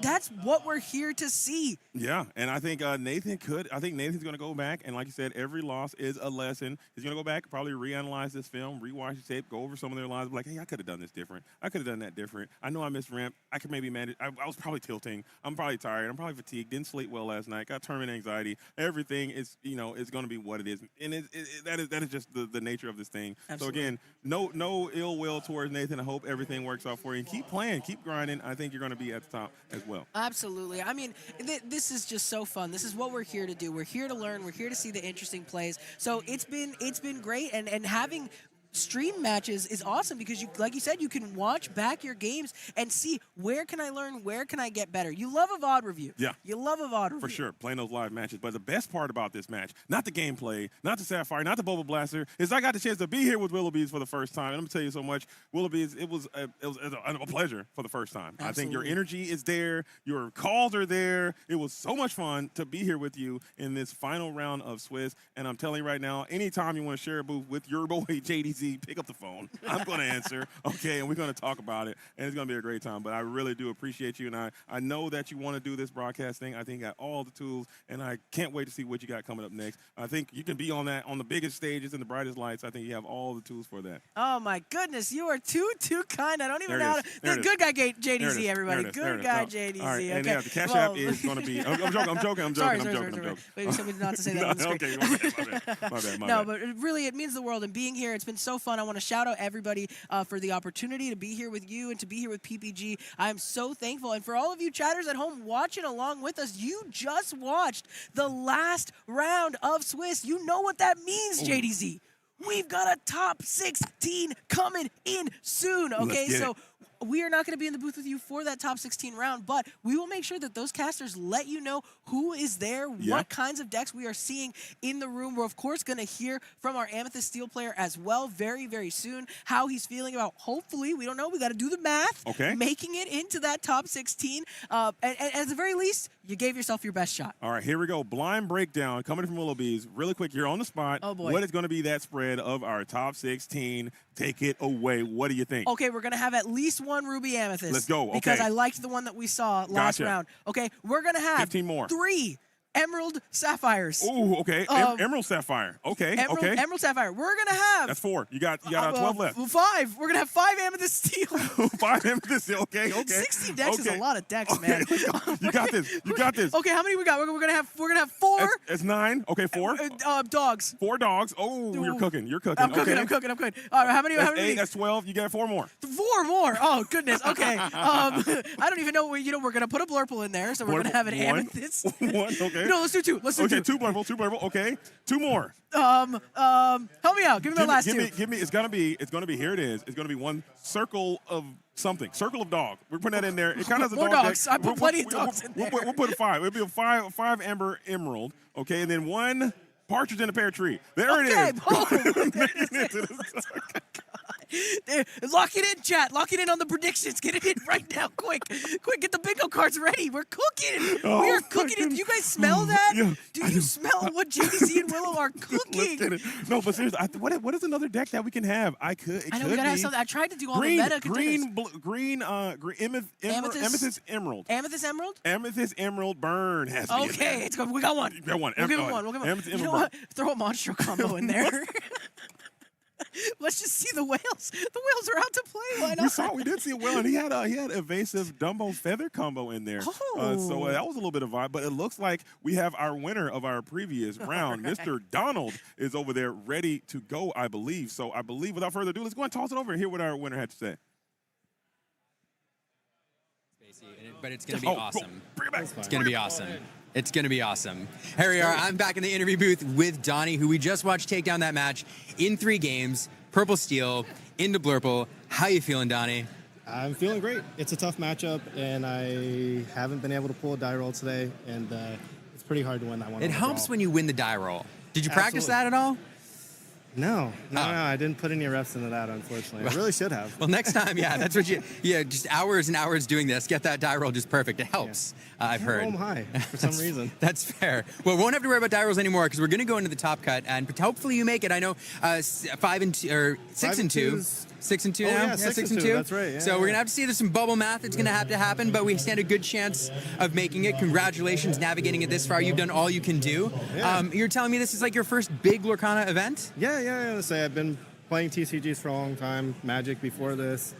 I prefer limited over constructed. I'm also a limited fan, but the games just play out different every time, whereas these, I get it's nice to figure out the lines and do all the right things, but it's the same plays over and over again. That's fair. That's fair. But Cork, at least this meta a little more diverse than some that we've seen. I'm looking at you, Floodborne meta, but this one's actually kind of fun. But speaking of diverse meta, I love talking with you about your journey, because I asked you why Purple Steel, and you were like, well, I saw this yesterday, and I did this, and then I came today, and it was completely different. Did not work out. Just walk me through what you were thinking. So like I said, I was here yesterday. I played Blurple. I went 4-2 and then dropped because X2 didn't make it yesterday. But I saw a lot of green-blue, lost to green-blue, and I saw a lot of dogs, and I was like, Purple Steel feels like it should be better. And then just today, matchups didn't work out that way. But like I said, I did 3 Purple Steel matchups, which I won the mirror each time, and then 5 Blurple matchups, all in the draw. Managed to pull out 3 of them, which proud of myself. Absolutely. That's really fun, because I tell you what, we've been watching on camera, and we try to pull a lot of the top tables and a lot of the well-known players, and I think I've personally watched 1 Blurple matchup today. It has been dogs. We had even a red-purple out there. Exactly. It's been amethyst steel, and you could, because all the Blurple decks you were running into. Yeah. Just match after match. But I didn't play any of my friends, so there's that. That's good. So your friends being here is a really fun story as well. So you came to Lorcana very recently, a few months before Fabled. Yep. And I was asking Donnie how he got into Lorcana. He said a coworker, one Wochuk, bothered him until he decided to pick up this game. Yeah, for anybody who knows him, he's a very bothersome man. And not only, but you have another coworker here as well. All of your work came here today. It's pretty awesome, actually. Our other friend, it's his first TCG, and he went X1 and just drew. So, so just being around Wochuk, apparently, or them being around you.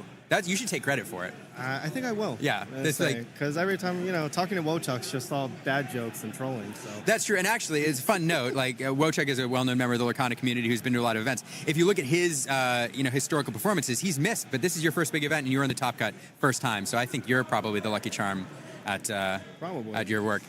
So now let's say you do go into the top cut, you bubble in. What matchups are you hoping to avoid? Blurple. It's not a good matchup, and I've just played it too many. I wanted diversity. I literally played 2 different decks today. That's crazy. That's right. Okay. Yeah. So we avoid Blurple, and you're happy. Yeah. So I'll take the Purple Steel match. Blue Green's all right. Dogs, if I don't lose the die roll, maybe it's okay. Yeah, I just want to play Purple. I want to see some different cards. That's okay. So hopefully, I'll cross my fingers. No blurple for you. And we always end. I love to end, especially when it's a first-time person on a feature match, doing shout-outs. I understand that you owe a shout-out to your daughter, who you've been telling you're going to be on stream. So who do you want to shout out? Rory Brace, my daughter. She's 6, and we got him on stream. She's been dying to see me play a game on the stream. So I'm happy she got to. There you go. We can record it. We can clip it. It's there forever. I won, and you won, which is amazing. Wouldn't it be waffle? You can watch me play, but don't. But anyway. Well, congratulations. I hope the bubble math works out in your favor. Amazing performance. Thank you so much for the interview. Yeah, it was a pleasure. Crossing my fingers. We're going to send it back to the booth. Liam. Oh, thank you. Commentators. Thank you. Yeah. That means a lot. Yeah, absolutely. That means a lot. And I'm glad we got that before we got back. All right, we'll send it back to the booth. Take it away, JD. All right, and we are back. Amazing interview there. Great to see a brand new feature on the stream there. Shout out to the kids at home, JDZ. That's the first time I think I heard someone actively shout out to the Todds who might be watching this. All the baby boys and baby girls out there. This is a family game. I always like to point it out. This is a family affair, and everyone has access to it. So I'm glad that the families are a part of it. Shout out to the kids and the spouses that's what it's all and everyone. about, man. That is what it's all about. It really is. I think that is what is so great about Lorcana is we have so many first-time players, but as you can see, these young Illumineers, they make an impact, right? I've mentioned this a ton of times in my other publications. I would much rather play the DKPs, the Ed Chus of the world, because I know what they're all about. But these kids, they'll cook you just as fast, just as hard, and you're always going to be assuming that villain role. You're never going to be the underdog to a child. Everyone's going to be looking around, waiting for them to cook you, and they will. These kids are absolutely broken out here in this game. And you can't let them win either, because then if you do, people are looking, they're like, well, don't let them win, give it to. But then if you beat them, it's like, well, why'd you do that? That's what I'm saying. There's no right answer out here. But what an incredible weekend we have had so far. That is a great way to send off our Swiss portion of the event. We are going into the top cut. So if you're just tuning in, we have one more round we're going to play. It's going to be our top 16 match. And then tomorrow we're going to come back bright and early, up and active, 0-8 start time to get our top 8 of the event. And then we're going to roll that right on into some Infinity format for tomorrow. So incredible day, incredible Lorcana Willowbees. What was your highlight of the day before we throw this thing to a break? Oh, goodness. Highlight of the day, I think it was honestly, I was watching Dan's match, and I was casting that with color, and having him just completely turn the corner with that circle of life play into the tramp, into the tramp, into the tramp. That was a super fun highlight of the day for me here in the booth. What about you? I seen an Illuminator. I can't remember which round it was, but we saw an Ursula Deceiver, and then top deck of the Under the Sea for the win. It was actually a magical moment here for Disney Lorcana. But this weekend has been slam-packed with those types of moments. So go back and just rewatch this tournament if you can. I think it'll be out on YouTube here in a couple of days as well, and it's going to be what it is. So make sure you check them out when you can. But you're talking like it's over, JDZ. It's not over. Don't touch that mouse, folks, because we have one more round left, and when we get to that round, it is going to be top 16. So we are going to see you bright and early tomorrow. Don't worry. We will see you at 8 a.m. We're going to be here. You better be here. But we get to see you one more time for this all-important top 16. Let's get it. So keep it locked. Don't touch that dial. We'll be back after this with some top 16 Disney Lorcana action at the Pro Play Game Summit 10K tournament. Boom! Shoot us an email at info@proplaygames.com and we will discuss running your ad.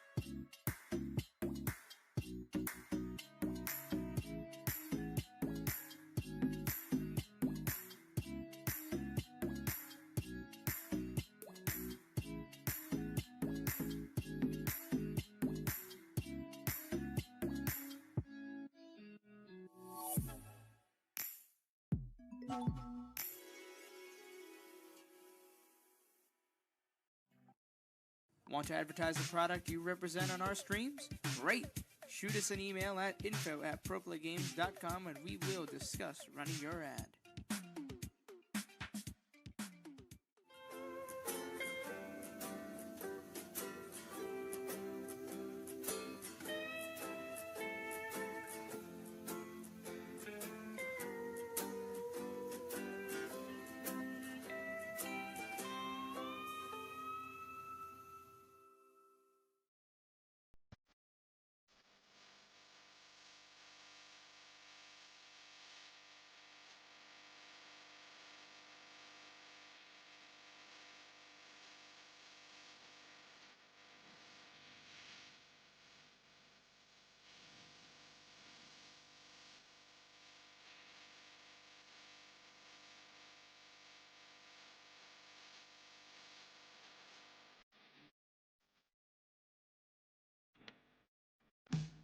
It can be tough sitting in a chair for long periods of time, especially while you're playing your favorite trading card game. That's why eWin has designed a state-of-the-art luxury gaming chair. This ergonomic and breathable chair is the most affordable amongst its competitors. With great feedback from sources like GamesRadar, PC Gamer, and IGN, the chair is a perfect gift for any and all gamers.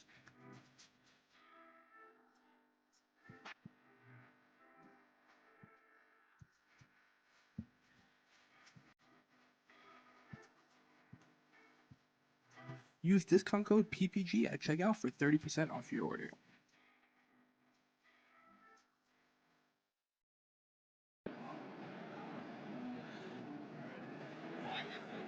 Welcome to Origins Game Fair. They have good tacos. TCG. I've enjoyed playing TCGs for about 15 years now. It's a thing I do with my friends. It's one of our most common activities. It doesn't matter who you are, it doesn't matter what you do.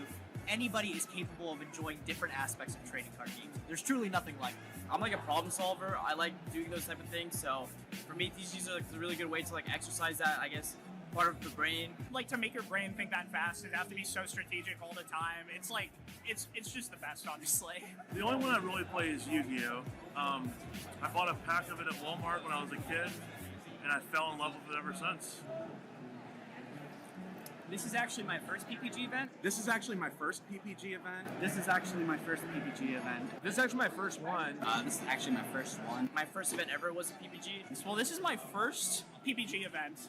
So I guess I enjoy that I'm in the top 4 of it at my first event. I've been watching PPG on YouTube, occasionally on Twitch for a while. Everything's super smooth. The rounds go super quick. I like that they're in person. I enjoy, coming to see everyone. It's been a while, obviously. Real tournaments with good prizes and good players. They always seem to have it. Today, probably, hopefully topping. At the very least, I want a top 8. I'd like to win, but I also know top 8. Winning the event, honestly. Drinking after I go 0-2 drop, but it doesn't seem like that's the plan now. We're in the top 4, so there you go. The one thing I was looking forward to most today was definitely just commentating some great Yu-Gi-Oh! We haven't been to a big event in probably over a year now, so the fact that you guys came up north, did one in Columbus, we jumped at the chance to, drive on out and stay the night and, play test and all that stuff. So Finally getting to actually do a competitive tournament after so long. COVID made it really hard to actually be competitive in the game. With the prominent content creators in this Yu-Gi-Oh! Community. And so when I heard that both Gage and Hack were coming to this event, I was over the moon. What are you looking forward to this? Winning it. Winning the event. I like it. I like it. Thank you. Yeah. Appreciate you. Good luck. Thank you very much. Appreciate you. Thank you, man. Appreciate you. Cool. Perfect. Thank you very much, man. I hope that wasn't like... No, that was great. Good. That was really good. Check out ppgeventmanagement.com for events and tournament information.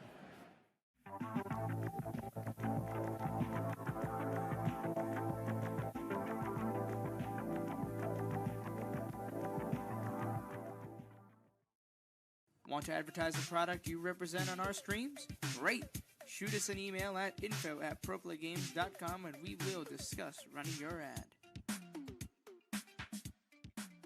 Customized designs on durable and high quality sleeves. At yourplaymode.com, you can sleeve your deck in style. It's as simple as uploading your design and selecting your size and style. Use promo code ProPlay10YP at checkout for 10% off your order.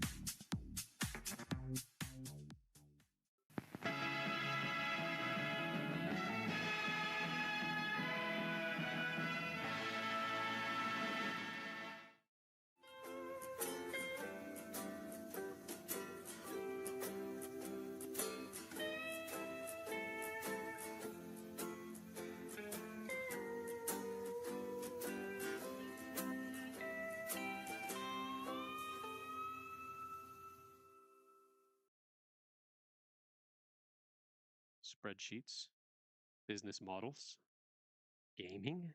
What does this all mean? Oh, hi.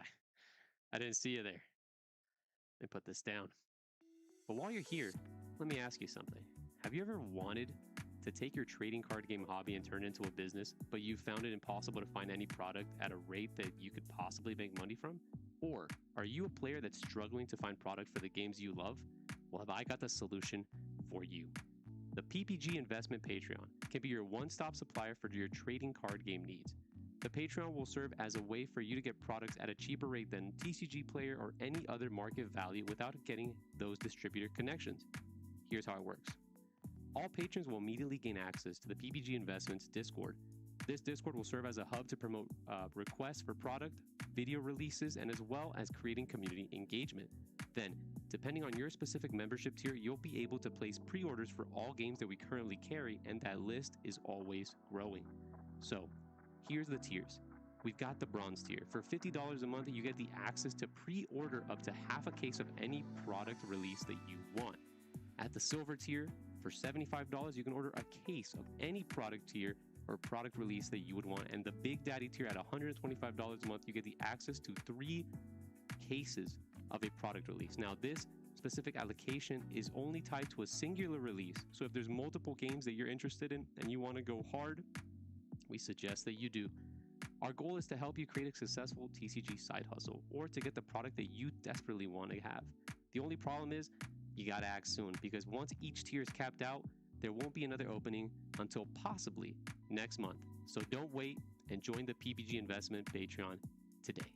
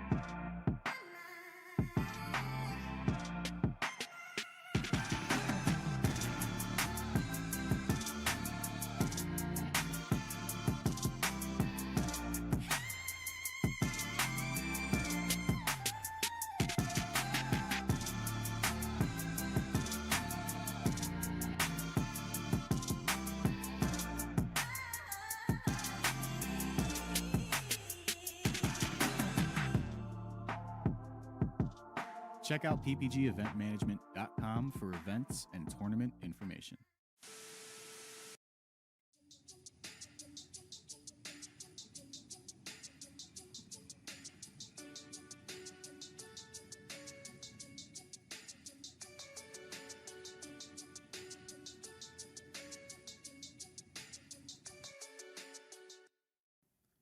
Can't seem to win a game? Opponents got you down? Can't even hand shuffle right? I promise you, it's not a skill issue. It can't be you.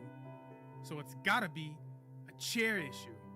So throw out that old nasty chair and it's time to sit where the pros sit. The eWin Gaming Racer Chair, Champion Edition. Let's be plus. With excellent lumbar support. Hey, welcome back, everybody. We were promised a top 16. You will get a top 16. And actually, we're jumping right into this. Color, are you ready to see who's there waiting for us in this top 16 round? Oh, I know, and you know, but they don't know. But they don't know. And they about to know. So here we are. We are our two bouncy busy players, and they decided to start the game without us. But we do see the Bobby already with a Stitch in the discard and a Strength of a Raging Fire into the Captain Hook, and Dragon Johns is going, getting busy, getting active, and we already know what Dan's up to. Oh, we've seen Dan do the dangerous thing, circles of lives, as we are playing. The lifeses. The many lifeses of Dan, as we see a Mowgli. Oh. We do not get a hit with the Mowgli. We inked it already, and that was probably Dragon John's just realizing, like, hey, Dan's like, well, hold on. Let me look at it for just a second. Those are some pretty good cards, but heads up play from Dragon John's. Oh my God. Tricked you. We tricked you. You can't Thoughtseize the top of their deck, honestly, and that's what ended up happening here as we went ahead and played the Mowgli, grabbed the Strength of a Raging Fire, immediately said, there's not another Strength of a Raging Fire because we just inked it. And he's like, sick, I pulled it off the top. But Dan doesn't know that, and now we have 2 turns. And I like this too. This quest here shows, like, I don't have Strength of a Raging Fire. It's okay. These things are safe. These are the games. These are the moments in these games that are going to define this. Because Dan is going to tell Dragon Johns at one point, "Wait a second, when did you get that?" And Dragon Johns is going to say, "Right after you looked at my hand, buddy." Literally, again, like, you cannot take the top of their deck unless, of course, you put Mad Hatter's Teapot in your deck. Shout out Mad Hatter's Teapot, and you should do it. Very spicy. You should do it. Put a Merlin's Cottage, Mad Hatter's Teapot. Get after it. Yes. Why yes. is production so cool? I know. Why? Quick with it. And oh my gosh, here it is. Our 1-drop, our 2-drop, and our Singer 5 Shanti is here. That means 9,000% we have a Strength of a Raging Fire in hand. Wait, that's fine. Yes. Because now the combo's gone. It's gone. It's all gone. Now, of note, of course, that Strength of a Raging Fire only works. You deal 1 point of willpower damage to a character equal to the number of cards on the table. Your characters, more specifically, Shanti has 5 willpower. So will Dragon Johns be able to drop down 2 more characters? Oh no, you just take out the Mowgli and you're done. You could do that too. That's an option. But Shanti scares me. She'll be fine. We'll get her later. We're going to get her later. Right now, all you have to do is get rid of that Mowgli, and he's gone. Oh. We are singing Circle of Nothing. Circle of Nada. Ain't nada. You're going to get nada. And that's definitely it. And Dan kind of seeing that little shade of tilt as he's like, yo, my whole plan. But then again, maybe not, because I'm actually not seeing the Circle of Life in hand. We were setting it up, baiting it out, and honestly, I get so upset when that happens because I'm like, 1, 2, Shanti, Circle of... How dare you interrupt me? I was playing Circle of Life Solitaire as we see a lady of come on down, 0-3 into another lady, Elegant Spaniel. Is there a tramp waiting for us on the other side of this turn? Always. The numbers are there. The numbers will allow it, but will Dragon John allow that? I don't think he will. As we see another tramp. Do anything about it. No, you can. He can flip this table right now. We can flip the table.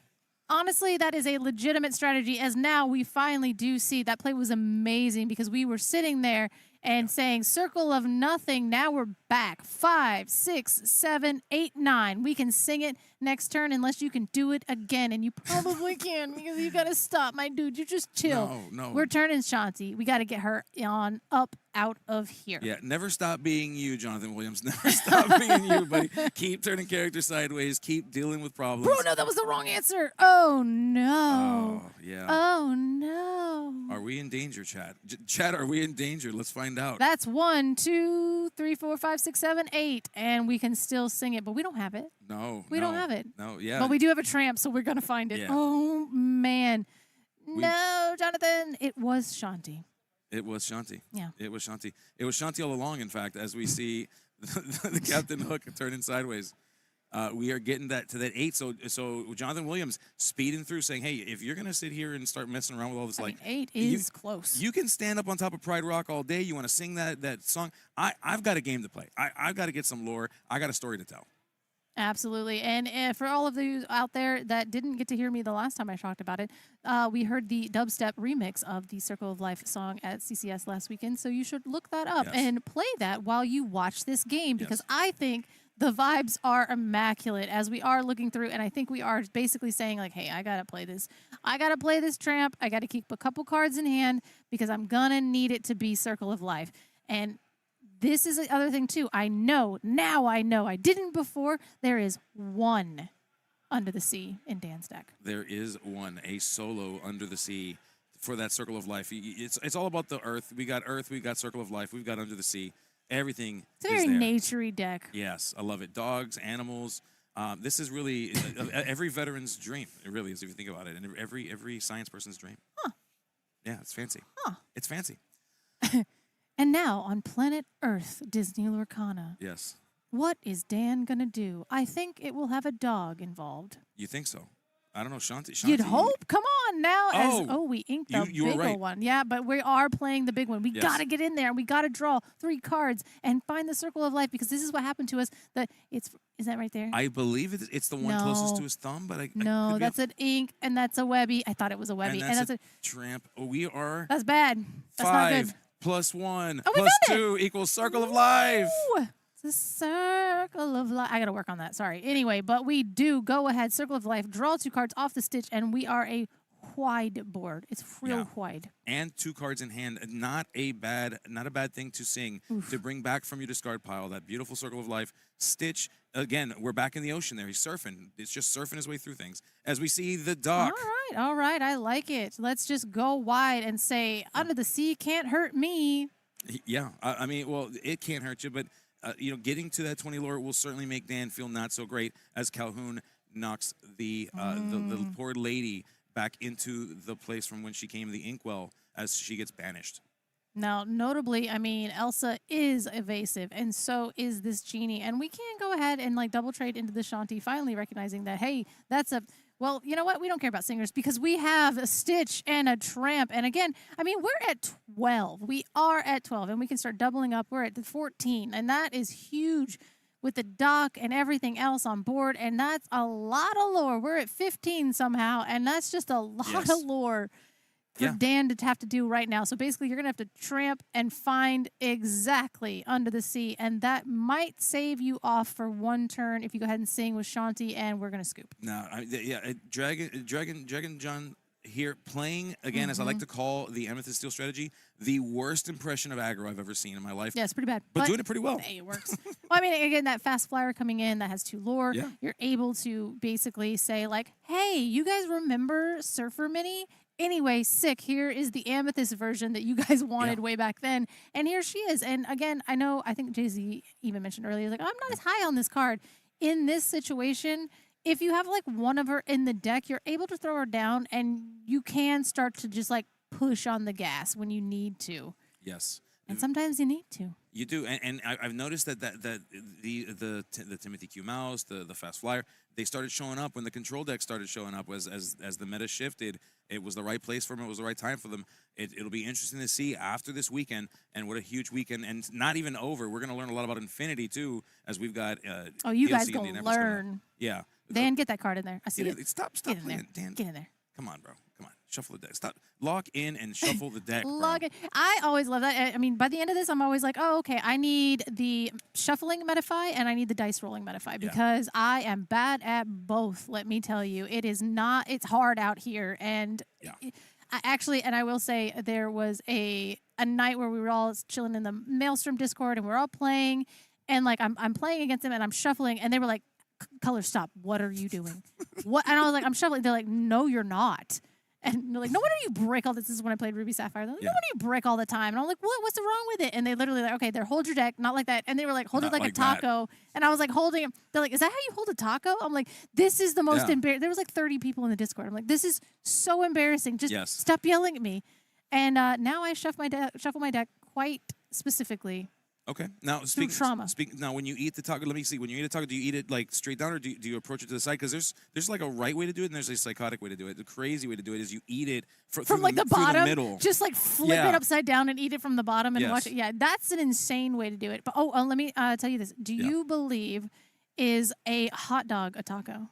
A hot dog is a sandwich. Yes, but it could also be a taco. Tacos are also sandwiches.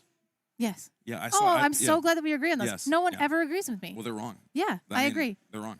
Did you know, what is it? A calzone is a dumpling? That's interesting. I have not heard that perspective. Yeah. The calzone could also be a salad, technically. Could also be a salad, like a bread and, because it's, Well, soup, salad. There's this.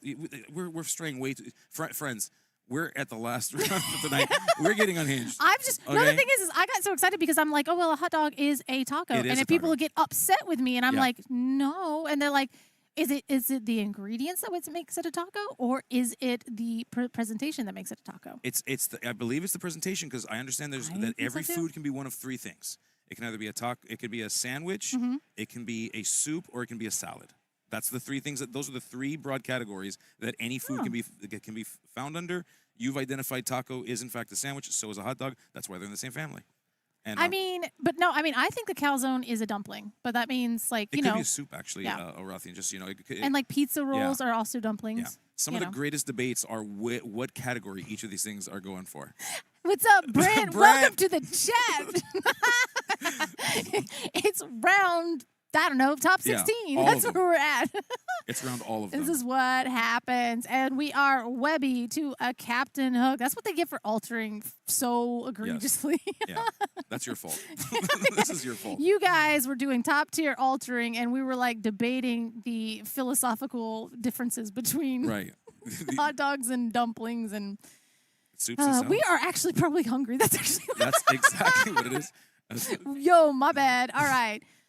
Love to see it. As we see Webby hit the table, we see Captain Hook on the table. Dan, of course, not knowing that we're just completely Is unhinged that back three here. docs, That my is three ducks. dude? Yeah. I felt the tilt from here. Yeah. Look at him. Look at the shake of the head. Oh boy, no. Yeah.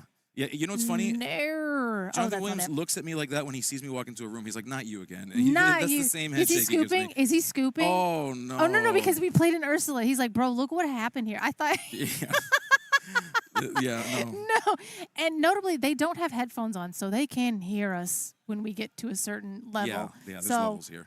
I do appreciate though that John has the three docs in hand. Yeah. And Dan was like, well, let me play an Ursula so I can enjoy what is also happening over there because you also seem like you're struggling. So why don't you share with the class? Yeah. And so Dragon's like, he's like, bro, look what's happening to me. I have three docs in hand. This hurts. I might want these later. I'll just dump the whole hand for the one I'm about to play. As we see a Scrooge McDuck, the shush agent, hit the table. Fantastic card. It's such a good card. Every time it gets challenged, it goes back to the hand of the player who played it. I went to trade in this card today, and I was like, I had a foil version, and I was so proud that I pulled a foil Scrooge McDuck, and they were like, it's $1. I was like, give me my card back. This card is busted bananas broken. How dare you tell me it's only $1 in a foil? Listen, so bummed. You can't quantify how you feel with money, so you just have to accept that it's a beautiful card and it's priceless. It's priceless to me, as we do see the inexplicable. Gosh, you guys, come on. Cheshire Cat. Yeah, just go with that. It's the Cheshire Cat, folks. Like That's pressure. Cheshire. Like pressure. Yeah. Cheshire, yeah. Cheshire. Like Worcestershire. Like I that was too. calling it the Worcestershire Cat for a week, and only Wonderland laughed at my joke, and everybody else was very upset. Yeah. So we have graduated to the Cheshire Cat, and it does come down. We are questing here, but my goodness, these docs. You're not Strength of a Raging Fire. You're still Doc Goose. Yeah. I talked about this earlier, and again, more food references here. Jonathan Williams looking at his hand like it's a refrigerator, like the food's going to change if he closes the door and reopens it. That ain't going to happen, buddy. Those are going to stay docs. You're going to have to just deal with that and figure out a way through it, my friend.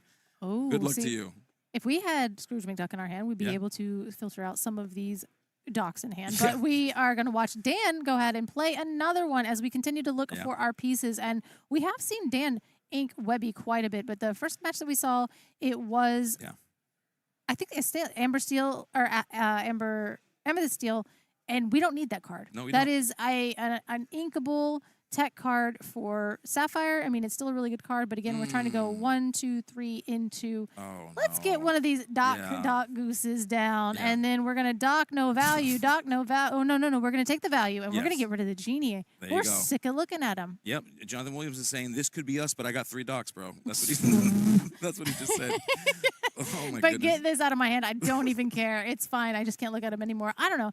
Part of me is like greedy where I'm like, next turn I'm going to like play the genie and then play the docs so that I'll have 3 docs on board. But at this point, we got to get somewhere else. Yeah. And that Olaf and our Dumbo is going to help us get somewhere else. As we do know, again, we are shifting the Webby. We are shifting with the prospecting Webby. Okay. Circle of Life. We're going to get back the Dapper Rascal. That comes on in. It's not exerted because Circle of Life would be a terrible card if it came in exerted. But now it does say whenever, yep, there you go. Read it. Yes.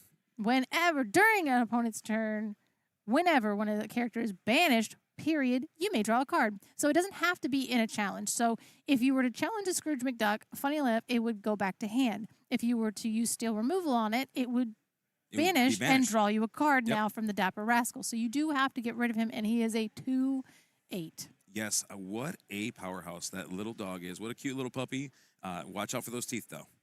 He bites, but he doesn't even. He's like a 2. He gnaws on you. He's like one of those dogs that you kind of like they bite you, but then they don't. You know, and they're like, "Oh, good dog." They think like, anyway, being here's rough. a card. They think they're being rough, but they're actually like really sweet with the cat. You know. Yeah, that's got that kind of dog. You gotta love it. You gotta love it as we see those dogs finally using them for something. As we are gonna go ahead and say, hey, I mean, at the very least, they're gonna send cards back to your hand. That's right. I mean, and again, and that's keeping them off of 4 lore. And that's why the Scrooge McDucks, I love them so much because it's like, you're actually helping me out because maybe I don't have the next piece to the combo. Maybe I kind of got stuck because I sang the Circle of Life. I did this. Maybe I really needed to draw cards. So that's why I did that to begin with.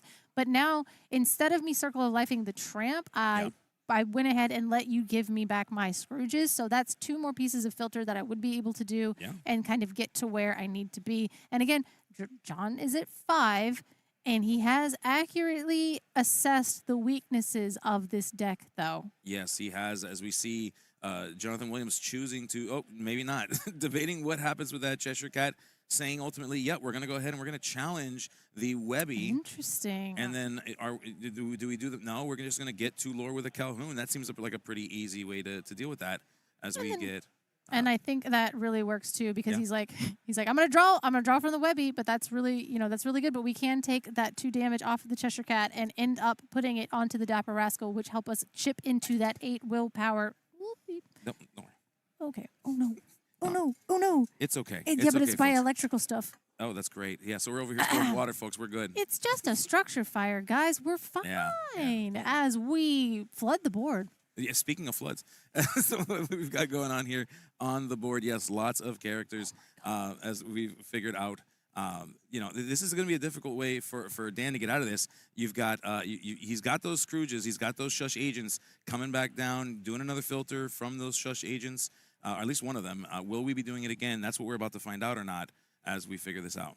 Oh, we do put a Lady Park Avenue into the discard as we go ahead and ink a Bobby. And are we playing another Shush agent to kind of get to where we need to be? And we do. Now, what are we looking for? What are we discarding? I think we do see a Circle of Life.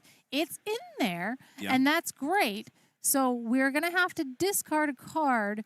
But what are we getting back? Are we getting back a Tramp at that age? Or are we trying to figure out where we're like... What and that okay, so we are going to Circle of Life, probably getting back the Tramp, which is going to help us filter and get more cards into our hand and try to find those pieces that are going to help us. And I think at this point, I'm like, we're going to need a Circle of Life. Yeah. We're going to need some stuff and things because again, Dumbo's not that easy for us to get rid of. Yeah. Who's its and what's its galore, in fact, is what we need. Things and stuff and who's its and what's its. All the things as we see Dan going through, looking at those cards, choosing which ones are going to wind up in the discard pile, which, of course, the main strategy here with this Amber Emerald strategy is to put things in your discard pile that basically help it function as a second hand for yourself.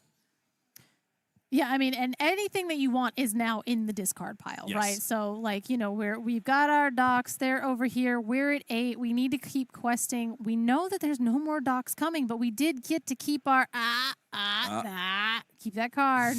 That goes, there you go. No, I'm just kidding. And so we did get to keep that dock. And, of course, we will be able to, use that world greatest ability to go ahead and draw a card. Yeah. And we are getting low on cards, so this Dapper Rascal is exerted. So are we questing? Are we getting rid of the Dapper Rascal? But again, we don't have a ton of lore. No. Everything on our board quests for 1. Yeah. And notably, by the way, Tramp, we use Olaf and we bounce Doc and we put Doc back in our hand and we recycle him. Hey-o. All of a sudden, those 3 dogs don't look too bad, do they? All of a sudden, those 3 dogs don't look too bad. Having some of them on the board, suddenly very, very powerful here. That Olaf helping hands. We mentioned earlier, we've seen this card come out early. Right now, it's coming out perfectly. This is a great time for this card to come out. Will we be able to take advantage of it? That's the goal here. I got to say, probably that Cheshire Cat will make things happy and easy. Lots of opportunities as we see a Genie. Oh, okay. That was a great draw for turn. Yeah. Why don't we just put like one of the better cards in there as we ink the Dumbo immediately to be able to then move the damage from the Cheshire Cat onto the Dapper Rascal and then boost, and be able to run some stuff in. So if we run in, we can put the 2 damage there. We got 3 from the Captain Hook, 3 from the Calhoun, and 2 from the Olaf to bounce a Doc back into hand. That sounds pretty good for me. It does. I love a boosty, and so does Cheshire Cat. We love the boost. Sending things away.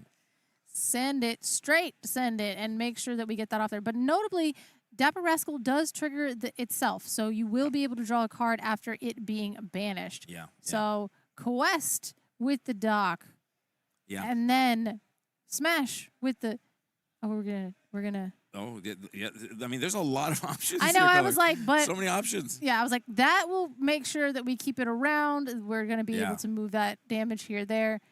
That's an interesting questing choice, but we do want to be able to keep it around because Tramp is only a 2 strength, so the Dumbo will live through that situation. That was a very, very difficult turn. I mean, you could very easily say, well, why don't you just deal with things? No, could you have just gotten rid of the shush agent? No, you could have, but I don't want to give Dan more cards. Dan has enough cards in his discard pile. I don't need him to have cards in his hand too. This is terrible. So we want to make sure we deal with that. So it created a very awkward turn for Jonathan Williams. Oh my gosh. And the question is it awkward enough to stop this climb to 20 as Dragon Jonathan Williams, Dragon John Z, Dan is looking like there is no way out of this situation. We have to play a Tramp and we have to find an Under the Sea. And even if we do, we still will leave a Cheshire Cat, a Calhoun, and a Dumbo on this board.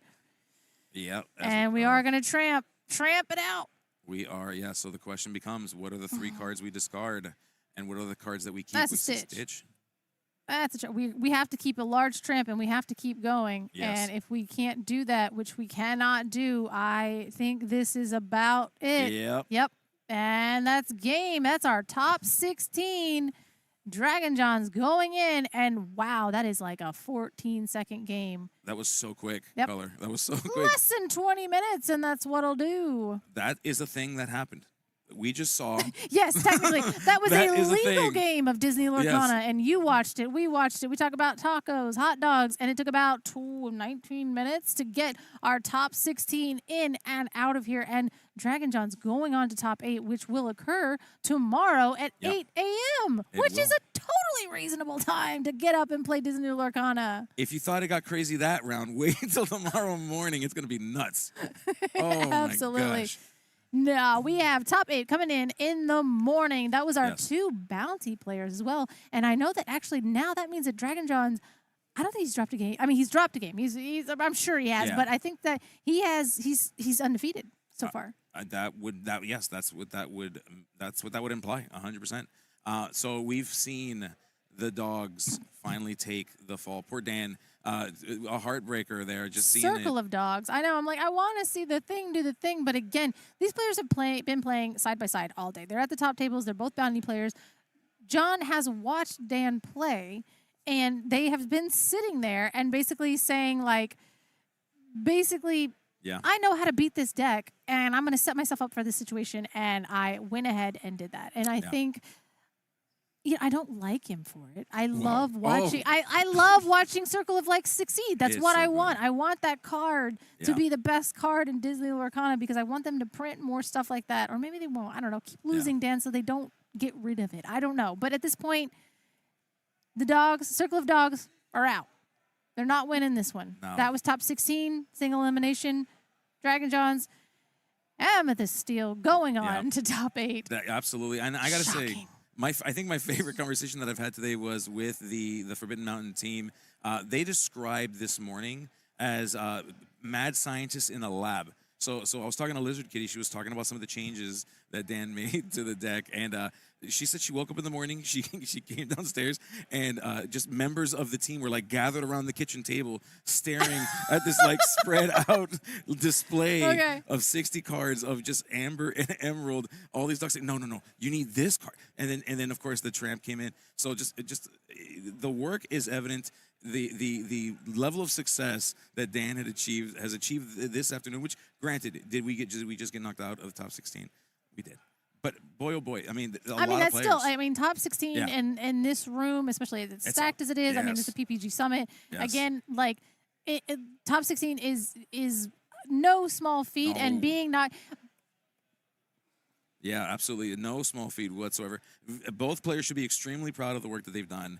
And just putting it all on display here, showing us why, rightfully so, both players were the bounty players for our players to be able to to fight it out and get some tickets from. Yeah, absolutely. And I mean, I was like looking at the ticket wall, and I was like, I'm fine. I'm glad. I was like, I love that I casted. I didn't get any tickets today, but then I was looking at the prize wall, and I was like, wait, does anybody have any tickets? Sir? I want this Pooh Bear thing over here, and there's like a little Pikachu, and it's really stuffy, and I was like, and then there's like a hat, and I was like, yo, wait a minute, we need this, right? We as in need me, this. I need this hat. So again, like, any tickets they got was worth it. I know there's so many people grinding side events and everything, so there's so many cool things on the prize wall. And then tomorrow we will have that top 8. But now, anyone got some of the tickets? Yeah, so we do have an interview coming up. We got Liam and our top 16 winner for our feature match going now. Now. But like now. But also later. But like, what are you doing? Oh, now they're ready. Oh. We're back here again with Jonathan Williams. You know him, you love him, and he's back here in the top cut. So we've talked today, and then I said we'll probably talk again later, and now we're back talking again. You're in the top 8. How you feeling? I'm feeling great. I got my first match of the top 16 out. That's always my nervous match because for some reason if you lose in top 16, then you just played the whole day for no reason. Yeah. So I was like, hopefully I'm losing top 16 after going undefeated. So yeah. Yeah, and no stranger. Of course, everyone knows Jonathan Williams. No stranger to the top cut. Multiple golden Mickeys, but fun little story. We all laugh about it now, but it's true. Like, you have this thing about finishing second. You love finishing second. What is it about second that appeals to you so much? To be honest, I just think that I probably just like punting the finals a lot, so that's probably why I get second a lot. Because I did like multiple times at SSG and stuff, and I'm like, oh, and people come to me and say, oh, you could have did this a different way, you won a game. And I'm like, oh, I ain't think about it like that. It's kind of intense in the finals because you're always like, okay, I gotta win, and you win game 1, you're like, okay, I can do this, and then you just fall from there, you know? Yeah. No, we joke, but it is a fun story for the audience. We love storylines. Jonathan Williams is clearly one of the most consistent players in all of Lorcana, consistently in the top cut, consistently leading in Swiss rounds, oftentimes the first seed, and then SSG oftentimes finishing second. CCS just last weekend, finishing second, and so I'm really excited to see you take this one down. This is your first PPG. Yeah, my first PPG. I'm gonna try to take it down for everybody, the viewers. Everybody's been rooting for me and saying that they want to see me take one down. I'm gonna try to do it for you guys. Yeah, I'm excited to see it. So that's the storyline here. So as Jonathan Williams navigates his way up, you know what's on the line. It is breaking that ceiling into number 1, but probably the most second place finishes in major tournaments. Look, I'd rather take second place than not. I know. So everybody keeps saying, you gotta win. I'm like, I'd rather keep the curse. I'm like, all right, I'm in second place. I lose. I took prize in. I go home. I didn't scrub out and then just go home, you know? Yeah, no, that's true. Anyway, it's a fun joke, fun thing to keep track of. So, we talked earlier about why I'm at the Steel, and we talked about the matchup and things like that. If you are interested, you can go back and watch as you're getting ready for tomorrow. But I'm interested about how you are going to get ready for tomorrow. I'm always curious. You know, big players who are really, really good at the game. You're going in your top 8 matchup. You know what your matchup's going to be. Well, you might not know now, but you think you're going to know after we figure out. So you know what you're going to play. How are you prepping for tomorrow morning, that big top 8 match? Prep tomorrow, I'm just gonna go out and get some food, relax, talk about the people I played against, and update my Patreon, stuff like that. And then I'm gonna be like, oh, whoever I play against, I'm just gonna play them on the play. So I'm just gonna play it out. What are you hoping to play? Anything that's not green, blue, or blurple. But since I'm gonna play, it'll be easier. But green, blue, and blurple is like one of the hardest matchups because if they get a good draw, they can beat you. And then if you draw even slightly bad, they can come back and win the game. So I hope not to play that. If I play against dogs, I would love to play against dogs or purple steel mirror match. That's the two decks. Or even green, purple, burn because I know how to play that matchup. Most people play it wrong, so I know how to beat that matchup. So we'll figure it out and see how it goes. And there is one of those linger around in the top 16. We have yet to see if they're going to crack the top 16, but we'll find out. We're also going to find out tomorrow whether or not you can finally do it, take this down. Really excited to see you in the top cut again. Everybody, come back tomorrow morning. I just want to say, in the last match on camera, if y'all watching, I was trying to play around everything, literally. Like, I'm playing around Undersea, I'm playing around Chromacons, I'm playing around all this stuff, and he had none of it. Zero. It was like zero. I'm like, are you playing Chromacon? Are you playing Undersea? Like, no, I don't got none of that. Yep. I was just like, what? I mean, you think and stuff, I'm counting, like, okay, my whole board, I get Undersea, I got to put pressure this way, and all that other stuff. You ain't had none of it. And I was like, oh, okay, well, I could have just won the game earlier. Okay, well. Yeah, I just did it the hard way. I just want to do the old-fashioned way, just a little bit at a time. This is one of the best things about like TCGs is sometimes when you're doing that, you can benefit from everybody else running the card, even when you're not. Even when you're not. So I'm like, what? I'm under the seat. I'm like, the whole time, like, on the back of my seat, like, okay, he plays Shrimp. Here you go. And he tap all his guys, like, circle line. I'm like, what? Okay. That's not under the seat. But, yep, that's all, guys. That's awesome. Well, great. Well, you should go back and watch it if you haven't watched it. Jonathan Williams and Dan are two of the best in the game, and getting to see them navigate that match against each other is amazing. And speaking of watching games, you should come back tomorrow morning. We're going to get started bright and early. We're going to get to watch the top 8 here, some of the best Lorcana that you'll see, and you're going to get to see Jonathan Williams himself, see if he can take this tournament down, finally break that second place curse. I'm excited to see it. Jonathan, congratulations. Thanks for chatting with me again. And we'll see you tomorrow morning. Thank you guys for watching. All right. I'll send it back to the booth. It's a lot of fun. Color, listen, I gotta admit something. That's my fault.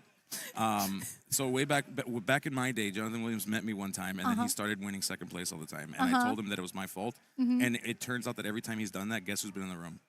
Oh, so you're the curse. Okay. I'm the curse. I don't know if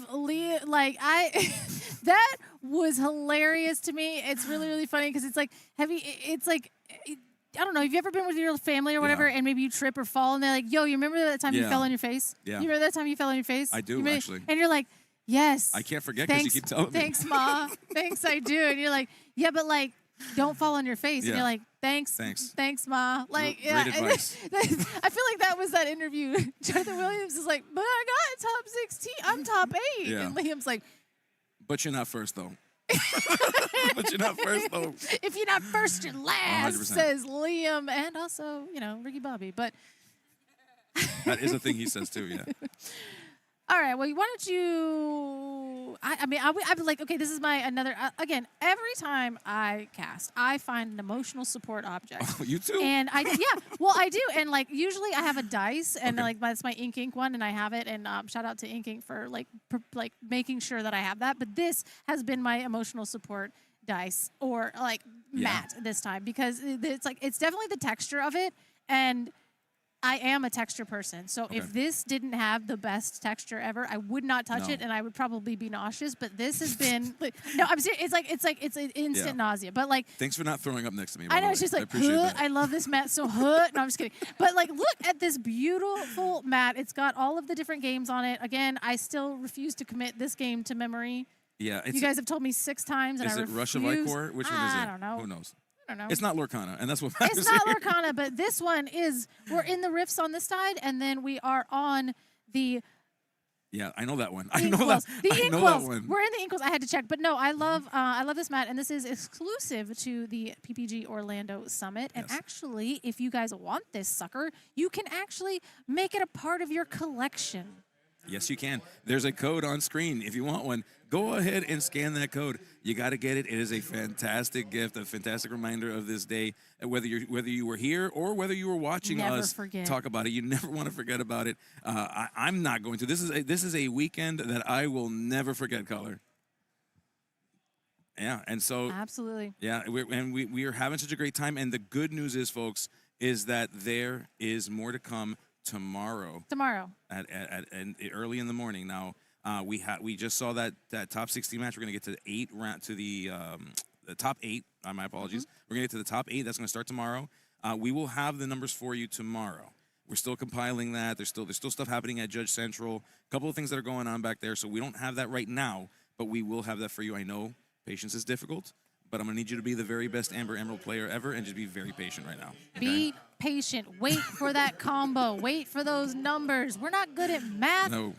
It's been the 11th hour, and we cannot do math. I'm just kidding. But no, we are getting all that ready for you guys tomorrow, and then in the morning we'll come back 8 a.m. Top 8, top 16 breakdown. All that's going to be out there. But you heard Jonathan Williams. He's updating his Patreon right now. I'm sure you can go right out there. And all of these top 16 players probably have all of their lists posted on X, on Twitter, on Instagram. So it's out there. It's a fun little Disney Lorcana scavenger hunt.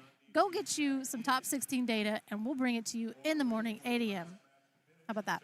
Yeah, how about that? How about that? Indeed. Do your homework, and we'll see you in the morning. Yeah, homework on a Saturday. That's wild.